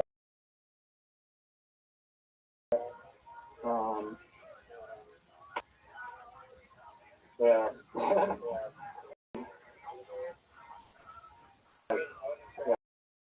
Police should not necessarily be robots, but firefighting or something where you're saving people from dying, not killing other people. Right. Bomb diffusing could be useful. Or, yeah, rest that can't be reached by humans. Right. But, there's a fine line tool and an actual actor. And we have in the United States already departments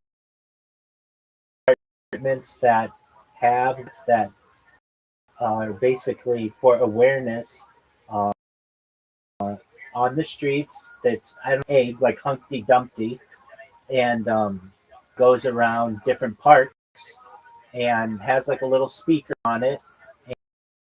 And if you go up to into trouble or something, you can press a button on it, notify the police or whatever. But and somebody's watching it from a remote location. But it's kind of one of these things where uh, there's a fine line between that and RoboCop.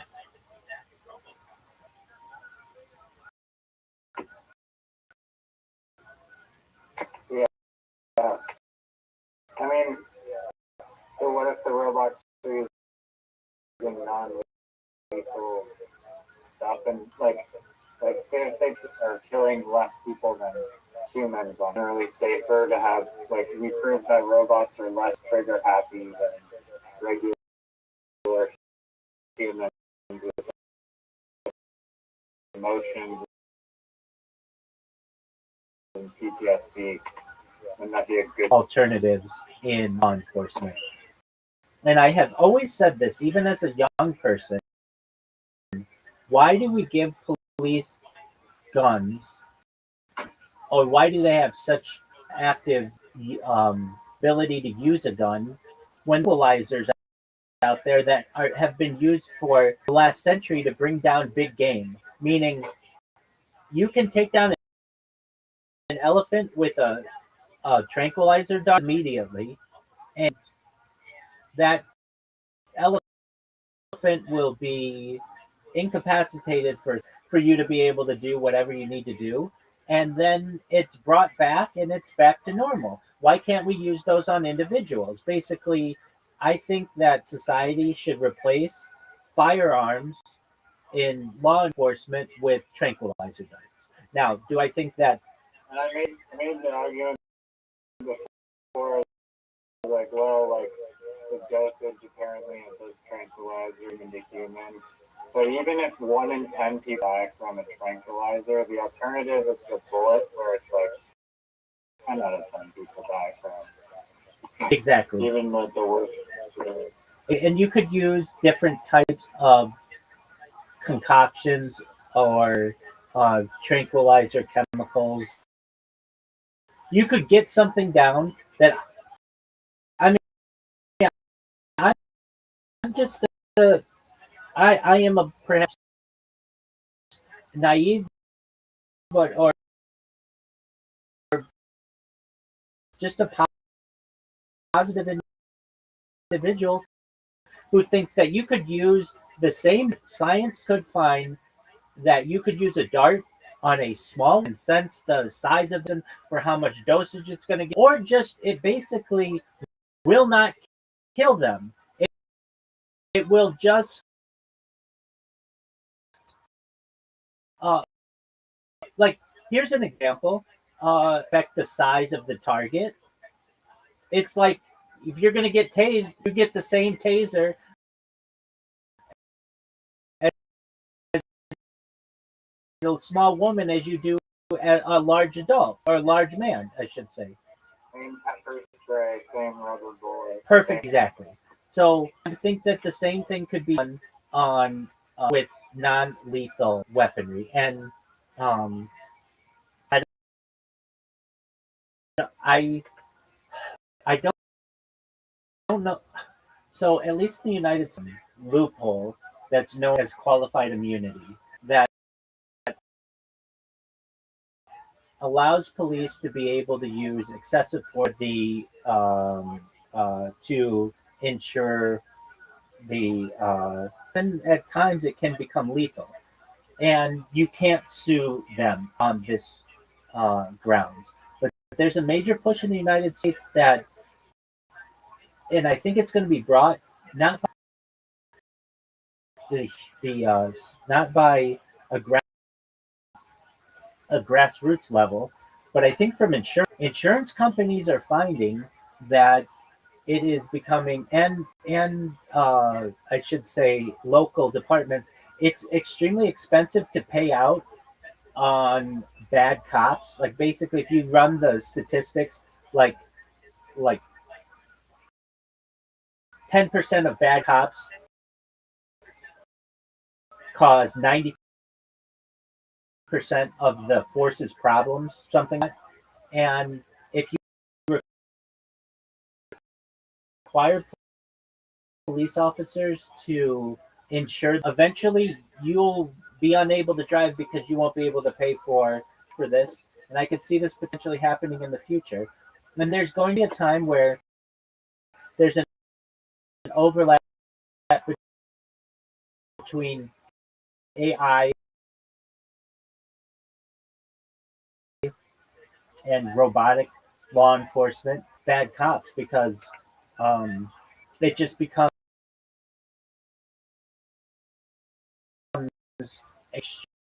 extremely expensive to have a police department that is getting sued off. Eventually,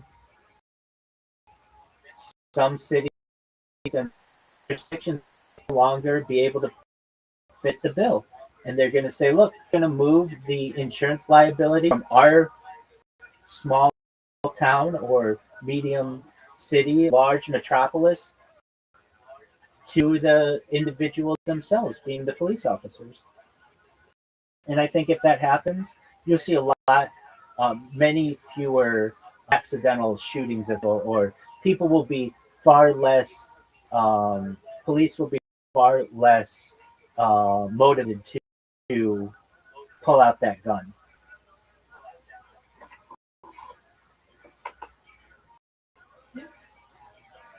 Yeah, no, I agree.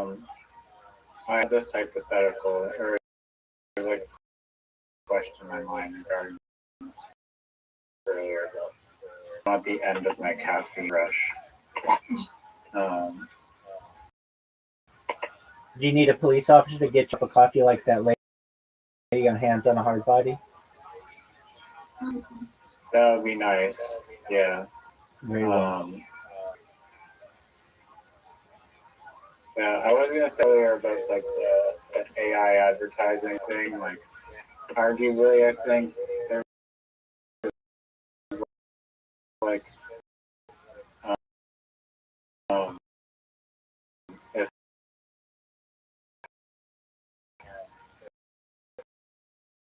AI could potentially be a good thing because AI ad, then it's like the same thing. It's like instead of they made the best ad, that's just like using the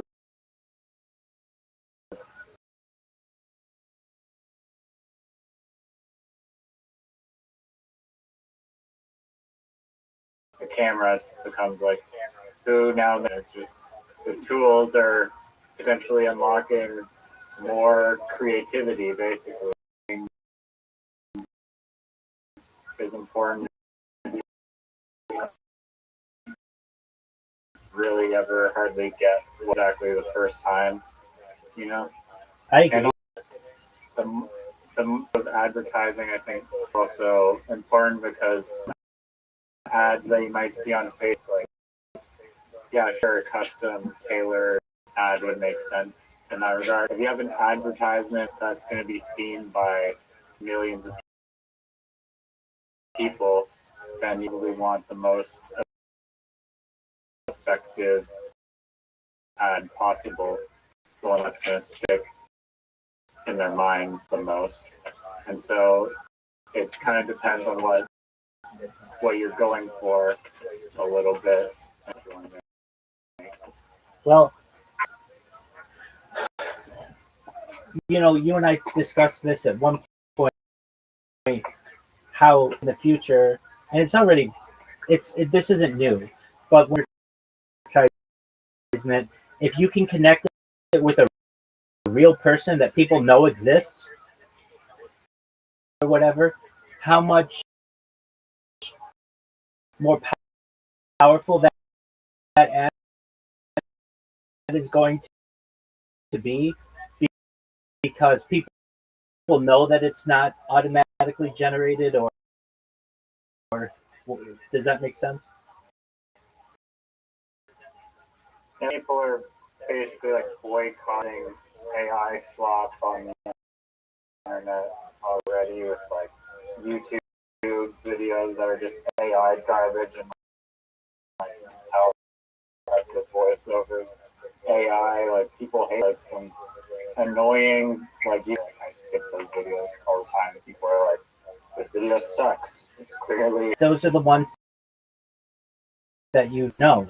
There are I can almost guarantee AI that you didn't know was AI.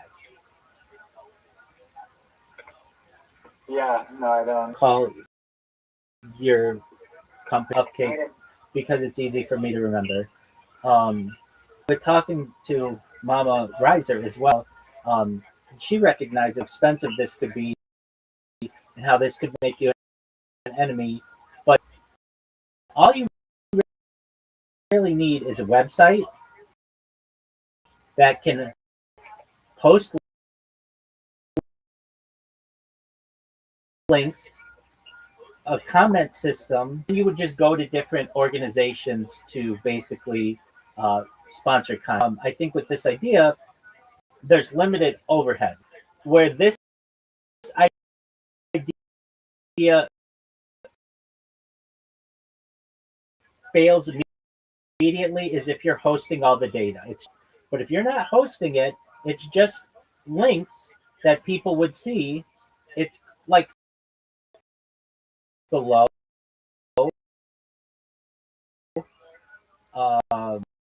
You're gonna see a section. So under 24, there's 24/7 live streams, and a cowboy hat and a heart says Rabbi Rothschild. Do you see that?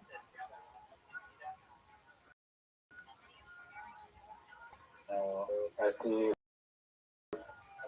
You guys, Rabbi Rothschild's arena and the live stream, and then radio. Okay, the section below radio station. Rabbi Rothschild. Yeah, at the bottom of that, do you see TikTok music videos?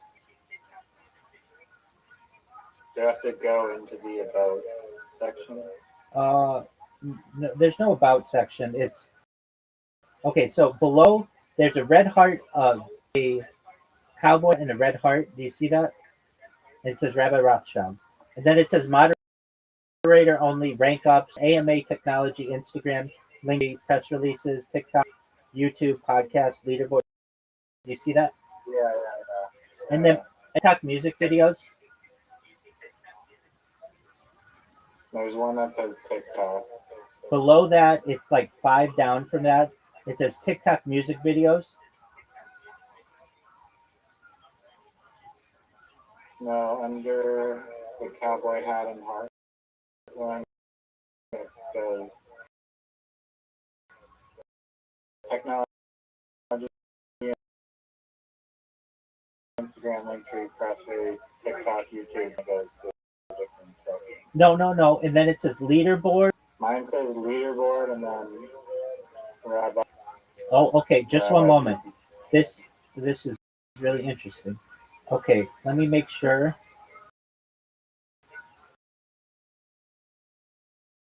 that it is available. The reason why I want you to see No.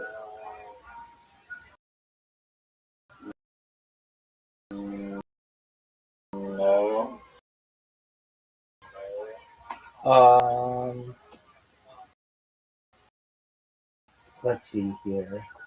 So you don't see a section that No, not in that area. okay, I'll just send you is because it is essentially what your website would be. It's basically like hosted links. So the only difference is you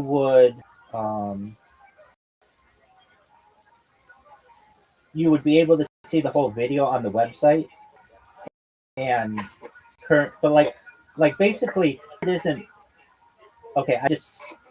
I just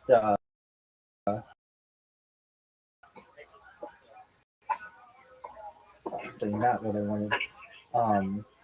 TikTok videos. I see it. Okay, so go there. There's just like every 5 minutes or something, a new music video that's being created. As I've been talking with you both, there are random music videos that are being made. But Discord is not hosting them. TikTok is. And your website would be essentially this. The idea that embedded video, that it would still be hosted on TikTok, but code on it. Discord doesn't have the capability, or under current conditions, they don't want to pay for all the hosting, so they limit. TikTok allows for you to whatever you want. Generally, from a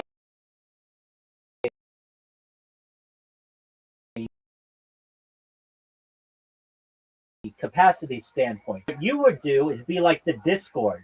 Like, you will just have links like this, but when you click the link, it will take you to the person's page, or you'd be. Yeah, no, I get that part totally. I think my mom does too.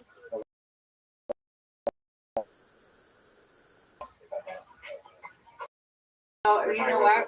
I will another day. Yeah.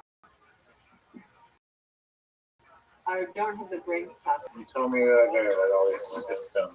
I did. I was just saying base system. Well, it depends on whether you're building it. If you're posting things on, I don't even know what Discord is, but if you're posting things on TikTok or some Discord, I guess is a discussion group. Is that right? We're in Discord right now. This is Discord. Oh, okay. No, I was saying if he were to actually build such a system, right?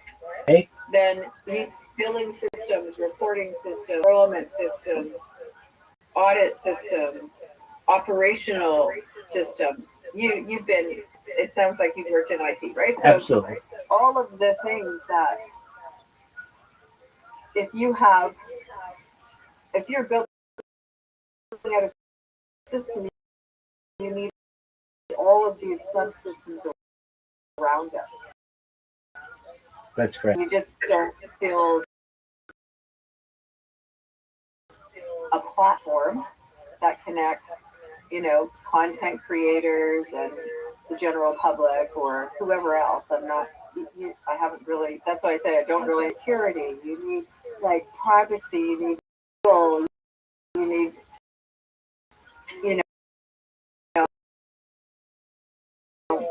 all kinds of things. Your costs are much less. Absolutely. And that's why You can do the simple model, or you could, but the way Zach was describing it to me,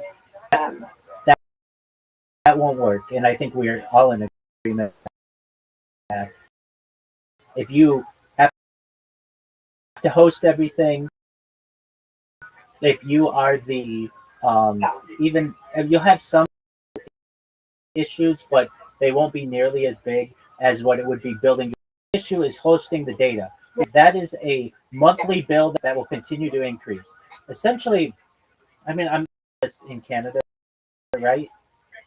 yes. Okay, so Craigslist, think of it, it's a very simple site that doesn't have huge amounts of data that are being stored. So this would be like a something simple like that let's use a real world example. The Coca-Cola company wants to get better advertising for what they're doing. And they connect with their marketing or somehow, and you say, look, normally you're going to pay a marketing agency $1 million to do your holiday campaign ad. That's great. Right. What you can do is give away a 100,000. You're going to get, instead of the minds of a boardroom 15,000 entries on this. And not that to the people of Coca-Cola. These people are going to host their contest entry for you. And it isn't just for as long as you want to pay for it, it's free, and it's free indefinitely. Some people are going to take it, leave it there for 5 years, and it's going to have impressions on people 5 years from now to drink Coca-Cola. And all you have to do is give away $100,000 in the contest, which you guys do all of the time. And if you will agree to putting up the money for this, you wouldn't start with Coca-Cola; you'd start small. But essentially, that's the goal. We're going to be able to cut your advertising budget by, for just the holiday season, $900,000, and they spend more than this on their digital campaigns. But we're just using round numbers. And on top of that, you're going to have 100 times more reach because all of the contest entries are going to be hosted on social media, which is going to allow you to dominate digital platforms where you would never be able to get previously. You wouldn't be able to get on some artist's platform, some artist's main. This artist put in work to create some kind of video or AI or some type of commercial or whatever. You are now going to be able to, the word would be almost seep into areas where your marketing previously would fail. And you're going to be able to do it for cheaper. And for people have the links, and they would just give a picture, just like I showed in Discord, and button, and it would play a video, and then people would just upvote it and have a comment. And let's say the content's for a month. At the end of whatever one Coca-Cola chose wins. It's not necessarily who has the most. We just want it to be whatever one that Coca-Cola likes, and Coca-Cola takes that and puts it out as holiday 2026 campaign. And all who didn't win, either out of sheer laziness or because appreciated what more people to go to their, are going to keep up a lot of Coca-Cola ads when previously they wouldn't have. This will basically transform social media into being just, hey, here are pictures of my vacation, maybe 10 different pictures of those, to being maybe one of Coca-Cola and another of Anheuser-Busch and another of Honda. And so for every 10 you may upload, they may get some free advertising. And that this gives, it creates a new type of industry for artists and creators and people who are into video editing and actors and people who just may say, look, we're going to put something together. We think it's really creative, and if Coca-Cola picks it, we have a chance to make basically a year's salary on this contest. And there are going to be a lot of people who apply for the Coca-Cola contest because that's a big brand, and we don't have $10,000 to give away. We don't have $1,000 to give away. 30 entries for that, just in a local contest that they're having. And basically, I've said to Riser about this, extremely high for different advertisers. You're going to be able to essentially invade people's social media in ways that you wouldn't have been able to do previously. You're going to allow creative to be able to make more money, and artists, it's going to benefit them. And all you have to do is host a bunch of links on a website. Now, will you need general counsel? Perhaps at the beginning.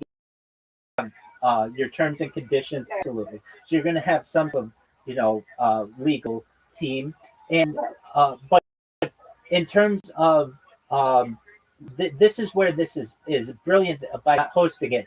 Let's say that there's some kind of I don't know, just malicious content somebody doesn't like. Well, guess what? Riser isn't hosting it. TikTok's hosting it, or Instagram's hosting it, or YouTube's hosting it. So long as it gets past their very strict systems, generally it's going to be fine on Riser website. And so you basically utilize all of the general YouTube, meaning Alphabet, and Facebook, meaning Meta, and TikTok, the filter for all of the content that you're going to have. So you don't have But to. what about this though? Because I think there's Miss Aquarius, I'll be with you in a moment. Sorry. Good night, Rabbi. Okay, Miss I'm Aquarius. going to play tomorrow. I'll see Excellent. you tomorrow. Sweet dreams, Miss Aquarius. Take care. Go ahead, Mrs. Right, Mama Riser. So if I'm creating a ad for Coke, Yes.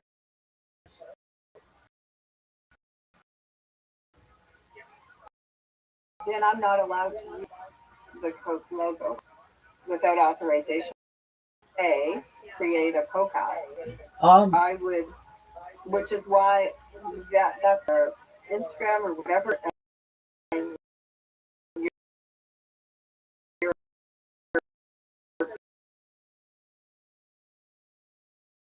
basically pirating. They'll shut you down. People do that all the time. If they have a Coke in the background of their video, or they drink a Coke once, they can change their policy to say more content with Coke in it. If we get too protective of our label, we aren't going to get as much advertising. Now, Coke is going to be extremely litigious. Is if you try to make your own that's like Coke and have a red brand, that's where they want to be litigious. But basically having people drink Coke is just is brand. As long as it's in the light that they're looking for.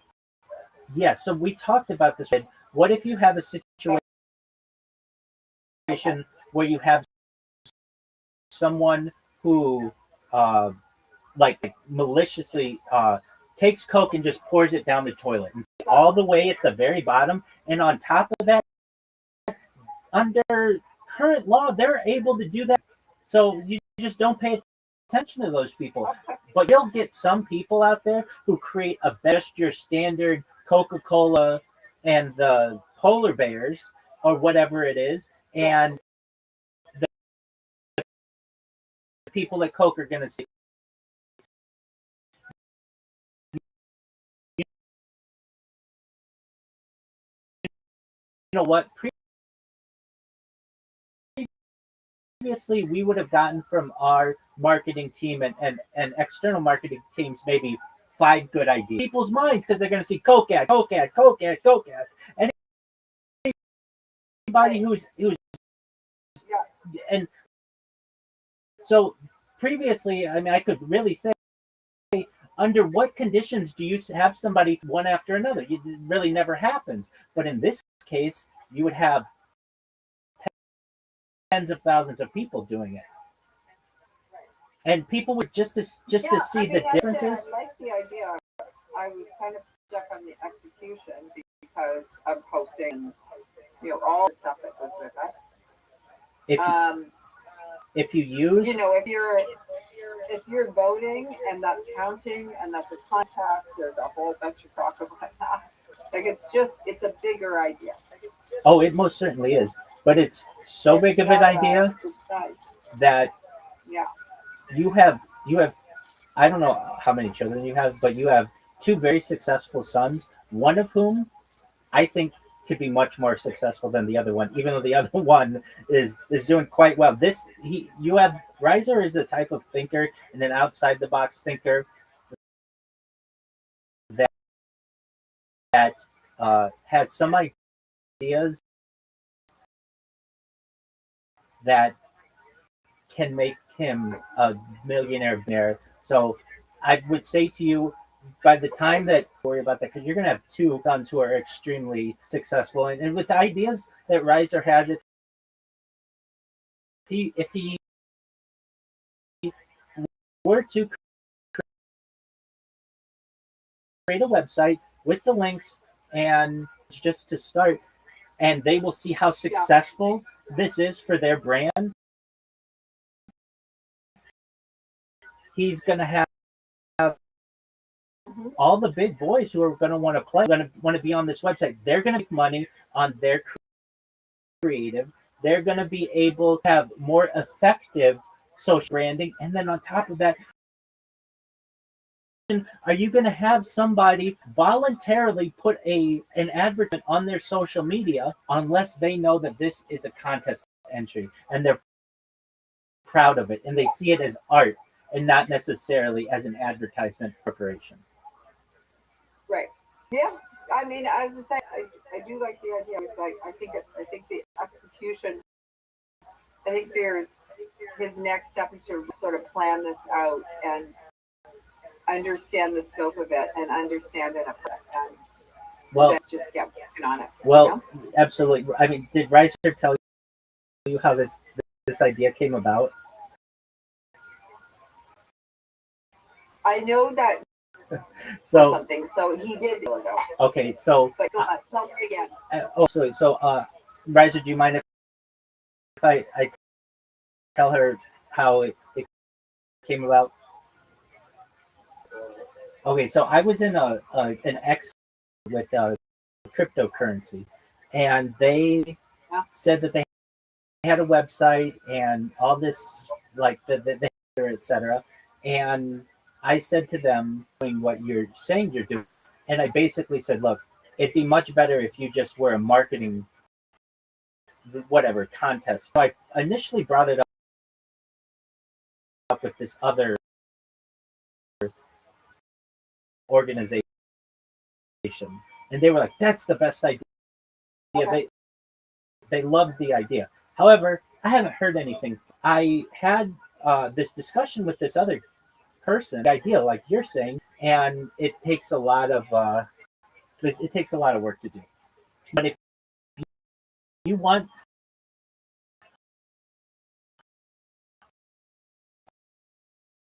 a million, billion, $1 trillion idea, some other things like that. So it was something that different organization,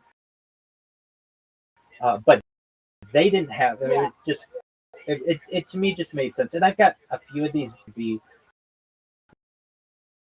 really good. And Ryan and I talk about them, but basically what I'm saying, void in the market right now, and Reiser could certainly fill that void. And all of it really it's going to take is a website that is a name that's memorable, has some other name. Reiser, what did you say? What was it called? That's a good one. It just sticks out in my head because it's like a food and tangible, but Crowd Spark is great. I like that one too. And so he's got the name, get the website, and he gets the website, then he's got to start populating it, and then he has to find someone to money for a contest. But it could just be gift certificates. It doesn't have to start out as huge cash prizes. Got to get people to know about it in the market, artists, and the way that he could do that is through social media that already exists. But it's and then he would probably have to. I mean, I'm sure at some point have to have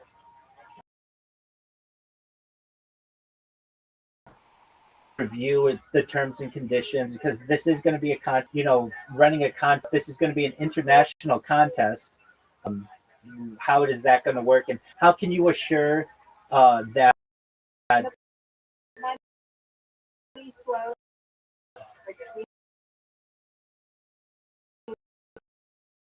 some kind of financial system for the money flow, right? Find an escrow system.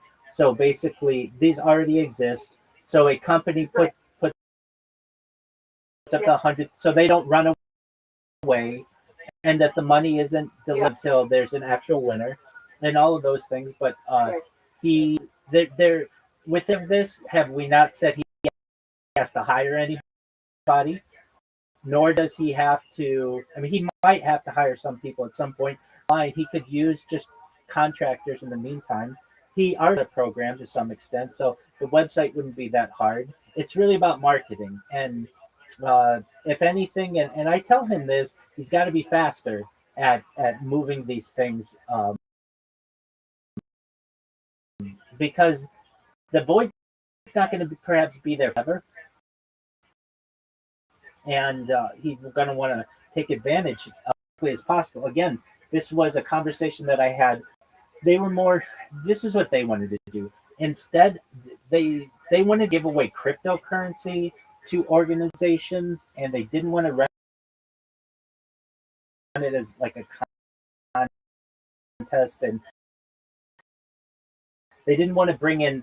They wanted it only to be like small, few individuals create like artists from corporations, and these kinds of contests are done all the time, and they thought it was a great idea. Like the big thing is the website. The website, or are you able to host this anywhere? I built a prototype website with it already, and I've seen the layout and visualized it already. And then I was like, at the step, okay, user sign and stuff. I need, like, you basically apparently only use like Google and Discord to sign. The best way to like sign bot issues, because you don't want bots. And then in order to make that happen, I had to subscribe to like a Google Plus account to get mail stuff. And then I was like, oh, I don't have money for that subscription for this stupid thing. And then that's as far as I've gone on the website. But I've mostly been working on the presentation and also trying to identify any like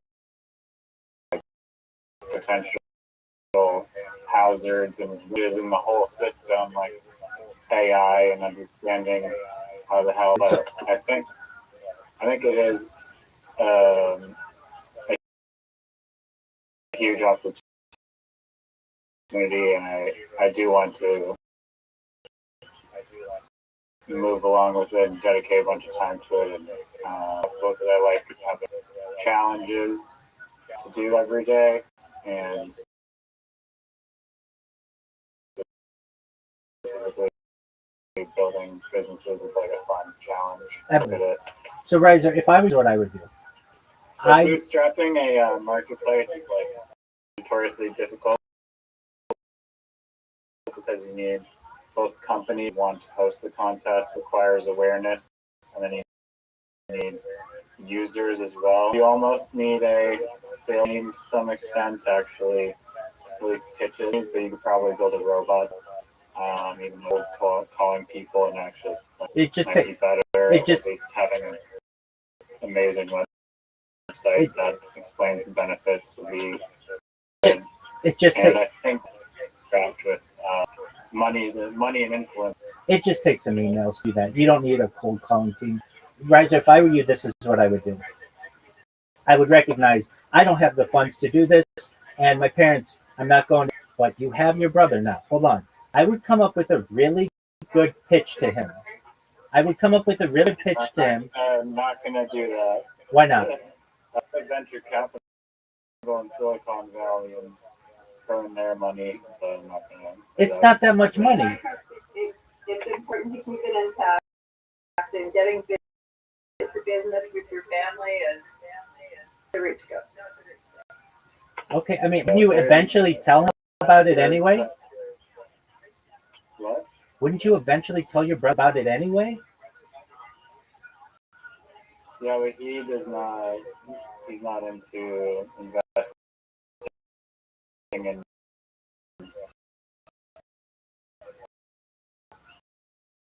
startups where venture capital is literally designed.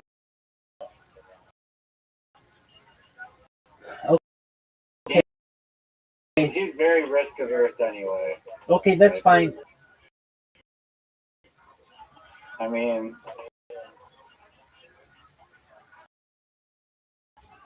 yeah. You're going to be giving them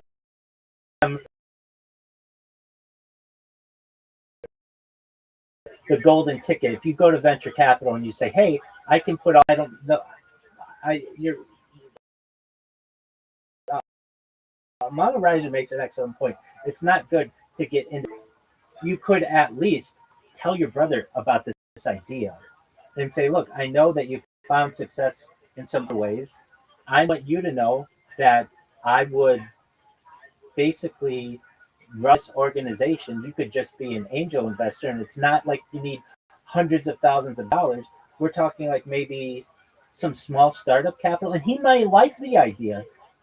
If you put together a nice video for him and showed him the website, he might say, you know what, I'm doing really well right now, but this is a really good idea. This might take me from millionaire status to billionaire status, because generally a YouTube, unless you become a major influencer, that's difficult to do. However, it's not if you have some type of idea like this and just run it by him. If he says, I hate that idea, that's the worst idea ever. Okay, so you tried, but he's not going to go run away with the idea and make a ton of money. I don't think it'll be 10,000 operational cost ish, maybe, but I feel like to actually get it off the ground, you need influencers to promote it, and you can sell them equity or give them money or both. Is the only way you're going to get those people that not. I get that it is nice that you can do baby steps and start with Joey's slushies or whatever. I think it's much more like just makes more sense to influencers that are also the areas of interest related to this, people that are into indie filmmaking and indie creations and video editing, or people that are into comedy or just creators in general, and directly target those people. So that's one side of the audience, and then say, look, there's opportunities on this website where you can make money doing ads for companies. Check it out. I think if you go the influence route, you're throwing your money away, in my opinion. There are enough small to medium realm that are doing everything they can to grow as organizations, and these are companies like, and I'm sure you've heard them, like the Me Undies of the and the Faces of the world. They're not super giant yet, and you basically can want you to get better creative, and the way that we're going to do that is by you sponsoring a contest on my website, and you guys already have social media. Post up saying, hey, running a contest for Square wins $10,000 in their best interest. And then you don't give your money away or anybody else's money away to some influencer who's not going to care about it. You use the advertiser themselves. They already have a platform. They already have network. And that's just going to improve the impressions that they get. Yeah, no, that's great. I like that. So this, and like what your mom said, there is capital that's needed for this, and you have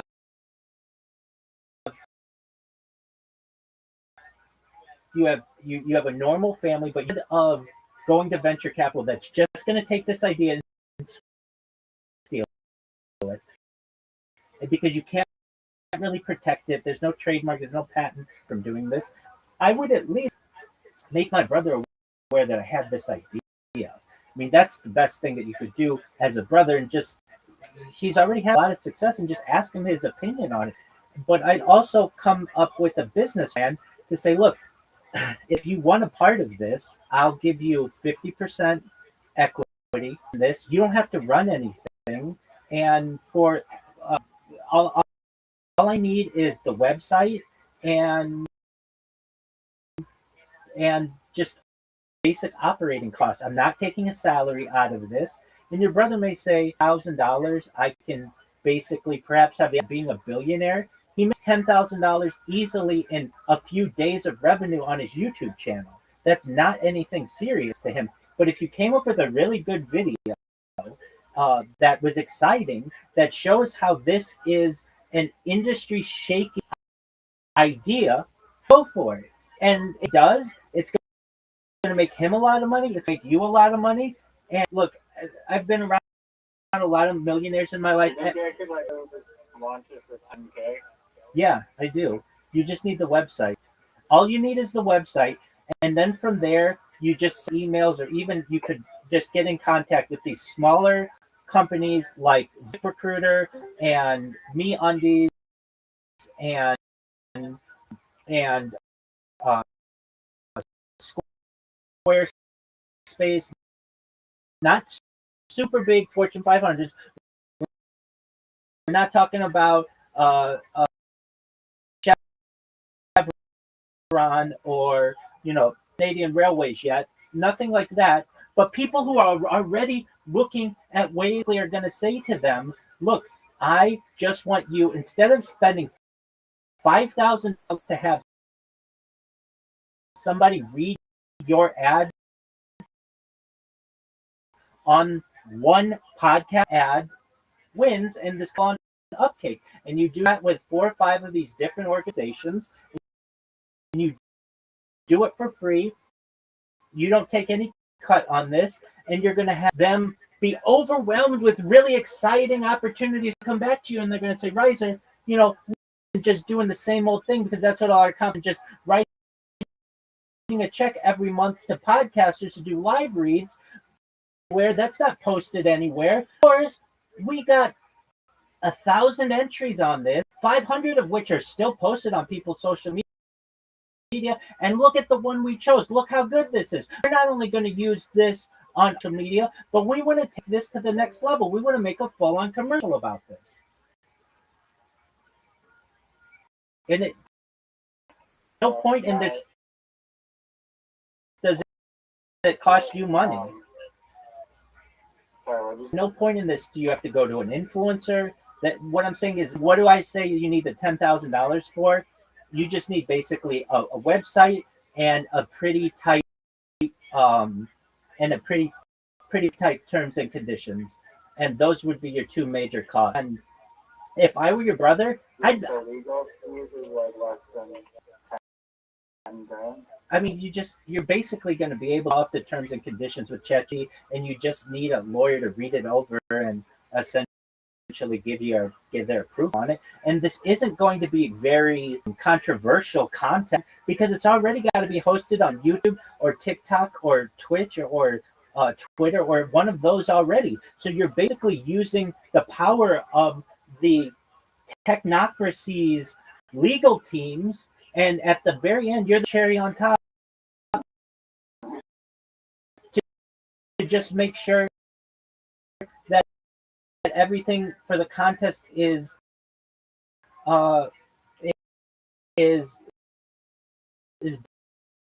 binding. But this is what I would say. Look, I'm not asking you for money. I want you to, from what I know, anyone who is a thousandaire wants to be a millionaire. Everyone who's a millionaire wants to be a billionaire. And this is for him to really take his wealth to another level. And I understand he's risk averse. That's fine. We're talking about three say yes to this. If you propose it in the right way. I like not go out asking him for free. No. Stop that. Stop that. I know you're not. I know. I would not do that for 10 grand. Freaking millionaire at 22. He may very well not give a shit and be open to it. He'll give a shit and he won't feel it. It's an opportunity for. It's worth it. It's worth the risk on his end. And you have to show him something. He doesn't want to see an idea. He wants to see something. And he wants to see, he's like any other interaction. Wants to see blood, sweat, and tears into it. He's staked into it. I mean, that's why I would tell him exactly where the money's going. $2,000 for website hosting and everything for 12 months. We're going to need $5,000 for the attorney to review the terms and conditions, and then perhaps another $2,000 or $3,000 for any type of other overhead that logos and all of that stuff be able to do organically. And then you just say to him, and I would make a video for him, very easy. He could look at it on his phone and say, hey, this is really great, or this is not great. Riser, we're not interested. And they're going to close the doors on you, and they're going to steal your idea.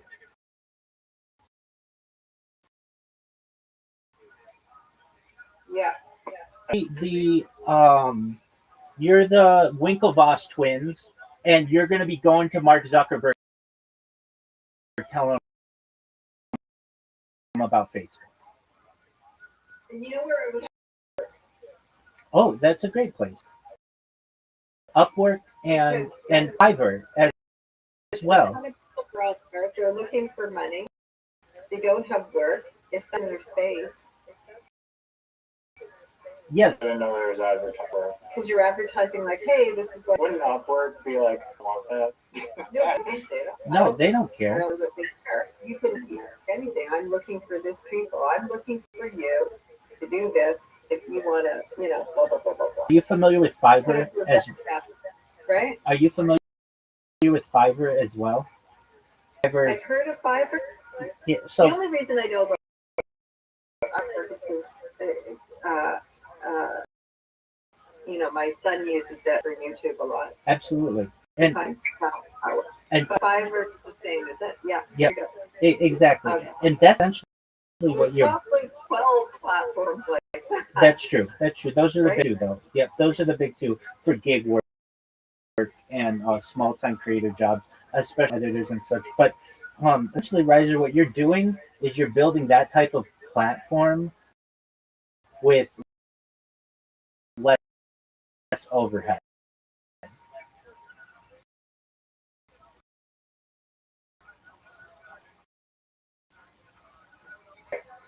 So it's a thought, and then overhead than Fiverr.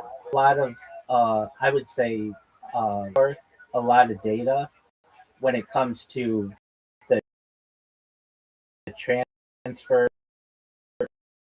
of files. I think that they're at least looking at what you have is going to be links. Like basically, your website is going to be the most efficient website that it could be to keep costs extreme. Have an app, which is $100 development that you're not going to have to ask other for. You're not going to have absolutely not. Absolutely not. Look, I've launched apps on both the App Store and Google Play. That's technology of 10 years ago. Everything now is in a browser. Or it's moving back towards a browser. And there are things. It's supposed to be mobile friendly, though.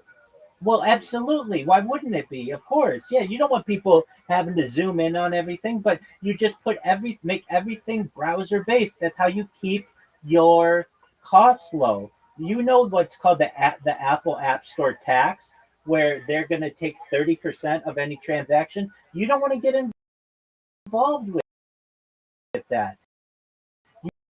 You only want people going to a browser.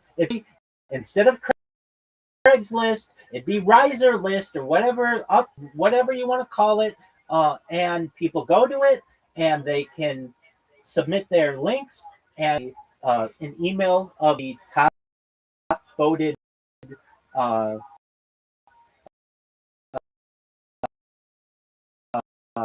entries. They can either look at every single entry, but they don't have time to do that. So they might look at the top 100 entries or the top 10 entries, and then you take 10% eventually of the contest amount, and then they're going to come back to you in quarter two for the next idea.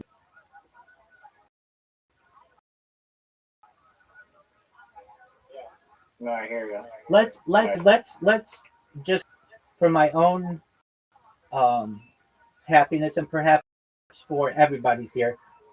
I'm going to go to ChatGPT. I'm going to speak into this idea. I want the good, the bad, and the ugly. Here we go. I have an idea, and I want you to steel man it. So, a new type of marketing strategy could arise that is industry shaking. Instead of having individual marketing teams that can be very expensive for every Fortune 500, and also marketing this effort could be crowdsourced and essentially have a very simple website where users submit links and the website hosts the links, and it would be basically companies sponsoring content. The links would be hosted on different social media so that costs would be kept down. So, for instance, you could have a company like the Coca-Cola company who had a contest for $100,000, and they could choose what crowdsourced ad that individual creators, small-time influencers, could create for them, and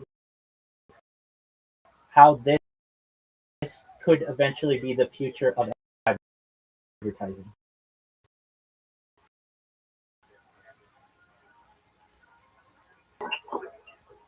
So here we go. At its strongest, your concept is a platform that replaces traditional creative marketplace, where brands post campaigns as contests and creators submit ads posted on existing platforms. TikTok competing for large rewards. If executed well, this could radically lower cost reductions in media buying. Your model eliminates agency retainers, uses organic social distribution instead of paid media. Net effect is cheaper plus more scalable experimentation. This would unlock massive creative diversity. Instead of 10 agency creatives, you get 10,000 creators, different cultures, humor styles, niches, native content for each platform. This mirrors why platforms like TikTok outperform polished ads. Raw creativity wins attention. Turn ads into performance competitions. Instead of guessing what works, let the market decide. Views, engagement, conversions, reward top performers. Marketing becomes closer to a trading market of attention. Align incentives better than agencies. Agencies get paid regardless of performance. Your system, creators only win if they perform. Brands only pay for. That's a huge structural innovation. Now, the real problems. Why this doesn't exist at scale yet. Of content legal violations. A bad viral ad can cost millions in reputation damage. Quality control problem. If 10,000 people submit, 9,500 will be low quality creators. If only one winner gets $100,000, most creators get nothing. High quality creators won't participate long term. This becomes a lottery, not a profession. Platform dependency risk. Everything lives on TikTok, Instagram, YouTube. You don't control distribution, algorithms, monetization. That's the core marketing system. Legal IP. Who owns the ad? The creator, the brand, the platform. Complicated fast, especially globally. Now the stronger version. This is where you evolve your idea into something actually disruptive. Performance-based creative marketing. Instead of just contests, build a system with three layers. Tiered creator system solves the quality and trust. Creators are ranked. Tier 1, proven performance. And we've talked about this, Mama Riser. So don't think that I just couldn't prompt without it shutting off. Proven performers. Tier 2, emerging. And Tier 3, open entry. Brands like Nike or Apple can open experimental campaigns. This filters quality without killing. 2, a hybrid payment model solves creator incentives. Instead of winner take all, small upfront payments for participation, performance bonus views conversions, big prizes for top performers. Turns this into a career path, not gambling. And we've talked about this, how this opens up built-in performance tracking layer. Your platform tracks engagement, conversion, revenue per dollar. This is what these pretend to do, but rarely prove cleanly. Human reviewers approve finalists. It solves the biggest corporate fear. Distribution engine, your secret weapon. Don't just post links, aggregate performance, boost win. You're not just a contest platform, you're a media engine. What this becomes, the big picture. If this works, you're not just replacing agencies, you're creating a market where attention, creativity, and advertising performance are traded like assets. That's closer to stock market mechanics meets ad tech. Why this could actually, because it aligns rise of individual agencies, decline of ads, algorithm-driven content discovery, performance-based everything. This is basically Uber. For what happens is start with mid-sized brands. That's exactly what we were talking about.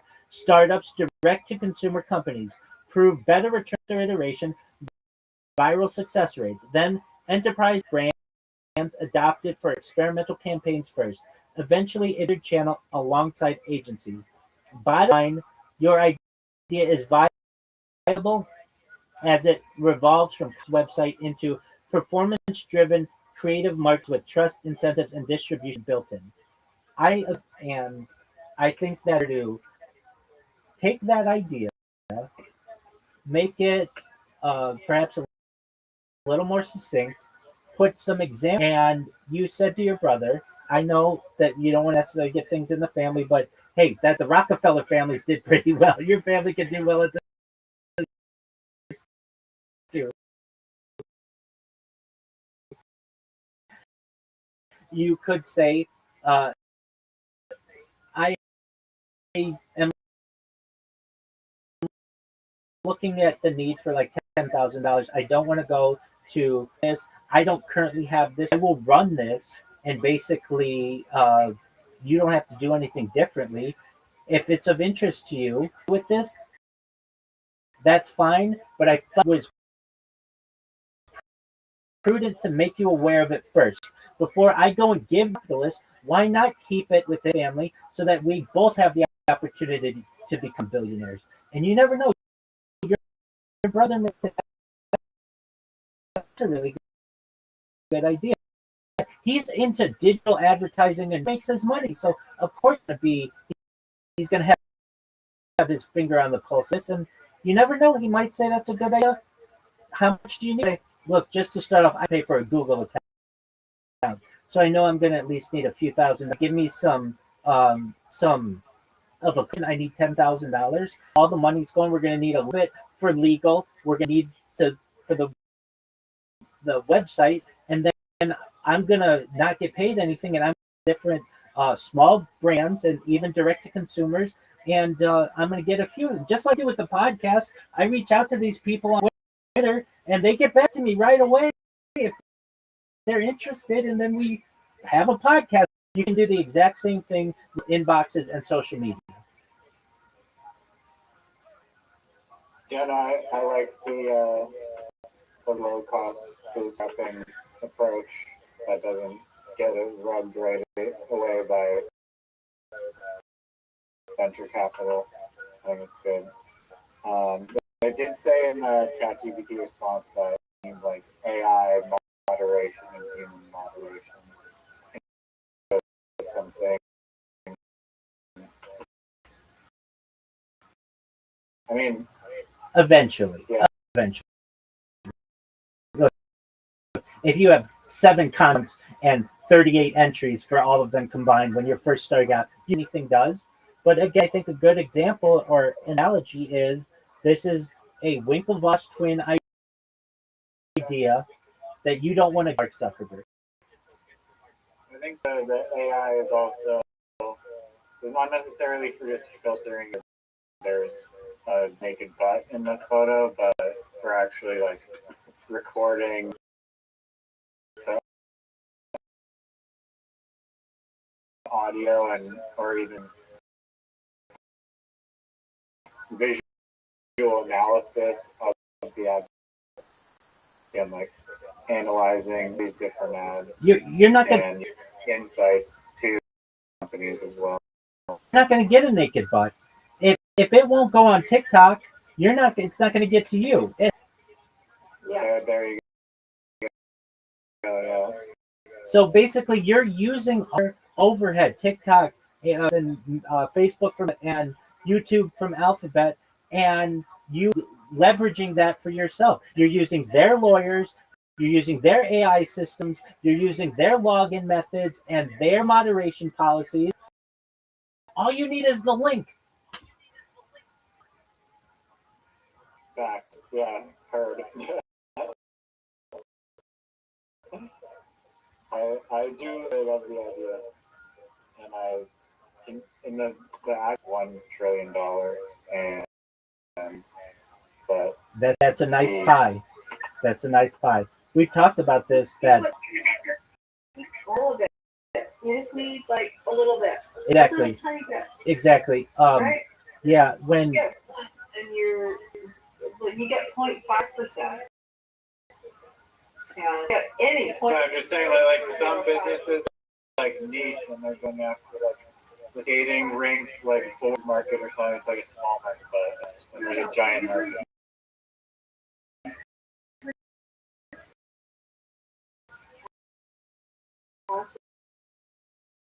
In the beginning, like I work for TELUS, Americans know TELUS, but we have companies in Canada, and it's one of those. But they have it set. I can't imagine that this would for a large company like that. Not. Yeah, no. This was identified also. I think it depends on the company, but the wide like Doritos. No, nothing to do with advertising flavor where they use the same purple cute animals and they basically are like, tell us, we advertise with animals. Where Vito was using the Super Bowl ad, like for their Super Bowl doing the contest approach, and they consistently got these top ads like all the time. But supposedly they stopped doing it because there was a lack of like the brand itself, and like you can think of products like those like the hands in my pocket songs or whatever. They have like these consistent ads like kind of things across like some of them. So That's And if when you get to the large, it would have to be like patients. If I'm even writing, no, nobody would handwriting letters anymore, but if I was used to have to go and get, I couldn't even put a logo on a piece of paper without following the specifications. absolutely Right? Like it's, brand. but yeah, that's a later problem. Absolutely, and I would say to, let's say, the CEO of your organization, you guys are great in Canada.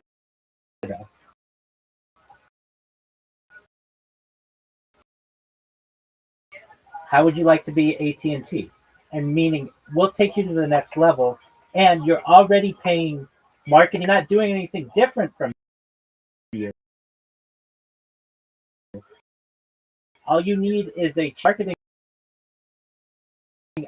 officer, use our platform, and we're going to give you the same animals with the same purple logo and everything. We're going to save you money. When you can say to a CEO that we can save you some money to get either the exact same results or better results, they're going to have open ears. Yeah. Now, yeah, if it was actually like in tune with the brand's decades-long advertising campaign, I guess. they Not every single. they won't choose anything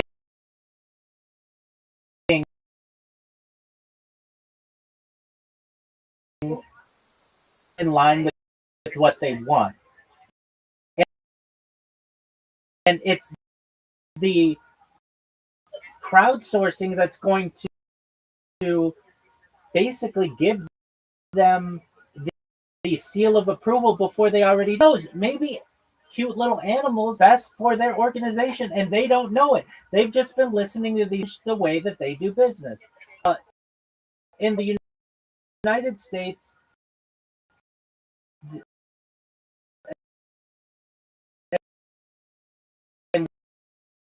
Reiser and I have talked about this, and this is basically for Google Ads. If you want your company to show up for the work, it was like $7 every time somebody clicked that. So when somebody has insurance with you, they will have insurance with you. And that's basically an excellent customer to have. But in the United States and perhaps globally, so one, like in the United States, Affleck has a duck, and Geico has a gecko, and perhaps and like Liberty Mutual has all come to the same conclusion that using these perhaps the best way to advertise for their insurance. However, it's taken them advertising against each other to be able to figure that out. They would have and had actual numbers to be cute animal. It's just it's like, oh duh. Yeah. And your organization has figured that out. People like cute animals. I've said this for health companies. Why name your company True, some made up word, when you just name it something that people align with and understand, or at least have a mascot is tangible and people identify. That's really important. With that said, Mama, so you brought up a really good point. We don't need the whole $1 trillion pie. We just need a small slice of this, and it triggered in my memory a story that I really like. I'm just going to share with you in just a moment. It's a story of a man who owned a small but pivotal share of Middle East oil rights. His name was an Armenian oil genius known as Mr. 5%, because he eventually held 5% stake in the and Royal Dutch to compete compete with Standard Oil, and later founded the TPC in 1912. After transferring 25% to Royal Dutch Shell and the dissolution of the Turkish National Bank, his portion was reduced to 5%. Despite this small, his personal holding and expertise was crucial in navigating the complex. This man, as I understand, basically he did what he was able to get the rights to oil that really feel was that important at the time. It wasn't like gold or diamonds or something like that that caught your attention. Recognize it, and there's a quote of his: "I'd rather have 5% of a large pie than 100% of a small pie." And then there's also a phrase that I always hear that is something like, "I'd rather have 10% of a watermelon than 90% of a grape." Yeah, exactly. The one I always find interesting is MasterCard. Everybody knows that. It's got for something. And but 3% of pretty much everybody in the world, every adult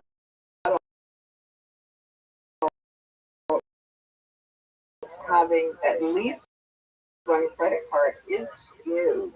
Exactly. Form of advertising, like away from the cute animals. I was just thinking, like, how the hell would that really work? But kind of like what you were saying. If you're a product like a food or Whole Foods, you're gonna test it out, and then if it does well in that store or that local region, you're gonna expand it more and more, and then eventually go nationwide. If Dallas could do is take that advertisement that gets amazing feedback, whatever, and then do a test in a certain area with that ad and then compare it, I guess.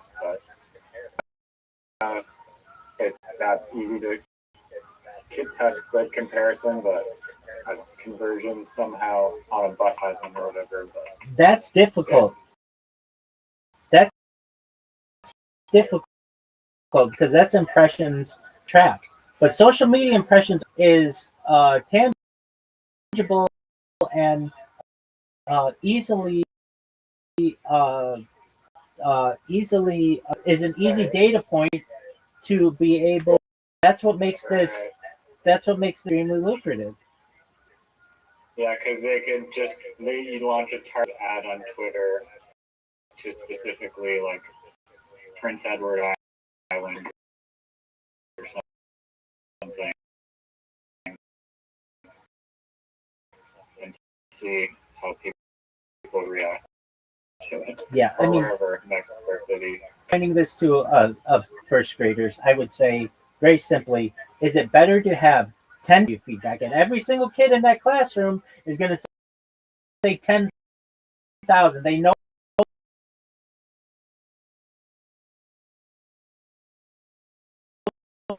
And it's in this case, it's true. You're going to get more feedback. The fact that you're now going to be able to seep into people's timelines, into their algorithms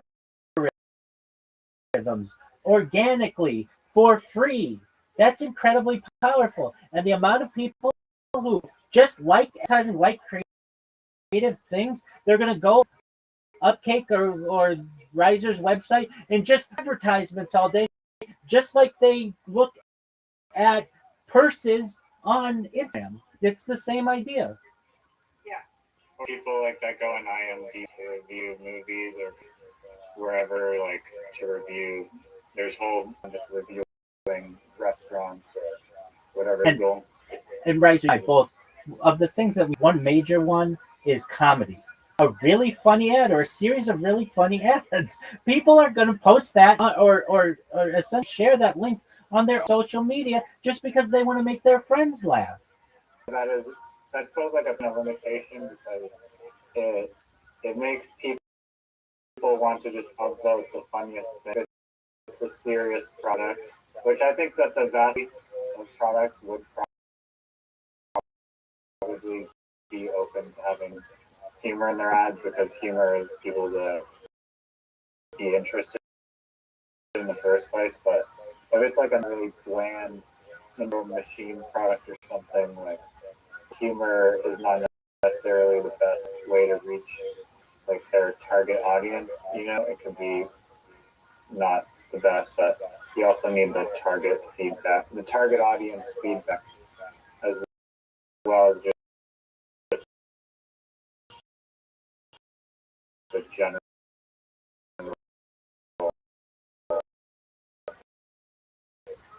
vibe of it. Well, and that's why you allow the company to choose. Cody McBoatface. This originated in 26, basically. I love that. Exactly. Yeah. And so that's what you want to avoid. Forcing the company to have to use some type of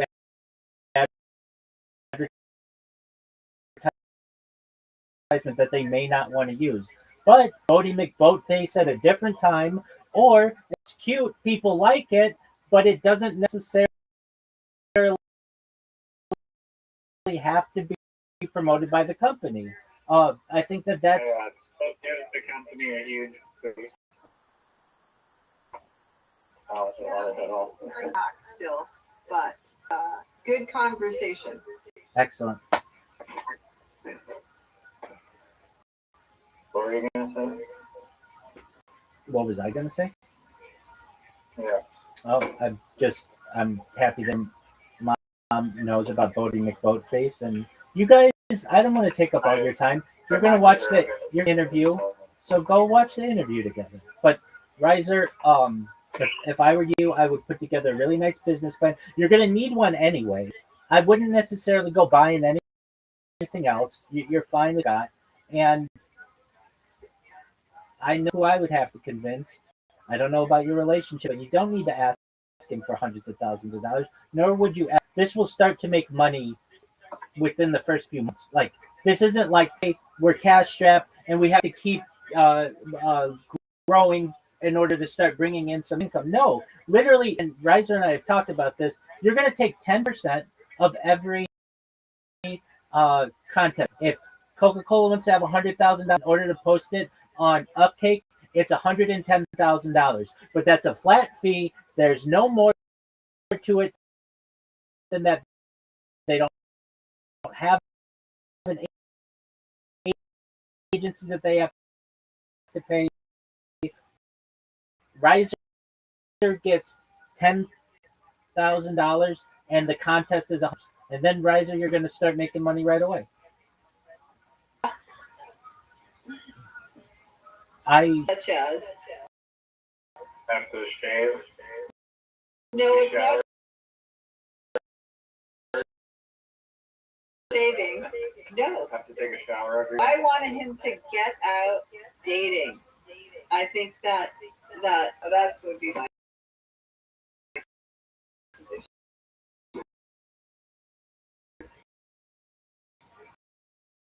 That is a totally mom thing to say, isn't it? Well, I'll tell you what. Your son, when he wants to put his mind to it, won't have an issue. I know that he's been in women and very attractive. So you've done your job there. And I mean that. It's one of the greatest looking in North America. That one is a numbers game, and the dating apps allow for it to on these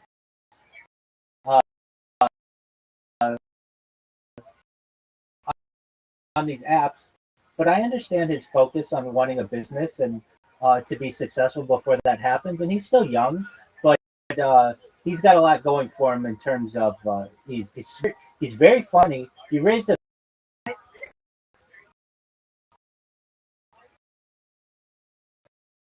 I mean I that. agree. And so with this type of idea, um, I think that Mrs. Reiser, I mean, you can do anything you want. I'm not going to tell you one way or another, but he doesn't need like 5 days of your other son's revenue from a YouTube channel, and you have 2 sons that within the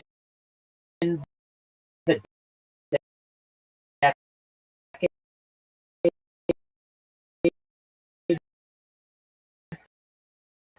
by 2030 are both billionaires. No, not billionaires ever. Oh yes, then The he guy can who bought land on the Amazon, they can chop it. then he can get away all of his money. But I'm saying, like we talked about, I think Reiser said that marketing Mr. 5%. Even than that, like you said, 0.5% of this, and he'll be a billionaire.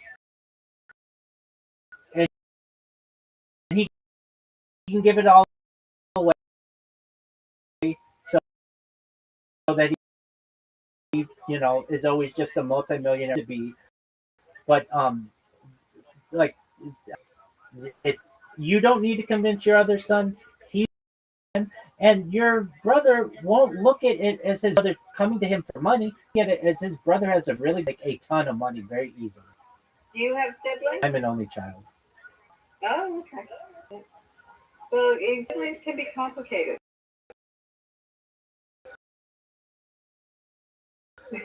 I recognize it, and maybe that's why I think if is peaceful, harmonious, close relationship.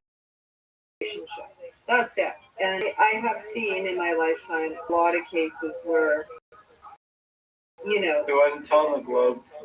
can get into business and it goes south. Like I've seen it multiple times. I live 2 doors down from each other in 5 years over a business deal. They bought all these globes back in, I don't know, the 60s or something, and there was like thousands of them, and then they thought that they would sell and they didn't, so they lost money and blah blah blah whatever. They bought cheap globes on Boxing Day. They could not sell the globes. Get out of date, right? yes, they do. In terms of, but he will want to see some meat on the bone, not just hey, I have an idea. That is not the time to approach him. And as I said, I have my weird thing. All young men should be out there.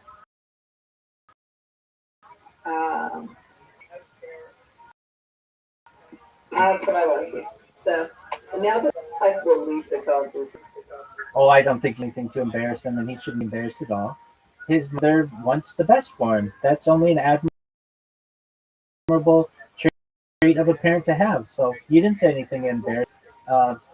And I don't think waiting it until you're successful is the end. Just don't. Okay. I understand. You build together. I get that, but then give up half of it. It's your partner. I recognize that. Let me ask you this, and this is going to be extremely how would I say material, but sure. But let's just be honest. If you're successful with this business, he'd be able to get on a scale of 10. Anyone who's a 10, she comes from a great family. She's absolutely brilliant, drop dead gorgeous, the cream of the crop of women in your area, but in all of North America, perhaps the world. That's what No, I mean, like the perfect 10 is not what it's about. It's finding the person that you connect with.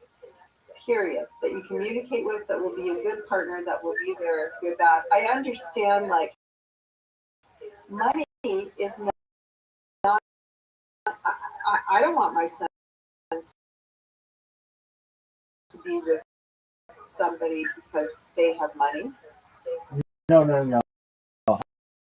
I understand that. You'd be able to connect. Great, rounded, a great mother if they choose to go that route. So really, really supportive, great partner. And I think you can find that before successful. he most You don't want to. You know, I worried about that with him. He's got a wonderful girlfriend. She has no idea that he's so successful. He is not, because he hasn't really told anybody that. One day she's gonna go, by the way, I have like $40 million. Well, she has some idea. But she knows she's not. Wearing like a $4,000 watch. She doesn't really. She knows that he's doing well. She is. Yeah, my brother is just thousands on a watch. So okay, so if he's willing to do that, be willing to consider this. He That's why anyway. So no, I don't think it's about waiting until you're successful at all. I think it's that. Okay, but financial security is something that humans look for in a partner. It is. Absolutely They is. do. For the qualities that of somebody that will be. They don't really. They're not looking for. Oh, I need somebody right now who's got all their shit together. They're looking for somebody who possesses the right qualities to actually be a good partner. Be successful. Yeah, no, it's like, so anyway, that you asked my opinion, and that's my opinion on Blake. And I think all young men should be out there because this is the time. Okay. This is the time, man. Okay. This is the time where a woman who he connects with, who's funny, who's humorous. Would you rather have her everything else the same, education the same, family the same, but in terms of her beauty? I know it fades, but what I'm saying. You're asking Gandhi here, apparently. Well, you're asking Gandhi. It's whether or not they're attractive to him. Wait, everything else is the same. Oh, he doesn't go for the tans because the tans really have, a bunch of issues that are going along with being a tan. But not all of them do. Not will love him and want to be with him for. That's what you want. I really, really, really don't care what they look like. Honestly, okay. So I've met some. You would call them tens. Yeah. That and young girls that are tens, and as soon as you're in, they've got problems. Oh, then they're not necessary. I have one that is mind-boggling, like insane. And she has, it often comes with a lot of things wrong, right? Because I was not a 10. I was a good-looking young woman. You'd walk, it didn't matter what room I walked into or down the street, everybody would stare at me. Everybody. Sounds like a 10 to me. It goes to your head, right? Like it's screwed up. It screws up your head because then you think, well, I guess my looks are everything, and it's just not about that at all. And maybe it's a maturity thing. Okay, that's right. Then a 9, say a pre.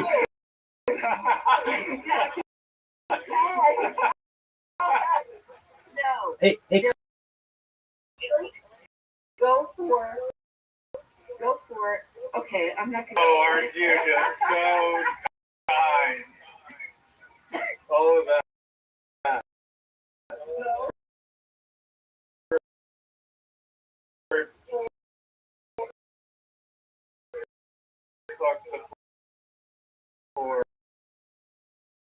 Okay, no. Let me take that 10 in terms of quality. Absolutely. Want a 10 for somebody who's supportive, kind. Education, okay. Well, if that if how you're measuring it, I'm a 4. I don't know. I've got a high school education. I'm a senior solution architect in IT. But get that it's really important, and obviously not along the way, but Nathan, or it's not it's a Nathan who has a show rehearsal, but this guy is going to trivia night, and he lied to his friend group about his education, saying that he went to university when his friend group university when he didn't. And there's this whole like multi-episode thing about this was just petrified to reveal the truth about his education to his group friend. Pretty funny. Thanks. And then the other thing is like Zach's brother. Yes. High school education. So would I say, oh no, you can't possibly be with somebody? As long as they have street smarts, as long as they're intuitive, as long as they have a high EQ, you guys have to have a woman with a high EQ. Right? I agree. Those are the honestly, I don't know anybody that you're attracted to. Those poor girls that are born. That's kind of unfair. But it doesn't matter. You're probably not going to be really attracted to, and you will be shocked that you can be attracted to a 5 or a 6.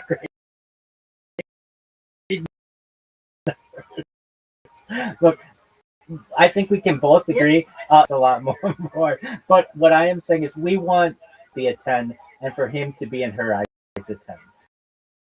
They may not be 10s, they may not be perfect, but we want them to feel that is the person for them, right? Exactly. It's who you connect. It's whether it's how you if you share a similar perspective in life. If you can if you wake up with somebody that's happy every day, that's huge. If you wake up with somebody that is a 10 looks and they're miserable every day, that's not gonna last. You're just not gonna try. So it really is. I hate to say it, guys. It's really about the personalities, and yeah, maybe if you're a multi-gazillionaire, whatever, do you get like the best of the best of the best? Wait, and that's what we're talking about. And that's what we're talking about. Your son has the opportunity at that. He does. Yeah, of course. He absolutely. And I keep saying to them, they're not going to come. And I would say this to you, Rabbi, even though I barely know you. We're not going to come knocking on your door, right? Get out there. Hold on. Wait. Sorry? Riser hit the nail on the head. They will if you're a billionaire. And old, and you finally make it. No. And also, you need practice. You got to get out there and date. You got to date some. You got to kiss some frogs. Wait. When it comes a while to figure it out and get good at relationships. It just doesn't happen when you're suddenly ready for your 10. No. To come along. At least go screw up relationships now. Go figure out what works, what doesn't, what personality you know. Do all that now, so then when you meet them, then you're a 10, because you guys, like, unless you have experience out there dating, you're not a 10. I don't care what you look like when you're looking for marriage. You're not a 10 until you, because that's just in relationships. Oh, Riser, I at least from my perspective, I've had many female friends. I've lived with women. I have been a pickup artist where I would go in with other pickup artists where we go and see how many women's numbers we can get in a game. I have even dated women who my pro is so high on Tinder. They asked me out to find out how I was able to get such a high in Beverly Hills. So I can tell you that like from the gaming the system and being able to do well in terms of dating, I don't have an issue with that. And additionally, from a religious standpoint, I've had matchmakers who I've been pretty close to perhaps popping the question with in some in in some in some relationship, but I just wasn't ready, and so I did or never had any experience with women. Oh, get out there and yeah, absolutely. But at least in my case, I'm pretty good at all of that. I've artist community, AFCs, average frustrated chumps. They come to you, they don't know why they care that they're dressing correctly, that they have proper hygiene, that they are using small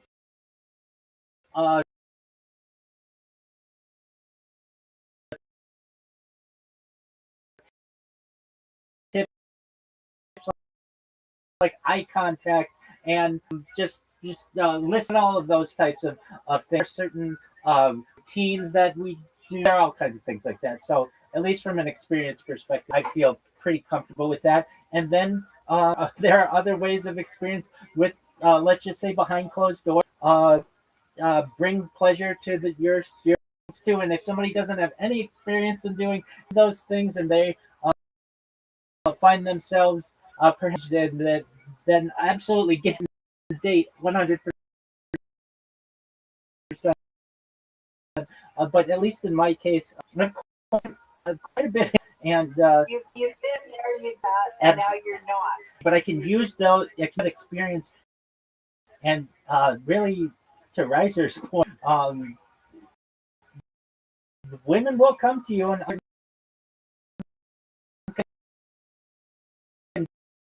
conditions, and if you have uh, certainly a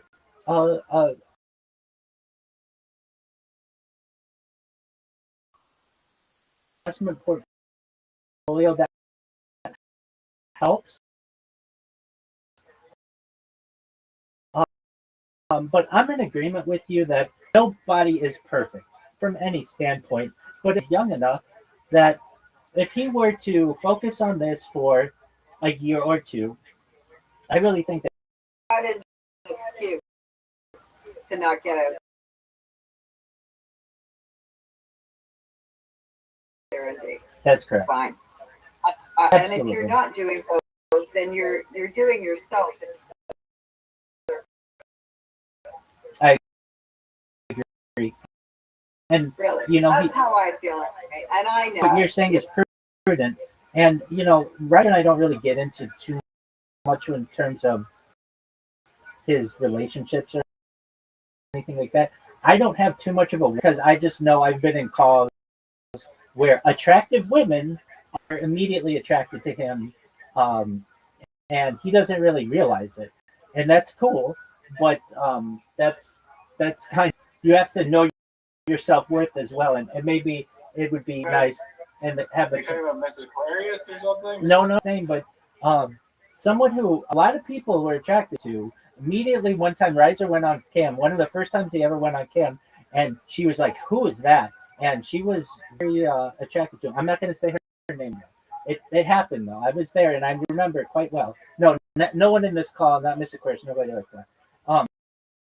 So you don't have issues with that. Riser, you were like getting a pizza the other day, and like some girl working at the pizza place was flirting with you.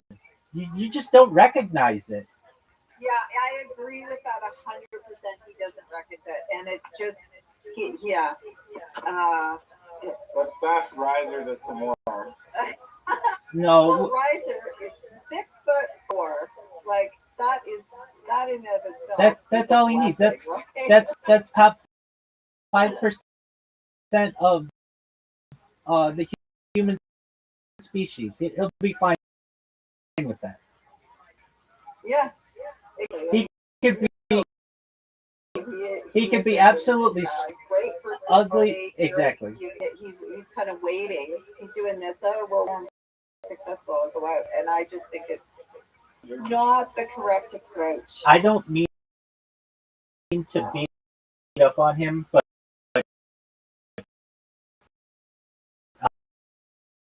he needs more urgency just in his life. And when I did, but okay, what are you going to do with it? And then it doesn't pick up as much traction as I would like. And perhaps within dating, he should perhaps maybe do things.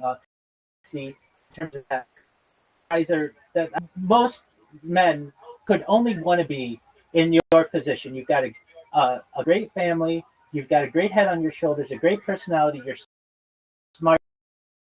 You've got you're attractive. You're athletic. You are a lover of animals. A lot going for you. So we'll make sure that you find an amazing woman. There's no doubt about that. I want you to achieve all the things that you want in them, and one of them I want to be extremely successful. Some type of venture may not be this one, but in something. But I would say to you, Riser, you've got a winning idea here. Could really be industry changing. And I myself, I can be a very convinced person. I know I could convince my brother. If we didn't absolutely hate each other, I would treat this like any other business meeting. I would make sure to be just like in Shark Tank or in Dragons. Then I would have the answer to all of their. And if he eventually said no, I'm not gonna ruin our relationship over this. But one thing that Mama, she had two uncles who didn't speak for 35 years. Their idea had a major. Well, they basically were requiring each other's help.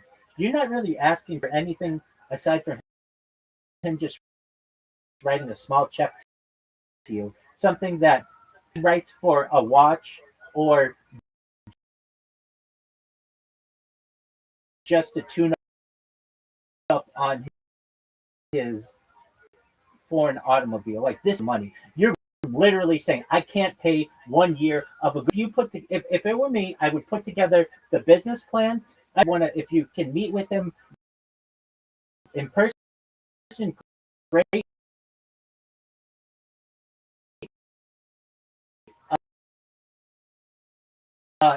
Via video, but I would business organization as the example. I would say, look, you and I both have been watching for our lives how this company markets, use these animals and all of that, and that's great. And here's one of their ads that they use. Now, for their upcoming, which is fine, but we're going to give them more what they normally do. If they don't want to go in a different direction. But here are 5, and I would even create the different creative for him, the different videos for him, and say, now what if you took this idea and you crowdsourced it? And not only would the company better commercial, every commercial could always be better from one thing or another. It could be it could have a slightly more attractive person, or it could use slightly different song, or it could use different lighting, whatever it is. You crowdsource what people felt was the absolute best version that they could get, and that made people post it on their own social media. It made people excited about advertising. It made advertising agencies essentially obsolete. More money. It made they could essentially transform that we know really well. Imagine what it could do on a global scale. asking for much of you, just the initial startup. From there, it's going to pay for itself. We have 5 years to be. No, we'll be profitable in the first quarter. All I have to do is then email MeUndies and ZipRecruiter and Indeed and Squarespace and Shopify and some of these medium to large businesses and say, you are already running a contest for something. I just want to put that and do the first one for free, and you're going to see all of the creative ideas that we're going to be able to choose something this first round. You could put some kind of terms and conditions on it, but chances are they're going to want to, especially these smaller organizations, to a company like Squarespace that they pay for that for a podcast to read one time. They will take the risk knowing that I mean, if I were to be able to say that to anybody, including my brother, he's going to recognize that this isn't his brother coming to him for money. This is his brother coming to him with an idea that can make him a lot of money. That is a totally different opportunity. You're not asking him to buy, you're asking for him to be able to make more money himself. And everybody likes to, if they are looking to make more money, and your brother's one of these people as well. He likes money. He likes his BMW. He likes to watch. Why not have more of that? Like a yacht, I'm sure that he'd like to be able to pull up. Exactly. I mean, I hear how he is, and I don't need to know him. He's a billionaire right now. He's becoming a billionaire right now. This money means nothing, but if he sees the idea, he sees how that there can be change, mean that his popularity of his niche is forever. You never know. Things can change. But this is a groundbreaking idea that has the opportunity to make him a billionaire. And if Mama Reiser does for the rest of his life and get and just have this glass ceiling of the billionaire class, it does not need that. And I understand that. You guys to remain grounded and not to become miserly and not greedy, and I absolutely understand that. On the flip side, though, your brother loves money, and he didn't come to you with this idea. You're going to come to him with an excellent business plan, and I would make sure my brother recognized that I was taking this more seriously than that I'd ever taken before. I would get a suit if you don't already have one, or wear one of the suits that I already do. You're a good-looking dude. You're going to be able to say, look, within the first quarter, if we have the website, I think that we'd be able to make quarter. You just need 10 pretty big contests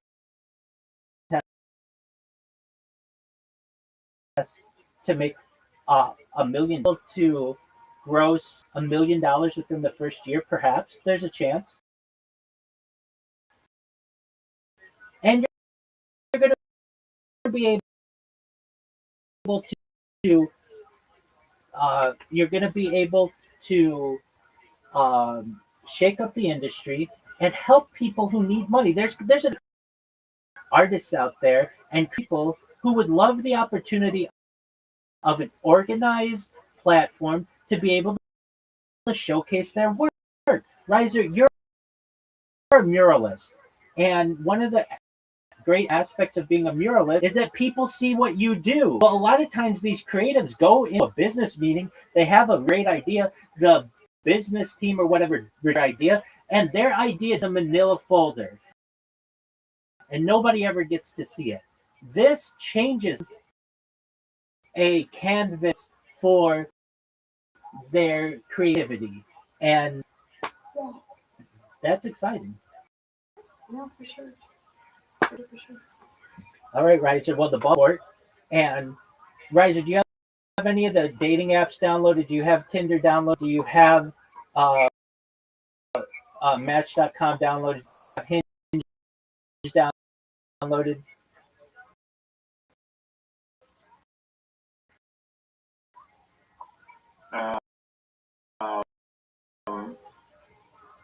I don't. Why wouldn't you want to expose yourself to the most amount of?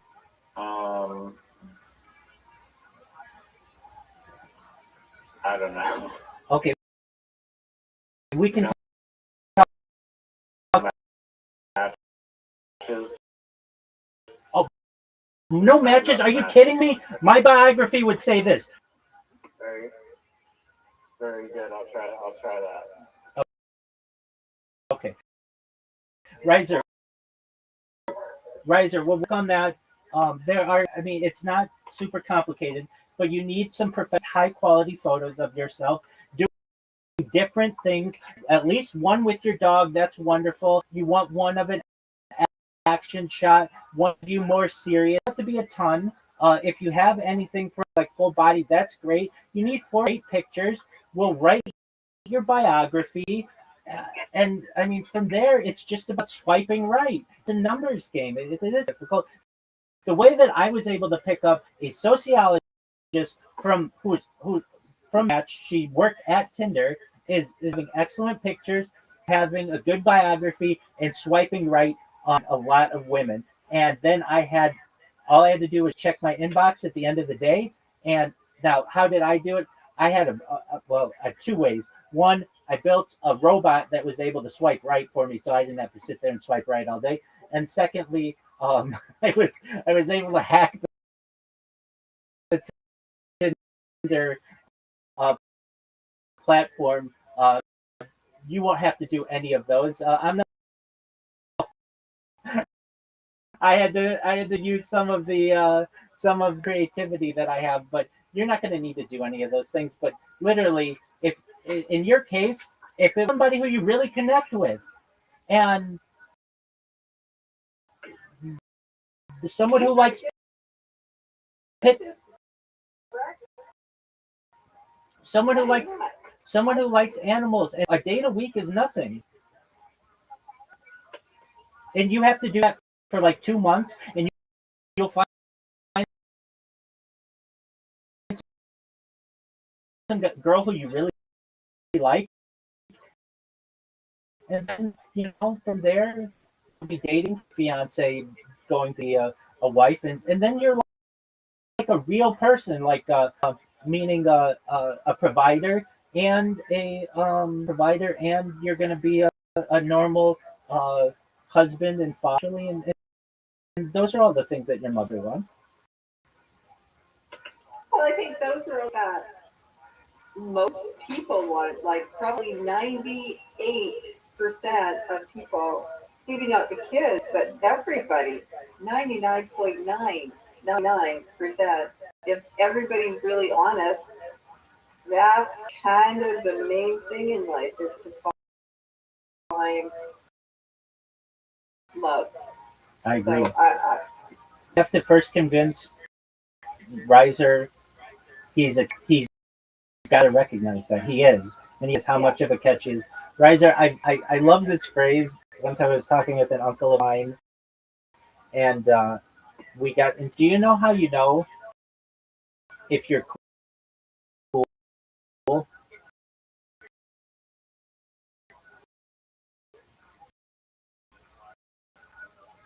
Oh. Meaning coolness comes internally. It's something that you have to recognize in yourself. And if you haven't recognized it, having you in my life, you got to recognize that people are going to love having you around, other people, and that you have a very high value a long way. But you got to recognize it in yourself first. No one else can make you cool. No one else can give you that type of confidence. That's something that comes internally. And you'll understand it. It comes with maturity. No, I agree. The amount of years, I mean, was like the last short while has been hell. It was like hell mentally. But yeah, I think hopefully I'll stop as shitty internally. So just care about myself more and also do more exciting things. This is kind of like a spiraling, self-perpetuating machine of like negative feelings perpetuate negative feelings, but positive feelings perpetuate positive feelings. So hopefully I can come into alignment with more positive feelings.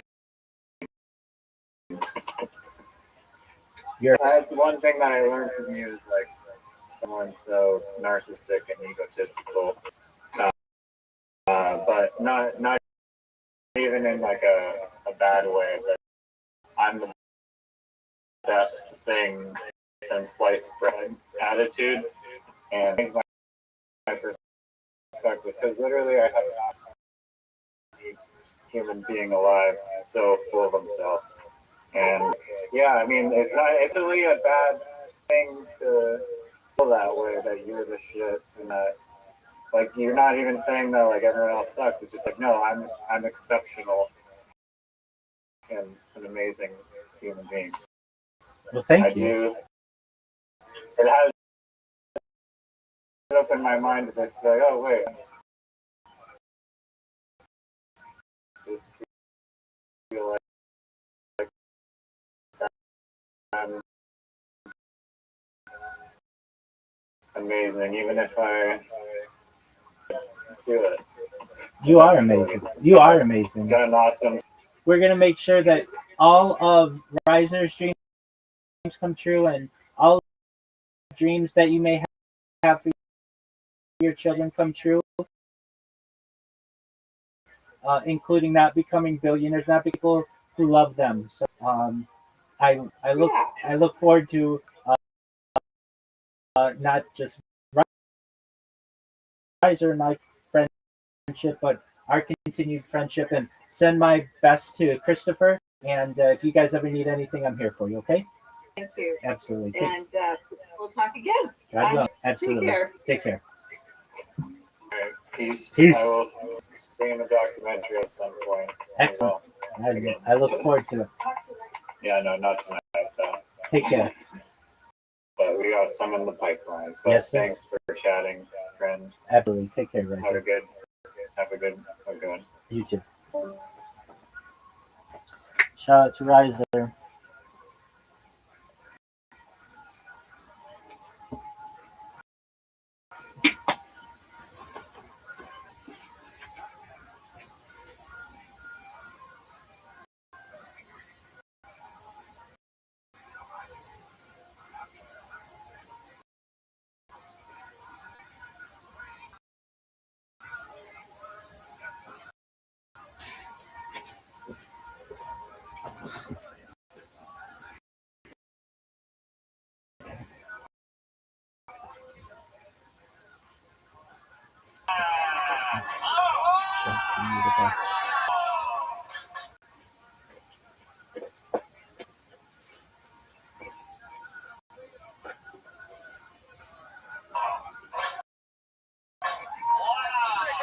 That's pretty good. Wow. That's pretty good. Pretty good. Just think, that could be one of the lemons that ends up on your next drink. Everybody. Just kidding. Oh, shit. All right, there he goes. Anthony. Some more, everybody. He's on Instagram at Antoine_the dot.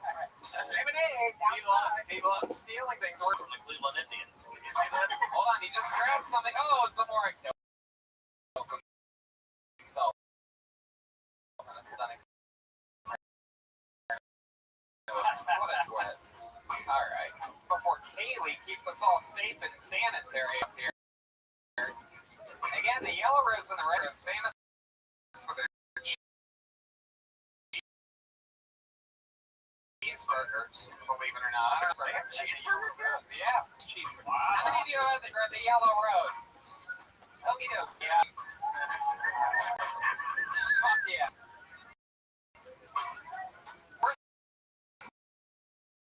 My Matt's El Rancho people at? Huh? Terry's at? All right, here he is, everybody. Next to us for Mariana Vincenzo. So, few thing, name and identity, but I am actually Latino. I don't do like typical Latino humor, and it's because I'm from Argentina, and we're not very Mexican. Yeah. But I do speak Spanish, so that is pretty Mexican of me. I am more Latino than people think. Growing up, I actually performed in a Latin soul band with Erwin. We were called Erwin and Faya.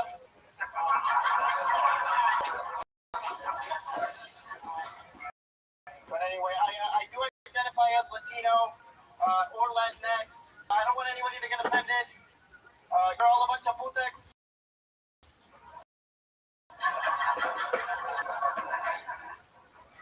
Anyway, most people know us Argentinians. Unfortunately, they're for soccer.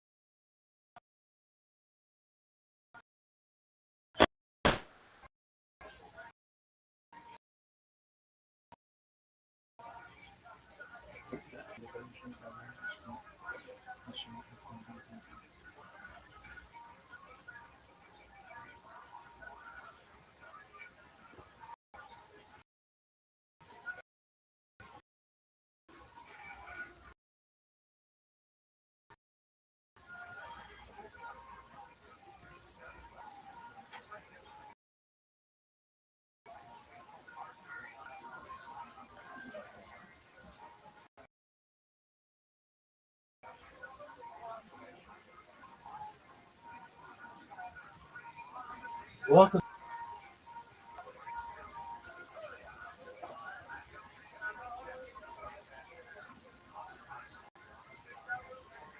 Ethan, can you hear me?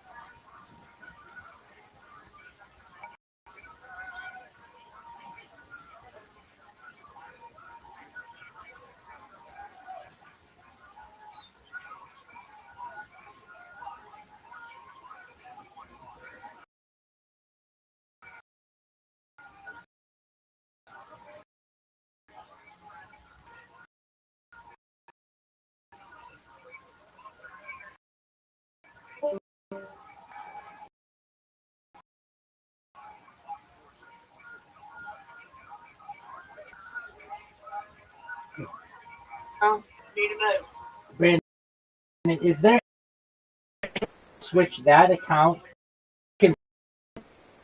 with the Baltimore Ravens account? Do what? Take that account that you have right there and move it in the one where your Baltimore Ravens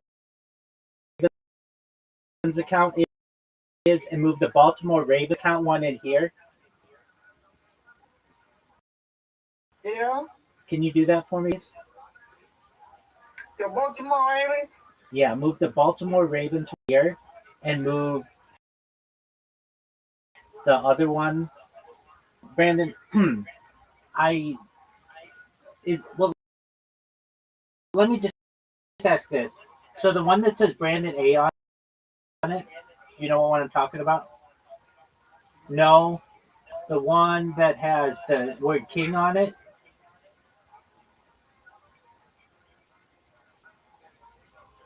That one, the one that you're using right now.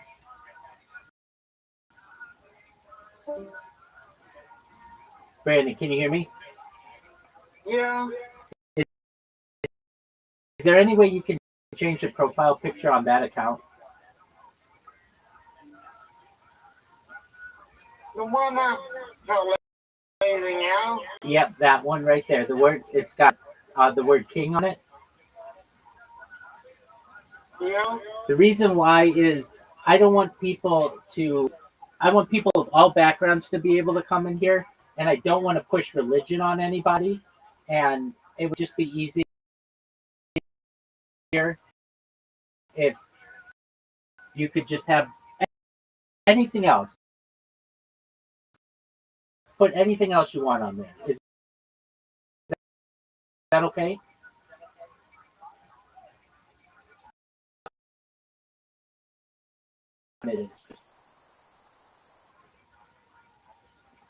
And I'd really mind it, but I don't want the one that says Trump Kingdom 2.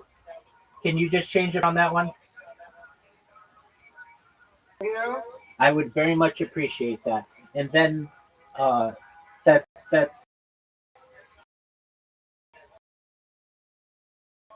would mean the world to me if you could do that. What do you want?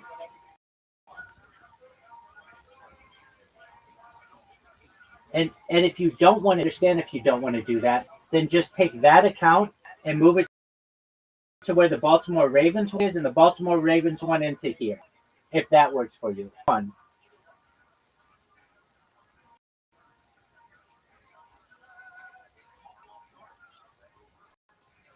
In fact, I can even do it. I can even do it for you if you want. Yeah, I can be fine. Okay, so I'll do it. I'm going to move this into the Baltimore Ravens one, and I'm going to move the Baltimore Ravens one into here. Is that all right? Yeah. Excellent. I sincerely appreciate it, Brandon. And then you don't have to change anything. So just one moment. I'm moving.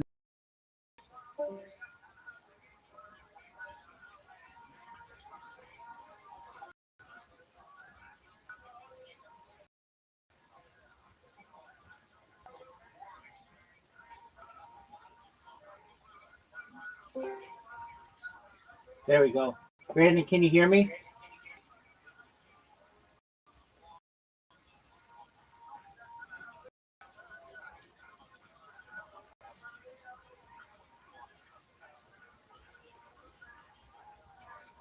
Brandon. There you go. Perfect. Okay.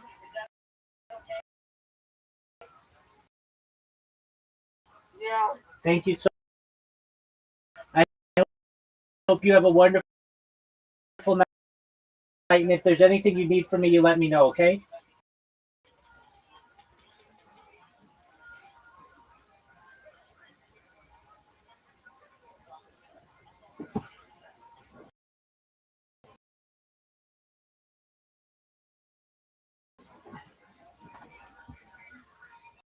Shout out to Brandon. That was very nice of him.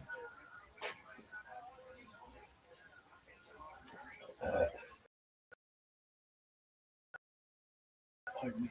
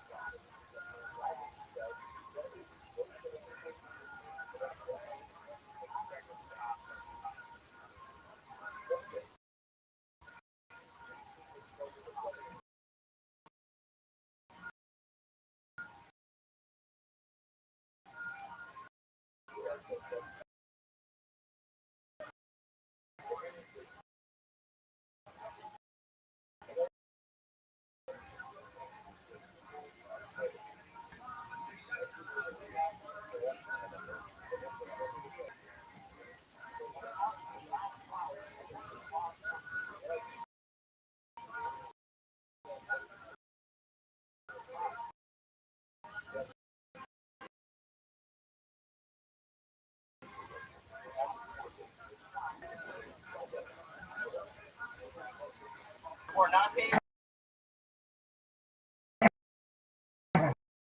Just finish this. And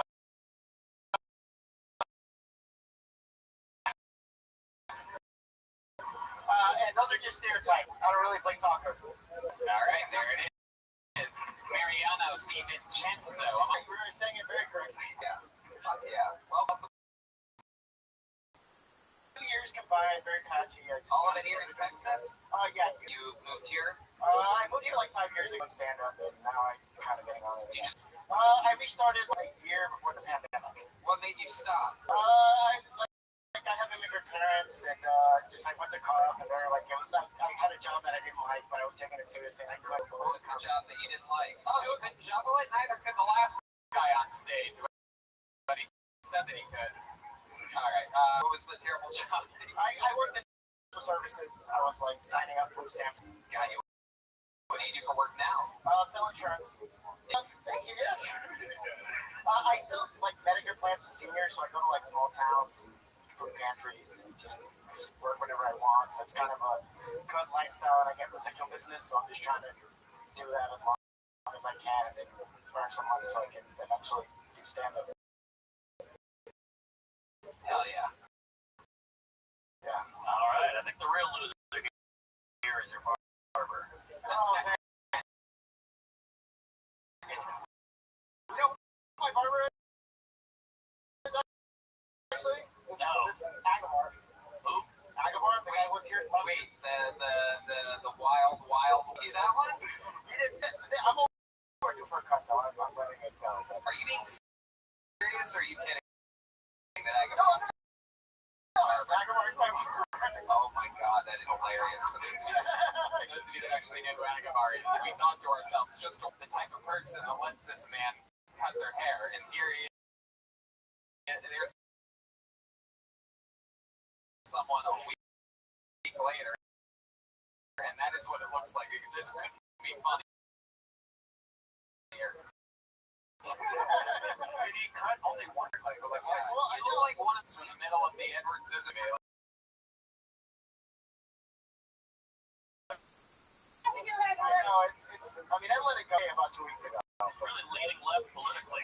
That's true. That's Biden hard. So, when you say that it's been a long time, how long anyway? Like, how do you do that? I just had that, like, and I did like a comb over and wanted to grow up. It did for a second, but then I just yeah, it's adorable. Sort of like it. Sort of like, he's like a grown man. Remember that show where the people all look like the dogs? Like, they have the same haircut? You know what I'm talking about? It's like a reference. Exactly what you're talking about. It's like a shanty, like some poodle or something. Exactly. You would be matched up with like a black poodle. People that know the old commercial I'm talking about. After 500 episodes, this is what you're stuck big jokes about. He's got an interesting look, though. He looks like he got Me Too'd in Bollywood. Really does.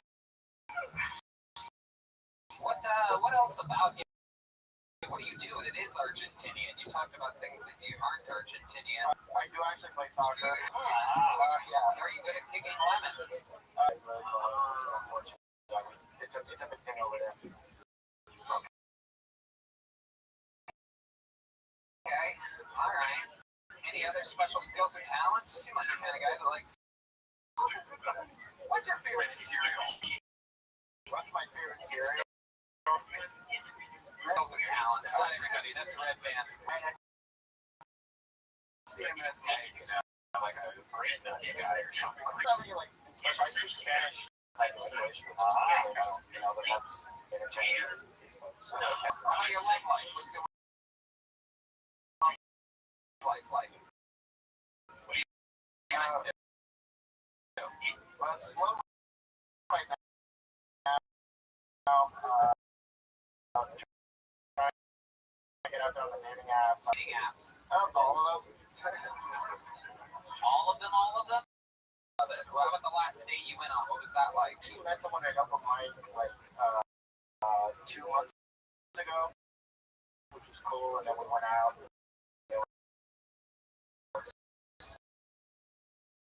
Kind of fun. What happened?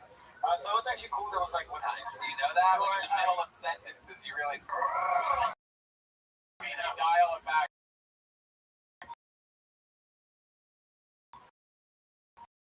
Right at the end of the sentence, you go like slow again, and I'm like, fuck, I feel like I should have heard. Yeah, dude, tell us more. I want to know more. No, it's good. So anyway, we went out and we got to see, I think, Brent Ernst had like a live show that we just walked in on. So that was really fun. Yeah, we were fucking you guys banging your together, bro. We don't want to know which comedian you saw. You know? Then what happened? Then we went home. We bed. I came really fast. I had that was shutting through the pandemic. I'm not embarrassed about it. I was just like, it's been a year since the pandemic. I'm just gonna, Is that what you said right after it happened? What was I trying to say? I mean, I wasn't going to be embarrassed about it. Are you the kind that goes again really fast after something like that? Since it had been so long, were you immediately turned on again? That time I was. But not yet. It's been a while, so like, Where did you come? Good question. So He seems like the kind of guy who would panic and come in his own handbrakes and shit. You'd be like, oh, this one's this never. I know, I barely pulled out there on my shoes. Then you put it on the side of your head. You're just like, let's fucking go. Wait, you said, is it the sheets that you sleep in or the sheets that you use in the windows? Is that what he said? He just came right on the sheets? Is that what his answer? So, that was my answer. I love it. Absolutely. Just came right on the sheets, huh? Yeah, I try to pull out. That's what the tits are for. Yours? Yeah, you come on your own tits, push them together, and make spider webs when you pull them apart. Oh, Jesus.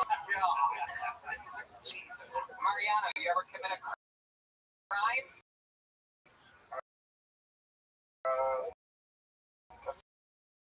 Aside from like smoking pot, not really. Okay.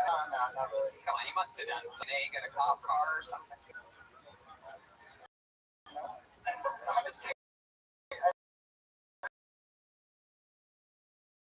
I have nothing. Alright, Mariano.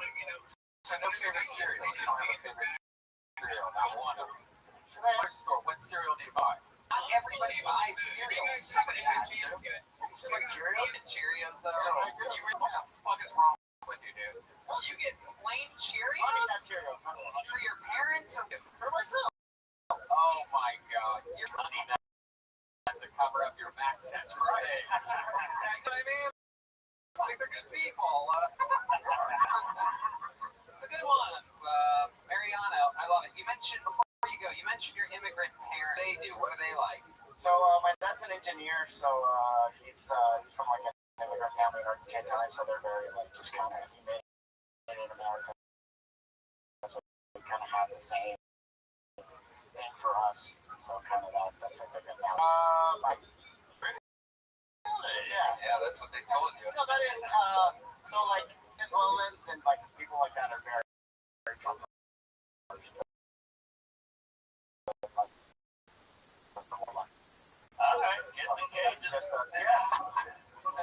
Oh, that's the president of the United States.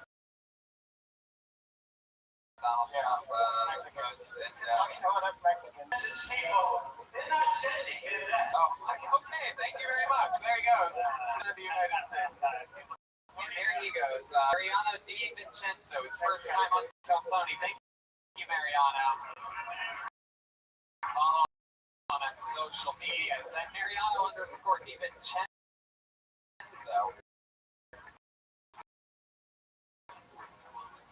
Yeah, but this live fucking talent. want anything. You guys ever have like crazy haircuts like that? Like I once did the sculpt me and all my friends. It was the lamest thing I ever took part in, but the same color. Yeah, I used to do the flat top for the flat top. You ever do it? You ever bleach or anything when you were a girl? I did the peroxide one. I was a skateboard douche. Hell yeah. Handle. Coming up from this side. Look at this.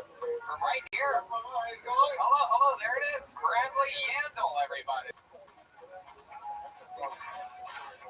Oh my God. One more time for Bradley Yandel. There he is. Here he is.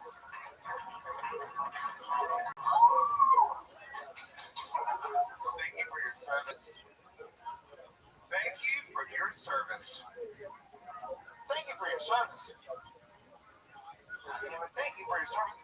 We really support the troops. Well, ma'am, sir, if you'd like to support the troops, what are we going to do? I'll tell you how.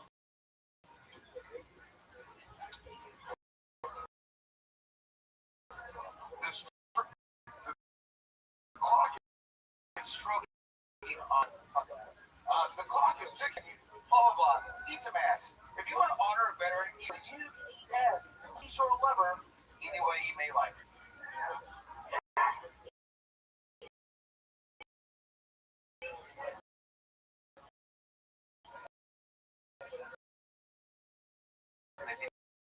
Don't do that. If you're on a dirtbag or a degenerate. So what did you think was going to happen? I've been doing comedy for a month. I don't know. You haven't. Where have you done comedy before? This is my 9th time on stage. The name places. It all here in us. Applebee's. Hold on. Jesus Christ. No, literally, 9 Name the fucking places that you perform. You don't need help here. I want you to name places that you perform. The Lucky Duck, Blind Pig, Romo Room. I believe you now, and I still fucking believe. I believe you, and I don't believe you. Bradley, okay. I'll allow it. What happened? Did you drink? Go to the bar? I never got on the stage. I know. But trust me, we can fucking tell you that he's sit on stage. Nobody's shocked. Like somebody. If that was a spot that you've been working on for a month, where I'm like, you just come, I'll pretend like it's random, and you just come on and crush, and that's what happened, that would be shocking. There's a man up there, he's got a shirt on that says cunt in Russian. Okay. You told to shut up earlier? Okay, so things, a minute into your interview, you're already talking about things that are funny. In the audience right now, you're going to that. Like, here's a funny T-shirt. Do this. Did someone tell you that you're funny? I suppose do that. A couple people along the way. The first time I was a sergeant in the Marine Corps. I was 20 years old. And I was to stand up, and I guess it's different. Oh, you fought for the United States military? Yeah. How about a hand for this man? I like him all of a sudden. A U.S. patriot.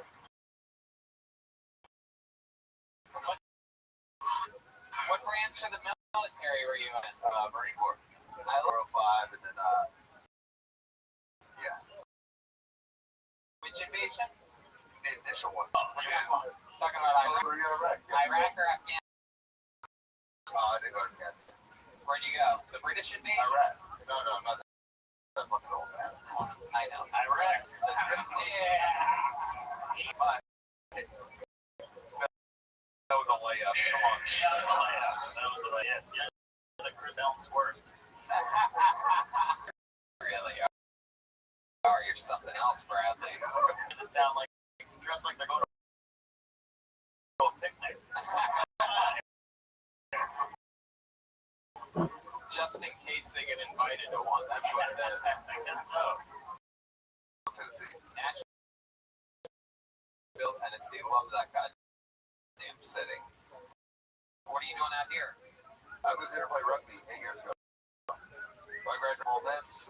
asked me to come play rugby about 6 years. I fucked off a couple years ago, and now I was trying to figure shit out. So I'm moving on. Okay. One of those like Rabbbi drones. You see that? They heard you say Iraq, and they were. So what do you do now? What do you do for work now? Okay, good to know that our service. Oh, how were you? There we go. We have a pile of gold, didn't we? I told the manager she doing this fucking job, lady, and I had a monkey mask on it, red man. I saw you there. Hey, Morgan. I told you had a monkey mask on, and I got someone out. You inhaled the mask just a little bit.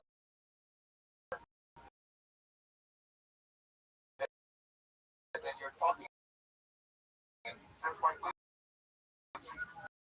Wow, and they,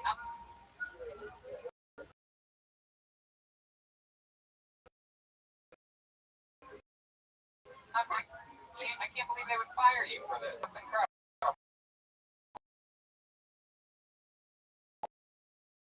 I can't either, man. I worked there for 3 years. I worked at the one in Miami. I was down in South. The restaurant. The restaurant, North Italia. Fuck them, I'm putting them on blast. North Italia. Domain and Wow. And how long did 3 years in the bed, you're wearing the buckies, that's moving your mouth like the leaves. Brand new manager because the GM's on vacation. It was going fucking things were sinking. So what was sinking? I had ticket times. I had everything going wrong, and so I told somebody to do their fucking job, and I had to be the manager. Do you have any PTSD from the woman? Yes. Did you see his set? I mean, yes, he has PTSD. Like real PTSD. Like you wake up like in cold sweats and. No. I told me I don't wake up. So you did Jesus. You really tee him up for a big. You asked, brother. You asked that question. So yeah. When's the last time you asked me? Yeah. I mean, I know you had when salads come before wine, but Yeah. When's the last time you got your ass eaten? It's been a couple of years. There's a lovely woman here. Bumble. Look at this, and I mean, she's happily engaged to another Marine. Officer now. Oh wow. But I was an enlisted guy. I got out as a sergeant, so I met her first thing. That dog sucks. And he said, "Why?" I said, "Because he's done dealing with the Cook brothers to build a weed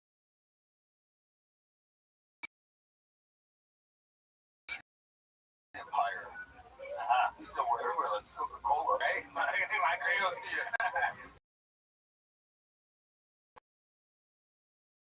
Everyone went to their house. I saw the big K. It's another win for there, another win for Iraq. Stuff. What else do you do for fun? What else about you? You seem like a guy that has. I'm a rugby guy. I longboard, skateboard, and stuff like that. You seem cool. It's really cool stuff. I'm not funny. I seem cool, but I'm not funny. So what's gonna happen? Are you gonna bang this married Marine's wife or whatever? I guess I never really thought. Now I'm interested to know. I didn't imagine the lights would be so bright, but I can't see it. Listen to the voice of that fucking lady. Come on, give me my pussy. Jesus, lady. You don't really have the voice for heckling, huh? Maybe whisper your ideas in someone else's ear and let them yell it. Hey, what are you gonna fucking see? You out here. Jesus Christ. People get tonight. Look at that. Hold that candle right in front of your face so I can make fun of you some more. Just kidding. I'm kidding. Bradley, what's the funniest thing you think you've ever done to prank your old bunk mates or anything like that? Or anything Amazing. I'm not really a prank kind of guy that says, "He kicked me in the nuts. I'm going to hold the hook forever to make you suspect or I'll punch you in the nuts." How do you get nuts way up there? Well, we sleep on bunk beds. You ever heard of a sub party? So you're a model. Oh, It's a bunk bed joke. hell yeah. One in the bunk, two in the skunk. You know what I'm saying?